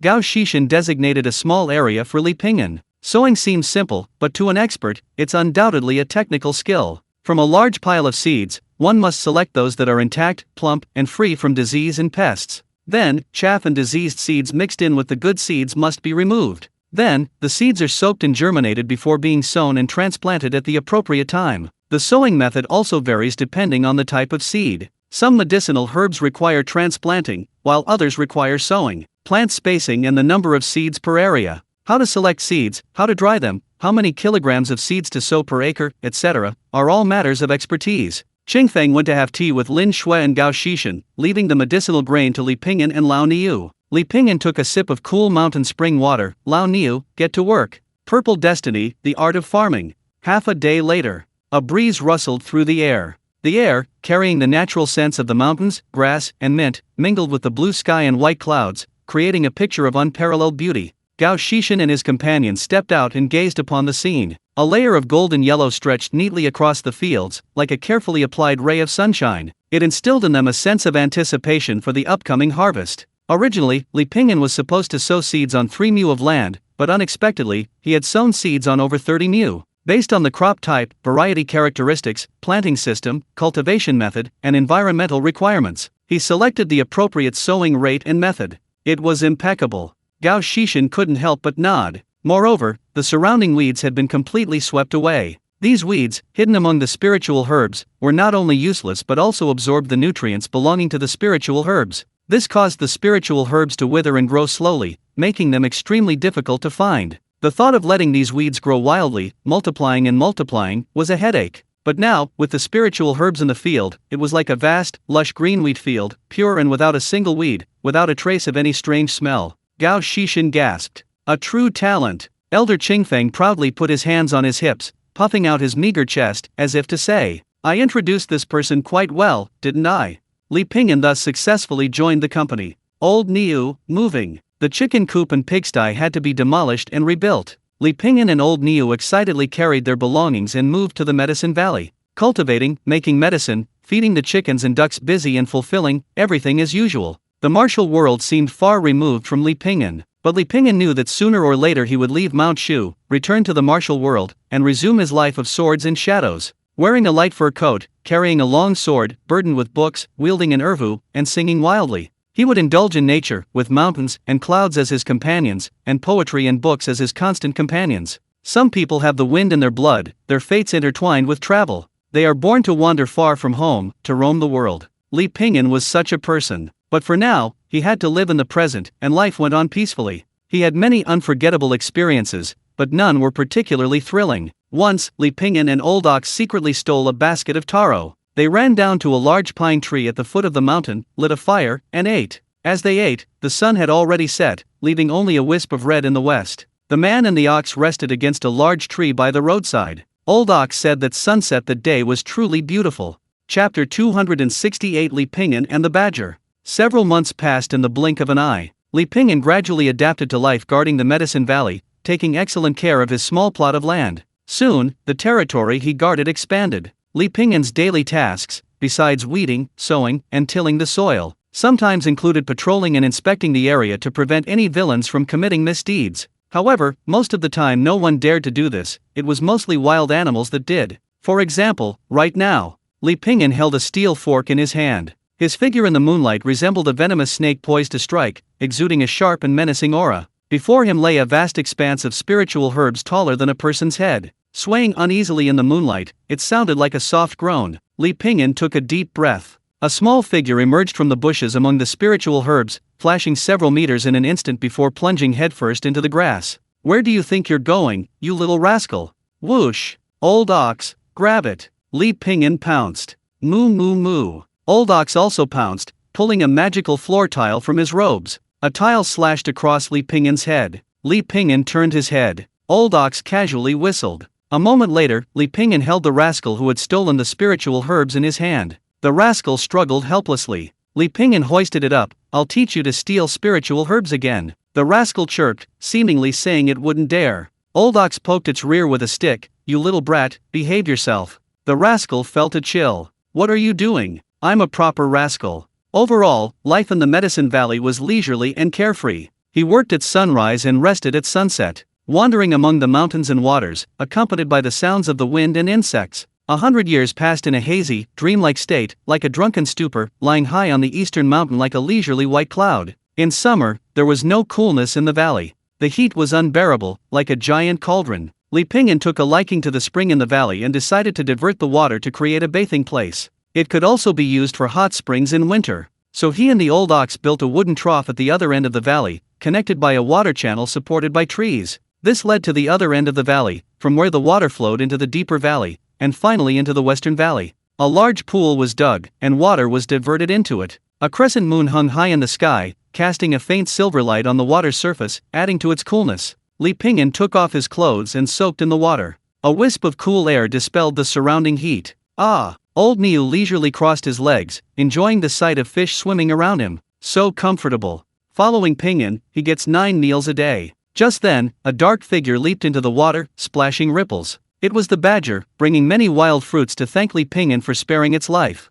The man, the badger, and the ox then quietly bathed in the moonlight. It was as if all worries had vanished. Life occasionally has its little hiccups. Li Pingyan wasn't the only disciple in Medicine Valley, several other disciples were responsible for different areas. In addition, there were 2 elders. An elder named Lu Bai was responsible for collecting medicinal herbs. Li Pingyan disliked Elder Lu Bai intensely and frequently caused him trouble. Li Pingyan didn't know the specific reason. He hadn't offended Elder Lu Bai at all. Later, through Lin Shui, he learned that Elder Lu Bai had previously developed a medicinal herb called Bai Xia, which was very popular in the low-end market. However, since Li Pingyan's medicine suddenly appeared and, with Elder King Feng's help, obtained a business license, compared to the expensive Bai Xia, everyone unhesitatingly chose Li Pingyan's medicine. Although Li Pingyan's medicine wasn't as effective as Bai Xia, it was simply too cheap. The money for 1 packet of Bai Xia could buy 3 packets of Li Pingyan's medicine. Competitors are enemies. No wonder Elder Lu Bai disliked him, but Li Pingyan was also quite dissatisfied with him.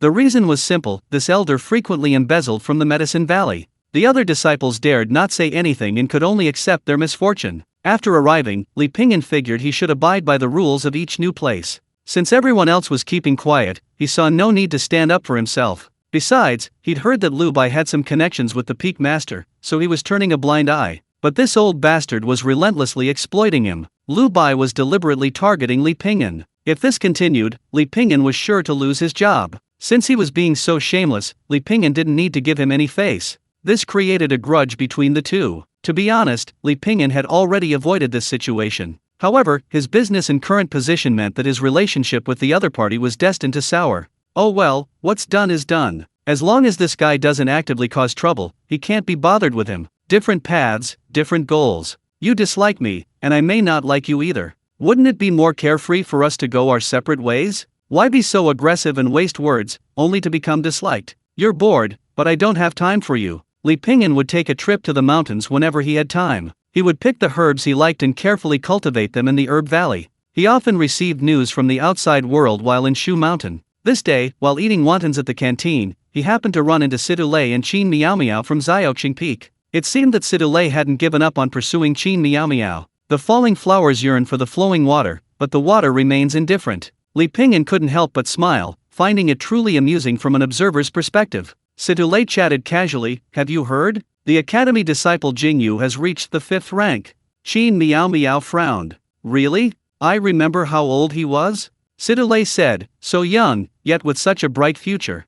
Sigh, such a genius, we can only look up to him from afar." Qin Miao Miao sighed. Chapter 269 My only wish is to linger between immortals and mortals. Sidulei continued, "It's said that Jingyue possesses extraordinary talent and lofty ambitions, is knowledgeable in astronomy and geography, and is exceptionally well-versed in both ancient and modern times." Li Pingyan, who is this? Jingyue? No, it must be a case of the same name. Qin Miao Miao looked at Li Pingyan. "Mr. Li, have you heard of Jingyue?" Li Pingyan hesitated for a moment. "Not really." Besides news about Jingyue in the tabloids, Li Pingyan also unexpectedly learned about Yan Shizhen. Yan Shizhen, the illegitimate son of the Duke of Nangguo's mansion. At that time, Li Pingyan went to the Duke of Nangguo's mansion to return the seeds of the fusang tree. He stayed at the Duke of Nangguo's mansion for a while, thus getting to know Yan Shizhen and his group. Yan Shizhen's rise was largely due to Li Pingyan. Later, with Li Pingyan's help, Yan Shizhen became a disciple of the great Confucian scholar Zhang Tai. The tabloid said a wicked cultivator massacred a village, and Yan Shizhen chased him for 3,000 miles to kill him.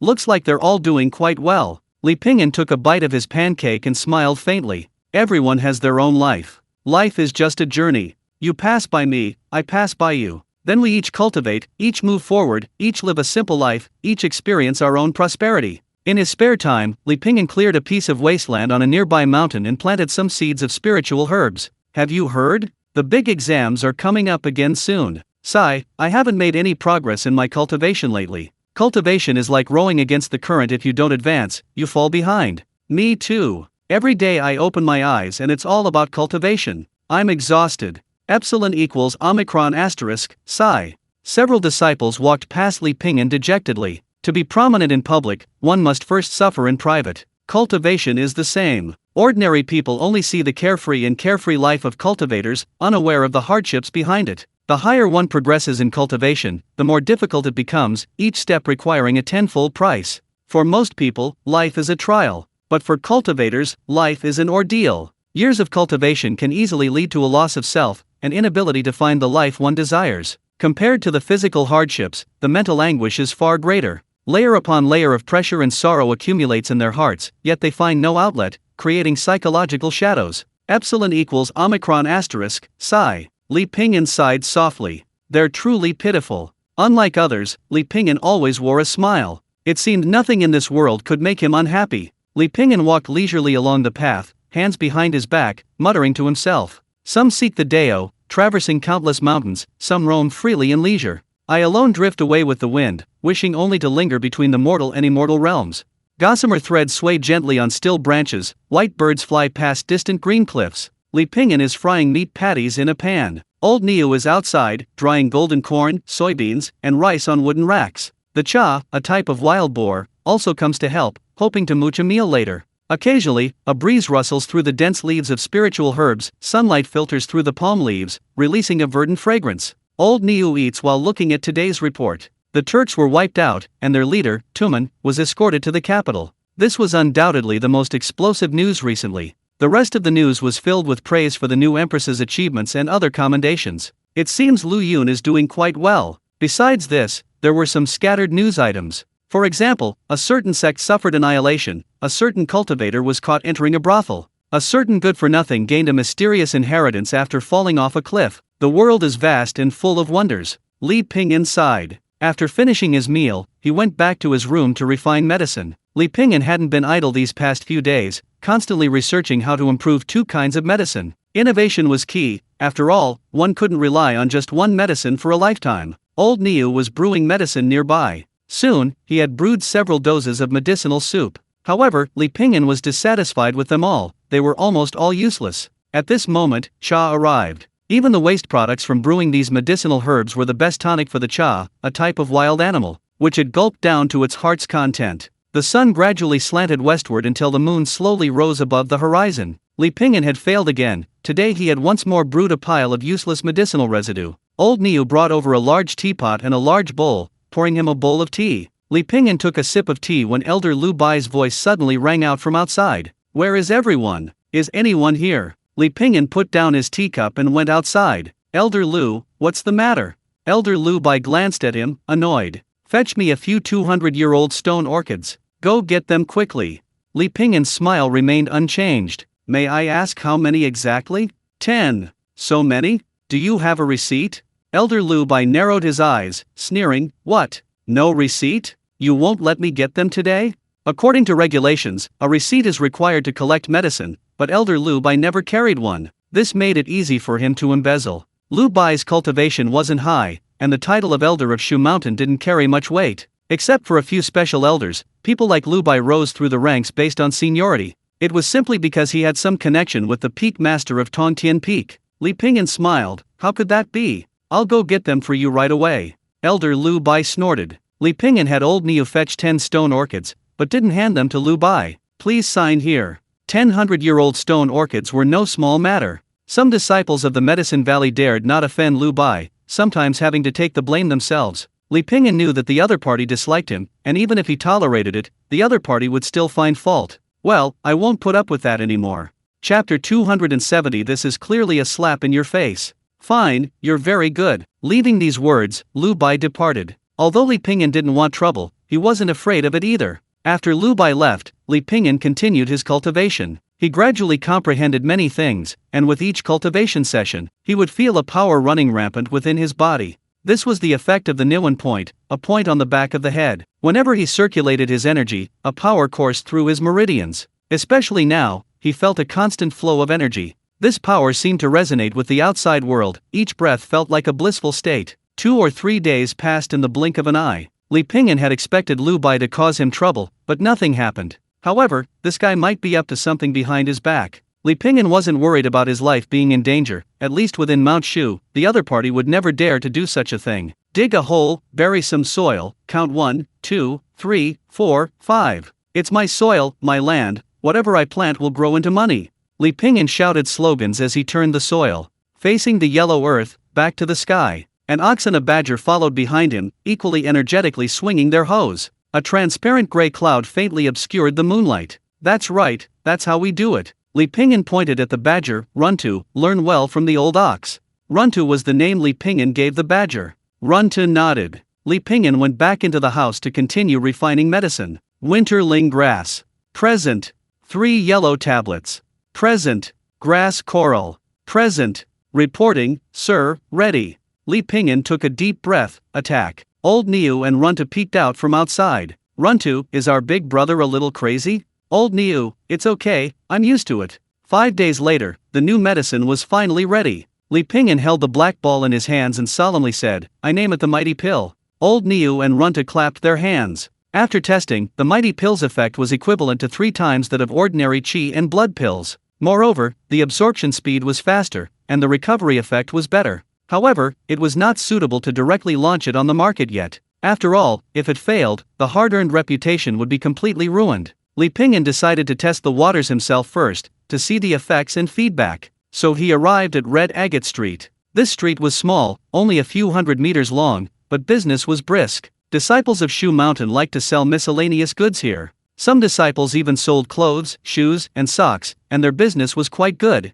The moonlight seemed to shroud a wisp of smoke, hazy and dreamlike. Li Pingyan set up his small stall, waiting for customers. Because it was his first day selling, sales weren't very good. All night, Li Pingyan only sold one item. In the shadows, 2 disciples were watching Li Pingyan. One of the disciples asked, "Is it him?" "It's him." Elder Lu Bai said, "It's this guy. Why is he selling pork at his stall? Let's go. Let's cause trouble." The 2 men strode forward menacingly. "Selling pork?" Li Pingyan said, "Yes, all from our own free-range pigs, delicious and healthy." The taller disciple said, 10 pounds of lean meat, not a single bit of fat on it." Li Pingyan smiled. "Okay, old Niu. Old Niu glanced at the two men resentfully. Swish, swish, swish. With swift strokes of his knife, 10 pounds of lean meat were sliced in no time. Done. The shorter disciple hesitated for a moment. Oh, the taller disciple smiled. No rush, I also want 10 pounds of fat, not a single bit of lean meat on it. All right. Soon, 10 pounds of fat were sliced. The taller disciple said, and 10 pounds of tenderloin cartilage. No problem. Li Pingyan agreed readily. The taller and shorter disciples looked at each other. Why isn't this kid playing by the rules? Soon, 10 caddies of tender cartilage were cut up. Not only that, Li Pingyan also included a packet of spirit stones. Here you go, please take care of me in the future.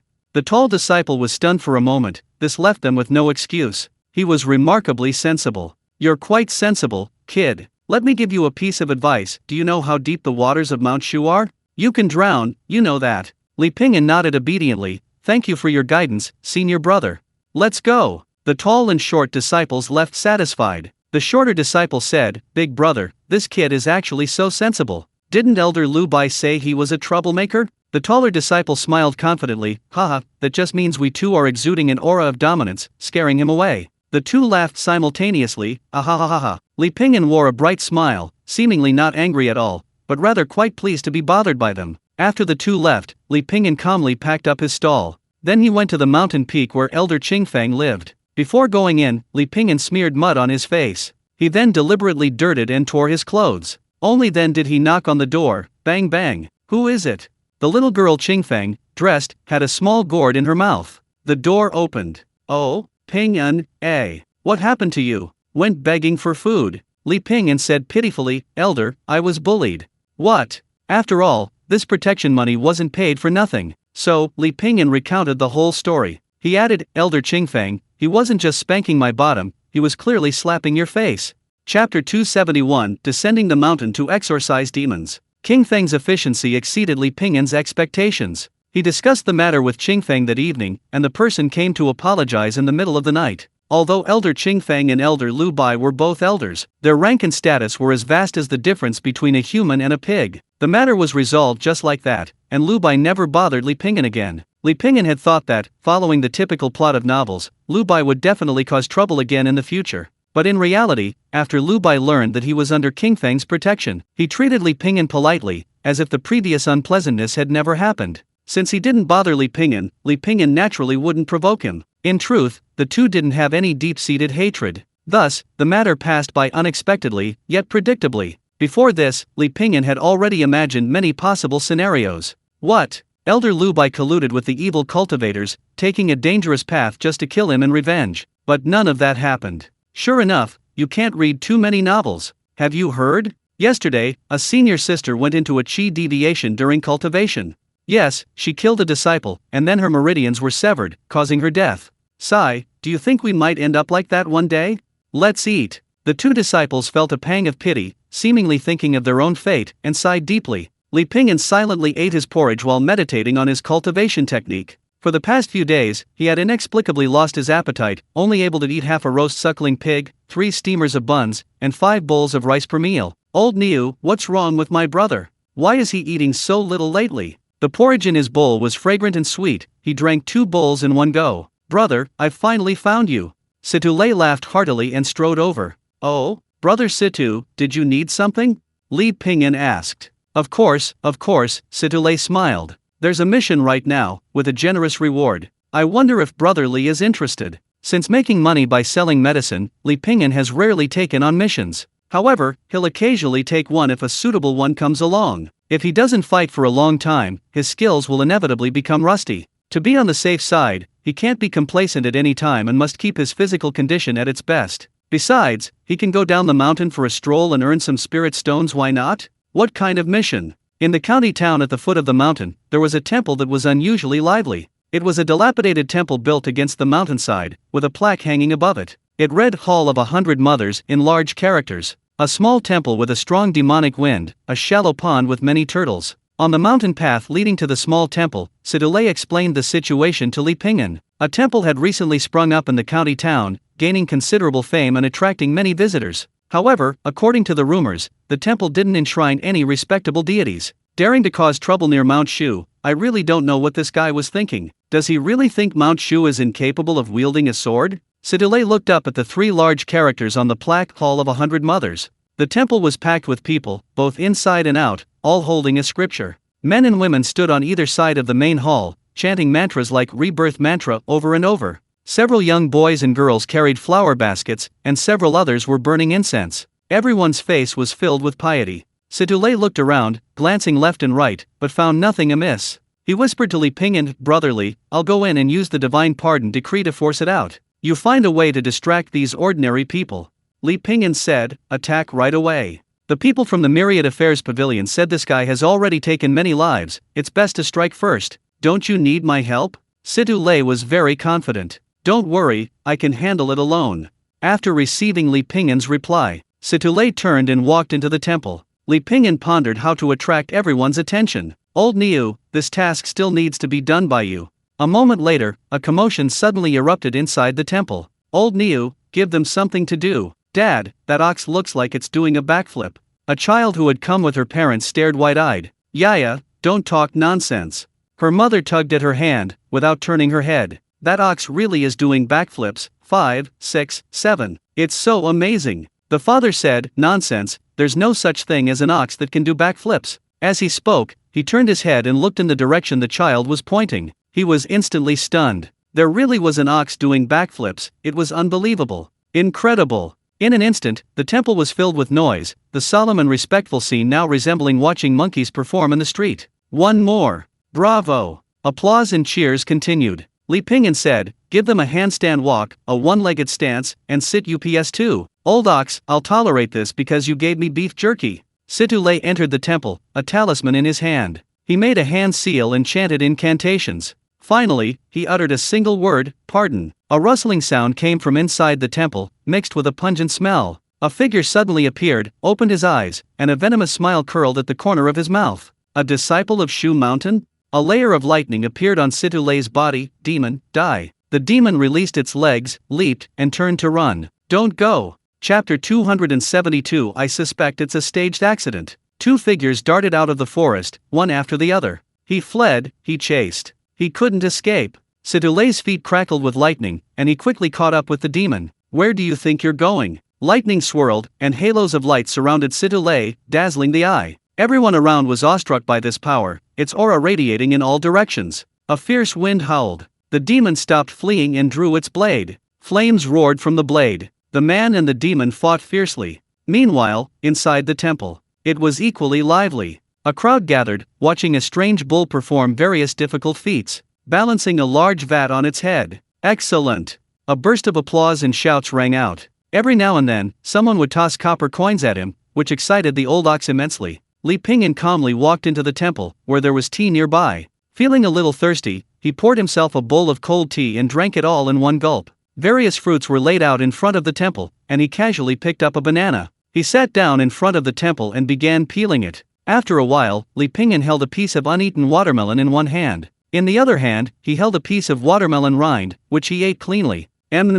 Delicious. Since Sidule was confident he could handle things alone, Li Pingyan didn't pay any attention to him and focused on eating his watermelon. "Hey, what are you doing?" At this moment, an angry voice rang out. It was an old man who had come to the temple to worship. Seeing Li Pingyan sitting on the ground, swaggering around eating the fruit offered to the temple's statues, his expression immediately changed. The old man snatched the fruit from Li Pingyan's hand. Suppressing his anger, the old man said, "You brat, you've gone too far. Offending a deity will bring you no good. Quickly offer incense to the deity to atone for your sins." Li Pingyan smiled helplessly, ignoring the old man. Unexpectedly, the old man took out some money from his pocket and bought 3 sticks of incense. He then handed them to Li Pingyan, saying earnestly, "Young man, listen to my advice, don't offend a deity. Otherwise, disaster will follow. It's better to believe it than not." The old man wasn't dressed like a wealthy person, and the 3 sticks of incense were indeed not cheap. Li Pingyan hesitated for a moment, but still chose to accept the old man's less-than-kind kindness. He took the incense and bowed 3 times before the statue. Then he inserted the incense sticks. The next moment, he felt his internal energy decrease slightly. He had the same feeling when he burned incense and offered sacrifices in Turtle City. Seeing Li Pingyan's sincere prayer, the old man finally breathed a sigh of relief. He advised, "Young man, you must have a sense of awe. In the future, if you encounter anything, even if you disapprove of it, try your best not to provoke it. Faced with the old man's kind reminder, Li Pingyan smiled and asked, Grandpa, what do you come to pray to the immortal for? I pray that my son's illness will get better soon. With nothing else to do, Li Pingyan and the old man sat outside, chatting idly. Li Pingyan had spent several years in the small mountain village, and his ability to chat with the elderly was already superb. Before long, Li Pingyan even knew the color of the old man's underwear. I only hope that God will take me away, not my son. The old man sighed deeply. Li Pingyan comforted him, everything will be alright, good people are always protected by heaven. The old man chuckled self-deprecatingly, to be honest, I've never done anything bad in my life, but I've done plenty of good deeds, only never seen any reward. Li Pingyan smiled, though no one knows the good deeds you do, heaven will recognize your virtue. After a short while, with a sharp crack, a withered tree suddenly snapped, and a strange bird squawked and soared into the sky. Situlé was thrown several feet away, his vision blurring as he nearly fainted. You have no martial virtue. Martial virtue? Times have changed. The monster was over 2 jong tall, its body radiating the power of incense. It couldn't help but burst into wild laughter, its laughter filled with mockery. Puffed. It was about to finish off the Shu Mountain disciple when, after taking only 2 steps, it suddenly spat out a mouthful of blood. The incense energy that should have transformed into its own power now acted like poison. Its expression twisted in agony, letting out a mournful whimper. A deafening boom followed by a piercing scream. The monster's massive body staggered back 3 or 4 steps. Unable to hold on any longer, it crashed heavily to the ground with a thud, gushing blood. The incense, it's poisoned. Having uttered its last words, it lay sprawled on the ground, lifeless. Situlé blinked, his small eyes filled with confusion. Confused face? What happened? Situlé successfully trapped the monster with the demon-binding rope. Back at the temple, he couldn't find Li Pingyan. After waiting a while, Li Pingyan returned. What were you doing? Situlé asked curiously. Take care of some things. Li Pingyan clapped his hands. How did it go? Everything went smoothly. On the way back, Situlé told Li Pingyan about the incident. Li Pingyan nodded thoughtfully. Based on my years of experience, it's possible it was a staged accident. A staged accident? Situlé asked, puzzled. The sun slowly pierced through the clouds, casting long shadows of the 2 men and the ox. Returning from the foot of the mountain, the old man walked along the familiar street, greeting neighbors with a smile. It was rare to see him smile since his son fell ill. Actually, there was nothing to be happy about today. He bought 3 sticks of incense for the blind stranger at the temple, spending the money he had originally intended to use to pray for his son's well-being. But he went to the temple to pray every day, surely the deities there wouldn't be angry. That's how the old man comforted himself. He had a very pleasant chat with the blind man. It had been a long time since he'd had such a heartfelt conversation with anyone. The old man returned home and was about to open the door. But then his wife rushed out, sobbing, Old Joe, our son, our son. The old man's face paled instantly. Something had happened? Chapter 273 Though no one may know of your good deeds, heaven will surely recognize your virtues. Our son, he's cured. Hearing this, the incredulous old man rushed inside. He saw his son, who had been lying on the bed, barely alive, now sitting up. A sliver of color returned to his pale face, as if he were a completely different person. He opened his mouth and said, Dad, I'm hungry. The old man was stunned for a moment, then overjoyed. Good. He said good several times in a row. In the old man's eyes, being able to eat meant that his condition had improved. Watching his son eat heartily, the 2 old people couldn't hide their smiles. Eat more. The old man said, It must be a miracle is protecting Tiger. His wife said, What miracle? It was just a blind doctor who came today. A blind doctor? The old man asked, puzzled. Yes, after you went to the temple, a blind doctor came to our house asking for a cup of water. Who knew that after he drank the tea, he started treating our son? In no time, our son was better, and he even left a prescription. The old man frowned, then realized something. The blind man he had met at the temple not long ago flashed through his mind. He remembered the blind man's last words, though no one knows of good deeds, heaven will know of accumulated virtue. He quickly checked the blind man's appearance with his wife, it matched perfectly. Wait a minute. When he came down the mountain, the blind doctor hadn't come down yet. And according to his wife, the blind doctor had been gone for more than half an hour. Calculating the distance, even if the blind doctor rode a horse, he couldn't have made it in time. There could only be one possibility. A deity. What are you thinking about? The old man smiled and didn't say anything more. He muttered to himself, though no one knows the good deeds I do, heaven will surely remember my virtues. Take this move, and heaven and earth will be united. Moo! A man and an ox, each holding a chess piece, sat in the pavilion, playing chess. Runtu munched on nuts nearby. Whoever loses today washes the dishes, Li Pingyan said coldly. The ox, then don't blame me for showing no mercy. The black and white pieces clashed on the chessboard, the man and the ox completely focused, exchanging blows in a fierce battle. Finally, the battle ended. Runtu looked up. Who won? Who won? A draw, Li Pingyan nodded. The ox, moo. You washed the dishes. Li Pingyan patted Runtu's shoulder. Runtu? The sun was bright today, and the sky was a brilliant blue. A wisp of cloud was veiled, distant mountains were shrouded in mist, and a gentle breeze carried warmth. Li Pingyan stretched, watching the clouds drift by, and couldn't resist the urge to recite a poem. The sun is so big. The sky is so blue. This wind is fucking comfortable. Li Pingyan coughed lightly, pleased with his own poetic talent. Old Niu passed by, giving him a disdainful look. Li Pingyan walked with his hands behind his back to the nearest vegetable garden. He had cultivated a small plot of land for himself. Golden rapeseed, in rows, resembled small golden mountains rising from the ocean. Besides, there were lush green leaves and plump white stems. Everything was neatly arranged in rows, like a meticulously painted picture. Fruits, vegetables, scallions, and garlic were also planted in rows. Li Pingyan casually picked up a cucumber and took a bite. Crisp and refreshing, delicious and delicious. No wonder these fruits and vegetables grew in the Medicine Valley, they were truly delicious. Suddenly, a whooshing sound came from mid-air. A figure in white robes arrived on a sword. It was Lin Shui, the daughter of the Tongtian Peak Master. Mr. Li, Lin Shui smiled faintly. The old ox turned and ran off. Seeing Lin Shui always reminded it of that unpleasant memory. Lin Shui handed him a list. I've come to collect some herbs. No problem, Runtu. Li Pingyan summoned Runtu and asked it to fetch the herbs for Lin Shui. What are you going to do with so many herbs? Li Pingyan asked curiously. Lin Shui said, the sect competition is approaching, and I need to go into seclusion to cultivate and strive to break through to the peak of the third rank. The sect competition? Lin Shui nodded. The sect competition is a martial arts tournament held once every 20 years in Shu Mountain, its purpose being to promote outstanding young disciples. Both inner and outer disciples are eligible to participate, and the winner receives preferential treatment in sect resources. Lin Shui is the daughter of the Tongtian Peak Master and a favorite to win this year's competition. Naturally, she bears immense pressure. Lin Shui glanced around at Li Pingyan's small vegetable garden. It was truly beautiful. The lush, tender vegetables completely covered the field. Tomatoes were plump and ripe, peppers were fiery red, and cucumbers were so green they seemed to drip with moisture. The trees were laden with large, round fruits, swaying in the wind. Lin Shui paused for a moment.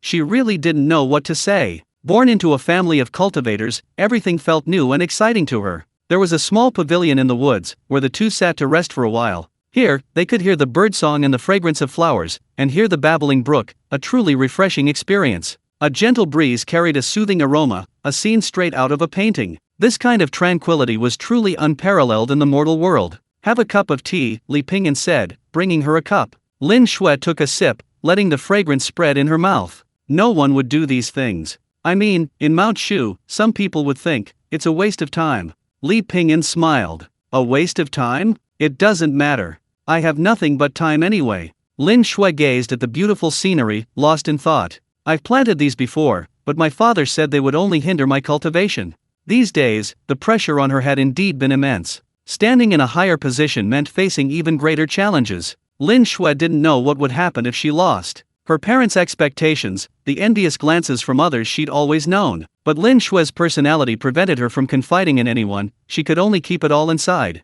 Today, for some reason, she seemed deeply captivated by the beautiful scenery before her. She involuntarily poured out her heart. Gradually, she lost consciousness. Runtu ran over carrying medicinal herbs. Li Pingyan made a shushing gesture to it, took a small sip of tea. He scratched his ear, finally falling asleep. This girl is really talkative. Chapter 274, Are you just checking in here? A swarm of little bees hummed softly. Pairs of butterflies danced gracefully among the golden rapeseed flowers. Lin Shui opened her eyes, stunned for a moment. Did I fall asleep? Lin Shui pursed her lips, looking at the tender shoots not far away. She leaned closer for a look, and a poetic smile spread across her face. So beautiful. Lin Shui reached out and touched the herbs she had requested, finding them already prepared by Li Pingyan. She let out a soft breath, feeling inexplicably much lighter. Li Pingyan yawned. Straight face. The sect competition? It has nothing to do with me, but it seems there's some excitement to watch. Never mind, back to cultivation. 2 days later, Situlei came to see Li Pingyan. Starting tomorrow, I'm going into seclusion to cultivate. Situlei was extremely excited. For the sect competition? Situlei nodded. I can't go out these days, so I came to try your cooking again. Li Pingyan leaned back in his chair, looking content. Then you might be disappointed. I'm not in the mood to cook today. Situlei said, what about old Niu? He can cook.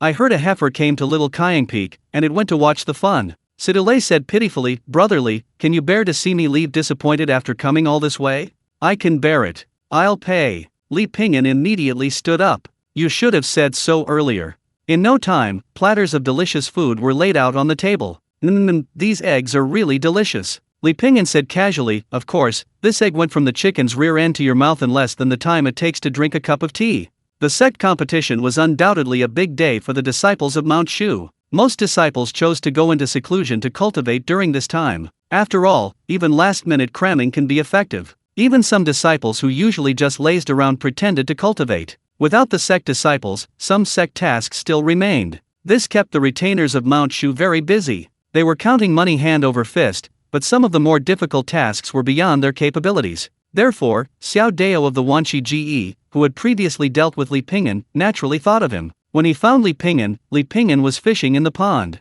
With the sect competition approaching, most disciples have chosen to go into seclusion. So business has slowed down recently. Large-scale pharmaceutical production isn't needed for the time being, and his cultivation seems to have hit a bottleneck. Therefore, Li Pingyan suddenly found himself with nothing to do. He was either playing the ervu, fishing, or occasionally practicing martial arts in the courtyard. Or he'd tend to the flowers and plants in the yard, seemingly having prematurely entered a life of retirement. The other disciples in Medicine Valley were green with envy. They could only console themselves with their own thoughts. Don't be angry, don't be angry. My efforts today are for a better future tomorrow. There's no future in just loafing around and waiting to die. Li Pingyan simply responded with a kind smile. Xiao Dao explained his purpose. Li Pingyan hesitated slightly before refusing. Firstly, he didn't need spirit stones at the moment. Secondly, the sect competition was about to begin, and Li Pingyan didn't want to miss this opportunity. In his previous life, in his youth, he always felt time passed too slowly, that a lifetime was too long. But as he grew older, he always felt time passed too quickly, that a lifetime was too short.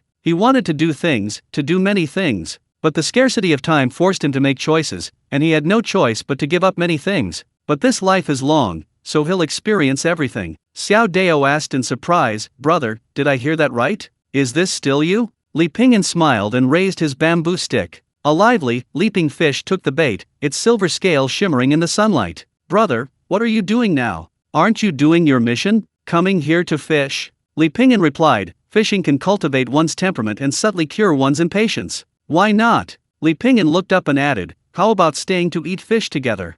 Xiao Dao left disappointed. Not long after, Li Pingyan received 5 letters. They were from Jingyue, Aliyah, Qin Shi, and Wang Yi. There was also an unsigned letter. Jingyue's letter contained nothing of value. It simply stated that he was preparing to go into seclusion for cultivation and would be irreconcilably opposed to the brothel. Are things in the world inherently difficult or easy? If you do it, even the difficult becomes easy. If you don't do it, even the easy becomes difficult. Li Pingyan was quite pleased and continued reading. March 6th, the first day of irreconcilable conflict with the brothel. March 7th, the first day of irreconcilable conflict with the brothels. March 8th, the first day of irreconcilable conflict with the brothels. Li Pingyan, is this abstaining from sex? Or is it checking in? Next was Aliyah's letter, nothing more than some updates on her life at the academy, telling Li Pingyan to take good care of herself. Incidentally, she mentioned that Fatty June had fallen into the latrine. Li Pingyan sighed. Fatty June was destined to be inseparable from poop for life.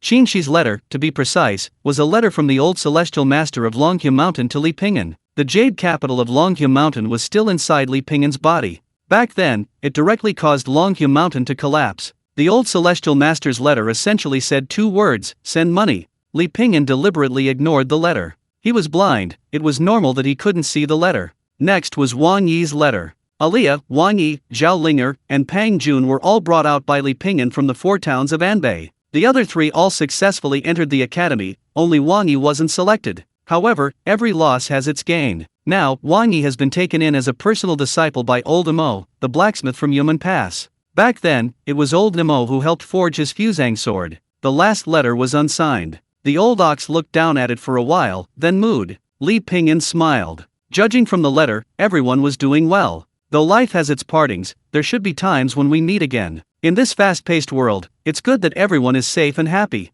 1 month later, the sect competition begins. Chapter 275 Sect Grand Competition. The Grand Sect Competition was arguably the most bustling day of the Shu Mountain sect. Not only did everyone come, but even some sect leaders were present. The other sects also sent representatives and gifts. For Shu Mountain, such a grand event would be too embarrassing if too few people showed up. Old Niu, Runtu, give it your all. An ox and a badger were bustling about in the kitchen. A large pot of meat was simmering on the stove, not yet fully cooked. The meat and broth were both boiling. The cooked dishes were served in pots, filling the table. He'd set up a stall in the square, and he'd make a fortune. Li Pingyan, meanwhile, diligently refined medicine, working from dawn till dusk. A pile of waste medicine residue had accumulated. Everything was ready, he just had to join the fun tomorrow. Wild geese flew under a waning moon. It was an unsettling night. Tomorrow is the first day of the sect competition, a day the disciples of Shu Mountain have eagerly awaited. However, when the day finally arrives, they are somewhat at a loss. Excitement, tension, and uncertainty. This reminds Li Pingyan of his college entrance exams in his previous life. 10 years of hard study, all culminating in this one day. 2.5 days have passed, feeling like a dream. The hardships, tension, patience, and confusion of the past have all come to an end in these 2.5 days. Li Pingyan understands that feeling all too well. But what does it have to do with him now? Li Pingyan takes a sip of tea. He sits cross-legged, entering a meditative state. Azure destiny, single-minded devotion. White destiny, diligence can compensate for lack of talent. Both destinies activate simultaneously, causing the internal energy to either surge outwards, flow directly, or contract inwards, all reaching a sublime state. The next day. Today was undoubtedly a good day. The sky was cloudless, and according to the astronomical pavilion of Mount Shu, the next few days would be blessed with exceptionally good weather. On Little Kying Peak of Mount Shu, a hint of unease lingered on the faces of the people. A mixture of tension, anxiety, and excitement mingled. Ha ha ha. Situlei stepped forward, hands behind his back. Qin Miao Miao asked curiously, "Senior brother Situ, did you break through?" Situlei grinned, "No." Everyone pursed their lips. "However, I have absolute confidence." Qin Miao Miao ignored him and went to ask another senior brother who had participated in the sect competition twice. "Let me tell you, you can see all the people you wouldn't normally see in this sect competition, and they're all top-tier talents. If you happen to catch the eye of a beautiful or handsome fellow cultivator, he. The senior brother laughed heartily. The teasing made several junior female disciples blush slightly, while the male disciples were filled with excitement. Normally, they had few opportunities to interact with junior female disciples from other peaks. The sect competition was undoubtedly the best opportunity. If they won the competition, there would be hundreds, even thousands, of spectators below the stage. That would be incredibly prestigious, and they could also charm some young and beautiful junior female disciples. All right, let's prepare to set off. At this moment, the peak master stepped forward and gave everyone a few instructions. Then, the people of Little Kying Peak set off. Each of them summoned their magical treasures and soared upwards, plunging into the sea of clouds. The distant peaks rose higher and higher, their grandeur magnificent. Situlei shouted, "Let's go!" Beams of light intertwined and dispersed, surging towards the main peak. Senior sister Lin Shui, a disciple exclaimed. They were from Tongtian Peak, lined up and heading towards the summit. Lin Shui stood atop a flying sword, offering a faint smile to the crowd. Months had passed, and Lin Shui's aura seemed even more sharp. Her curves were exquisite, her beauty breathtaking. Like the last purple lotus in late spring, gentle and graceful, yet exuding a sacred aura that commanded respect. The sword light danced like a divine dragon, adding a touch of brilliance to Mount Shu. Many male disciples gazed up at her back, a hint of surprise on their faces, uttering exclamations of admiration. "Hey, look at that!" a disciple shouted. With the shout, everyone looked again. Could it be another senior or junior sister? Two figures appeared halfway up the main peak. They were climbing upwards. The crowd watched this scene from afar, their faces showing surprise. They all assumed this was some kind of unusual cultivation practice. Li Pingyan walked slowly upwards with his hands behind his back, as if walking on flat ground. Old Niu followed behind, with Runta standing on its shoulders. Li Pingyan also noticed Situlei and the others, smiling slightly as a greeting. Qin Miao Miao exclaimed, "It's Mr. Li." Situlei activated his magic weapon and flew over. "Brotherly, I'll give you a ride." Li Pingyan shook his head, "No need, a stroll is good for my health." "Then we'll go first."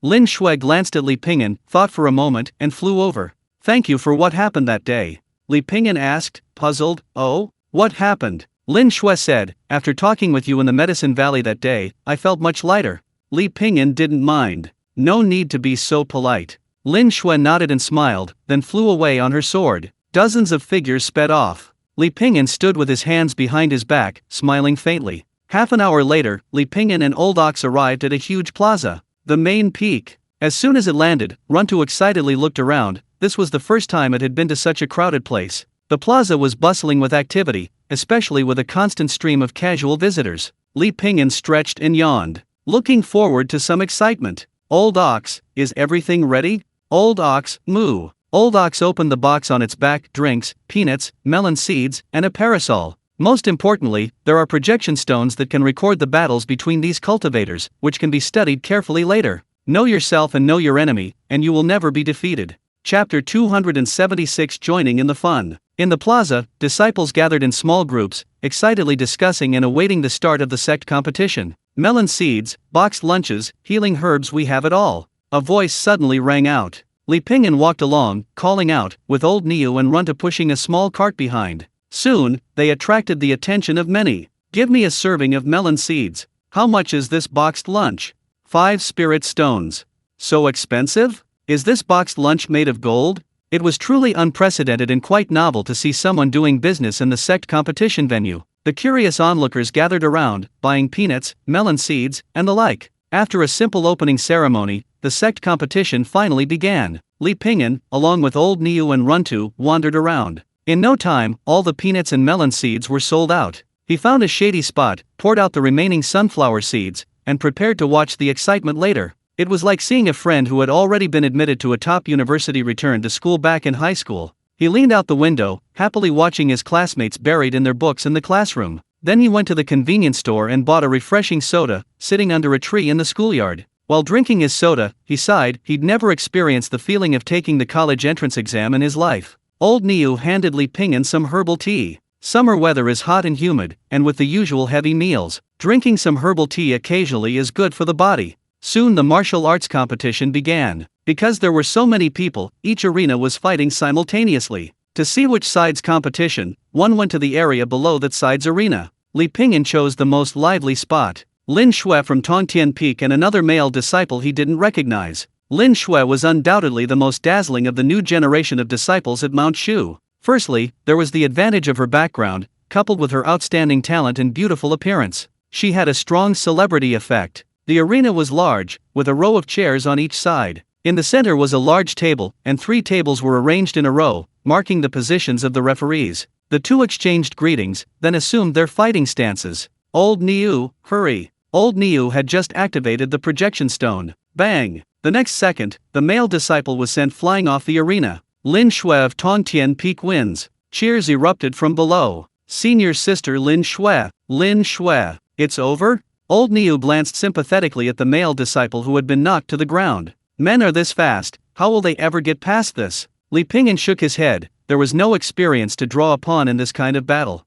However, this was only the first match, so it was normal for the skill levels to vary. The quality of the battles would increase as the competition progressed. Li Pingyan, legs crossed, finished his tea. Then he took the chilled watermelon that Lao Niu handed him and started eating it. Runta fanned him with a fan. In the sweltering heat, eating a large watermelon while enjoying the breeze made Li Pingyan exclaim, "Life is so wonderful. You've come too." A girl ran towards them from afar. She had delicate, arched eyebrows and wore a fiery red bodysuit. Wu Mensi was Li Pingyan's business partner. It was she who enabled Li Pingyan to take the first step into his herbal medicine business. Wu Mensi's eyes curved into crescent moons, exuding a captivating charm with an unusual allure. "I must say, you really are a penniless wretch. You've earned so many spirit stones and you're still not satisfied. You even seized the opportunity to make a fortune during the sect competition." Li Pingyan chuckled. Who would complain about having too many spirit stones?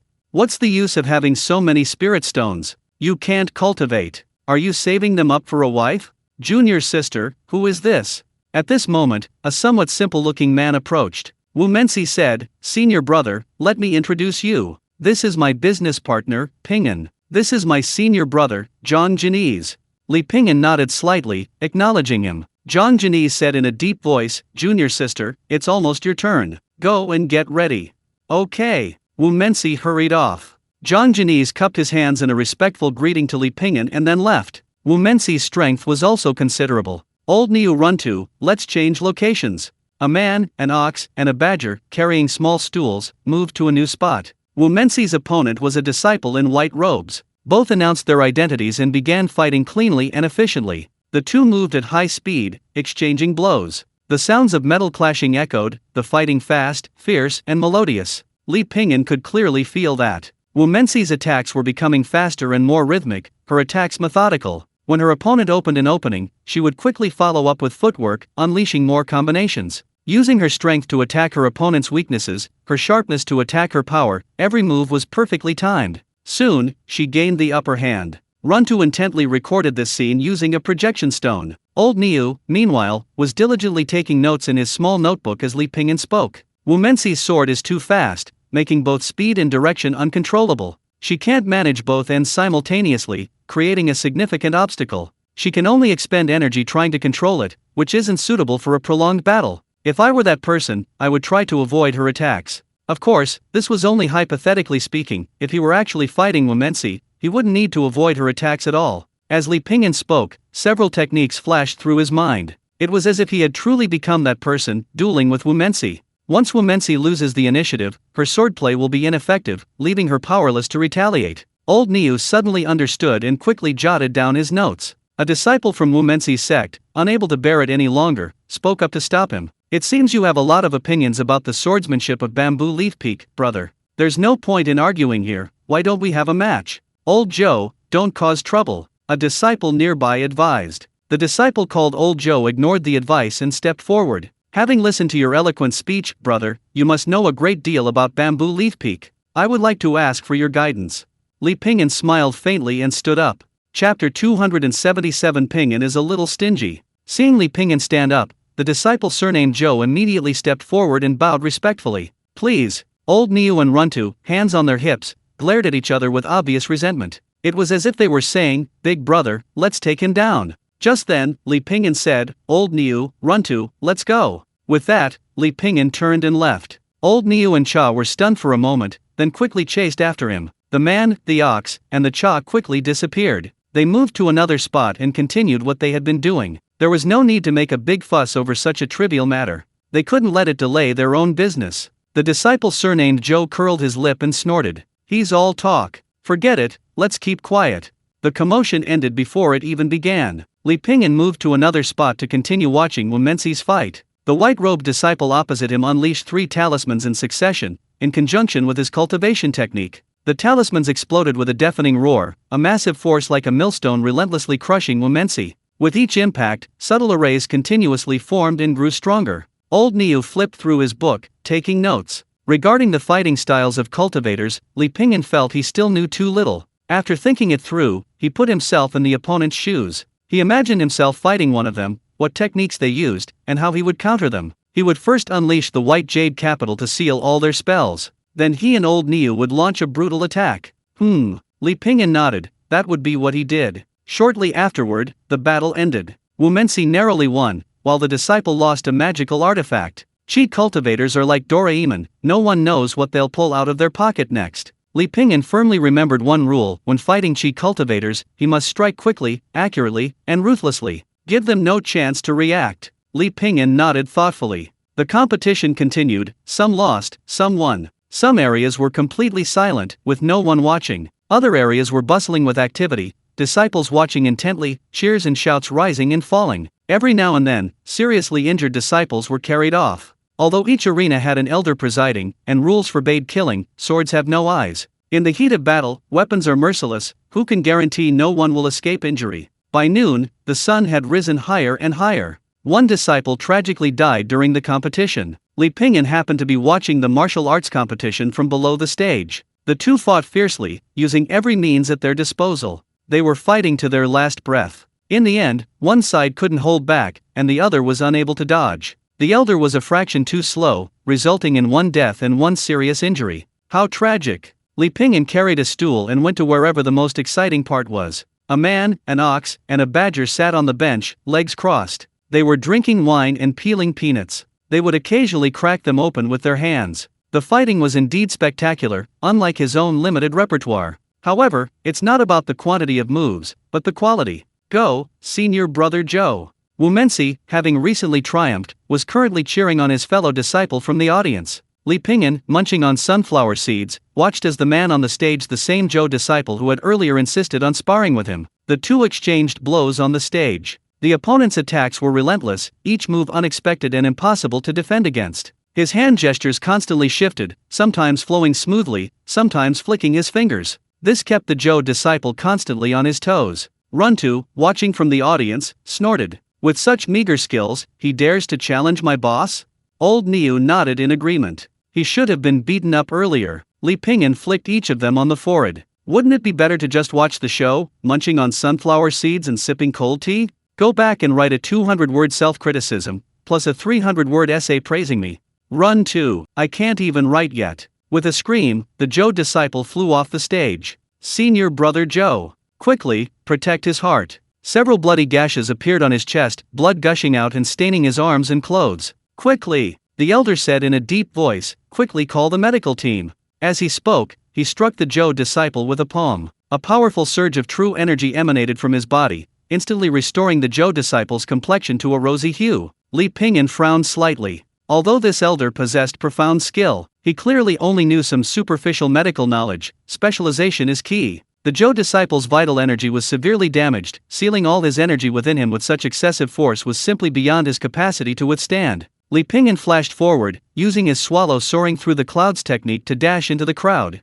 Excuse me, please make way. With a wave of his hand, needles flew like lightning, piercing the acupuncture points with the speed of the wind. Several silver needles pierced the body of the disciple surnamed Zhou. Li Pingyan raised his hand again, stopping the elder who was about to transfer his inner energy. The elder's expression changed slightly, and he drew a semicircle with his palm. The force penetrated to his bones, and with a whoosh, he pushed it out. Li Pingyan gripped it tightly and said in a deep voice, if you continue, he will die. The elder felt the power in his hand and frowned slightly. Who are you? A physician. Li Pingyan used needles to disperse the qi and used hidden force to stimulate acupoints to improve blood circulation. He also gave him a specially prepared healing pill, which, while not life-saving, was truly effective for internal injuries. This method was only an emergency measure. Similar to artificial respiration and CPR, the rest was left to the physicians of Mount Shu. The disciple surnamed Zhou coughed up the blood that had blocked his throat and looked at Li Pingyan. Thank you. Before he could utter the word thank you, Li Pingyan released his grip.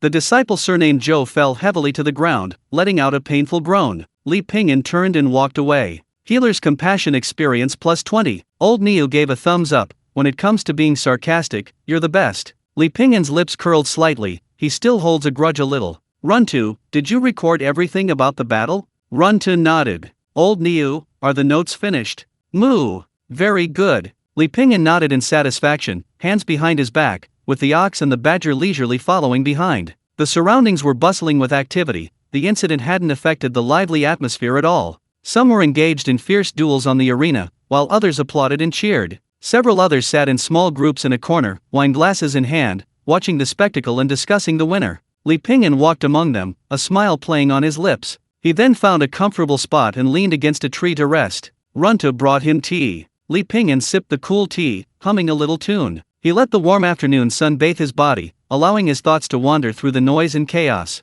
The revolution is not yet complete. Comrades must continue to strive. Don't slack off, get to work. Chapter 278 probably means the cheat program has been installed. The sect competition was to last several days. Because of the large number of disciples, the first round alone lasted 2 days. The first round's participants were of varying skill levels, but the second round clearly showed a significant increase in intensity. By the third round, the battles had become even more intense. Various techniques and moves were employed. The competition was evenly matched, making for a truly spectacular event. It felt like watching a blockbuster every day, and Li Pingyan thoroughly enjoyed it. Every day, he would arrive early, carrying a long bench and choosing a good spot to wait for the show to begin. As for who would win or lose, he didn't care. He was simply a spectator, not participating. Li Pingyan liked this feeling, watching from the sidelines as those inside chased and competed for a certain goal. This victory was extremely important to them, but for him, it was just a good show. Of course, Li Pingyan wasn't just there to watch the show.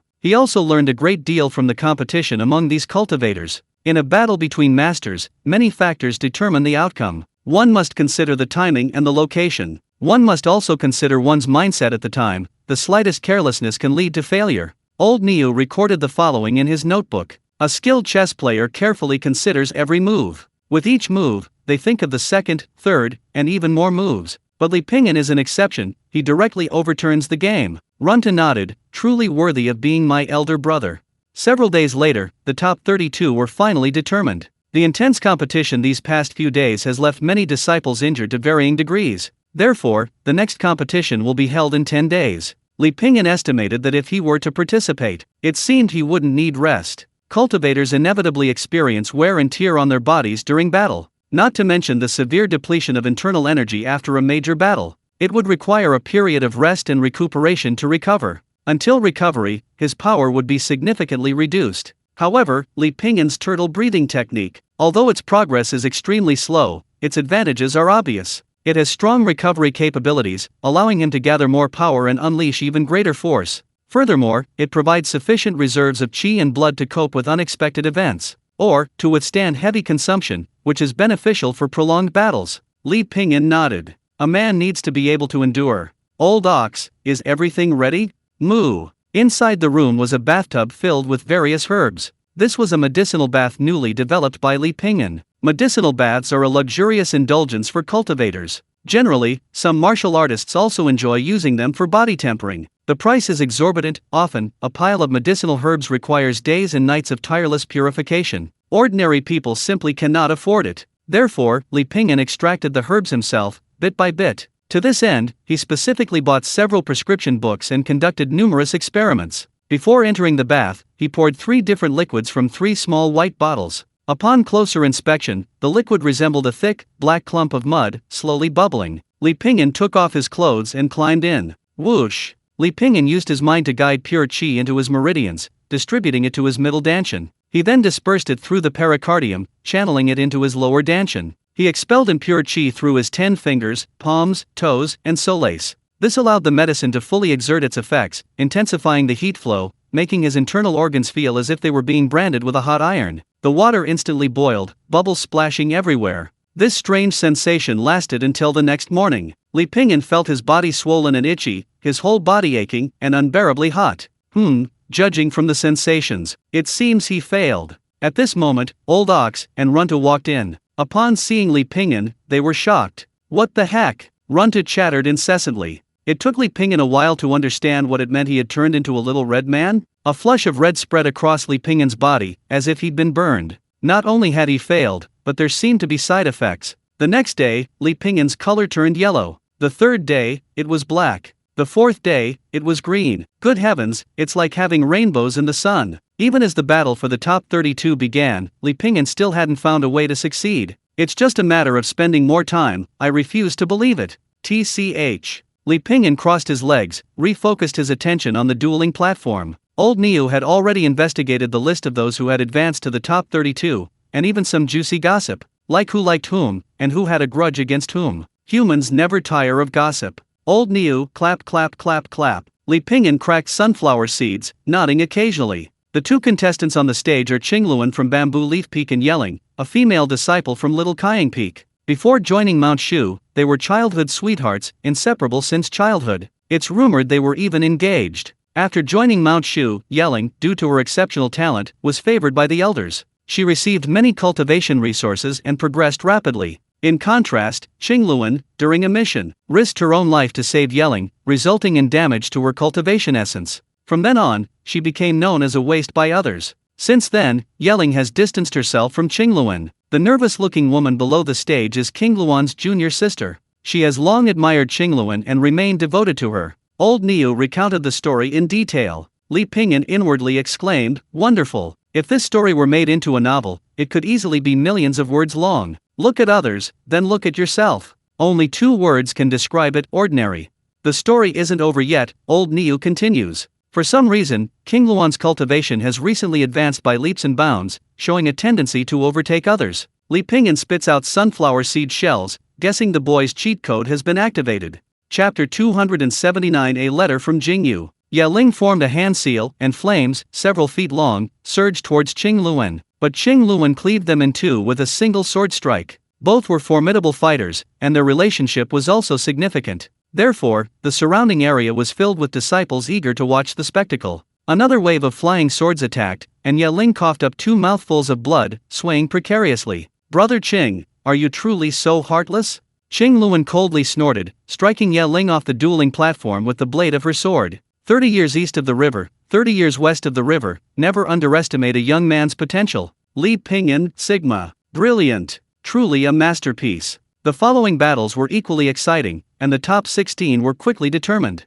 Situlei and Qin Miao Miao, outside the top 100, were eliminated. Of the 16 finalists, Li Pingyan only recognized Lin Shui. Lin Shui fought her way to the semi-finals but ultimately suffered a defeat. This Grand Shu Mountain competition, lasting over a month, finally came to a close. It was said that the winners would receive a Shu Mountain magic weapon, and the semi-finalists, 16th finalists, and so on, would all receive different levels of rewards. Furthermore, these individuals would descend the mountain for training. However, all of that was irrelevant to Li Pingyan. He was merely a spectator. After the spectacle, he returned to the Medicine Valley to farm. A man, an ox, and a badger sat in the house, chattering away about the details of the competition. Li Pingyan spoke human language. The ox mooed. Runtu mumbled something incoherently. It was quite perplexing how the three of them communicated. Life returned to normal. Li Pingyan, with Old Ox by his side, began researching the medicinal bath, while Runtu assisted. Years passed swiftly like an arrow, time flew by like a taut bowstring.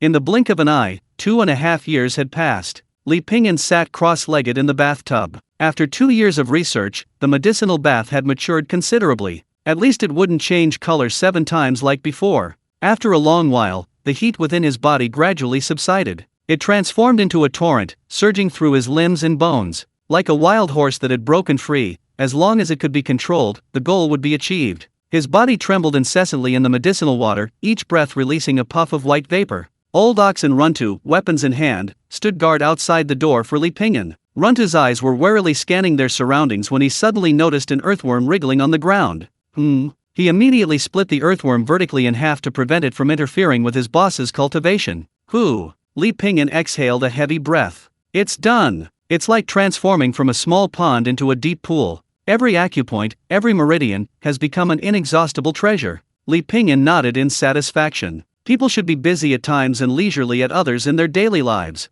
Sometimes excited, sometimes filled with wonder. They can't be static. True happiness comes from fulfillment. Old Niu, Runtu is having hot pot tonight. Li Pingyan's voice couldn't hide his joy. Runtu was destroying an ant nest when he heard Li Pingyan's voice. He turned around excitedly. Boss, you finally succeeded. 2.5 years, he'd been following Li Pingyan for 2.5 years. Runtu's progress had been rapid, he had embarked on the path of cultivation, and he could read and speak. A gentle breeze blew, and apart from the occasional chirp of cicadas, the Medicine Valley was utterly tranquil. Old Niu, can't you leave me a piece of beef? Li Pingyan demanded. Old Niu ignored him, continuing to stare intently at the meat in the pot. The meat and broth in the pot were boiling, fragrant and spicy, each piece of meat carrying a medicinal aroma. The aroma was irresistible, making one's mouth water. Li Pingyan stood up. Just eating is so boring. Let's play games while we eat. Old Niu and Runtu blinked with curiosity. Li Pingyan continued, we're all people of status, so let's play something cultured.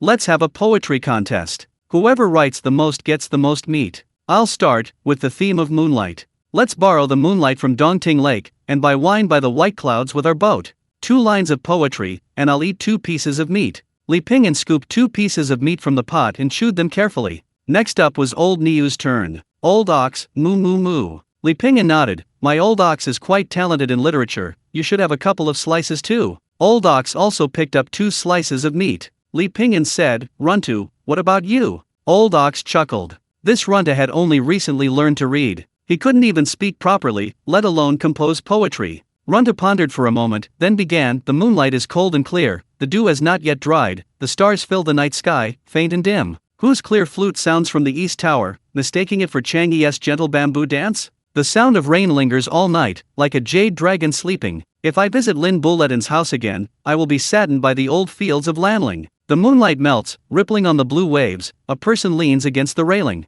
Li Pingyan, Old Ox, Old Ox glanced at the beef in the pot, then at Li Pingyan. Li Pingyan, Old Ox, get it. Runtu? Ah, help me. Suddenly, the sounds of chasing and playing filled the Medicine Valley. The small house was cozy and warm, the night view outside the window like a painting. This kind of life was much more monotonous than the sword-fighting, romance-filled world of martial arts, but it had a touch more warmth and tranquility. Pinyin, Pinyin. The white crane that delivered the message had been calling incessantly outside the window since early morning. Seeing that Li Pinyin didn't react, it started cursing. Blind man. You damn blind man. If you don't get up, I'll poke your old ox's asshole. Before he could finish speaking, a dark shadow flashed past. Runta grabbed the white crane. Brother Niu, what should we do? Roast it or boil it? Old Niu, moo. White crane, what did it say? Runta, Brother Niu said to hang you up so you can shut your mouth again. The white crane breathed a sigh of relief. Just hanging it up was that simple. Runta continued, hang it up and flick its genitals 100 times. White crane. Li Pinyin stretched, ignoring the commotion outside. He took the letter and had old Niu give the white crane some money for the letter. The letter was from Yingyue. Chapter 280, The 3-Year Agreement. It's like seeing you in person. Do you still remember our 3-year promise? Li Pinyin frowned slightly. A 3-year promise? He vaguely remembered Yingyue mentioning it in a letter 3 years ago. 3 years later, they traveled together to Jiangnan and reunited there. Jingyue's letter said he was in the desert, preparing to travel to Jiangnan to meet Li Pinyin. Li Pinyin hesitated. The journey to Jiangnan was long, and besides, he had business to attend to. The alchemy business couldn't function without him. So, considering everything, go to hell with being so thoughtful. The more you experience, the more worries you have. The more you lose, the more worries you have. Life is full of ups and downs, stumbles and falls. It's inevitable to have many worries and hesitate when faced with problems. But what did it have to do with him, Li Pinyin? Wandering the martial world, blood runs hot, but feet have no roots. Wherever he goes, whenever he leaves, it doesn't matter. Bound by worldly constraints, what kind of person would he be? Let's go. So, the next day, Li Pinyin told the people from Medicine Valley that he estimated he wouldn't be gone for too long. Runta had been with him for so long and knew a little about herbs, so he left Runta behind. The organization has entrusted this glorious task to you. Li Pinyin pinned a small red flower to Runta's chest. Runta nodded solemnly, leave it to me, boss. Before leaving, Li Pinyin glanced at his little companions at home one last time. Icon, you've been behaving very well lately, I want to give you a big compliment. Li Pinyin gave it 2 big red flowers. Icon let out a loud bleat, very proud of it. Li Pinyin then went to the sheepfold. Pretty sheep, you've been doing well too. As he spoke, he reached out and squeezed a cup of fresh sheep milk. He took a bite, and damn, it was incredibly fresh. Arigato, Mei Yang San. Having settled most of the arrangements, Li Pinyin prepared to descend the mountain with old Niu. Standing atop the mountain peak, a continuous range of peaks stretched into the distance, shrouded in white clouds. Sunlight streamed in from the other side of the mountain, casting a ray of light on the ridge. Li Pinyin asked, Old Niu, are you ready? Old Niu, carrying his heavy bags, shook his head in alarm. Completely unprepared. Who gave you the confidence to think you could fly on a sword? Li Pinyin kicked him in the butt. Looking down on me? Old Niu pouted, his question mark disappearing. Fine rain. Li Pinyin called out, and the flying sword Fine Rain emerged from his sword-nurturing gourd. Hovering beneath his feet, below lay a bottomless abyss. Li Pinyin stepped onto it with one foot, his hands clasped behind his back. Old Ox. Old Ox hesitated for a moment, then clung to Li Pinyin like an octopus. Moo. Runta waved to them, Big brother, Brother Ox, you must come back safely. Li Pinyin smiled faintly, don't worry, your big brother has been wandering the martial world for many years, what storms haven't I seen? On my way. As soon as he finished speaking, the flying sword, Fine Rain, shot out. It left a beautiful arc in the air, but Old Ox and Li Pinyin were left hanging in midair. The next moment, the man and the ox let out a scream and fell from the sky. Big brother, Brother Ox. Runta shouted. A month later, under a dark and windy sky, a small boat drifted across the ancient ferry. A gust of wind blew, scattering the reeds. On the solitary boat sat a boatman, wearing a straw raincoat and a bamboo hat. Few passengers today, so the boatman fished alone. Suddenly, a rustling sound came from the reeds. A man riding an ox, wearing a bamboo hat, emerged. The oxman wore a blue robe, with a foot-wide cowhide belt around his waist. He carried a bamboo stick in his hand and an erhu, a 2-stringed bowed instrument, on his back. A gourd of wine was tucked into his left waistband. A whetstone and a writing brush were also attached to his right. The ox beside him was even stranger, carrying pots and bundles of various items. He raised his head, revealing a rather strange face. Not that he looked strange, but rather that he appeared strange. His face, though young, carried a hint of weariness. The boatman, seeing a customer, called out, Want a ride? How much? 50 coins to Lingcheng. Let's go. Li Pingyan looked at the boatman, a barely perceptible smile playing on his lips. Boatman, how's business? Not bad. The boatman's head was bowed, his voice as still as the windless water. A short while later, 2 more people boarded the boat. One was a martial artist with a long sword at his waist, the other a woman. The 2 were husband and wife. Having picked up 3 people in one go, the boatman was very pleased. Madam, slow down. The martial artist, clearly used to being arrogant, looked around. Then said to Li Pingyan, over there. Li Pingyan looked up, said nothing, and moved to another seat. The couple sat in the spot Li Pingyan had just occupied. The woman tugged at her husband's sleeve and whispered a few words of advice. It was nothing more than telling the martial artist not to bully others and incur their resentment. The martial artist scoffed, hey, here. He tossed 5 large coins to Li Pingyan. Li Pingyan smiled slightly and contentedly pocketed them. Truly generous. The boat traveled for a long time, the water rippling constantly. The boat's speed gradually decreased until it came to a stop. The boatman frowned. The water rippled, and the boat began to rock. The boat tossed and turned in the water, swaying and swaying, then began to spin. What's going on? The woman's face paled with fright. The martial artist's hand rested on his knife, his face full of vigilance. The boatman turned his head and grinned. Gentlemen, why suffer the pain of being human? Humans are so unpleasant. Why not become a wild ghost with me and live a carefree life? A gust of wind swept in, accompanied by a loud bang, rushing towards them. Accompanied by the boatman's laughter, it was utterly chilling. Pa! The martial artist, truly audacious, drew his sword and slashed. However, at that moment, arcs of water flashed across the surface, splashing everywhere. The water swirled towards the boat's gunwale, creating terrifying whirlpools in the deep blue river. The martial artist stumbled, nearly falling into the water. But the woman wasn't so lucky. She was swept away, about to plunge into the icy water. Suddenly, a figure stepped into the water and caught the woman. Li Pingyan held a piece of xian paper between 2 fingers. Silence! At his command, the wind and waves immediately subsided. Li Pingyan waved his hand, his aura radiating outwards, sweeping towards the boatman. Splash! The boatman's figure vanished instantly. Li Pingyan said calmly, sending you to the Pure Land is a way of forming a good karmic connection. The martial artist clung tightly to the side of the boat, panting heavily. Suddenly, the boat lurched, followed by a loud crash. A large section of the stern plank had broken off. The boat tilted, water rushing in. The boat was unstable and about to capsize. Li Pingyan grabbed the boat and effortlessly righted it. Is madam all right? The martial artist asked, supporting his wife. I'm fine. Li Pingyan picked up the 50 coins that had fallen to the ground, the fare he had just paid. I'll take this money back. The couple looked up and saw the man and his horse already disappearing into the distance on the water. They seemed like a faint blob of ink. In the drizzle of Jiangnan, they vanished from sight in the blink of an eye. Chapter 281 Jiangnan. In Li Pingyan's mind, Jiangnan was a place of poetic beauty. Small bridges over flowing water, boats ferrying people across the river, apricot blossoms in the light rain, mountains and rivers like a painting. These images combined to form a Jiangnan ink painting in his mind. Li Pingyan and the old ox walked onto a stone bridge. The scenery of Jiangnan slowly unfolded before their eyes, with houses dotting both banks. Occasionally, a few bright-eyed, white-toothed Jiangnan girls, barefoot, waded through the water, singing love songs. Tall willow trees blocked the sunlight, their reflections in the water hazy and dreamlike. No wonder Yingyue chose such a place. Li Pingyan felt the south wind blowing in his face. Indeed, the martial world and cultivation were never about fighting and killing. But damn well, it was all about enjoyment. If it's just about fighting and killing, what's the point of cultivation? Peach leaves, so pointed, willow leaves, so full they cover the sky. Speaking of old song, that couple sold opium. Li Pingyan hummed a little tune, walking one after the other with old Niu through the misty rain of Jiangnan. The place he had arranged with Yingyue was at the Yellow Crane Tower in Jiangnan. Although this was Jiangnan, it was just a small village on the edge of Jiangnan. Li Pingyan decided to rest here for the night. He ate 3 yellow croakers, a soup and rice, then watched a play and bought some snacks. They played from the afternoon until midnight before the play ended. Ha ha ha, old Niu's play was really exciting. Li Pingyan laughed. Old Niu barked excitedly, it was indeed exciting. Today, they not only ate Jiangnan-style braised beef,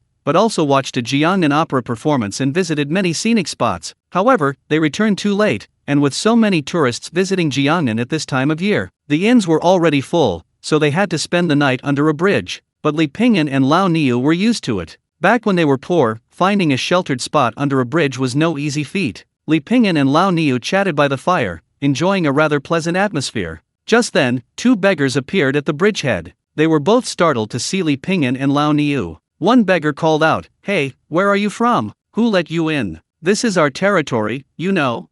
"Alright, sorry to bother you." Li Pingyan shrugged, smiled lazily, and walked forward. "There's nowhere to stay even under the bridge." Old ox, moo. "Hey, wait a minute, it's so late and there's nowhere else to go. You can stay here for the night." At this moment, one of the beggars suddenly spoke up. Li Pingyan turned his head and grinned. "Thank you very much." Li Pingyan broke off the half-eaten flatbread and shared it with the two beggars. They chatted for a while, then went to sleep. Li Pingyan leaned against the old ox. The two beggars exchanged a glance. One of them took out a rusty piece of iron, sharpened to a very fine point, from his sleeve. The other beggar swallowed hard. "Brother, I'm scared." "Scared what? You coward. This guy's an outsider. Even if he disappears, no one will know." The two whispered a few more words, seemingly reaching a consensus. "Will this iron piece work? I think it's a bit risky. Use this."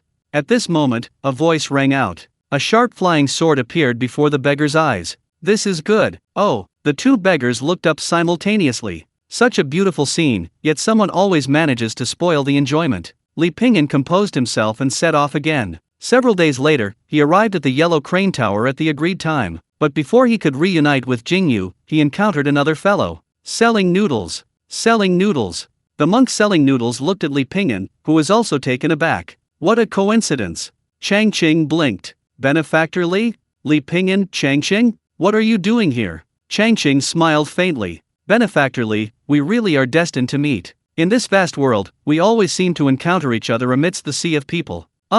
This shows that Benefactor Li has an affinity with Buddhism." This monk never forgets to try and persuade Li Pingyan to become a monk. "Come on, by the way, what are you doing selling noodles here?" Changqing the monk smiled slightly. "Since we parted ways at Jinyeo Pass, this humble monk has gained some insights. After going into seclusion, I traveled again, but alas, my travel funds are limited." Li Pingyan thought to himself, when have you ever had enough travel funds?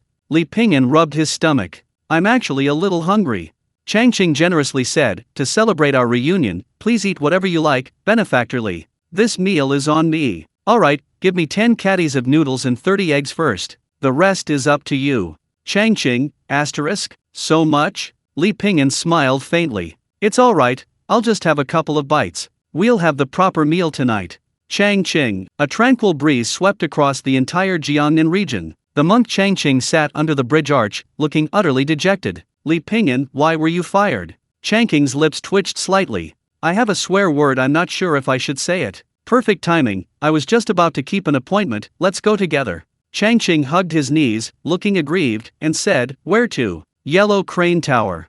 "Why?" "To eat." Li Pingyan's reason was very simple. He was getting a little bored after staying in Shu Mountain for too long. He gave himself an excuse to go for a stroll. Just like when he suddenly wanted to go to Jinyeo Pass, he went because he felt like it. Chapter 282. The Three Reunite. Yellow Crane Tower. Now that Li Pingyan's net worth has soared, a meal at Yellow Crane Tower is certainly within his reach. "It's my treat today," Li Pingyan said generously, patting the monk Changqing on the shoulder. The monk Changqing thought to himself, "I only treated Benefactor Li to a dozen kilograms of noodles, and Benefactor Li is treating me to Yellow Crane Tower. I misunderstood Benefactor Li." Just then, Li Pingyan said, "Changqing, can't you eat meat? Can you only eat vegetables?" Changqing nodded. "He's so concerned about me." 3. Red Heart. Li Pingyan, waiter, no vegetables, all meat dishes, and add lard to the rice too. Changqing. The two men and the ox ate while waiting for Yingyue. It was almost evening when Yingyue finally arrived. After not seeing him for several years, this kid still looks as flamboyant as ever. "Waiter, take this bowl away, the three of us brothers will drink directly from the vat," Yingyue called out. This was the first meeting between monk Changqing and Yingyue. It was also the first meeting between Li Pingyan, Changqing, and Yingyue. That day, a scene that became the talk of the town unfolded at Yellow Crane Tower. The three men and the ox were surrounded by wine vats, the ox drinking from its vat as if it were water. Li Pingyan and Yingyue took turns urging monk Changqing to drink. The wine vats piled up like a small mountain, making other customers feel ashamed. A cultivator happened to be drinking there as well. Later, this cultivator revisited Yellow Crane Tower. Suddenly, he remembered that the three men were already renowned figures who had once drunk here. Yellow Crane Tower was thus renamed Three Heroes Tower, and a wooden sign for the three men and the ox was erected at the entrance. It became a well-known story. The great river flows eastward, the stars in the sky point to the Big Dipper. Let's go, let's go. You have it, I have it, we all have it. When injustice is seen, let out a roar. When it's time to act, act. Li Pingyan sang loudly. The three men and the ox, arm in arm, walked and sang. Their singing was full of emotion and enthusiasm. They emerged from the yellow crane tower close to dawn. The three men and the ox had been drinking all night. As dawn broke, all was quiet, and a sliver of light appeared on the eastern horizon. The river was still, with only gentle ripples on the small boat. The sunrise paints the river flowers redder than fire. The spring river water is greener than blue. Compared to killing and robbing, leveling up and practicing martial arts, Li Pingyan preferred carefree drinking, eating meat, and singing. The next morning, the three woke up by the river. Li Pingyan scratched his head, somewhat dazed. Did we drink a lot last night? The immortal wine Yingyue brought was incredibly potent. Yingyue, with Chang Qing's underpants over his head, said, "Drunk? I've never been drunk before." Chang Qing looked up and smiled faintly. "You jest, benefactor. How could this humble monk be drunk? Hey, why is there an underpants on this humble monk's head?" "Yingyue, that looks like my underpants." Li Pingyan sighed helplessly. Even after they were cremated, their mouths would probably still be stubborn. Li Pingyan pulled up his pants. "My underpants." He turned to look at the old ox. "Old ox, moo." The three of them got dressed again. Yingyue had a mission this time, so he would be staying in Jiangnan for a while. Since he was bored anyway, he accompanied the broker to look at houses. After visiting several places with the broker, Yingyue was very picky. In short, they were all too expensive. In Jiangnan, where land is incredibly valuable, there were naturally no cheap options, and the rent wasn't covered by insurance. Finally, Yingyue found a house that was half the price, and the house itself was quite nice. When he asked the broker why it was so cheap, the broker stammered and evaded the question. Yingyue gave him 5 coins, and only then did the broker tell the truth. "This house is haunted. This house is indeed nice, but the people around often hear a woman crying in the middle of the night. The night watchman once went in to investigate, and all he saw was a woman in white floating around." "A female ghost? Heh." Yingyue pulled up his trousers. "This house has piqued my interest a little. It'll do." The broker glanced at him, thinking, is this guy an idiot?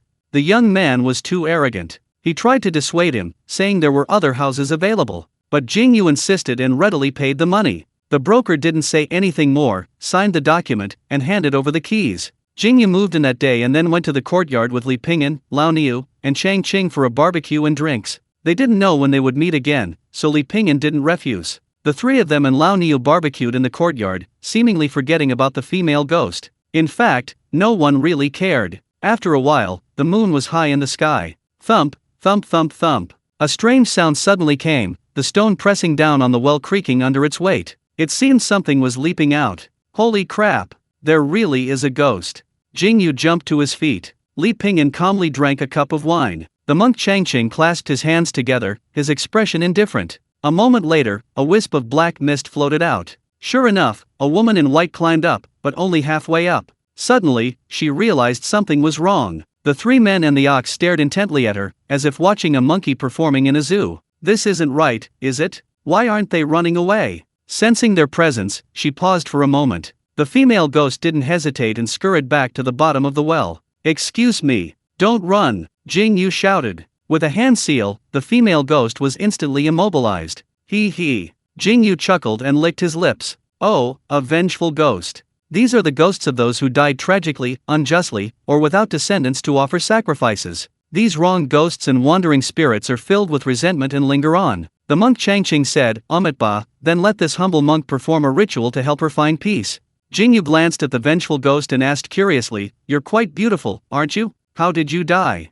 Chapter 283 What is professionalism? The female ghost couldn't remember anything. People lose many memories after death. However, the resentment within her remained. The monk Changqing performed a ritual to help her pass on to the afterlife. The deceased's memories flooded into the mind of monk Changqing. The group then learned the truth. The woman was the daughter of an ordinary farming family in the county town. Because of her beauty, many people wanted to arrange marriages for her. But because of her beauty, she suffered a terrible fate. She was abducted by a wealthy young man and taken to his mansion. After he grew tired of her, he had her sent to this residence. There were many other girls in the mansion, all beautiful women, who had been forcibly abducted. The wealthy young man would come whenever he wanted to, sometimes giving them away to his men. He would deliberately torment them, making them suffer terribly. When they died, they were buried in a well. "Damn it, you beast." Having learned the whole story, Yingyue cursed fiercely. The monk Changqing sighed, a look of profound compassion on his face. Li Pingyan said nothing. The three men and the ox continued drinking.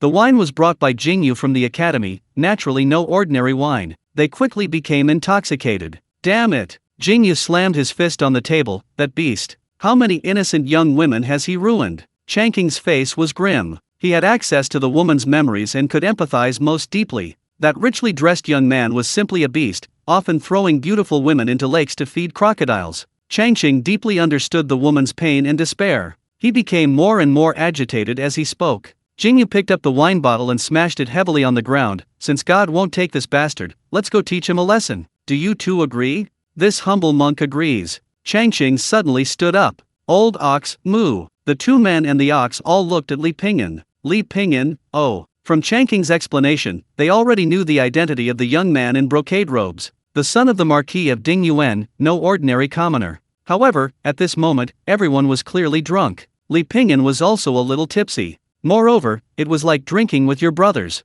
When you were having a great time, your brother suddenly got into a fight with someone. Would you have the nerve to sit there cheering him on? Li Pingyan, so, let's fight him? Drunken Fragrance Pavilion. The entire second floor was booked today because Chu Ying, the second son of the Marquis of Dingyuan, who had been away for a long time, had returned. This was news that made many people uneasy. Speaking of Chu Ying, he was quite a character. After all, there are many bad people in this world, but it's rare to find someone so exceptionally wicked from a young age. By the age of 10, Chu Ying already had a record of killing 3 maids. By the age of 12, he already had 3 beautiful women by his side to keep him warm. What does keeping warm mean? It means that in the cold winter, he could easily slip his hands inside their clothes and place them on their chests to warm them, or he could slip his feet under the covers to keep warm. Later, he also cultivated a liking for watching live people being thrown into a vat of beasts and dismembered. He was infamous. Damn it, every time I send you to deliver goods, it's either windy or rainy. Chu Ying grabbed a wine cup and threw it at the man's face.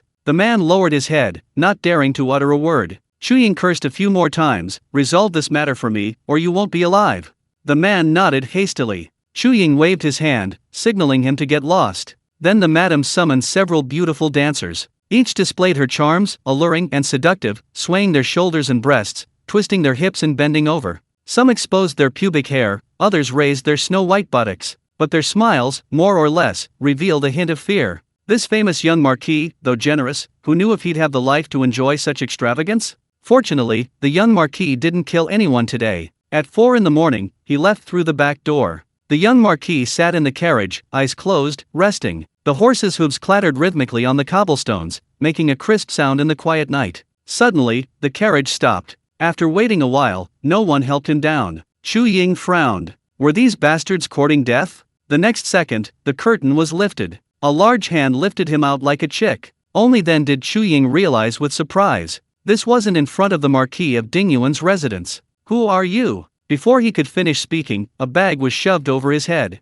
Instantly, he couldn't see anything. Li Pingyan swept his leg, knocking him to the ground. Beat him up. Li Pingyan, Yingyue, and old Niu. The 2 men and the ox left large footprints on Chu Ying without mercy. The monk Changqing remained on the perimeter, not daring to approach. What are you doing? Li Pingyan asked telepathically, turning around. The monk Changqing replied telepathically, this humble monk is kind-hearted and a little hesitant to do it.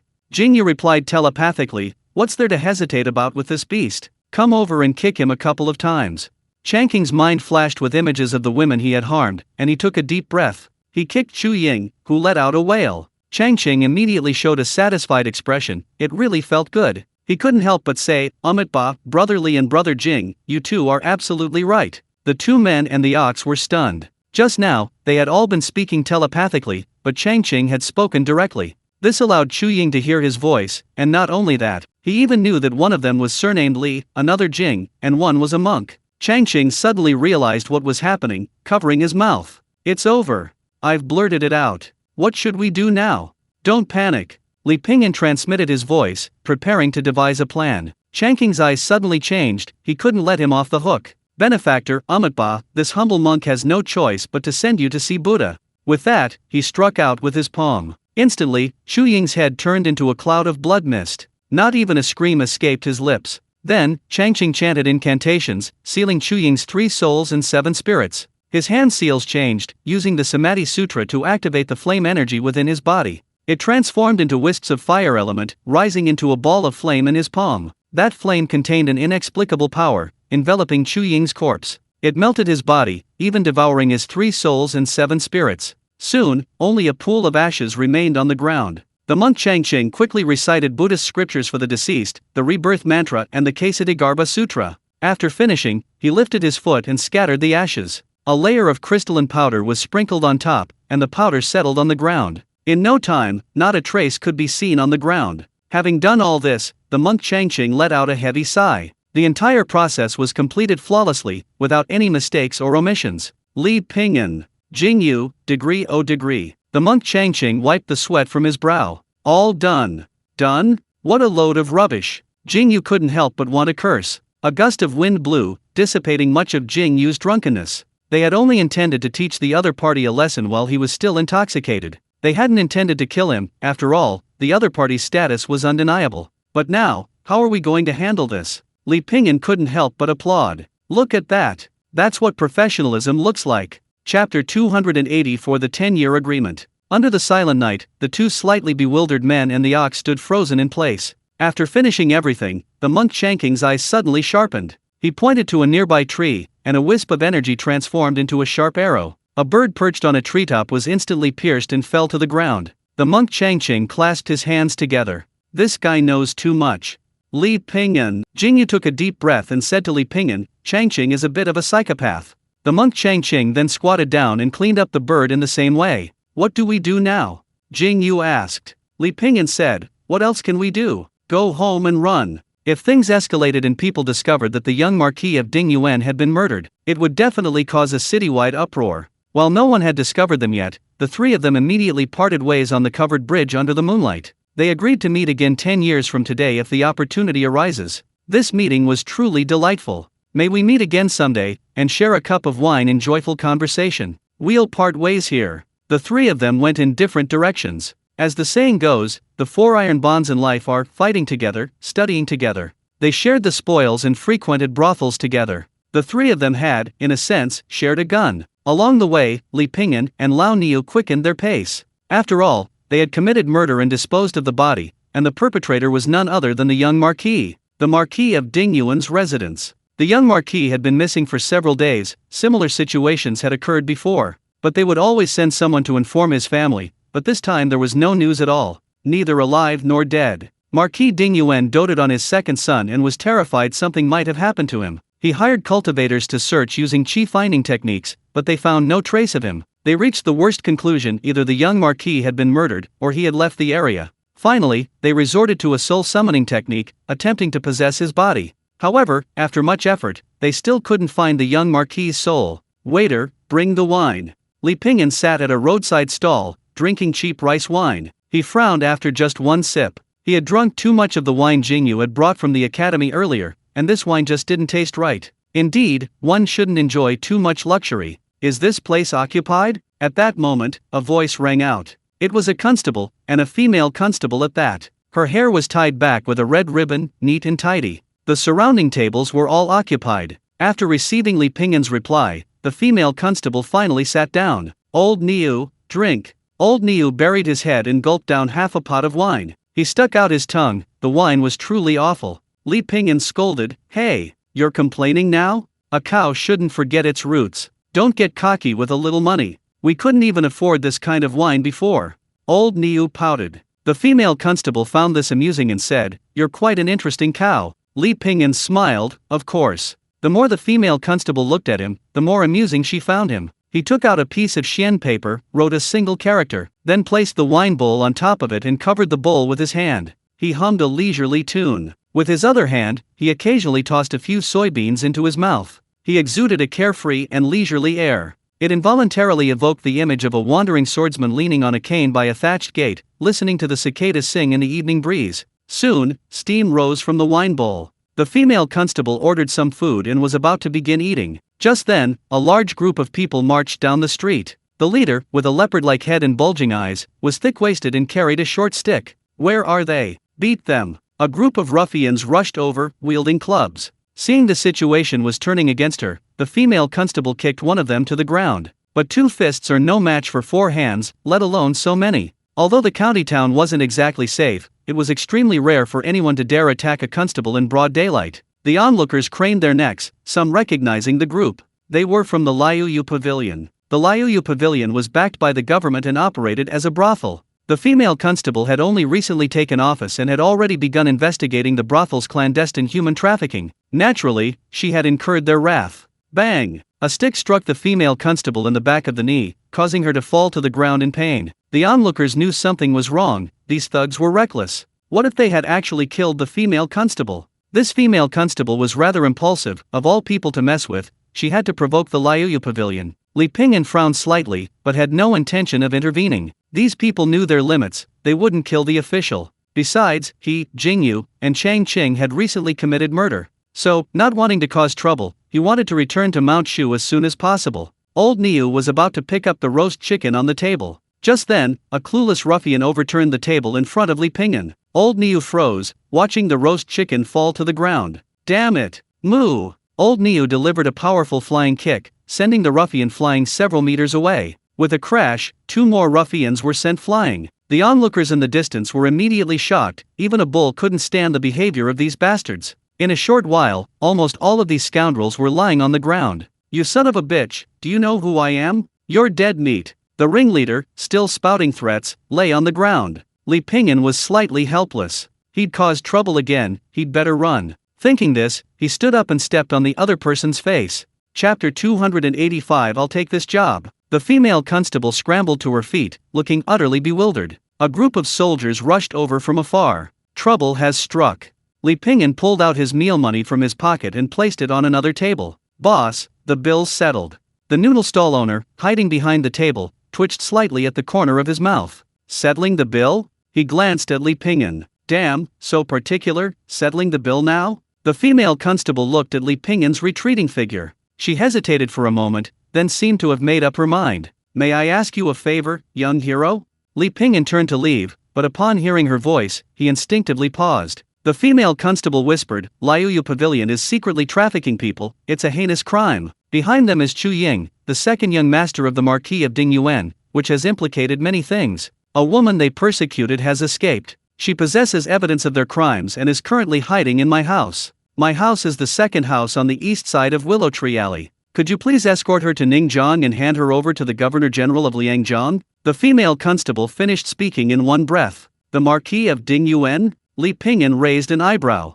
Why don't you escort her yourself? It's too late. With this collusion between officials and merchants, these people will definitely detain me here. The female constable struggled to her feet, her shin bones seemed to be broken. Li Pingyan didn't answer immediately, but asked slowly. So many things are involved behind the scenes? And it even involves the young master of the Marquis of Dingyuan. You, a mere constable, can't imagine a comfortable life?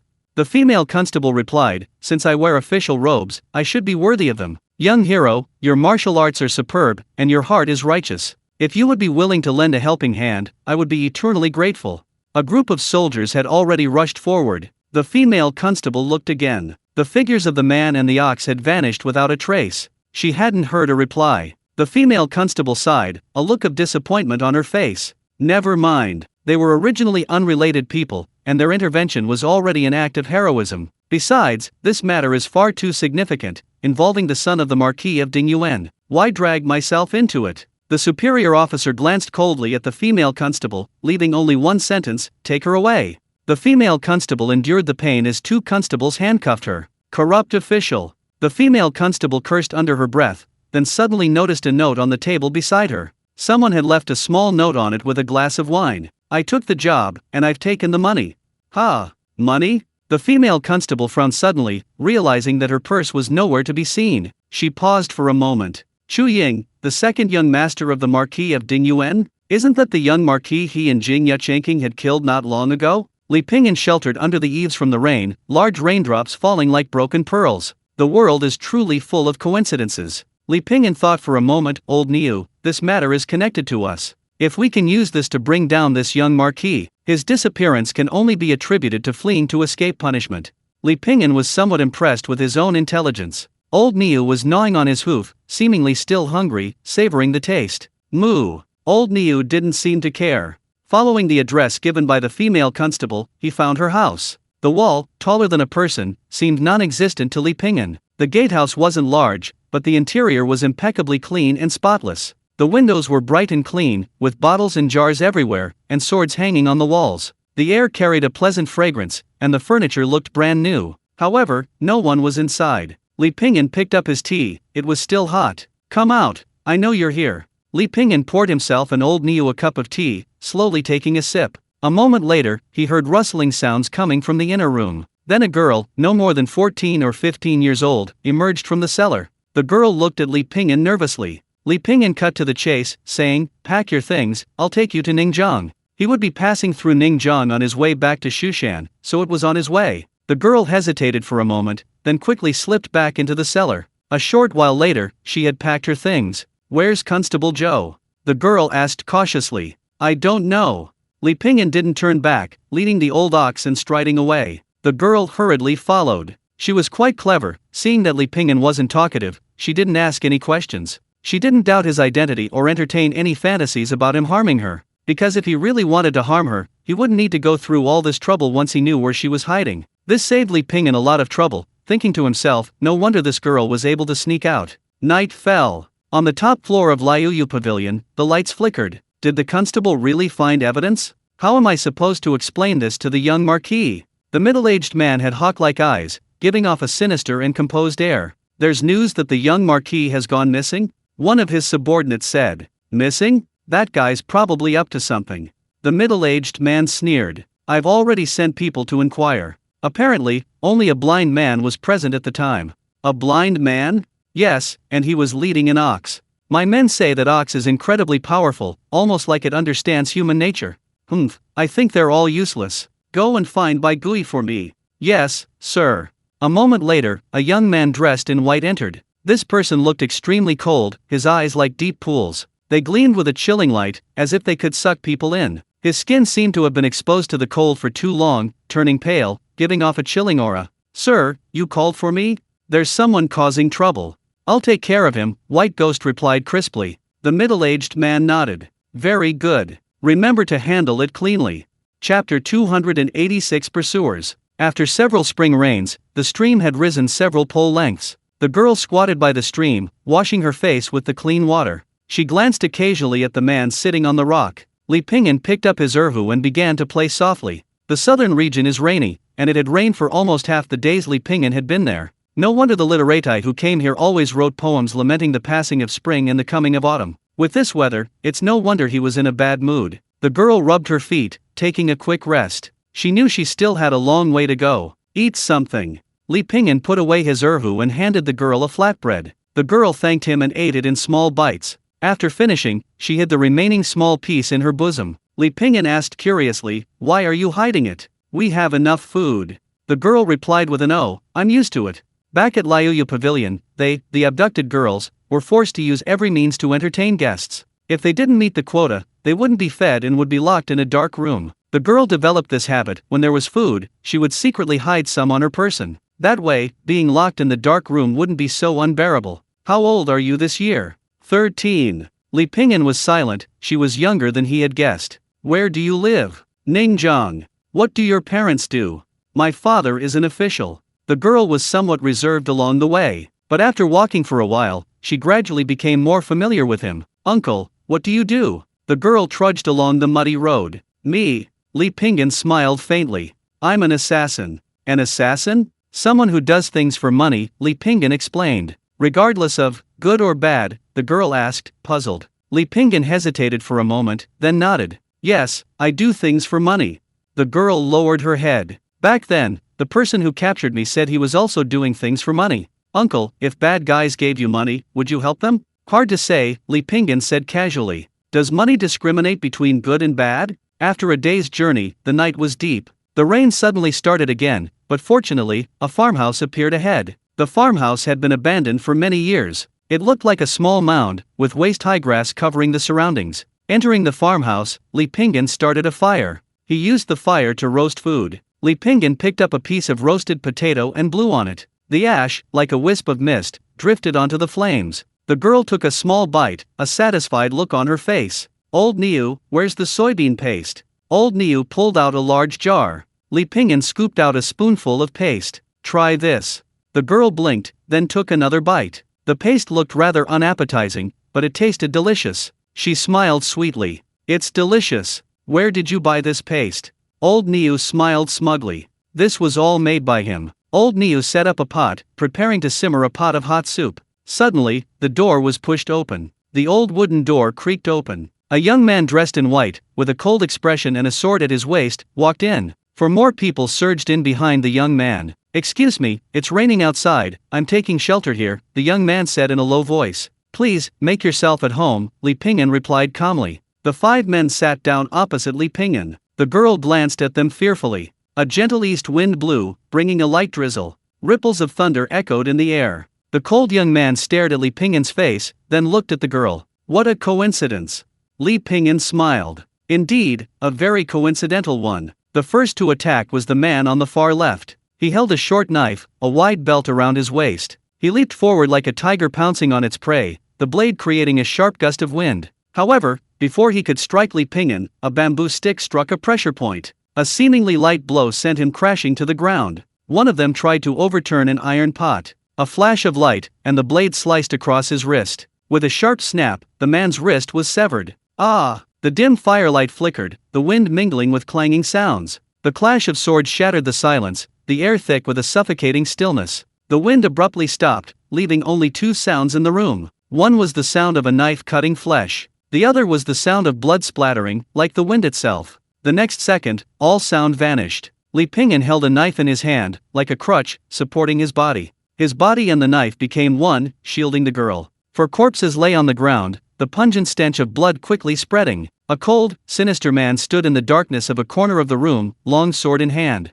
A cultivator? The two stood silently facing each other, waiting for their next opportunity. The girl didn't scream in terror, but instead covered her mouth. She huddled in the corner, trying not to cause Li Pingyan any trouble. The wind rattled the broken window, opening and closing it. A deafening crash followed. Suddenly, everything went black, the fire in the room went out instantly. Pitch black, deathly silence. Besides the wind, the only sound was the gushing of blood. The two attacked simultaneously, their swords clashing, producing a crisp sound. The echoes lingered, both fought with lightning speed. The girl huddled tightly, too afraid to move. Though only a moment had passed, it felt like an eternity. Whoosh! A gentle breath, and the firelight rekindled. Li Pingyan's face appeared in the bright firelight. Let's eat, he said. Chapter 287 Reward yourself. Eat. Li Pingyan rekindled the fire. The girl hesitated for a moment, her eyes flickering, then nodded slightly. The air was thick with the smell of blood, but the girl forced herself to remain calm.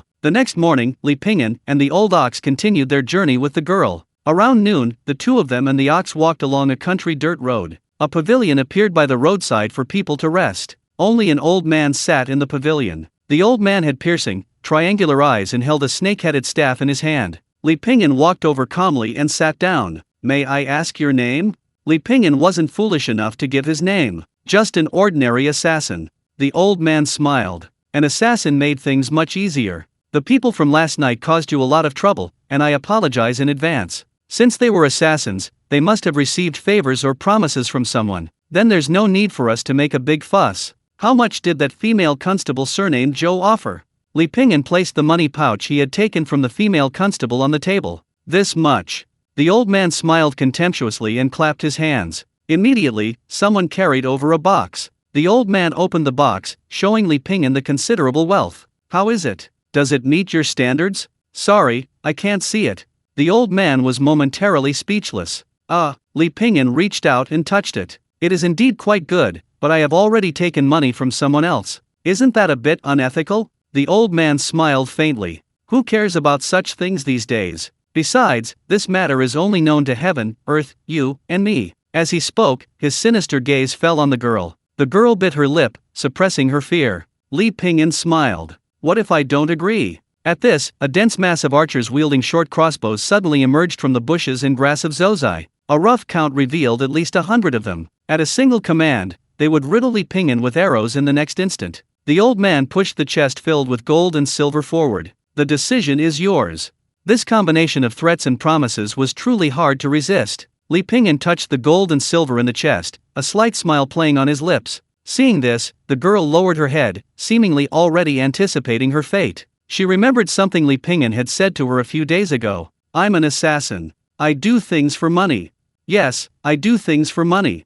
The girl took a deep breath. A promise is very important to an assassin. Li Pingyan placed his hand on the hilt of his sword and uttered 8 words. Once the promise is made, nothing can stand in its way. His voice was soft, but firm and powerful. A cold glint flashed suddenly. The old man stepped back, 3 small swords flying from his sleeve. They circled around him, each sword radiating a lively aura, shooting towards him like lightning. Li Pingyan drew his sword half a foot from its sheath, a muffled thud. The old man groaned, staggering back 3 steps, spitting out a spurt of blood. Old Niu, the task of rescuing the damsel in distress is entrusted to you. Old Niu stepped in front of the girl. Moo! The sun shone brightly today, and the roadside was lush with greenery. But this greenery was stained with much of bright red. A group of people ran frantically, their faces filled with terror, as if they had encountered something terrifying. Some, while running, suddenly felt their vision go black and crashed headfirst into a large tree by the roadside. Li Pingyan let out a soft breath, ignoring the remaining people. He stretched and loosened his limbs. Ningzhang. At the gatehouse on one side of the North Jing Bridge, looking at the familiar scenery on both sides, the closer she got to home, the more excited she became. 2 streams of tears silently slid down her face. She never imagined she would be able to return one day. Li Pingyan looked up, feeling the warmth of the sunlight shining directly on him. Go on, my mission is complete. Li Pingyan turned his head and looked around. Hey, where's my ox? The old ox is gone? Old ox. Old ox. Li Pingyan called out several times. A moment later, a large black ox came running happily from afar. It was chewing on a bone, followed by 2 petty thieves. The 2 thieves, seeing how plump the ox was, lured it over with food, intending to slaughter it. But the ox finished eating and then bellowed and ran off. Stop! Stop! Li Pingyan laughed heartily. Old ox, dare you be any more mischievous? He leaped up and plopped down on the ox's back. The ox made a sharp turn. Old ox, let's go! Li Pingyan shouted. The figures of the man and the ox quickly disappeared into the street. Not long after, Chu Ying, the second son of the Marquis of Dingyue, was exposed for secretly participating in the human trafficking and abducting young girls. The scandal caused a great uproar, influencing the court and the public. This coincided with the empress's efforts to rectify official corruption and eliminate abuses. Suddenly, Marquis Dingyue was thrust into the eye of the storm. However, Chu Ying disappeared without a trace, neither dead nor alive. The court initially deduced that he had fled to avoid punishment, and was highly likely being protected by Marquis Dingyue. Marquis Dingyue was about to be unjustly executed, so naturally he knew about his son's business dealings. After the matter was exposed, he initially planned to sacrifice Chu Ying to save himself. Who knew that with Chu Ying's disappearance, the empress would implicate the entire Marquis Dingyue household? Half a month later, Marquis Dingyue was stripped of his title and demoted to commoner. Chu Ying was placed on a nationwide wanted list. As for the fact that Chu Ying was already dead, it was probably only known to Li Pingyan, Chang Qing, Jingyu, Old Niu, the person involved, and the person involved in the case. Shushan, the sun shone brightly. Runtu, legs crossed, lay back in Li Pingyan's chair. If the boss doesn't come back, I'm the boss. Carrot. He pretended to drink a cup of tea. Someone placed the goods on the table. Runtu lightly wiped his mouth, then took a deep breath. This batch of goods isn't quite genuine. The man frowned. Brother, this batch of milk powder is all brand name. At this moment, Li Pingyan and Lao Niu entered the small wooden house. Runtu sat there like a lord, legs crossed, head held high. He looked down on everyone. This guy's asking for a beating again. Ouch, brother, don't hit my face.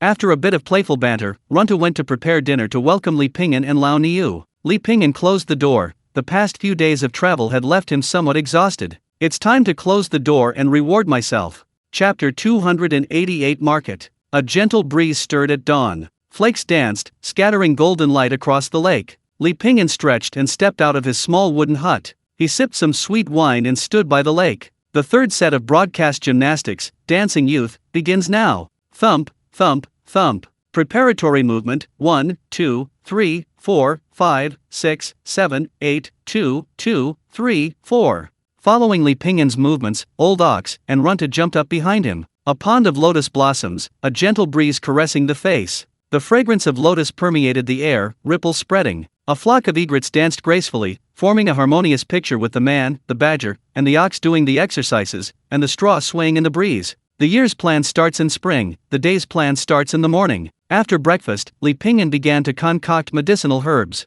His income had shrunk considerably during his absence. He heard that Li Pingyan had returned. His business partner and protector, the little lowly elder Qingfeng, came knocking on his door, beaming with joy. "You brat, you're finally back. I've missed you so much." He probably missed his little money terribly, though, Li Pingyan thought to himself, but his smile remained unchanged. He told Runta to go play with Qingfeng for a while. He needed to hurry up and refine medicine. "Play? Do you think I'm a child?" Elder Qingfeng said angrily, hands on her hips. "Phew." Li Pingyan let out a soft breath. Red Destiny, Healer's Compassion. Purple Destiny, Odin Technique. The Healer's Compassion granted Li Pingyan the superior ability to process herbs. The Odin Technique allowed him to fully understand the properties of various herbs. Outside, Qingfeng and Runta were building a sandcastle. "Haha, my sandcastle is the tallest." Runta laughed triumphantly. Qingfeng looked at his own, then at Runtu's. He kicked it. "I'm done." Run 2. Within 2 days, Li Pingyan's power pill reappeared on the market.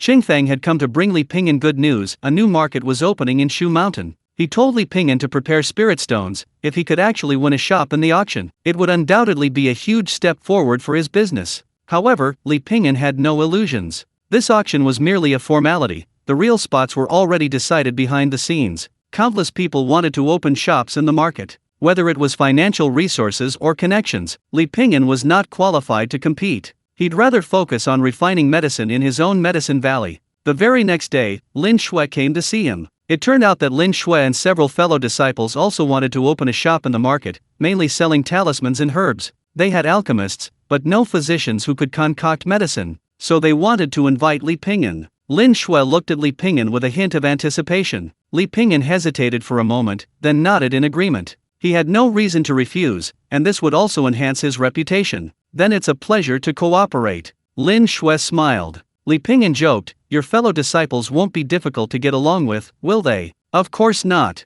Half a month later, with Lin Shui's status, they successfully leased a shop in the newly opened market town. Along the way, Lin Shui explained to Li Pingyan, "The market town isn't located anywhere within the Shu Mountain range, but rather on a spiritual vein nestled among the mountains, quite far from Shu Mountain. It wasn't discovered by Shu Mountain, but by the Zhou family. However, the Zhou family couldn't control it, so they sold it to Shu Mountain at a suitable price. The market town's location allows it to radiate influence to several surrounding families, attracting a large flow of people. With so many people coming and going, it's become a melting pot of all sorts of people. Just in Zhenjiang City at the foot of the mountain, there are 5 families and several cultivation sections. Upon arriving at the market town, it was relatively quiet since it had just opened. Only a few people were carrying various kinds of timber. Lin Shui led Li Pingyan to their shop. "This is it."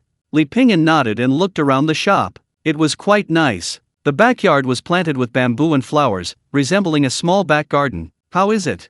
"Not bad." Li Pingyan nodded. Lin Shui then introduced Li Pingyan to 3 other partners. 2 were responsible for alchemy, contributing their technical expertise. The third, with deep pockets, contributed capital. The 3 were indeed easy to get along with. No one said Li Pingyan wasn't qualified to join. Everything went very smoothly. Half a month later, everything was ready, and the market officially opened to customers. Since arriving at the market, Li Pingyan's days became much more leisurely. The market was newly opened, and business wasn't booming. Most of his time was spent cultivating or researching herbs. Occasionally, he would take on some private tasks. The medicine valley was left to old Niu and Runtu. Li Pingyan would occasionally go to check on things and offer guidance. 2 months passed in the blink of an eye. On this day, Li Pingyan was researching a new medicine on the 2nd floor. Then he heard a knock at the door. Uncle Pingyan, someone's looking for you." "Who is it?" "It's Xiao Dao from the Wanxi Ge." Xiao Dao from the Wanxi Ge. Back when he first came to Shu Mountain, he spent his days taking on quests at the Wanxi Ge to earn spirit stones.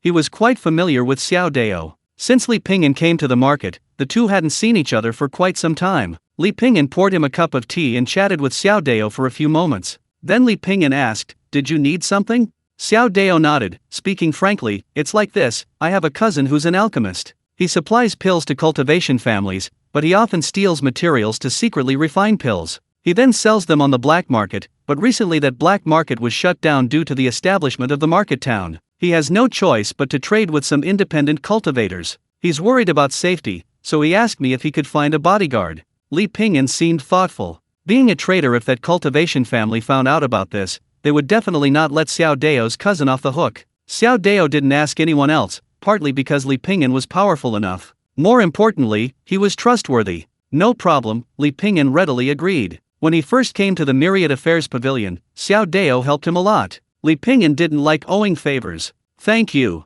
Chapter 289 Fair Trade. A gentle breeze in May carried the sweet fragrance of locust blossoms. A disheveled man walked furtively along the mountain path. He glanced around furtively every now and then, looking like a guilty thief. The man had a round face and walked with a duck-like gait. This was Zhao Shun, the alchemist cousin Xiao Dao had mentioned. He worked for the Zhou family at the foot of the mountain, using his position for personal gain. He often stole alchemical materials, refined them, and sold them on the black market. However, the black market had recently been shut down. Zhao Shun didn't want to lose this huge source of income, so he decided to take the risk and trade with some rogue cultivators. Without the protection of the black market, who knew what might happen? What if a rogue cultivator, tempted by wealth, killed him? Such things often happened in the cultivation world. Therefore, he asked his cousin Xiao Dao, who worked at the Shu Mountain 10,000 Things Pavilion, to find him bodyguards. The agreed-upon meeting place was right here, but where was everyone? Zhao Shun looked around. You're half an hour late. Just then, a voice suddenly rang out. Zhao Shun looked up and saw a man wearing a straw hat lounging on a tree branch. He carried a jug of wine in his right hand, and a cow lay beside him. The cow was also standing on a branch, standing on one leg. Zhao Shun said, "My cousin is Xiao Dao. I see. This is my first time here, so I was a little slow, sorry." After thinking for a moment, Zhao Shun explained. Li Pingyan didn't dwell on the matter. This Zhao Shun clearly wasn't up to any bad deeds. His true intentions were written all over his face. People die for money, birds die for food. Let's go. On the way, Zhao Shun was a little uneasy.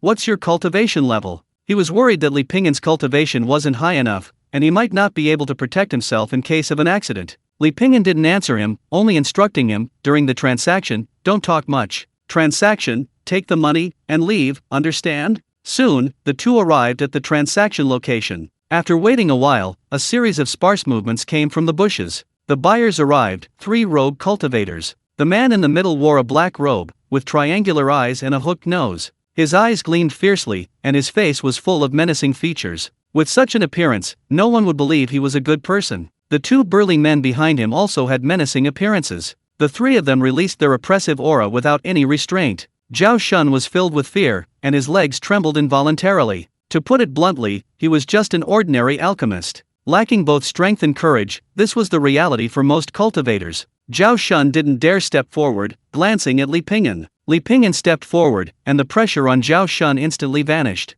Zhao Shun then said, let's begin the transaction. The middle-aged man coldly asked, did you bring the goods? Of course.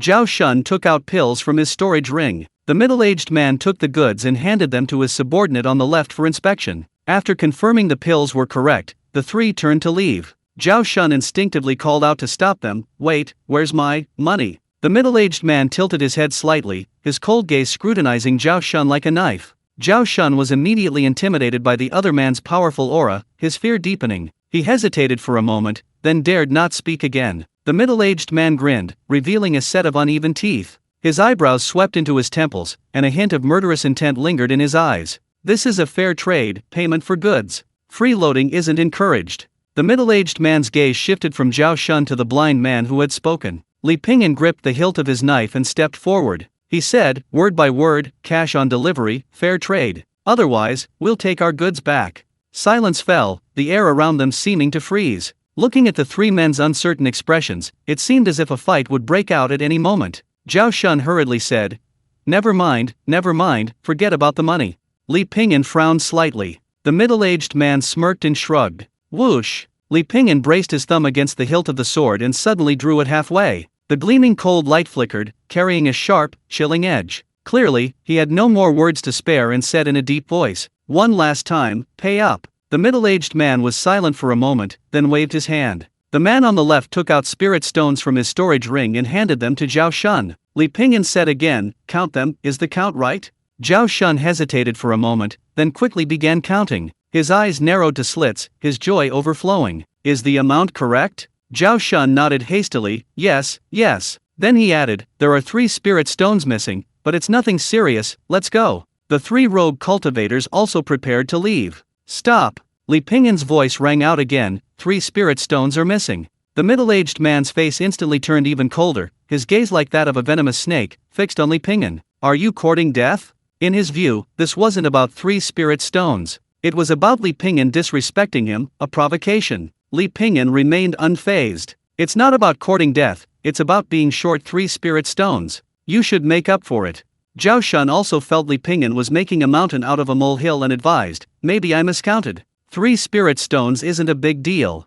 Li Pingyan ignored Zhao Shun and calmly repeated himself. Make up the 3 spirit stones, and we can do another transaction, or we can cancel it. The middle-aged man said coldly, just for 3 spirit stones? Li Pingyan remained silent, his attitude resolute. Who? Li Pingyan took a sip of wine and slowly led the old ox along the mountain path. Hey, brother, the way you acted just now could have put us both in danger, do you know that?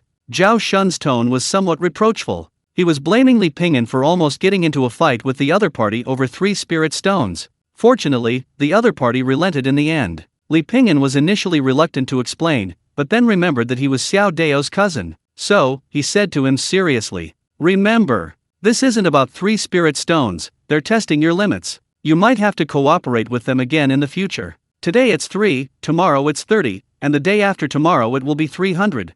They'll use this method to figure out your bottom line, and in the end, only death awaits you. Zhao Shun smiled. It's not that serious, is it? Li Pingyan didn't explain further, offering one last piece of advice. Don't do this kind of thing again. You're simply not cut out for it. Zhao Shun watched Li Pingyan's retreating figure, snorted, completely unconvinced. Useless but addicted. Li Pingyan deeply understood the meaning of those 4 words. However, none of this concerned him. He had already promised Xiao Dao that he would only protect Zhao Shun this once. Back at the market, he happened to meet an old man wanting to buy illusionary heartgrass. Illusionary heartgrass is a type of herb with hallucinogenic effects. However, after Li Pingyan's processing, it became a valuable medicine. The old man bought several packets of herbs and sized Li Pingyan up and down. Are you the pharmacist of this shop?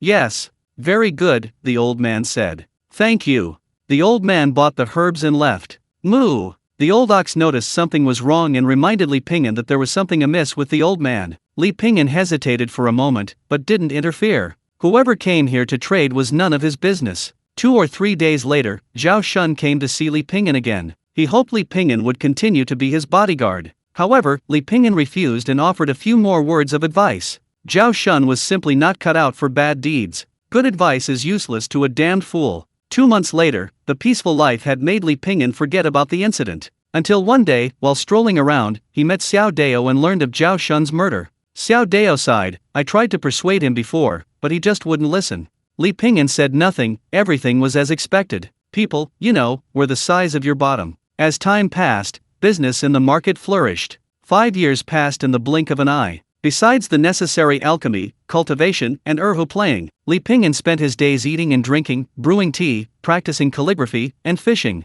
Life was leisurely and uneventful. Occasionally he would go to the market tavern for a drink. When he was in a good mood, he would tell others about his experiences. For the past 5 years, he had never left Mount Shu. He thought life would continue at a leisurely pace, but recently, Li Pingyan sensed that his other partners in the shop, including Lin Shui, were becoming increasingly strange. There had been hints of this before. Li Pingyan hadn't paid much attention, but after prolonged contact, he pieced together a series of seemingly minor events. He arrived at an unbelievable conclusion. Lin Shui was in contact with members of a cult. No, it should be said that the disciples of Tongtian Peak were in contact with members of a cult. To put it more bluntly, the peak master of Tongtian Peak, Lin Shui's father, had problems. Chapter 290 Resigning from work. Li Pingyan sensed something was amiss. He seemed to have gotten himself into some huge trouble. Although he had no evidence, he relied on some familiar clues in his intuition to deduce the situation. This gave Li Pingyan a very uneasy feeling. One night, he was strolling through the forest as usual.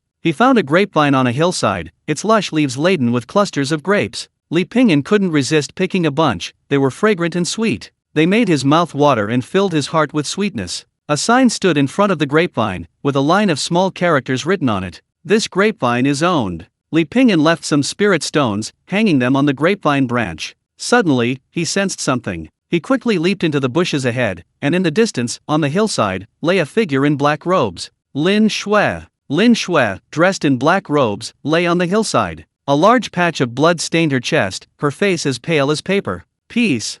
Don't speak yet. Li Pingyan immediately examined her injuries. He saw a long, thin gash on her chest. Dark red wounds crisscrossed, constantly oozing black blood. Signs of poisoning, and the wound was deep. Old Niu quickly moved away. This time, he wouldn't let her suck out the poison. Li Pingyan quickly took emergency measures and took out 2 black pills from his storage ring. He poured out half of the powder and applied it to her wound. Her pulse is very weak. Li Pingyan frowned slightly. I'll give you Qi now. Over the years, his medical skills had improved significantly. Healer's Benevolence * Tei and Mother Meridian. Li Pingyan took a deep breath, channeling his internal energy through the Beihui point, down the 12 meridians, and around the 8 extraordinary meridians. The pulse travels 3 inches, the blood travels 3 inches. After a long while, Lin Shui felt streams of energy, some heavy, some sharp, some light, some vibrant, flowing through her meridians. Ah! She gasped softly, feeling a jolt in her spine. A strange power coursed through her body, instantly numbing her governing vessel. Old Niu, ears twitching, wondered what the hell was going on. Pingyan, you saved me again. Lin Shui's face flushed slightly, she was almost half naked. A strange feeling stirred within her. Last time in the land of witchcraft, it was Li Pingyan who saved her. This time, Lin Shui's breathing gradually stabilized. Li Pingyan didn't ask who had injured her or why she wore a black robe to conceal her identity. Knowing unnecessary things would only bring trouble. Pingyan, thank you. It was nothing. Lin Shui had always been very kind to him, so Li Pingyan naturally wouldn't leave her to die. Just then, several figures swept through the air. Where is she? Where did she go? She's injured, she can't have gone far. Go and inform the elders that someone has stolen the sect's secret techniques. They were disciples of the enforcement pavilion. Lin Shui's expression changed. Li Pingyan picked her up and told the old ox to hurry. In a few breaths, the 2 of them and the ox disappeared into the forest. Back at the Medicine Valley on Tongtian Peak, Lin Shui had recovered, and her hand involuntarily grasped Li Pingyan's hand. Runta sidled up. Boss, should I get you some water? Boss, I'll go get some food. Boss. Old Niu yanked it away, clueless. Lin Shui held Li Pingyan's hand, head bowed. Over the years, Li Pingyan had spent a lot of time with Lin Shui in the Medicine Valley. Li Pingyan was experienced and had a gentle, easygoing personality. This made Lin Shui feel very close to him, especially considering their experience in the witchcraft land years ago. Pingyan, I. She hesitated for a long time, unable to speak. If she couldn't speak, then he would just do it. The sweet, not cloying, fragrance wafted from her body to Li Pingyan's nose. Lin Shui suddenly snuggled into his arms, her eyes sparkling like stars in the night sky, her heart pounding uncontrollably. Just as he was about to kiss her, a silver needle pierced her throat. Lin Shui's expression froze. Ah! She groaned in pain, spitting out a mouthful of black, poisonous blood. Li Pingyan patted her shoulder. Take good care of your injuries. By the time Lin Shui had coughed up the blood, Li Pingyan had already left. Lin Shui clenched her fists, her nose stinging, and she looked as if she was about to cry. Runtu, an old ox, peeked out from the corner, blinking. Boss, did you get it sorted out? Runtu asked. Li Pingyan scratched his head, muttering to himself, troublesome.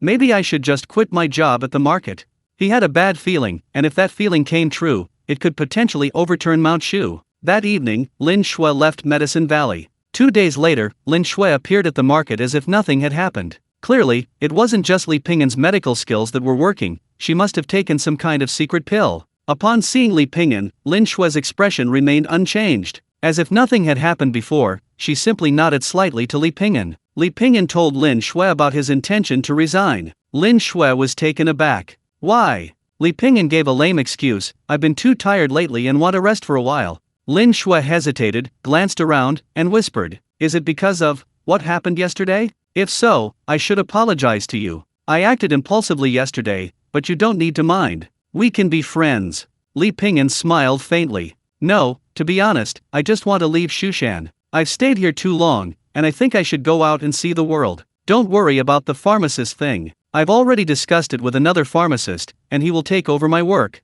Lin Shui's eyes darkened, and she said helplessly, since you're determined to leave, then so be it. When do you plan to leave? Not yet. Chapter 291, The Man Forgotten by Time. Back in Medicine Valley, Li Pingyan, along with Old Ox and Runtu, turned over the soil one last time. Then they tidied up everything in the warehouse. After a quick pack, they left. Boss, are we really leaving Mount Shu? Runtu asked, puzzled. We'll see. Leaving Mount Shu was just an excuse for Li Pingyan. In reality, he simply wanted to leave Tongtian Peak, to avoid any further involvement with the Lin family father and daughter. Something big was about to happen at Tongtian Peak. They arrived at Wanshi Pavilion and asked Xiao Dao to find them temporary lodging. Xiaodao laughed. Brotherly, don't joke with me. You're doing so well at Tongtian Peak, it wouldn't hurt for me to follow you. Li Pingyan showed him his luggage, and Xiaodao realized he wasn't joking. Brotherly, what happened? Li Pingyan smiled but didn't answer. He spent the afternoon tidying up the new house. Most importantly, Li Pingyan still had his dozen or so hens, ducks, and 5 sheep, and a litter of adorable baby rabbits. Rebuilding their home took Li Pingyan an entire night. He also cleared all the weeds around the house. He turned over the soil and planted fruit trees and some flowers. On the 3rd day after moving to the new house, the little girl Elder Qingfeng arrived in a gourd to find Li Pingyan. I heard you quit. What happened? Did someone bully you? Elder Qingfeng puffed out her thin chest, which resembled a vast plain. Li Pingyan gave a vague reason. He didn't want to tell anyone about this. Li Pingyan understood the saying loose lips sink ships all too well. Elder Qingfeng seemed to have read Li Pingyan's mind and snorted. You little devil. Have you noticed something? Ha. No what?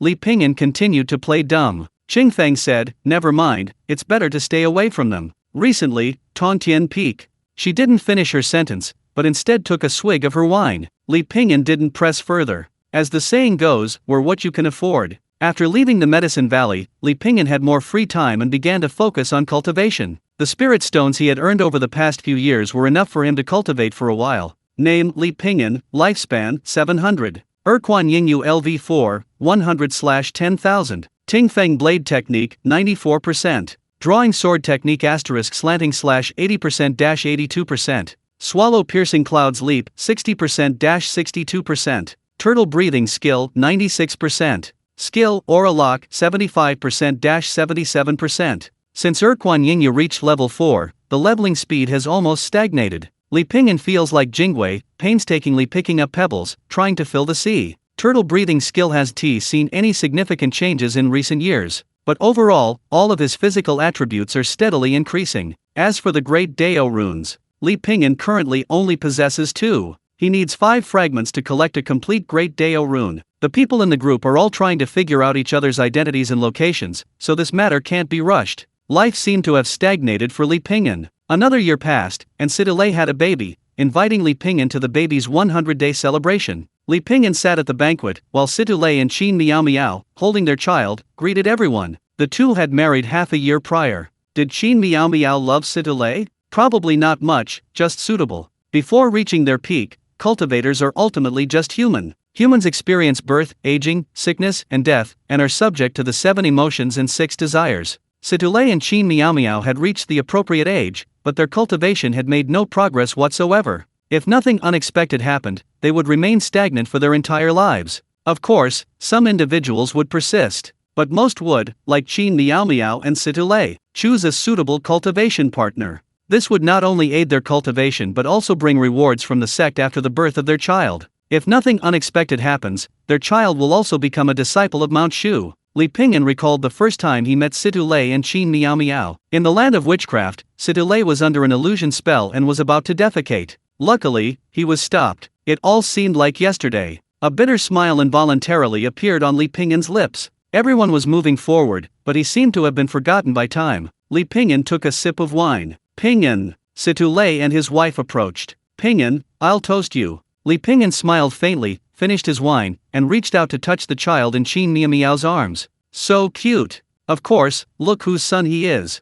Siddelei laughed heartily. Li Pingyan remembered that Siddelei had once told him that he would never have children. Children were too much trouble. He dreamed of achieving great things, of making a name for himself. However, after the dramatic turn of events, he found these dreams were already far removed from his reality. In the end, he simply smiled and let go of his anxieties. Cheers! Siddelei raised his glass. Lin Shui also arrived, offering her blessings to Siddelei and Qin Miao Miao. During their casual conversation, Lin Shui said to Li Pingyan, "To be honest, that new pharmacist is really not as good as you." Her words implied an invitation for Li Pingyan to return, but he still refused. Some things you can get involved in, but some things you should never touch. Li Pingyan understood this principle well. He and Lin Shui were never from the same world. Chapter 292 Defection. The night was deep, neither rain nor wind. It was a beautiful day. The bright moon startled magpies on a branch, and a gentle breeze stirred the cicadas chirping. His perception shifted from tree shadows to moonlight, sometimes bright, sometimes dim. Li Pingyan took a deep breath and sat cross-legged.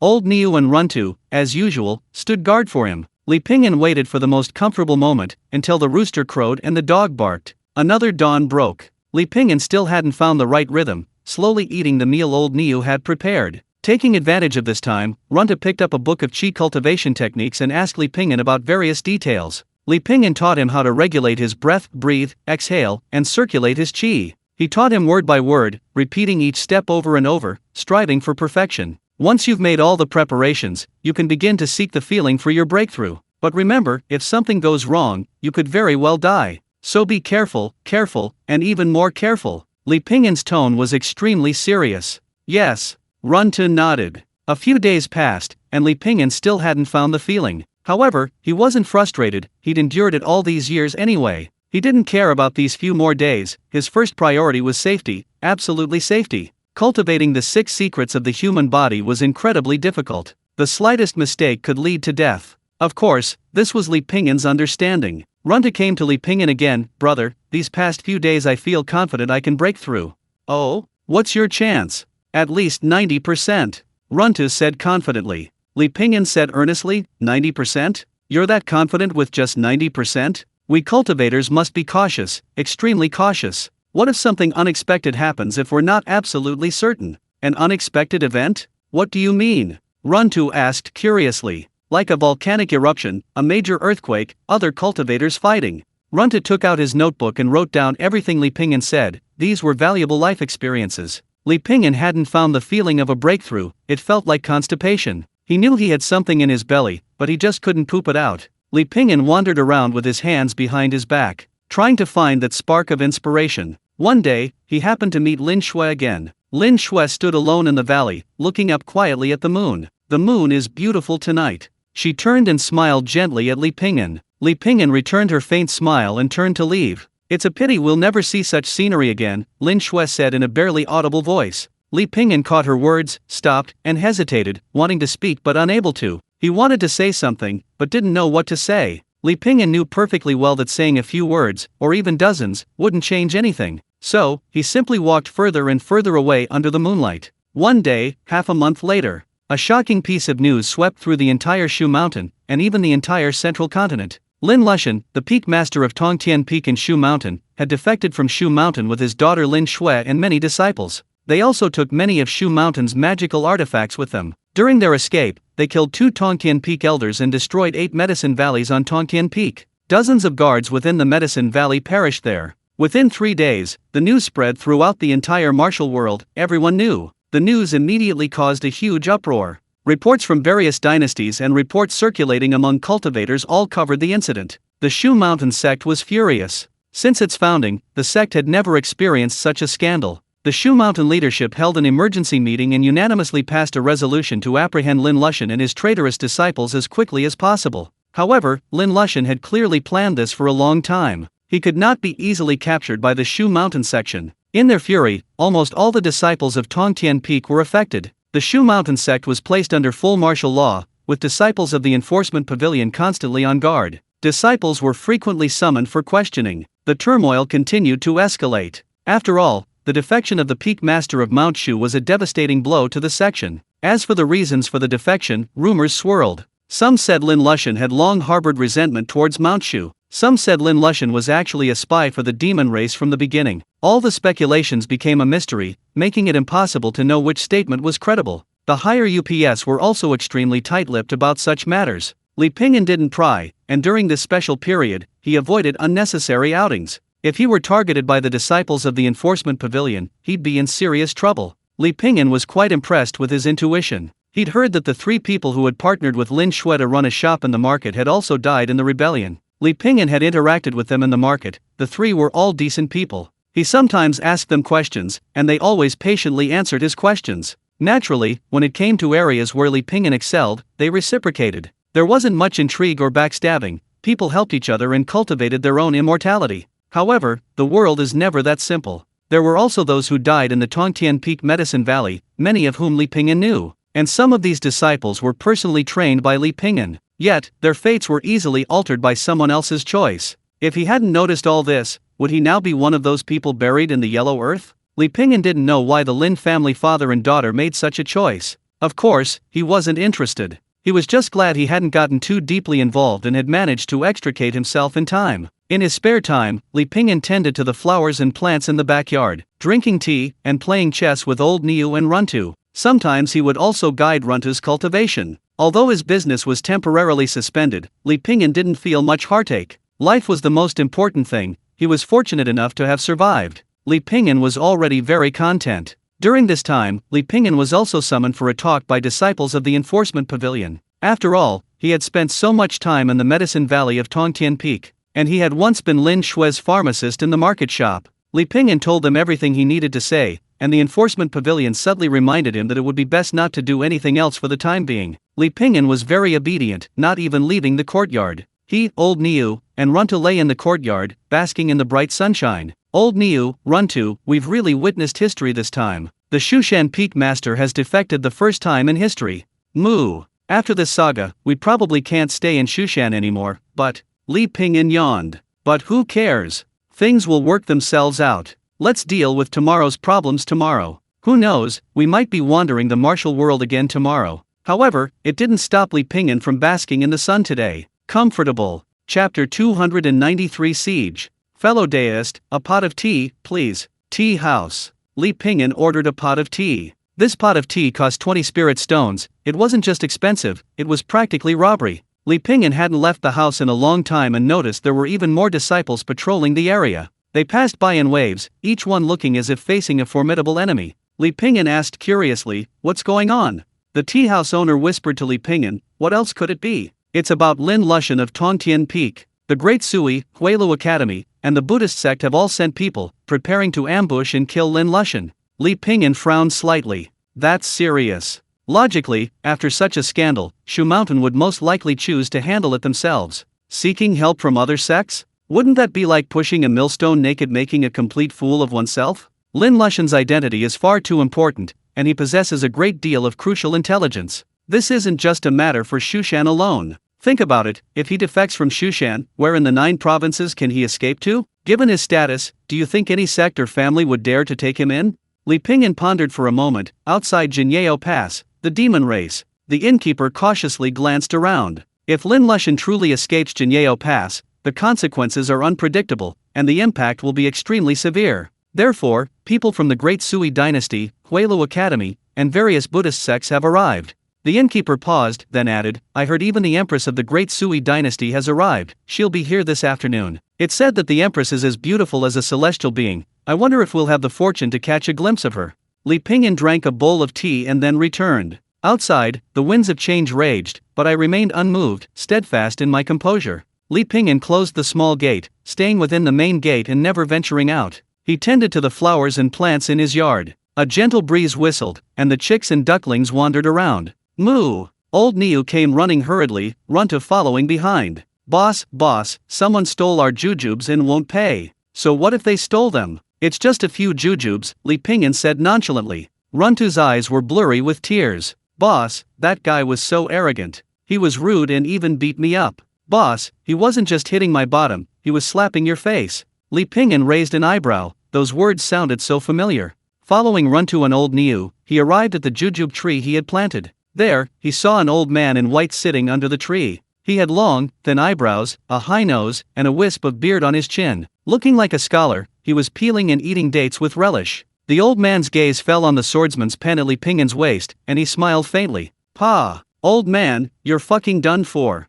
Runtu pointed with his little hand, and the rap began. Li Pingyan kicked him, then bowed to the old man. "I'm sorry for my rudeness, sir." "It's alright, these dates are really good. How did you get them?" the old man asked as he ate. "If you like them, sir, please take some back with you." "You're very generous."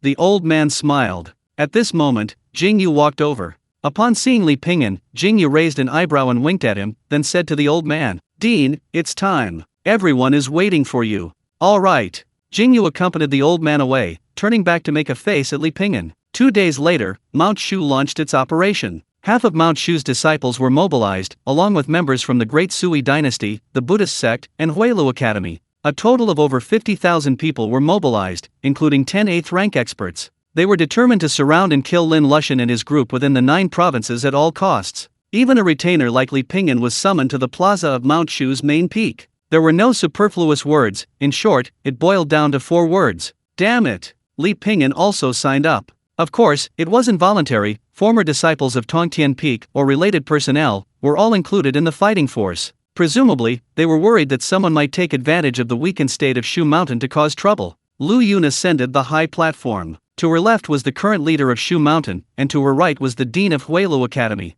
The remaining people were all of considerable status. Several years had passed, but Lu Yun seemed untouched by time. Only her aura had become more outstanding, possessing a unique charm characteristic of older women. Li Pingyan stood in a corner of the crowd, extremely inconspicuous. He lazily yawned, a blade of grass dangling from his mouth. He let the warm sunlight bathe him. That night, the group set off in a grand procession aboard flying boats. According to reliable sources, Lin Lushan was hiding on Samyu Peak. Samyu Peak was home to numerous evil cults, the most powerful being the infamous Yingyue sect. They were known for their cunning, ruthlessness, and high cultivation. The various sects had organized several encirclements, but none had managed to eradicate him completely. But this time, set sail. With shouts, flying boats rose from the ground. The weather was terrible today, a torrential downpour raged. Raindrops danced in the air, like thousands of sharp arrows hurtling down. Unstoppable, with immense power. The gale whipped the rain like countless whips, lashing the flying boats mercilessly. The flying boats swayed and creaked like drunkards.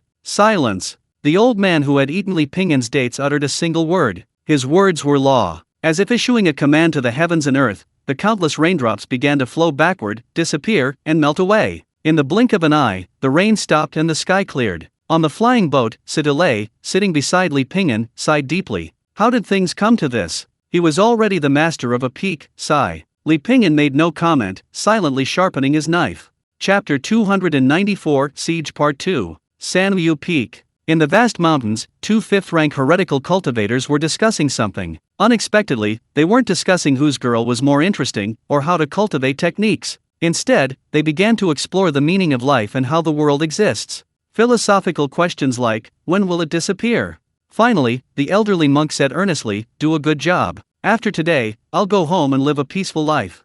Senior, farewell. The elderly cultivator patted his shoulder. Whoosh! Blood splattered onto the young cultivator's face, and a head flew high into the air. Ha! The young cultivator was slightly taken aback. The elderly cultivator's previously eloquent smile froze on his face. The next second, the young cultivator's head also fell to the ground. Boom! At the same time, the protective array of Samyu Peak collapsed with a deafening roar. Rocks shattered in the howling wind, like a sudden catastrophe. Dust billowed, and the dense forest went berserk. The atmosphere became incredibly tragic. You will all die quickly. It was as if a demon's hand had suddenly seized someone's heart, and a sharp cone had pierced their eardrums. In that instant, everyone's blood seemed to freeze. Large numbers of disciples rushed into Samyu Peak from different directions, and the battle became almost entirely one-sided. Instantly, the entire Samyu Peak was a river of blood. Some were severely wounded, some died tragically, some fled, and some knelt on the ground begging for mercy. Corpses kept falling to the ground, some lively and energetic 1 second,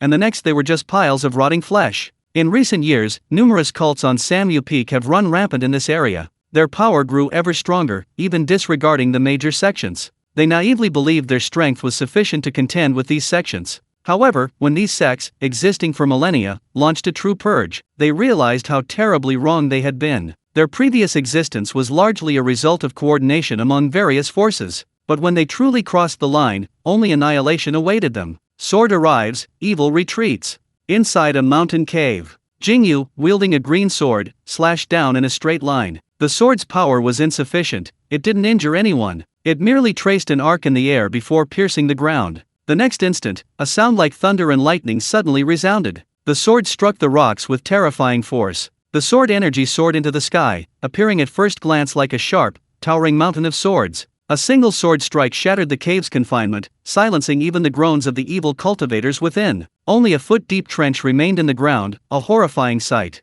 Senior brother Yingyue. It's Yingyue. Look, this is our academy's senior brother Yingyue. At such a young age, he's already at the 5th rank. Can you even compare? The academy members immediately exclaimed proudly. The disciple who had just been arguing with him about whether Huilu Academy or Shu Mountain was stronger fell silent, enjoying the admiring gazes of the crowd. Jingyu's face was cold, his aura like a sharp blade, radiating a chilling killing intent. Carrot! Wow! A gasp rippled through the crowd. Powerful and ruthless, who wouldn't love him? Once they reached a secluded spot, Jingyue's lips curled into a smile. He. The bright moonlight shone silently on Li Pingyan. In the distance, rolling hills resembled sharp swords piercing the sky. From within the mountains came the call of a cuckoo, clear, melodious, and beautiful. While the battle raged fiercely inside, the group on the periphery seemed utterly at peace. Li Pingyan sat cross-legged on the ground, taking out a Go board from his storage ring, preparing to play a game with old Niu. He appeared quite relaxed, and time passed slowly. The other Shu Mountain disciples widened their eyes, their minds racing. Hoping to glean information from inside, they found nothing. Ugh, why are we stuck on the outer perimeter? That's fucking unfair. To everyone else, this was undoubtedly a battle of epic proportions. Yet, they were only made to guard the outer perimeter. It was a real shame they couldn't witness it firsthand. Li Pingyan, however, thought it was fine. He munched on some sweet and sour fruit while engaging in a fierce battle on the chessboard with Old Ox. Old Ox, your chess skills have declined quite a bit, Li Pingyan said with a smug smile, hands on his hips. Old Ox rolled his eyes wryly. Was winning or losing really that important? Li Pingyan said earnestly, Old Ox, winning or losing is very important. It tests the rewards of one's efforts and also shows the gap between oneself and others. Old Ox raised his head, his eyes flashing with intense fighting spirit. Again! A moment later, Old Ox proudly hugged his hooves and grunted. I, the Ox, won. Li Pingyan said in a deep voice, Old Ox, taking victory and defeat too seriously will only make an ox lose its mind. When you can be like me, unmoved by external gains or losses, then you will truly understand the essence of an ox's life.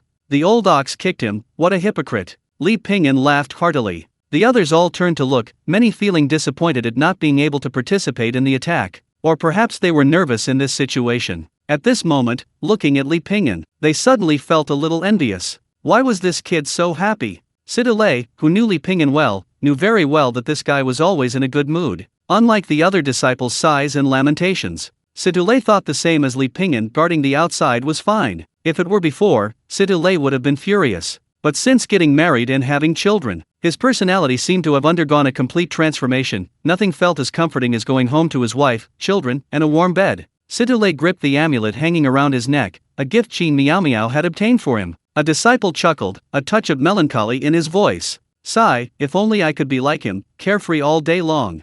Don't you know? He's not a cultivator, another disciple chimed in. Not a cultivator? Yes, you cultivate diligently every day seeking immortality. But he cannot cultivate, so naturally he doesn't know the troubles involved. Spring blossoms don't understand the falling of autumn leaves, so there's no need to envy others. 100 years from now, he will be nothing but dust, while you, because of your efforts today, will still be striving forward.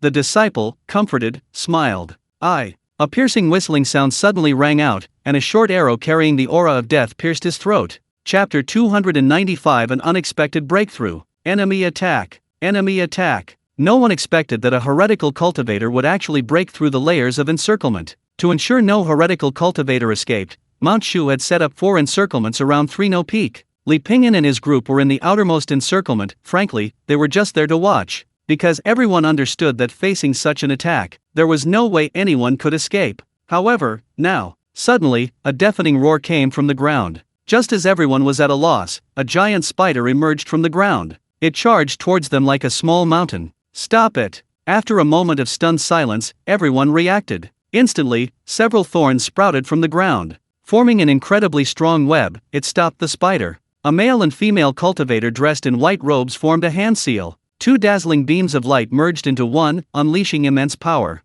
Instantly, the spider was sent tumbling to the side. It flattened the nearby bushes, its hairy legs scattered and tangled on the ground. Boom! Before anyone could breathe a sigh of relief, the spider's massive body exploded. Black mist rapidly spread, making everyone dizzy. The mist is poisonous, Sidolei roared. The disciples on the outermost edge were not particularly strong. The group quickly retreated. Whoosh! Another sharp arrow descended upon Sidolei, a mid-grade magic weapon. Sidolei's eyelids twitched, and he hurriedly waved his sleeve. He forced out bursts of energy, forming a barrier of air in front of him, attempting to block the arrow. However, Sidolei quickly realized his mistake. He quickly twisted his waist and fell to the side. The arrow grazed his ribs, making his hair stand on end, but he had managed to avoid it. Quick, call for reinforcements. A disciple sounded the signal. A fireball rose from the ground, trailing a long, fiery tail, hurtling towards the sky at an astonishing speed. However, before it could explode, it was cleaved in two by a sword flash. A figure in white, carrying a blood-stained longsword. It's senior sister Lin Shui. Although everyone knew that Lin Shui had defected from the sect with her father, Lin Lushan, when they actually faced her, everyone couldn't help but feel a pang of sadness. Once, a Shushan tabloid had compiled a list of the deist partners that Shushan disciples dreamed of cultivating with. Lin Shui received 80% of the votes. One reason was that Lin Shui was indeed beautiful. On the other hand, she possessed exceptional talent and was the daughter of Lin Lushan, the peak master of Tongtian Peak. If others were born with a silver spoon in their mouths, then Lin Shui was born with several mountains of gold. However, who could have imagined this day would come? Lin Shui glanced around. She was surrounded by disciples of Shu Mountain. Get out of the way. Anyone who blocks my way will be killed without mercy. Her voice made all the Shu Mountain disciples present stiffen. They knew Lin Shui's strength all too well. She had fought her way to 4th place in the sect competition, and possessed numerous magical treasures. Not to mention them, even if there were a Shu Mountain elder present, they probably wouldn't be her match. Moreover, Lin Shui had several people with her who were also once disciples of Tongtian Peak. All were highly skilled cultivators who had defected from Mount Shu with their master, Lin Lushan. Junior sister, we can't let them know our whereabouts. Senior brother Gao? Gao Tianxiang, wielding his magical longbow, fired at Sidilei. The short arrow whistled through the air, without a whistling sound or any dragging force. Yet, the arrowhead carried the aura of death. Sidilei used the same tactic as before, creating a barrier of energy in front of him to try and block the arrow. However, the short arrow suddenly curved, attacking him from the side. It's over. Only this one thought occupied Situlei's mind. The arrow was too fast, so fast that even time couldn't keep up. Although there were still 100 paces between them, when the arrow was fired, distance was no longer distance, but a concept. A black shadow flashed before his eyes, and with a thud, the arrow was snapped in two by a blade in mid-air. Li Pingyan stood before him, holding the staff sword in a reverse grip. Sidilei was drenched in cold sweat, panting heavily. Lin Shui's expression changed slightly. She glanced at Li Pingyan, her gaze darting away. Li Pingyan said in a deep voice, "Everyone, we won't stop you from escaping, and we hope you won't be so ruthless."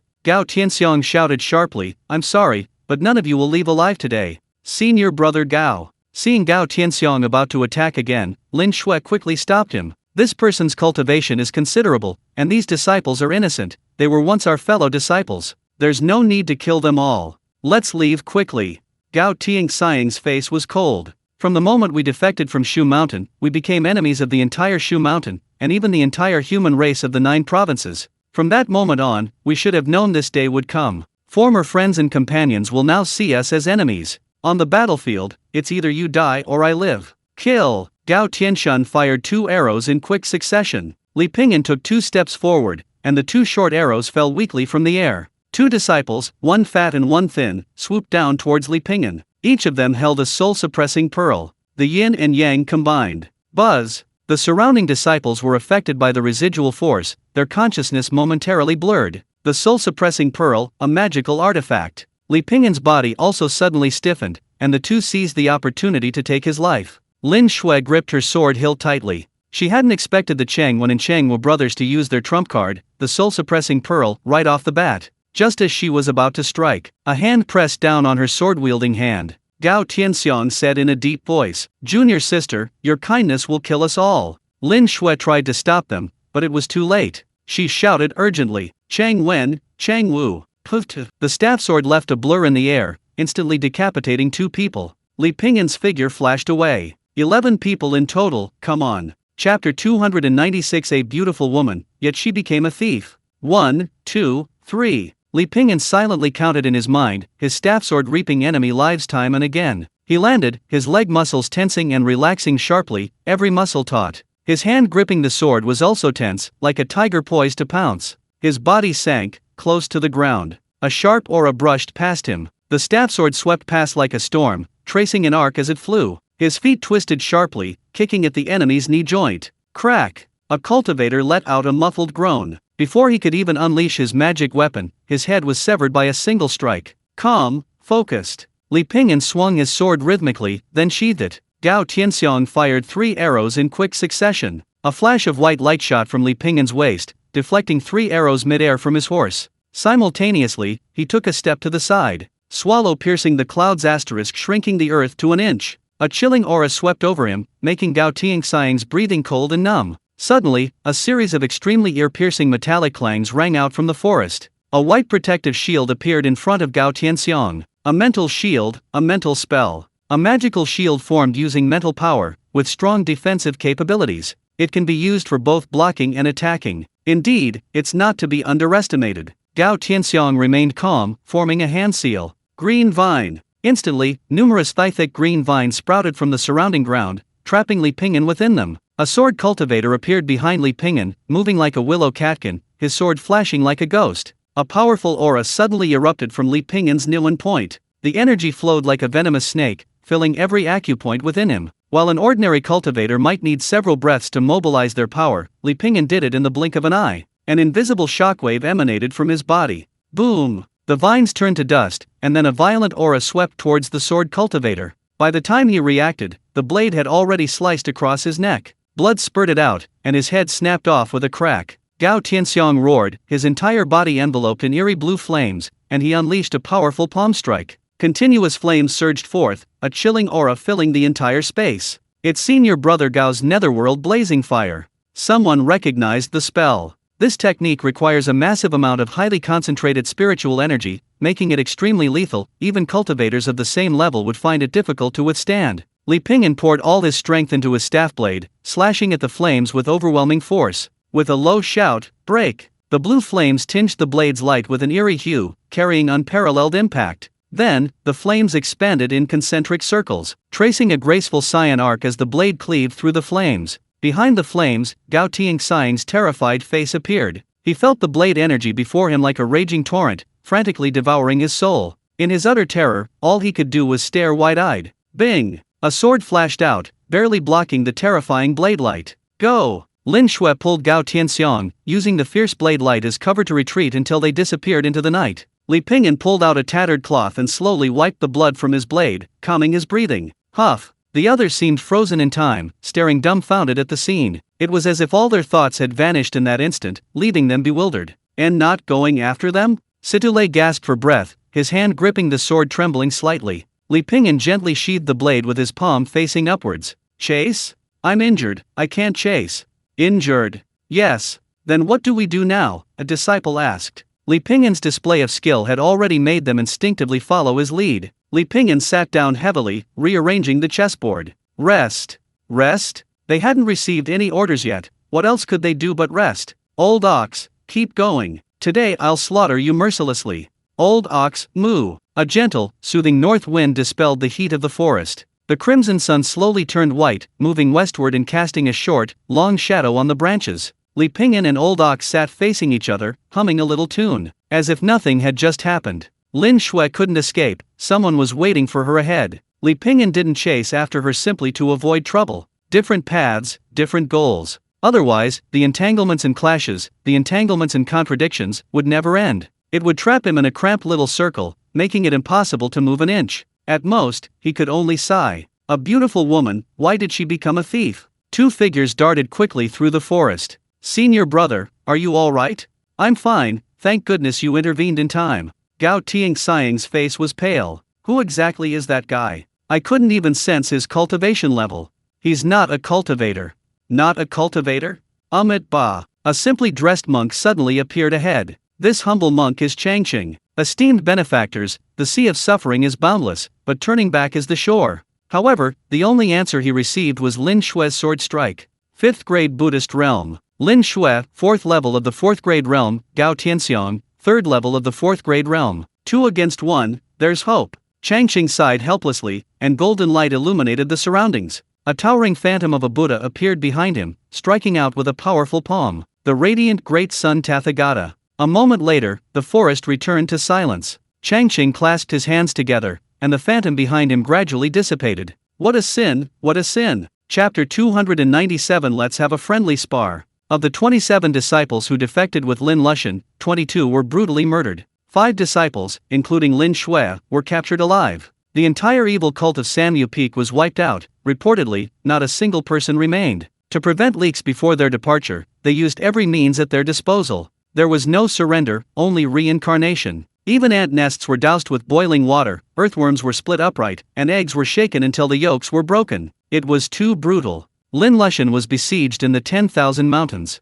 The old man used his daughter and disciples as bait in an attempt to divert the attention of Shu Mountain. However, he still couldn't escape the encirclement and killing of several 8th-rank powerhouses. Ultimately, he perished. Lin Shui and the 4 captured disciples were imprisoned in the underwater prison of Shu Mountain. Fortunately, they managed to save their lives. Shu Shen quelled the rebellion with swift and decisive action, executing those who deserved to die, purging those who needed to be purged, and appeasing those who needed to be appeased. Half a month later, Shushan rewarded its members. On the main peak plaza of Shushan, people were called forward to receive their awards. The rewards were quite substantial. Li Ping'an, an unofficial member, was also called in. After all the meritorious Shushan disciples had received their awards, it was their turn. Lu Yun, sitting on the platform, had a calm and kind expression. A smile played on her lips, giving off a friendly feeling. However, there were simply too many disciples. After a while, Lu Yun's eyes flickered slightly, but her expression remained unchanged. She immediately withdrew her unusual expression. The Shushan enforcement elder was about to stand up to present the awards.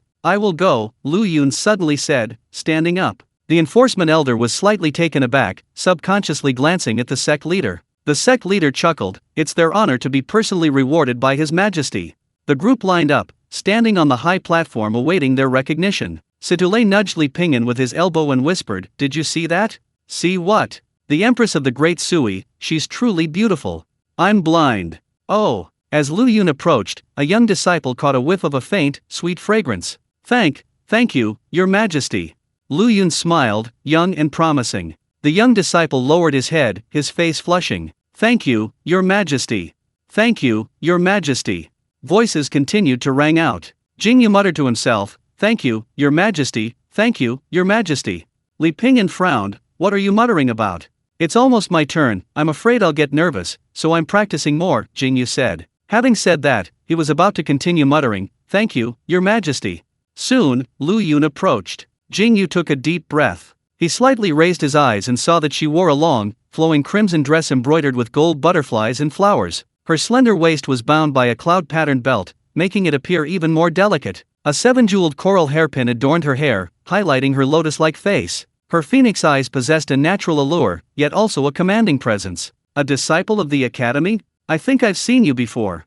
Jingyu was overjoyed. His Majesty said he had seen me before? His Majesty had a deep impression of me. No. His Majesty values me highly. His Majesty likes me?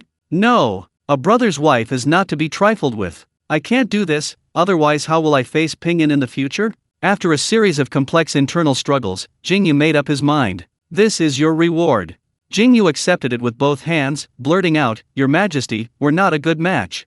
Li Ping'an, confused face. "Academy headmaster. What nonsense is this kid spouting?" Lu Yun's expression remained unchanged, a faint smile on her face, as she walked past him. She reached Li Ping'an and whispered, "When did you come to Shu Mountain?" "A long time ago." "Are you planning to stay at Shu Mountain from now on?" "Not necessarily." "Oh." Lu Yun handed him the tray, staring at his face. "You've gained some weight. Life's better now, how are you?" "Not bad, just working hard all day." The two chatted almost nonstop, one sentence after another. She pursed her lips, "Take care of yourself." "You too." After the rewards were distributed, Li Ping'an saw Jingyu being hung up and beaten on his way back. The dean, whip in hand, muttered under his breath. "A gentleman uses force when he acts, otherwise he won't establish authority." "You damn fool, talking nonsense and embarrassing me." "Oh my god, I was wrong, I'll never talk nonsense again." Jingyu shouted angrily, "Li Ping'an, I did all this for you. Are you just going to stand here and watch me get beaten?" Li Ping'an thought about it and realized he couldn't just stand there and watch. So he asked old Niu to bring him a stool. He ate sunflower seeds while enjoying the spectacle. A little harder. With nothing else to do, he spent his days playing the erhu. Sometimes he'd find someone to play chess with, or chat with the guys in the Great Dao Rune Fragment group. Everyone in the group was talented and had a pleasant way of speaking. It's just that they all wanted to kill each other at any moment. Evening. Li Ping'an meditated and practiced his martial arts as usual. He tapped his teeth 36 times, then held his hands to his Kunlun mountain. He silently recited the mantra, but no matter what he did, he couldn't calm his mind. Perhaps he had been too restless these past few days. Back in Medicine Valley, he was busy from morning till night, squeezing out time for cultivation. Now that he wasn't doing that, he had more time, but his efficiency was far lower than before. People really can't be too idle. So, when Li Ping'an had nothing to do, he would beat up old ox. He would spar with Runta to relieve his stress. One day, Runta complained to Old Ox, "I can't live like this anymore. He spars with me every day, beating me until I'm rolling on the ground." Old Ox secretly glanced outside, and seeing no sign of Li Pingyan, he also moved in complaint. Runtu and Old Ox complained for a while. Then they began discussing the books they had recently read, exchanging their insights. "Hey, we two brothers are the more cultured ones," Runta said in a low voice, "unlike that thug, who only knows how to use violence." Old Niu's expression changed. "Brother Runtu, you're wrong about that. Our eldest brother is quite cultured." Runtu curled his lip. "What culture? He doesn't even know what a one is when a carrying pole falls over." Li Pingyan smiled faintly, his large hand stroking Runtu's crown. "Come on, let's have a little sparring." Chapter 298 Li Pingyan's Diary. To ease his mind, he couldn't keep hitting people. After all, hitting people isn't encouraged. Hitting someone in the face hurts one's self-esteem. Everyone has dignity, just like the dignified cow and the dignified badger. Li Pingyan nodded and gave the medicine to the old cow and Runta lying on the bed. "You can't die. What will I do after you die?" Runtu and the old cow silently gave him the middle finger in their hearts. After much thought, he finally came up with a way to relieve his mood. Write in a diary. When he's bored in the future, he can dig out his diaries from years ago, even decades or centuries ago. He can sit under the sycamore tree, listening to the crickets chirping in the bushes. He can slowly flip through the diary, thinking about the past years, the people who have passed away, and the memories that have faded.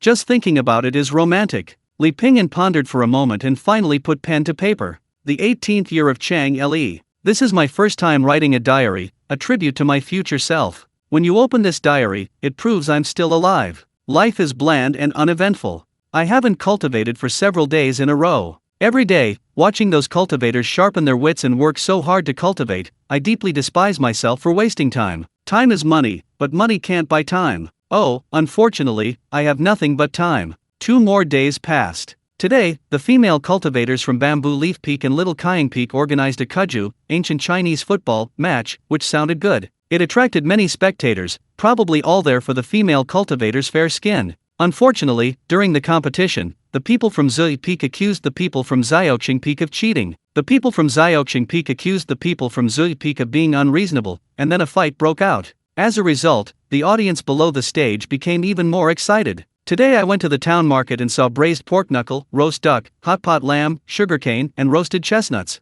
Wonderful! Wonderful! Absolutely wonderful! This diary entry has been paused for half a month. Li Pingyan is starting to write again. The little lowly Qingfeng passed me a paper crane. I thought it was something important, but it turned out she wanted me to give her a shoulder massage. What does she take me for, Li Pingyan? But considering she's an elder, I had no choice but to comply. Of course, it wasn't for the few measly coins she gave me. Carrot. Today when I went for tea, I heard that Tongtian Peak is going to re-elect its peak leader. I was quite surprised to find little Qingfeng on the candidate list. This girl does nothing but eat, drink, and sleep all day, like a pig. P.S. Sidulei and Qin Miao Miao had another big, healthy boy. I had to give them another red envelope. Damn social obligations. I'm in a bad mood. Sidulei had another baby. Damn it, I really want to give him some kind of infertility-killing drug in the middle of the night. Can't these two be a little less disruptive? A few days later, Li Pingyan took a deep breath. Sidulei and Qin Miao Miao had another baby, twins.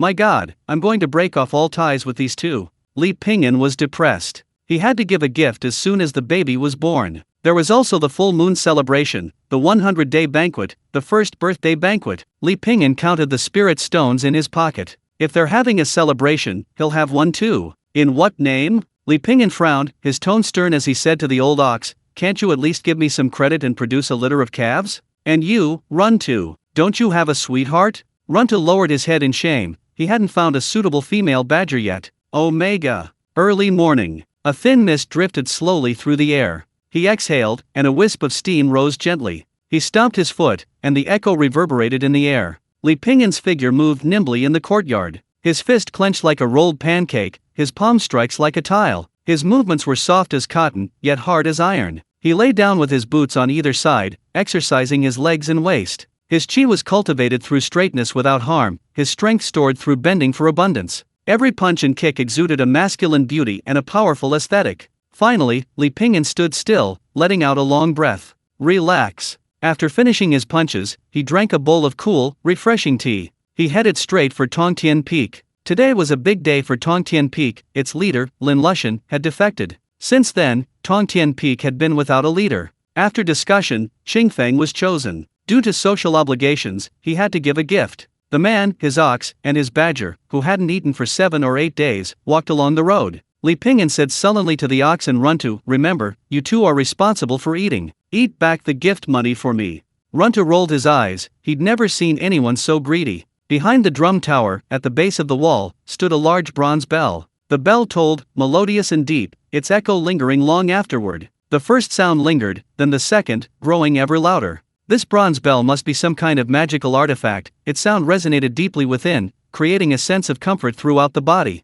Li Pingyan held his breath, focusing his mind on a ball of heat that burned like fire within him. Wherever he went, the heat followed. With each inhale and exhale, he visualized the heat moving from his front to his back, rising to the top of his head, then descending along the Ren meridian. He was fully prepared. Today, he was going to eat her so badly she wouldn't even have a bra left. Soon, the dishes were served. Li Pingyan picked up a bean sprout with his chopsticks, a few black lines appearing on his forehead. Bean sprouts, all of them bean sprouts. Runtu examined the bean sprout closely. "Brother, these bean sprouts look like the ones we grew." Li Pingyan, "This is outrageous." Long jump and the latrine overdone. Little Qingfeng stood at the front, raising her glass to the crowd. "Eat and drink well, everyone. Cheers." After finishing their drinks, the crowd dispersed listlessly. Just then, Qingfeng grabbed Li Pingyan. "In a hurry to go back?" Li Pingyan said languidly, "I'm going to check if you've picked all my bean sprouts." "Don't bother checking, they're all here." Qingfeng patted her chest. "Li Pingyan, you're certainly honest. Now Tongtian Peak is under my control. How about it? Interested in coming and working with me?" Because of the Peak Master's defection, the original disciples of Tongtian Peak were all reassigned to other peaks. So now Qingfeng is practically a lone commander. Li Pingyan hesitated for a moment. "What are the benefits?" "Of course, I might be able to get you a formal disciple spot." Qingfeng put his arm around Li Pingyan's shoulder and chuckled. "From now on, Tongtian Peak belongs to the two of us." I felt embarrassed thinking about the massage. There were so many people showering, and 8 or 9 people were ahead of me getting scrubs. I thought I'd go upstairs and get a massage first, a back massage with oil. Goodness, the girl scrubbed a huge pile of dirt off my back. She said to me, "Brother, you've got quite a lot of stuff on you." My face was so red. Chapter 299 Freedom and Independence. Tongtian Peak. Li Pingyan stood before the vast Medicine Valley and sighed softly. That damned Lin Lushan had completely destroyed the Medicine Valley on Tongtian Peak before leaving. The Spirit Spring was also utterly destroyed, not to mention the forbidden cave dwellings. Only a desolate ruin remained. The Jade Mine and the Spirit Herb Garden naturally suffered the same fate. Only the Scripture Pavilion survived. The Scripture Pavilion was the location of Tongtian Peak's cultivation scrolls, equivalent to a library in a modern university. Generally, it had several levels. The higher the level of the cultivation scrolls.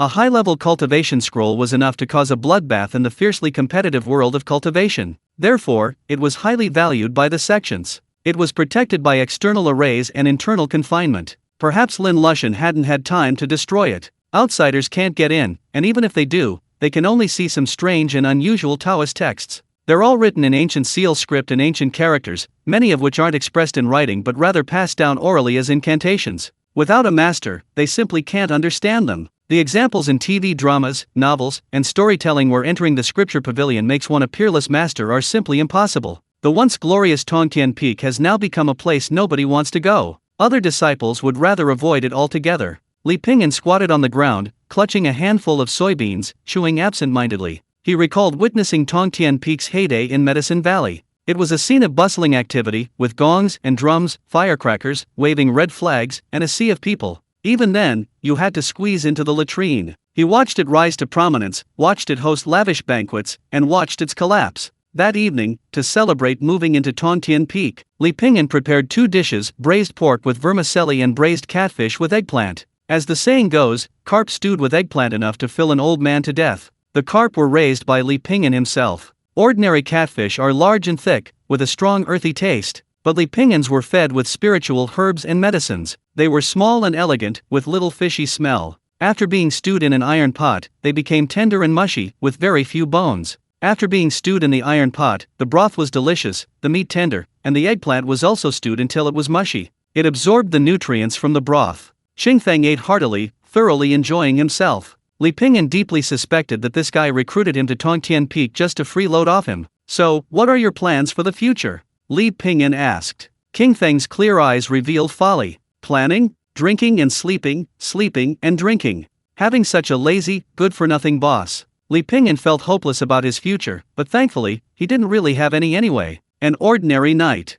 Li Pingyan sat in the Medicine Valley for a while, then decided to daydream a little longer. The old ox was dozing, and Runtu was chasing butterflies. With the days passing leisurely, Li Pingyan decided to buy some seeds of spiritual herbs and plants the next day. After all, the spiritual veins of the Medicine Valley were still there, he needed to find something to do. Besides, it would be a real waste to let such a large Medicine Valley go to waste like this. So, the next day, Li Pingyan went to the market and bought some things he needed. The seeds of spiritual herbs and medicines were too expensive, so Li Pingyan went to Qingfeng for funds. Qingfeng, hands on his hips, said matter-of-factly, "Do you think I'm worth anything?" Even on a scale, his small frame wouldn't yield more than 2 ounces of meat. While he couldn't afford to grow spiritual herbs and medicines, he could still afford radishes and scallions. With such a large plot of land already planted, Li Pingyan felt uneasy and uncomfortable. The Chinese people's passion for farming is deeply ingrained in their genes. There's no land that can't be planted if there's no one who doesn't want to grow vegetables. In the past, when playing real-time strategy games, players who teamed up with Chinese players would receive extra farming skill bonuses. This shows that the Chinese people's ability to grow vegetables is well known. As long as there's even a tiny bit of exposed soil, they'll plant all sorts of vegetables. Actually, it's not about saving money on vegetables. It's just that they enjoy the feeling of planting. Growing vegetables is truly addictive. Finding a moment, Li Pingyan led the old ox and Runtu down the mountain. Sunlight filtered through thin clouds, illuminating the vast, white earth. The man, the ox, and the badger hummed a song. The sun shines brightly, the scenery is so beautiful, red flowers and green grass. I run happily forward, having traversed countless green hills, I am still young. Disciples occasionally passed by them, noticing their exuberant expressions. It was as if a vast heap of gold and silver jewels lay on the mountain waiting for them to collect. Pingyan, what's making you so happy? They met Wu Mensi, who asked curiously. I'm just having a good time, why are you looking so gloomy? Wu Mensi sighed. What else can I do? My cultivation isn't going well. Since it's not going well, then take a break. Wu Mensi smiled helplessly. Take a break? When is there time to rest? Everyone's working themselves to the bone in this cutthroat world. If you don't strive, where will you get a good future? By the way, where are you going? Li Pingyan, going down the mountain to buy some vegetables. Wu Mensi looked envious. When I can't keep up with the competition anymore, I'll go laze around with you and enjoy some freedom. Li Pingyan smiled faintly. Then I'll be waiting for you. Runtu munched on a chestnut. Boss, can you buy me more chestnuts when you get down the mountain? I really love them. Old ox, moo. I want some braised beef too. Li Pingyan laughed. Okay. Wind and sun, freedom and ease. There are so many things in life worth being happy about. These days are so carefree, I can't even feel a worry in them. So happy, so incredibly happy. Chapter 300 Foundation Construction. Inside the small wooden cabin on Tongtian Peak. Puft. Qingfeng, head down, was eating, clutching the rice pot. This posture, this noise. Li Pingyan had only ever seen this before, when feeding the pigs. The main hall of Tongtian Peak had long been destroyed, so now the only 2 people on the peak lived in this tiny wooden cabin. Therefore, Li Pingyan planned to rebuild a house. The cabin was too small, even a fart could be heard, making everything inconvenient. Li Pingyan told Qingfeng about this. Qingfeng nodded. Then you should move out quickly. After all, it's not good for a lone man and woman to live together.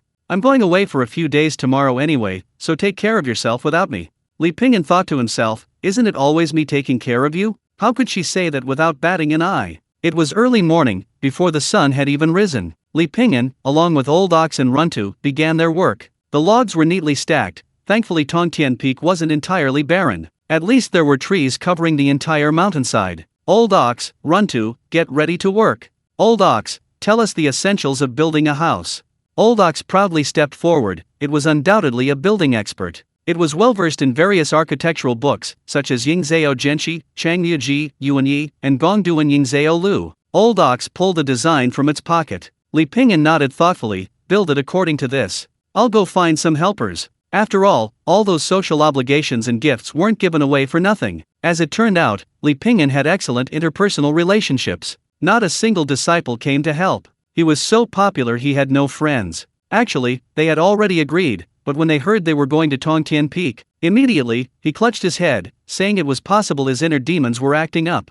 After all, Tongtian Peak was now a place of trouble, everyone wanted to stay away, and no one wanted to approach it willingly. Li Pingyan went to find the disciples of the miscellaneous service peak, but was turned away again. Have no choice but to return. Relying on others is not as good as relying on oneself. Self-reliance is the best policy. A moment later, the sun rose, its rays dispelling the light morning mist. 2 months later, as evening fell and night gradually descended, a few stars appeared in the east. The little girl, Qingfeng, reeking of alcohol, staggered back, looking up at the sky. The night sky was dyed a deep rose red, like a glass of rich fruit wine. A smile curved Qingfeng's lips as she stood in the moonlight. Her smile was radiant, like the first pear blossom in spring. She wondered how Pingyan's house was coming along. It was probably just a dilapidated thatched hut. Right now, Tongtian Peak had nothing, even beggars would drop some money before leaving. Just as she was thinking this, a small pavilion suddenly appeared before her. Ha! Qingfeng rubbed her eyes, wondering if she was seeing things.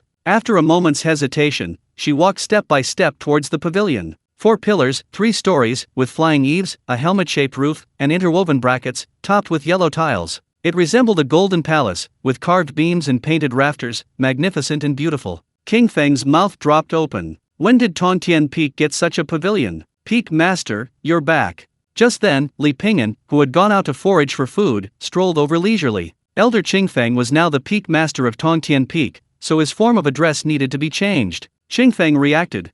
What's going on with this house? Didn't I tell you before that I was going to rebuild a house? This is it. You built it? Qingfeng pursed his lips. To be precise, it's for the 3 of us brothers, Li Pingyan said. Want to go in and take a look? Qingfeng followed Li Pingyan inside, placing his wine gourd behind him. He looked around, then his expression turned blank. Oh, a 2-story building. The upper floor had a bedroom, and the lower floor had a study, kitchen, and bathroom. What's this? A faucet. A faucet? Qingfeng gently turned it on, and water immediately gushed out. Li Pingyan explained, the left side is cold water, the right side is hot water. The cold water connects to the well, the hot water connects to the hot spring. Qingfeng looked completely bewildered. So high class? He walked out of the house and into the backyard. There were 2 trees in the yard. One was a jujube tree, and the other was also a jujube tree. The branches swayed gently, and 2 hens led a flock of fluffy chicks, leisurely foraging for food under the trees. Several ducks were even chasing and playing with the lambs. Wow, what a pastoral scene. Qingfeng blinked, looking through the yard at his lonely little wooden house.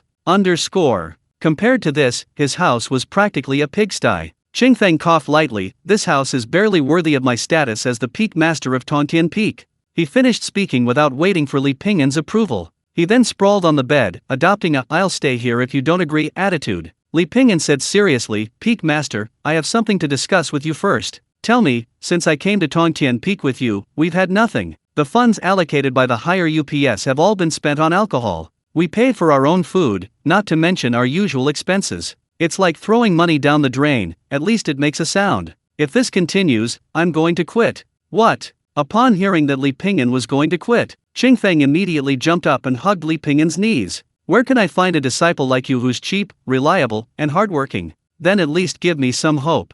Li Pingyan felt he couldn't work for nothing. Qingfeng thought for a moment, how about this? I'll accept you as a nominal disciple. A nominal disciple? What are the benefits? Qingfeng chuckled, after becoming a disciple, you'll not only receive a stipend, but also meal tickets, and you can eat standard meals for free every month. If I die in the future, you might even inherit such a large Tongtian Peak. Li Pingyan seemed thoughtful. Sounds good. Qingfeng changed the subject, however, accepting you as a disciple isn't solely my decision. Logically speaking, someone your age shouldn't be accepted as a disciple. But as the Peak Master, I have special privileges and can make an exception. However, there are 2 conditions. First, defeat an inner disciple. Second, complete a designated task in the Merit Pavilion.